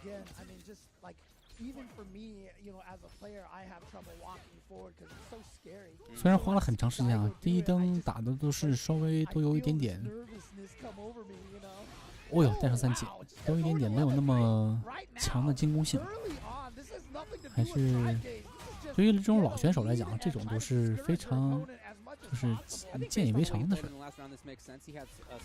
原来打的比赛比这要时间要长，是吧？他们特别的不急，慢慢打呗，对吧？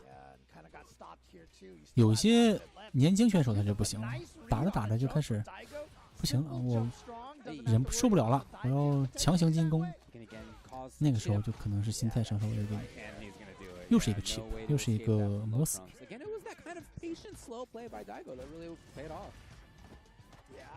非常稳健，对吧？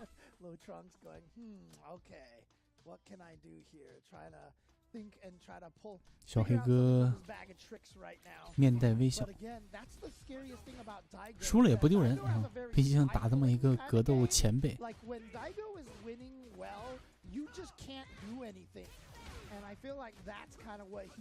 看到没？这个梅园的打法一次没跳过吧？他跳过吗？没看他跳过吧？就是立回啊，强行立回。终于反过来了，终于反应过来了。换边吗？没有，换边。凹到了。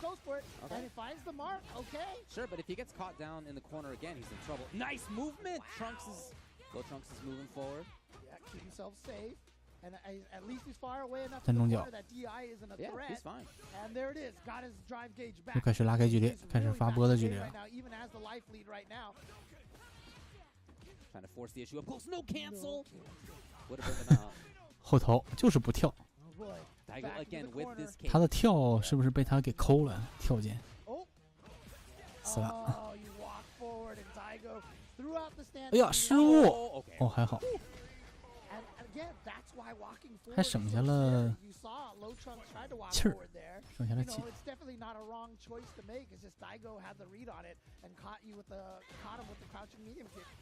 狗粮，你不认识Daigo吗？梅园啊，梅园呐，梅老板啊，你不认识吗？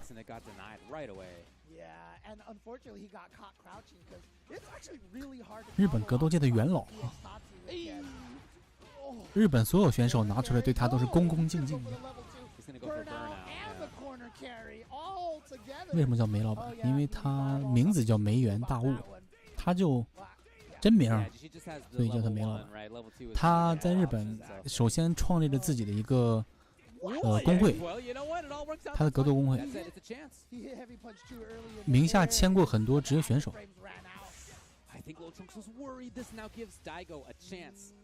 对啊，Daigo是梅园啊，接受。As a result, he'll play against Alex Smith in the next round. You can see Low Trunk's like, man, yeah, Daigo really is Daigo. You know, that Daigo guy, pretty good. Yeah, Daigo.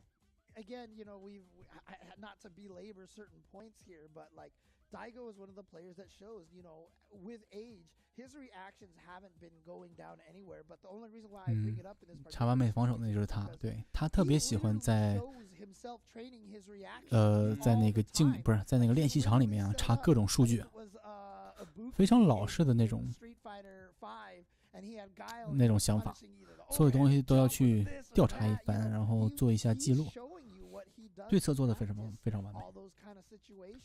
新造型的艾德怎么看？我觉得艾德很帅啊，比街霸5要好很多。街霸5的时候那个艾德真的是，哎呀，造型不说了，他那个打法就太单一单调了，他的打法就一直1 2 3 1 2 3 1 2 3，一直在那是吧摁拳，没有别的进攻方式了。但是我看了这个街霸6里面这个艾德之后，发现他有很多新的东西，是吧？不只是单单的就是1 2 3了，而且他好像是换了他的那个操作方式啊。街霸5里面好像是摁3个拳3个脚，没有这个摇杆上的这个指令。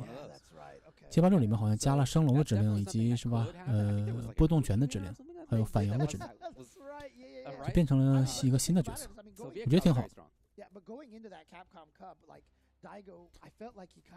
啊，没错，他就是那个春丽的那个一战成名的那个人，打 Justin Wong 是吧？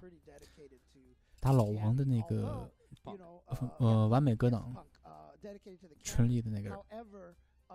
He was practicing Chun-Li at Frosty Faustings as well. So I don't know if we're ever going to see him bust out that Chun-Li, but clearly Punk is one of the best cameos. 下一场应该到小宝了吗？果然 ，Punk 打小宝，这个我要录一下啊。这个必须录制啊！等了一晚上啊，播了多久？几个小时？7个小时了吧？7个半小时了，终于等到了我们中国的一位选手啊 ，VX 宝韦小宝打上啊美国的紧张小黑哥 Punk， 不知道 Punk 今天有没有紧张啊 ？Are you nervous？ 我们看这场，小宝选出了 JP 啊，他对自己的 JP 还是比较有信心的。按理说 JP 是比较怕加米这个角色的啊，他没有拿出肯，反而是用 JP， 好一个。后骗了一个格挡之后的头，完了，角落里面怎么摊手了？第一下就给他了一个摊手，让你知道我这个 JP 也不是说不敢凹的。这样的话，第一灯直接被胖哥这边拿下。节奏要掌握好啊，小宝加油！小宝这边的话 ，JP 好像没有看到。好，完美格挡，这样的话是换边的一套连法，前动脚的一个转圈，怎么样？被跳出去了，哎呀，换边，但是胖克这个头怎么是后头 ？OK， 拉开距离之后，我们看看，又是被一个空剑给扎到了腿上，还是在角落里。加米这个近身能力太强了，哦，好，一个下重拳打了。一个插合，这样的话，第一局好像没有看到小宝做什么呀？考虑一下要不要换角色？没有，直接毫不犹豫开始第二局。还是对他的这个 JP 是比较有信心的吗？又被打了一个骗拆头，所有的则都被猜到了。又打了一个插合，不能乱伸脚啦！你这个伸脚被插合几次了？看来今天这个Punk不是特别紧张。迅速的3个灯啊，要不什么都没做呢，又被打插河。这个下中脚不要再摁了，他就是在等你下中脚打你插河呢。全屏，这个距离是 JP 想看到的，但是被2个前直接给拉近了距离，漂亮防了一个升龙。这个地方应该还敢凹，果然是Punk。2个凹，第1个凹被打了一套之后，但是毫不怂，又凹了一个。OK， 扳回一灯，有机会，有机会。夏清泉抢了一招，又被扎了，感觉小宝被扎的有点多啊。哎呦，刚好到角落。完了，这个地方对于 JP 来讲是好，3气应该不会用吧？对空的，他在等你下中脚。完了，又被一个下重拳打到了，这样的话应该是可以带走了。带走了，2比0。Punk，不过这是胜者组啊，小宝还有机会。Punk 这边是胜者组，是成功晋级到半决赛是吧？小宝毫不回头啊，长发飘飘，直接坐到了一个显示器面前，看看去练一下对策吗？我觉得他用肯稍微好一点，用 JP 打加米确实不太好打，尤其是这个Punk，他的加米对 JP 的对策做的是非常足的。我在线上的时候经常跟他打，可惜。So that means that Punk is in winners finals of that pool, and on the other side is Daigo versus Alex Smith, which I think is where we're heading next. Daigo 对 and Punk 就是跟小孩儿 really been talking about in this pool, and that's one match away from happening. But again, don't sleep on Alex Smith. This is a guy who's been strong. 哎呀，感觉状态不在啊。不过没办法啊，Punk 确实打 JP 会有一套啊。就等了7个半小时，打了不到5分钟，感觉3分钟就结束了，2分钟就结束了。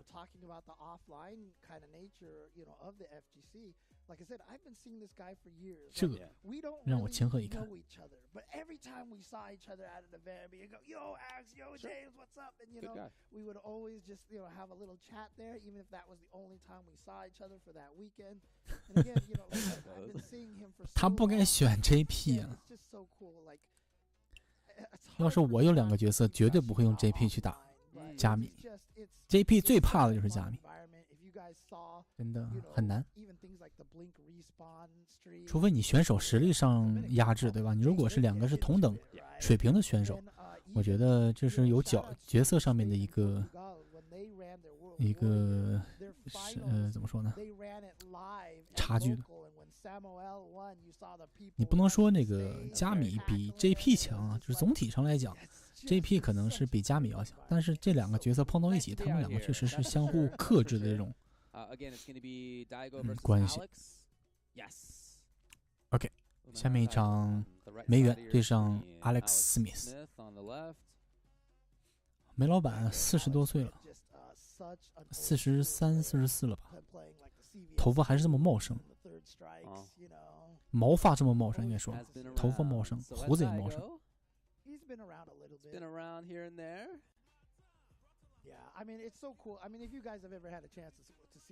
没办法，比赛嘛。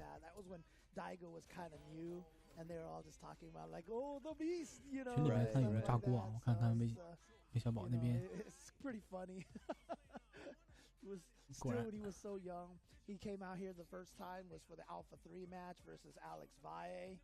And then after 被打插河太多了，主要他那个下中脚一出，人就等你呢，等你出下中脚，在你打不到的距离，然后一个下中拳去打你的插河。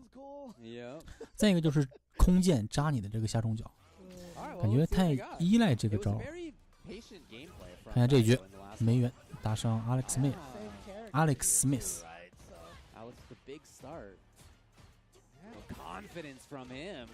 是他没倒过来，我我觉得有可能，有可能。不过看到他的打法，就是稍微有点不太熟悉加米这种玩法，他被完全对策了，完全被加米的这个看透了，知道你要干什么，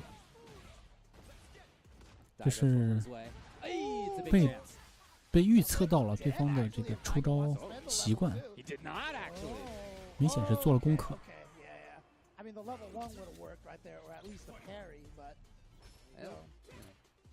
梅老板的啃还是很稳健。刚说他们稳健，他就给你来个凹个升龙是吧？还凹一个啊，跟胖克是一样的打法是吧？第一个没凹中，再凹一个。Hadouken。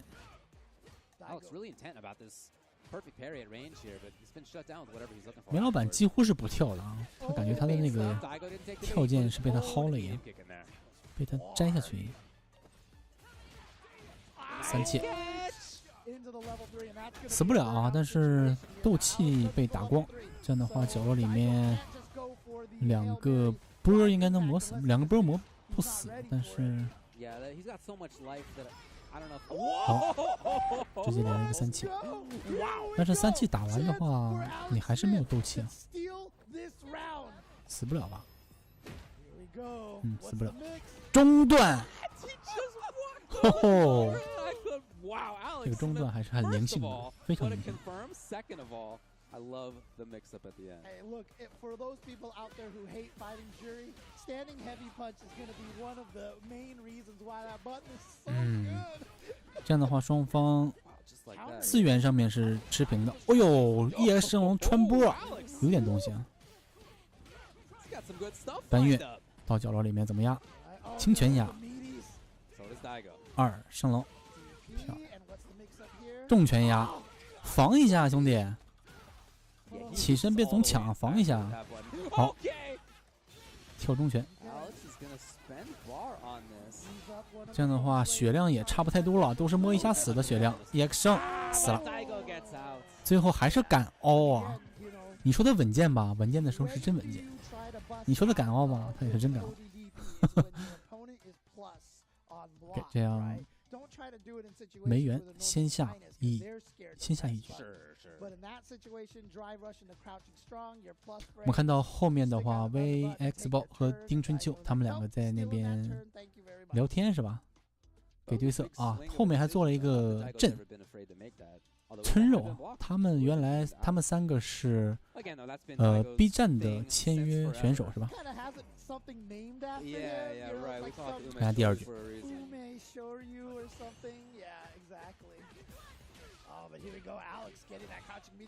曾经的2个队友也是在给 VX 包来加油的，但是这一场表现不是特别好，凹了，这是非常大的一套连招。驯奋角起手，投死了，再点。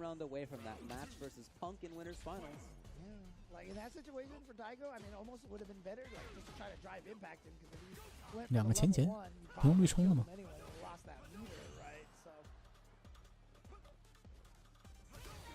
好，这个蹦放是给你个信号啊，让你总发波啊！我是有对策的，你别以为我没有对策。头。敢凹吗？不凹，还是重拳压。他起身都是重拳压。恭喜一下梅园。这样的话，胜者组这边的话是梅园打上胖克，还是非常的友好的跟你握了个手啊。这个格斗圈子还是非常友好的，不管你是什么样的对手。你是新人玩家还是很菜啊？这个大家都是非常友好，没有任何架子的。虽然梅园是一个老明星了，成名已久的一个选手是吧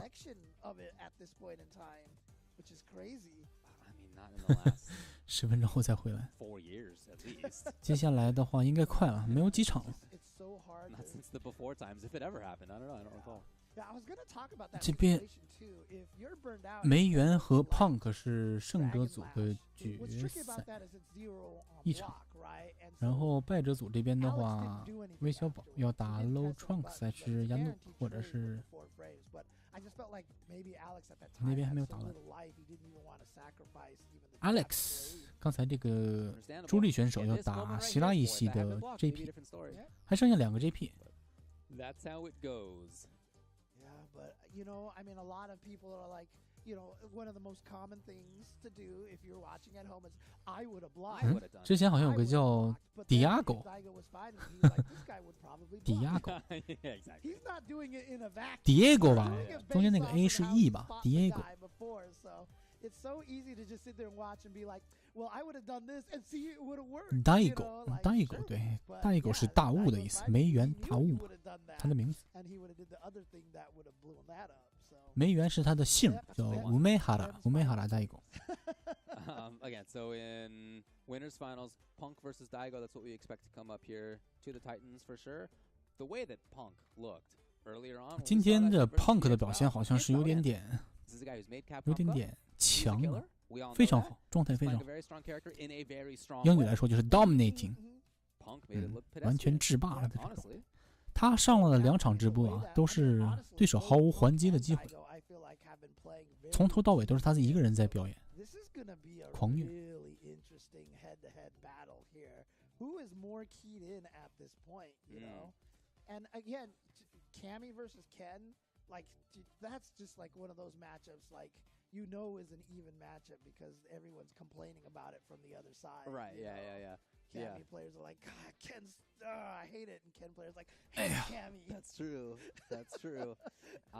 You know, the way that Daigo has played has been a little bit more reserved than sometimes. His bust out EXDPs were a little bit more in that game, a little bit more of sort of the Daigo that I've seen in the past. Earlier, it was a little bit more patient and cagey, and I'm really interested to see if that's the style he goes to. Sort of that versus with the intermix of when's the Umui Shoryu going to come in. Like that kind of gameplay is really hard to contend with. You just don't know what's coming up next. Whereas Punk has had this incredible offense and whiff punishing and reactions, as always. So those two styles matching up could be a very interesting combat between the two. Right, and honestly, if I had to pick one right now, like, I would just throw my hands up in the air. Like, I feel like this is, like, on one hand, I'd be like, I really think Punk is going to have the advantage because, and then I'm like, no, but actually Daigo would probably, but you know what? Punk could. Good old theory fighting, right? We get to put it to the test very shortly. Exactly. 群里面又开吵起来了。 Excited to see who's going to be able to take this one. Yeah, that's where we're headed next. In loser's side, got a little bit of work to do there before we get to anything like loser's semis. We have Alex Smith versus Shiraishi in there. Low Trunks versus Yanoob who is here. Ooh, okay. Was sent to losers earlier. Winner that will play against VX Bao, who's of course still in this. So through that loser side, we could still see anybody come out. 小宝还有机会啊，败者组这边 Again, 看看他打谁吧。 A lot of people were picking Punk and Daigo to make it out of this, and so you know, I think people are excited to see that. But before we actually get to that point, again, just want to give a shout outs to all the people who are making Capcom Cup possible over here. And this one, of course, is going to the Steel Series here. We've talked about this before. If you've been watching all day, these are the headsets. 这是个什么牌子啊 ？Steel Series。 This is Steel Series. Again, Steel every one of these Series sponsors are very important. 没听说过这个 Check out their stuff. Let 耳机 them 的品牌 know that we 看着还不错。 appreciate their help, and they will continue to sponsor and bring these cool events here. So again, the Steel Series Arctis Nova Pro. This is the official headset of Capcom Cup X. It's enhanced with premium high fidelity drivers and sonar. 现在在想啊，这种耳包式的耳机，为什么在上面都要做一个这个这么妨碍头型的这么一个架构？你说你头发洗完了之后，你是吧？起码要抓一抓头发吧。戴这么个耳机肯定会影响美观呢。又要开始休息，别闹好吧，兄弟。 真是醉，打一局休息10分钟是吧？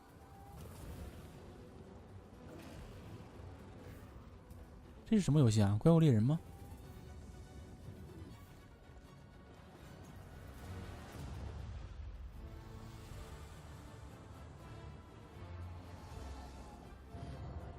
2025年怪物猎人的 Wilds 野生又要出新的了，之前买的怪物猎人还没有玩完呢，各种新的。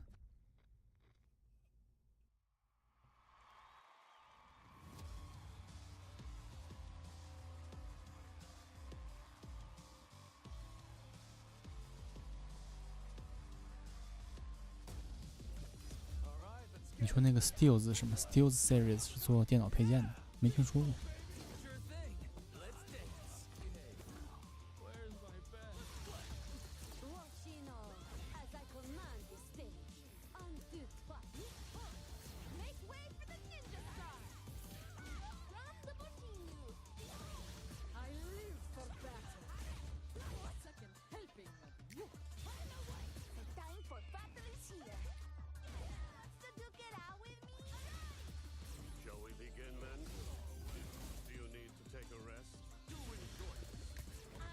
这是介绍新皮肤的吗？话说这个皮肤出来之后，我都没有碰过这游戏，感觉阿鬼出来的那个第1个月我就没玩。加米这一套还是挺帅的。龙这个好傻，像一个农民。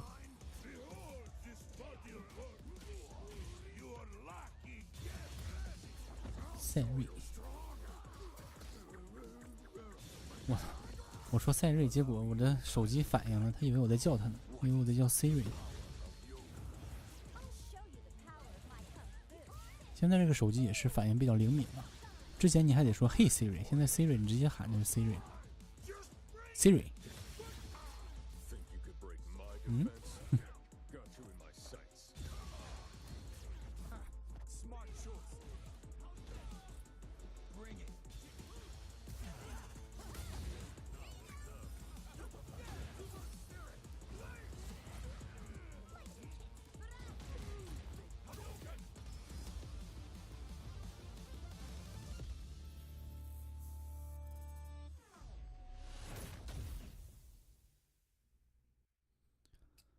对呀，游戏时间还是很短的。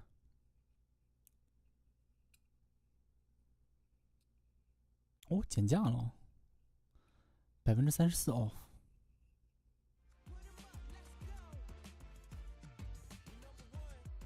太久没登录。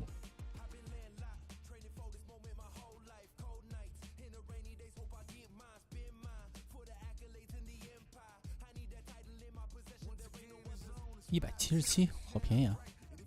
我买的时候79.878，500多。我是直接那个预定的。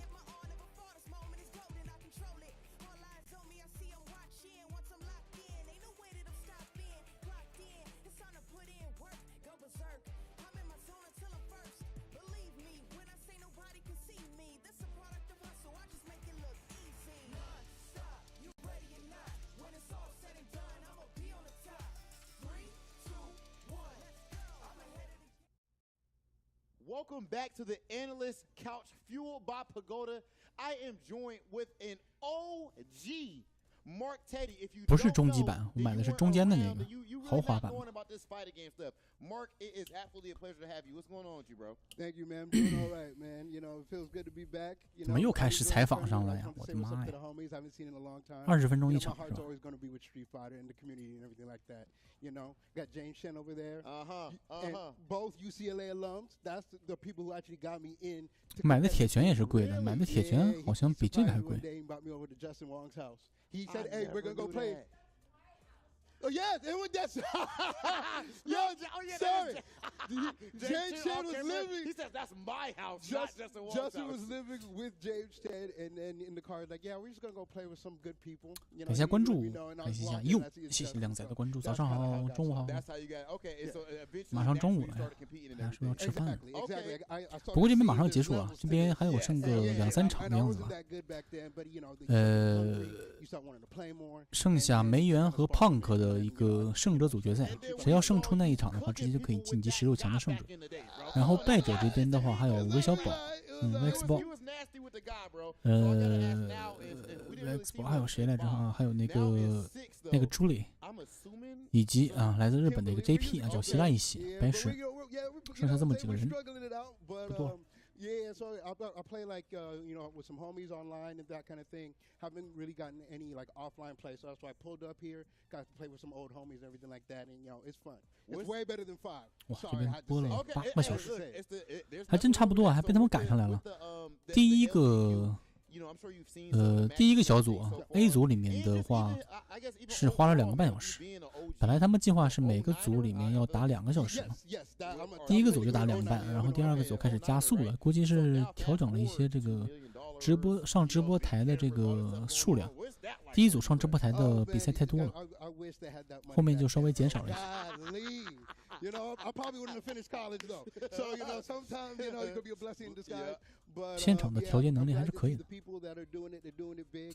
But yeah, man, I'm old now. Trying to put that kind of time in, it's a little rough because these guys are putting in that work and they deserve it. Yeah. And they deserve it. But man, if they had that money back then, bro, man. Yo, okay, I know what you. Okay, now look, Mark. Now there's a moment. This is before I ever went to a tournament, bro. I was watching you play and everything back in Street Fighter 4. And I ain't gonna say no names or nothing like that, but I remember there was a money match, and I remember all in somebody's face with that little move right there, man. That's never gonna die, bro. It's never gonna die. Classic fighting game moment, bro. Just without being too specific, take me back to that time, bro. Like, that energy that you were giving us is crazy. Man, I'll be real honest. I was being like harassed, and so it was just I reached. 这边 VX 包也是成功的打败了一个叫 Yanoob 的人，然后下面是2个 JP 的对决，他在打他等下要打这个叫希拉一喜白石，来自日本的 JP， 2个 JP 对战，后面要打这个胜者组里面。 He laid off me after that. Respect. 掉下来的。 Thank God, we're not gonna say no names. 接下来几场估计要激烈起来了，激烈起来了。打起精神，还剩下3场比赛。Man to man, you're gonna disrespect me, And honestly, I did it because Chris. You hear him on the street. He tells me Chris to do. Who? Which Chris? Chris Tatarin. Chris T. Chris T. And I believe Kino were on the mic commentating it. And so when he said to do it, because he wanted to have a special handshake with us. Like every time he saw each other, he wanted us to do this to each other. And I was like, bro, what are we doing? Like, 看一下 Idom 在哪个组啊 So I had to flip it out on him at the end. And so yeah. Classic. Idom 今天不会打。 This moment will never die, bro. This is actually my first time meeting you. Idom 在第6组，第6个组，明天打明天的第2场。他那组里面有很多日本，有很多小日子 ，Nemo 是吧 ？Nemo 的 JP 非常强，然后马沟的 Julie， 还有 Lucy 的 JP，2个 JP 在那个组里，我操，2个日子的 JP 在那个组里啊 ，Idom 不太好打。然后还有一个新加坡的 SCEO。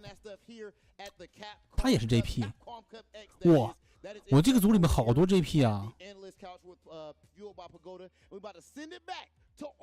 ，Nemo JP、Lucy JP，SEO JP， 还有一个 Julio， 他也是 JP，4个 JP， 好难受啊 ！Idom 曼农打 JP 感觉有点难，说实话。 说实话有点难。然后还有一个知名的选手叫 Flash Metroid， 这个是我朋友，他真名叫 Peter 啊，他用的是布兰卡，是看看他这组里面，说实话有点难。然后明天的话，第1场是第5组的话是石油王 Oil King， 他在那一组。 For later stuff, it was just a small arcade. We had like one Street Fighter 4 cab, which was new, and he was one of the players there. It was not like a long list of players who were there. So some of the ones who were there ended up being very strong players. You know, Mark told the story about me like taking him in my car to go play against somebody good. It turned out to be Justin Wong. Yeah. I think you told him it was like, hey, let's go to James's place and play with his friend Justin. I think I might have been it actually. Yeah, it was something like that. And Justin walks up the stairs and Mark was like, oh my god. Yeah. But no, it's great to see Marcus again. I haven't seen him in a long time. So. And I mean, honestly, pretty like, cool. I mean, one of the reasons why I went to UCLA is because they had a great arcade. For sure. Well, I ended up working at that arcade during some of the heydays. It was such a great environment for learning back there. in video games. Clearly I don't know about college. never skipped classes to play Street Fighter because education is important. For sure. Anyways, enough about that. 马上开始了，这个应该录一下。 Daigo versus Punk over here. Yeah, we're not gonna hold that off any longer. Here comes OK， 兄弟们啊，我们看一下这一场啊，这个是第一天的 LCQ 的第4组胜者组决赛了啊。然后左边的是来自美国东部的 Punk。今天刚才打了一场啊，打了一场 VX 包啊，好像是势力怎么说呢？士气非常的强。右边的是来自日本的梅原大悟 Umehara Daigo， 看一下这场加米对肯。这场胜出的人啊，就会晋级后天第3天的16强胜者。开场我们看到双方也是非常的有耐心啊，没有说做一些非常好一个穿波，角落了，一个穿波直接带到角落，拆了一个头，轻拳轻脚的一个确认升龙，角落还是没能出去啊，漂亮，这个 counter 确反非常漂亮，中角的 TC。刚才打 VX 包打小宝的那一局也是凹了好几个 EX 升龙。Punk 今天是真敢凹啊！当然啊，我们刚才看梅原的那场比赛里面也是连续凹了2个 EX 升龙。双方都是打法非常刚烈、刚猛的玩法。这样梅原这边的血量不多了，已经黄了，但是一个下中角插到了一个前冲，又凹了一个 EX 升龙。这一局就凹成功了2次，给你的一个信号啊，梅原，你想一想，我是什么样的人，对吧 ？Are you nervous？ 你很紧张吗？第一灯先下 Punk 这边，这个是失误啊，确认没确认到之后被一下搬扔到板边了。好，插合下中角插合对方的下中角。刚才我们看他打 VX 包的时候，也是很多这个打插合啊。Punk 打插合还是有一手的，又尝试了一个打插合，但是没打到，中间跳了一个波，空键插到之后的一套连招。Punk 还是在寻找机会插合，但是距离没有掌握好，被一个下中角插到。3级用吗？不用。下一下摸到应该是直接可以带走的一个血量，漂亮！这样的话被一个空键 ，Punk 起身这个空键用的非常好，先下一局。我们看一下梅原这边没有任何犹豫，直接开始了第2局，也不会给自己调整的时间吗？又是一个插合。后头起身抢了一个后头，我们发现Punk这个选手特别喜欢在角落里面打这种骗拆头啊，7米，他往后走，刚才那个走的距离稍微近了一点点，被起身后头又被投了。同样的场合，确认站重拳打到了空中的 counter 之后一个确认。OK， 大野狗终于是拿下了1灯，梅老板的肯还有机会的。阿多肯。下中角啊，这个肯的下中角距离是实在是太长了，Punk有点掌握不好这个打插合的距离了。相杀，抢了一个下轻拳，前后走来走去啊，是偏拆头，他特别喜欢偏拆头啊。这个打点有点高啊，应该是附身的，但是没有确反。应该是到斩杀线了啊！一个下中角摸到可以带走，升龙，这个对空非常漂亮，重拳压。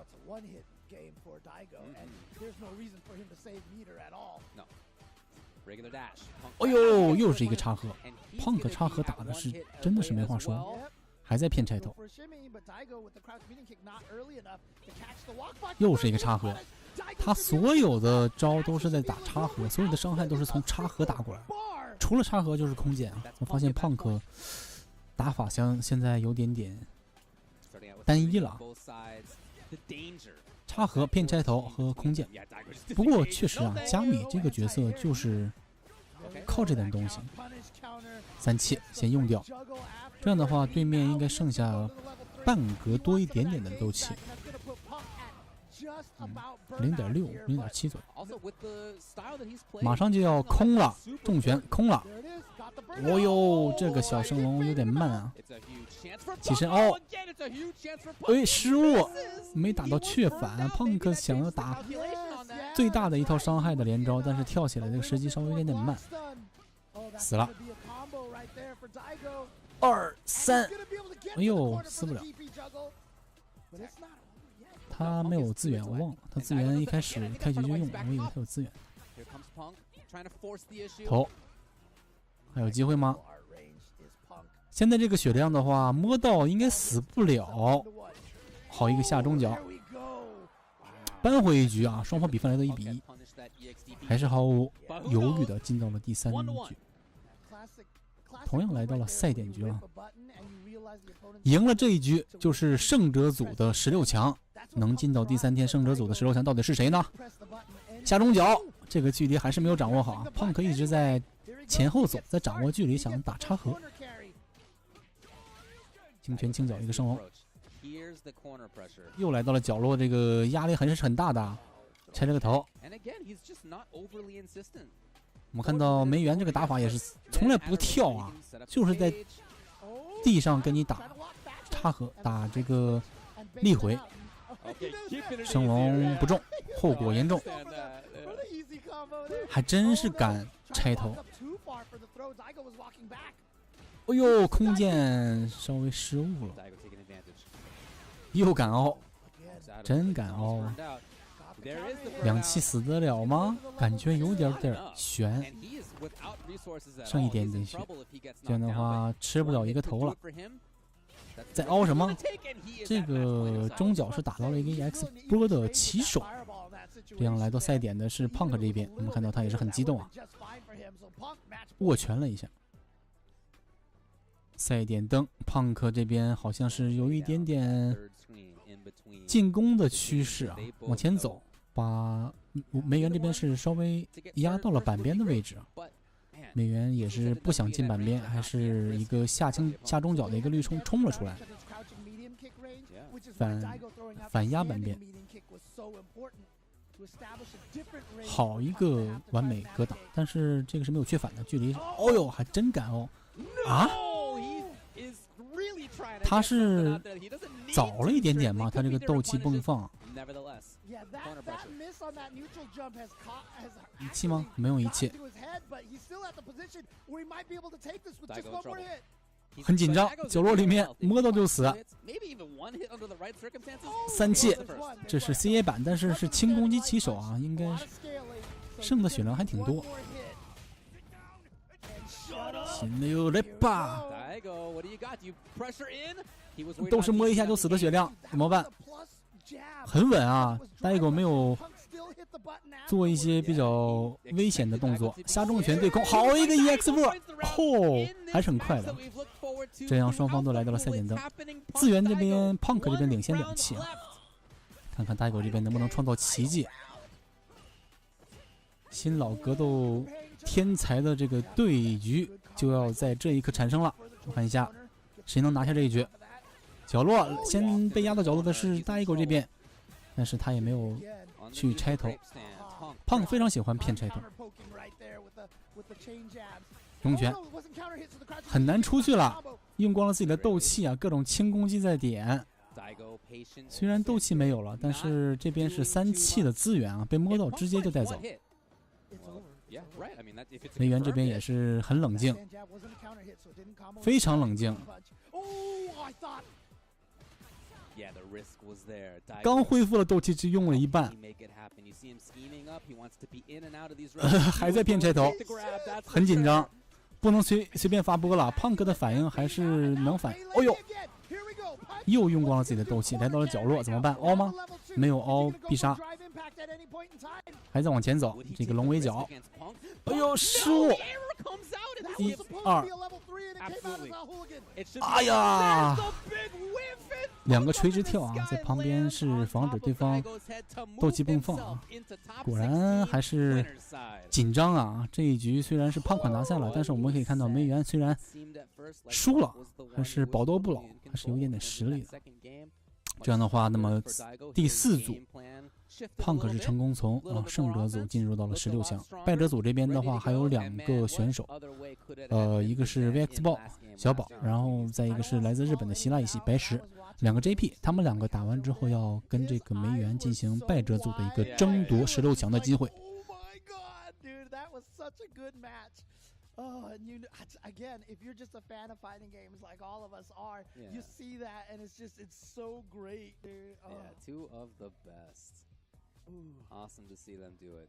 Now, of course, Daigo can still get out in loser side. 梅园是从来不跳的， yeah, 他的跳可能是被他抠掉了。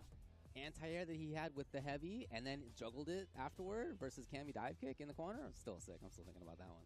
And I'm oh yeah, that was 很紧张的一个对局啊！哇，好想胖克输掉，但是胖克确实实力是在的。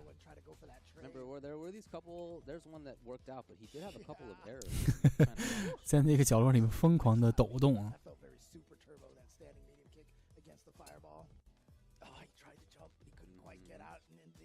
Right, there's the read up in the sky, expecting the DI.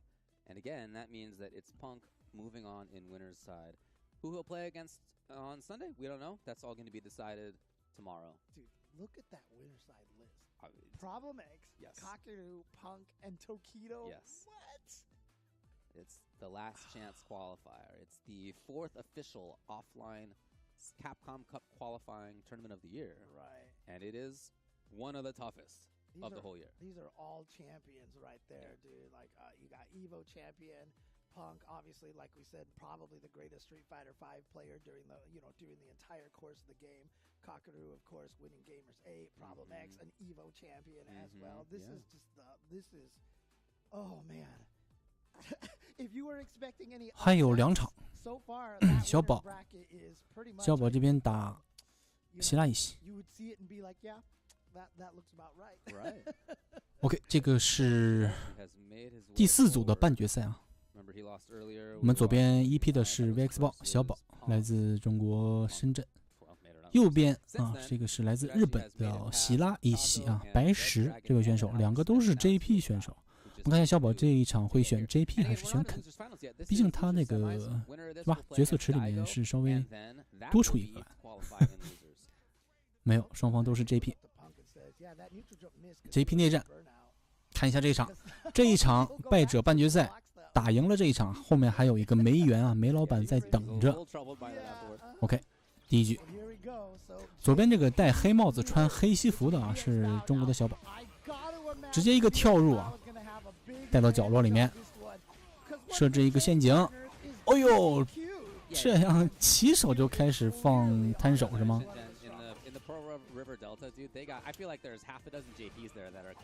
角落里面不想放对方出来啊，距离掌握的非常好，但是一个斗气前冲是成功的跑了出来。哦呦啊！我寻思最后要连一个第4阶扎死呢。刚才这个下重拳连得非常漂亮，完美格挡之后的一个 EX 波缺反，漂第一蹬啊，完美。小宝这边 JP 的熟练度是没得说的，从第1个版本他就非常喜欢 JP 这个角色。虽然中间有练了一阵子肯啊，但是最近没有看他用肯的这个比赛。终于是在角落里面被摊手摊到了啊，但是不伤大雅，因为没有缺反。3期用掉之后怎么样？起身直接一个 EX 头，一个指令头啊！这样先下一局，左边的1P 小宝。打 JP 内战应该是没有什么悬念的。小宝这个 JP 还是老 JP 了，又来到了角落，设置。哦呦，一个绿冲之后的下中拳接了一个站中拳，确认的还是非常不错的。哦，他也是下重拳防到了对方的一个传送，但是没有后面的连招，又是前的一个指令头。还是很难看到的。虽然是一个全屏的指令头，但是贴身之后啊，你稍微就会有点的放松警惕。带走，这是来自一个完美格挡之后的连段，还攒了很多资源。赛点灯，小宝这一局漂亮，还是一个重拳确认的一个下的一个地刺。漂亮，看到小宝这个对策啊，完美地刺、完美格挡地刺也是非常有经验。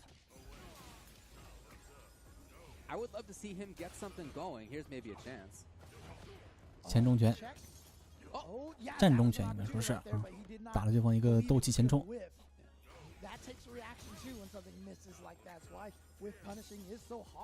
骗啊！他用这个中拳的地刺就是骗对方的完美格挡啊，对方没有摁格挡，他把对手想的太厉害了。你像厉害的这一批之间对决的话，都是双方都要用完美格挡去格挡对面的地刺嘛，他没有完全没有去格挡。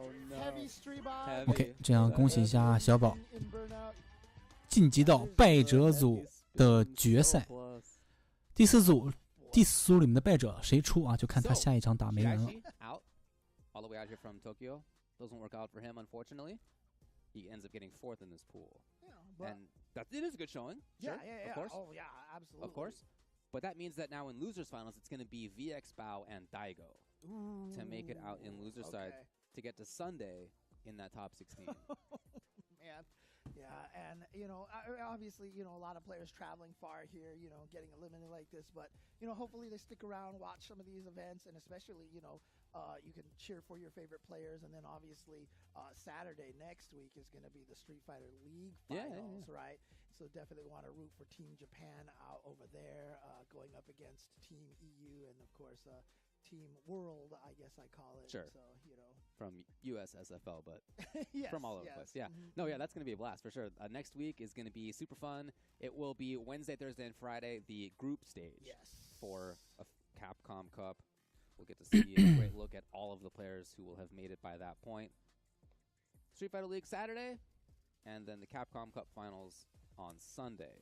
It's in a week and a couple of days. Again, today, tomorrow, and Sunday, we're deciding who that final player is in Capcom Cup, who gets into that last group, the one where LCQ player gets automatically entered into it. We'll see. And, I mean, that last match that we had between Daigo and Punk, that's the kind of caliber of play that we know is going to end up coming out of this thing. VX Bao, very much capable of that same level as well. And now it's him. OK， 看一下今天的最后一场啊，这是第4组里面的2个选手了，这是败者了，是左边的1P VX 包韦小宝打上右边2P的梅园大悟，来自日本。看一下，还是用 JP 打肯啊，到底谁能晋级这个后天的16强啊？就看这一场，前面的7个已经决定了，最后1个名额。刚才我们看到了这个 JP 的内战啊，也是看到小宝热身也算是成功了吧，终于是打出了一些东西啊。因为他第一场打Punk的时候，让我觉得他这个完全没有发挥。这场看看他打肯到底是有没有像打 JP 内战那么轻松的，换边的一套连招，但是没有在角落啊，漂亮，连招选择的非常好，是接的第4，没有接的正摇中拳那一种，因为没有在角落里面嘛。角落里面的这一套连招之后怎么压？重脚 TC 起手，这样的话这是连防啊，你不能动，只能是硬防。漂亮，我们小宝先是拿下了第1灯，虽然用到了2气啊，有点浪费资源，但是能赢就是好事儿。crouch meeting kick at the same time. And so without a perfect EX parry, 波 there's nothing you could without a parry, I should 全屏。哦呦，直接冲过来一个斗蹦，把自己的资源用光了，吃了一个斗气迸发。 Heavy punch is bufferable. Sure, but no 又到了全屏啊，这个全屏的，哦，下中卷，下中脚是打了一个什么前走是吗？恢复了，重拳，漂亮一个确认，一个头还真敢，还敢投吗？还敢，弹手吗？不弹，两气不用。 他应该用个 EX 扎地两气的话，应该差不多可以带走这个血量。斗反，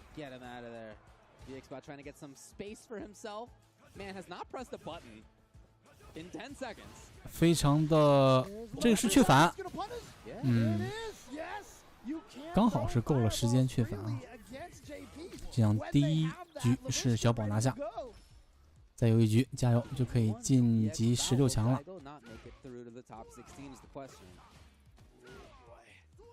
真敢投啊！嗯，这个是不是确反啊？下重拳打的这是一套什么呀？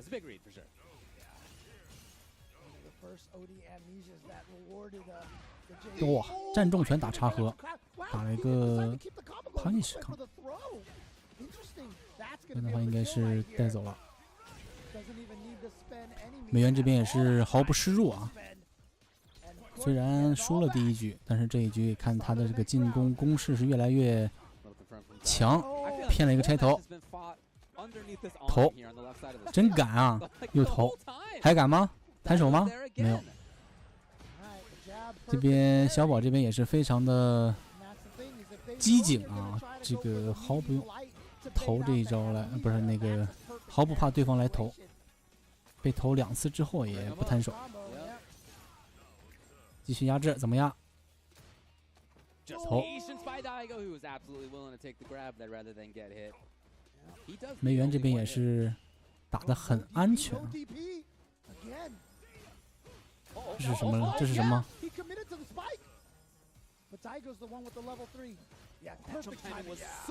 两气又来了，能防住吗？没防住。这是连防。 OK， 赛点灯，小宝这边再拿一灯的话，就可以晋级16强了。能不能越过这座大山？这个是个插合确反。吼吼，终于是想办法去躲对面的头了。梅园这边3气资源啊，一直没有机会用。 小宝这边攒了1气用，3气用吗？不用，又打骗拆头，3气用掉。这边小宝这边可能还有机会再开一个2气啊，他第一灯用了2气，第二灯用了2气，这一灯还有机会用2气。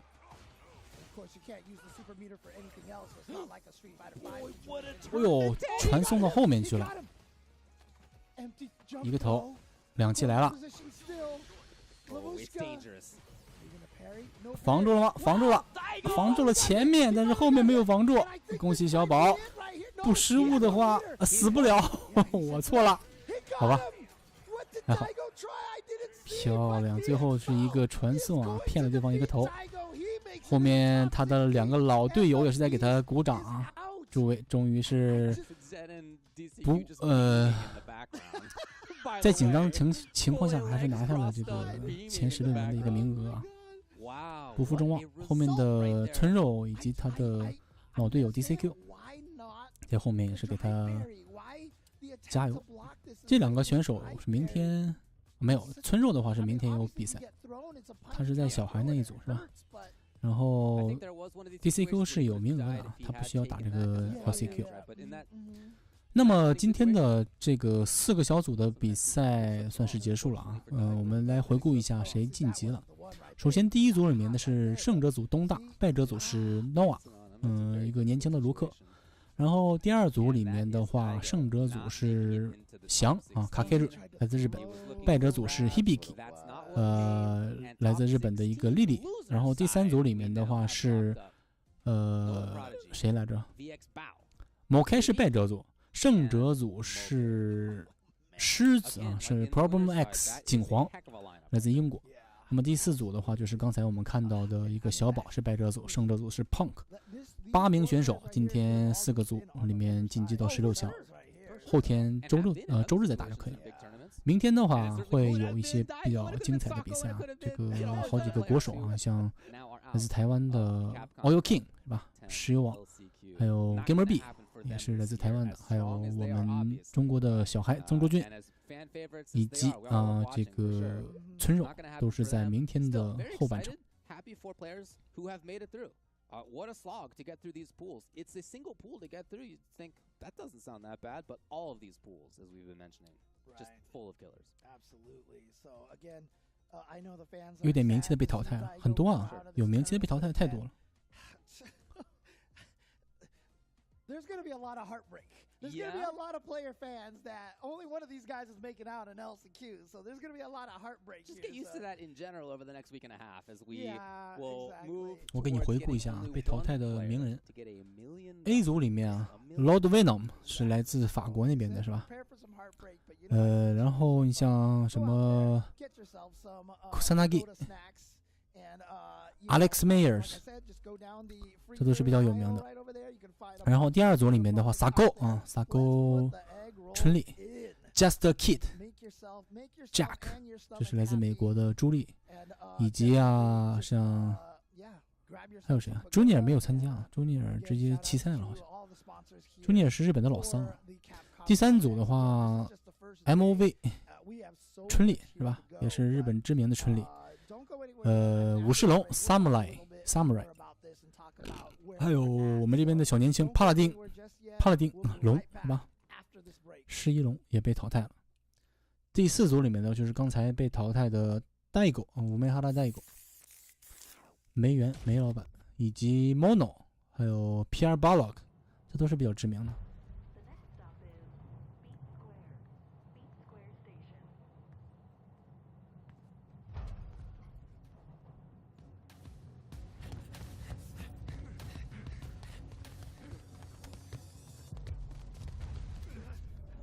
2000美金。MOV 输了呀 ，MOV 输给那个 Mokai 的春丽了。这个倒计时后面有什么就不知道了。今天比赛应该是没了。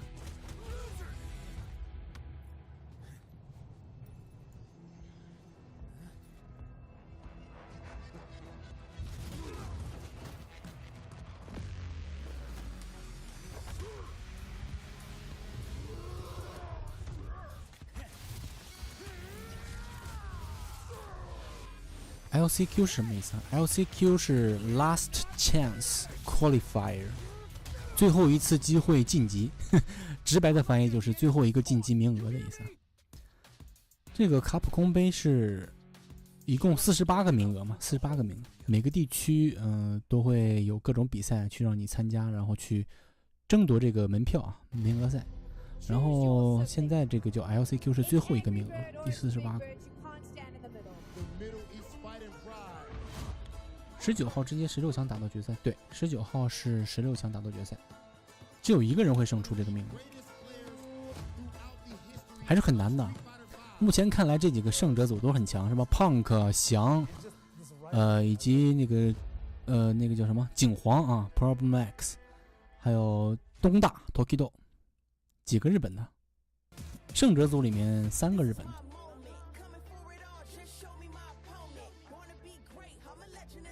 哎，2个日本。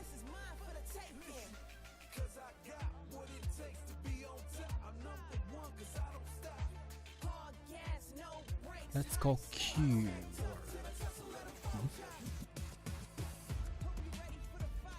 奖金高啊，不然没人报名 LCQ。LCQ 每年都是很多人报名的，街霸5的时候那个人也很多，虽然没有这么高的奖金吧，但是确实是。报名的还是挺多。我们中国的选手出门的话，因为消费比较高嘛，因为是吧，本来国内出国就很难啊，这个签证啊，这个那个的，以及在国外的这个货币逆差，换人民币换美金本来就不合适嘛，所以出去一趟好几万就没了，所以出国打比赛的人很少。但是日本每年他们都会有很多选手出来比赛。摩开有门票了，摩开没有门票呢，摩开没，他打到了16，有门票的就不可以参加这个 LCQ 了。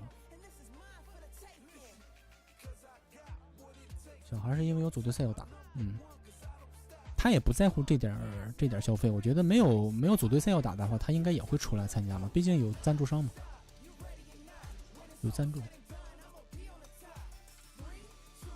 小孩这个小组赛里面有几个高手，一个是村肉，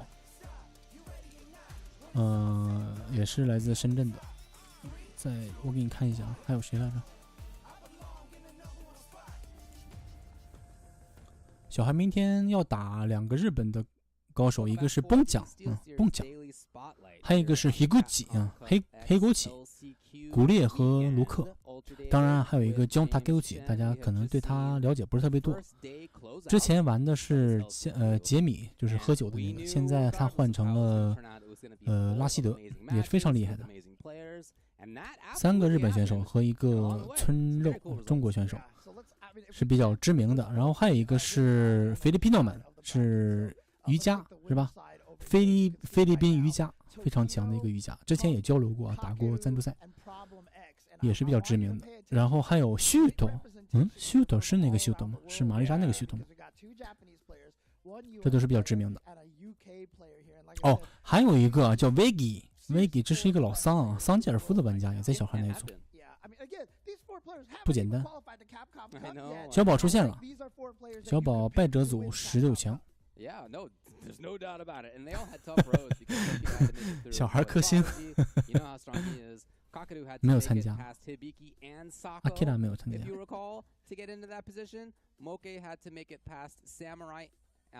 Problem X had to make it past Pinoy and MOV, and then Moke. That's pretty incredible to be able to do. And then in that last one, that was Punk getting past VX. OK， 明天见。我这边也差不多该下了，今天播了8个半小时。兄弟们没点关注的可以帮忙点关注啊！明天继续直播。明天直播可能就不播这么久了，我就从中途可以开始播，然后就中间可以挑一些广告了。然后感谢那个今天陪伴的兄弟们，这个大家都辛苦了。下播。And then of course I know everybody's hyped for some Hibiki Lily out there. All of the Lily players out there are just like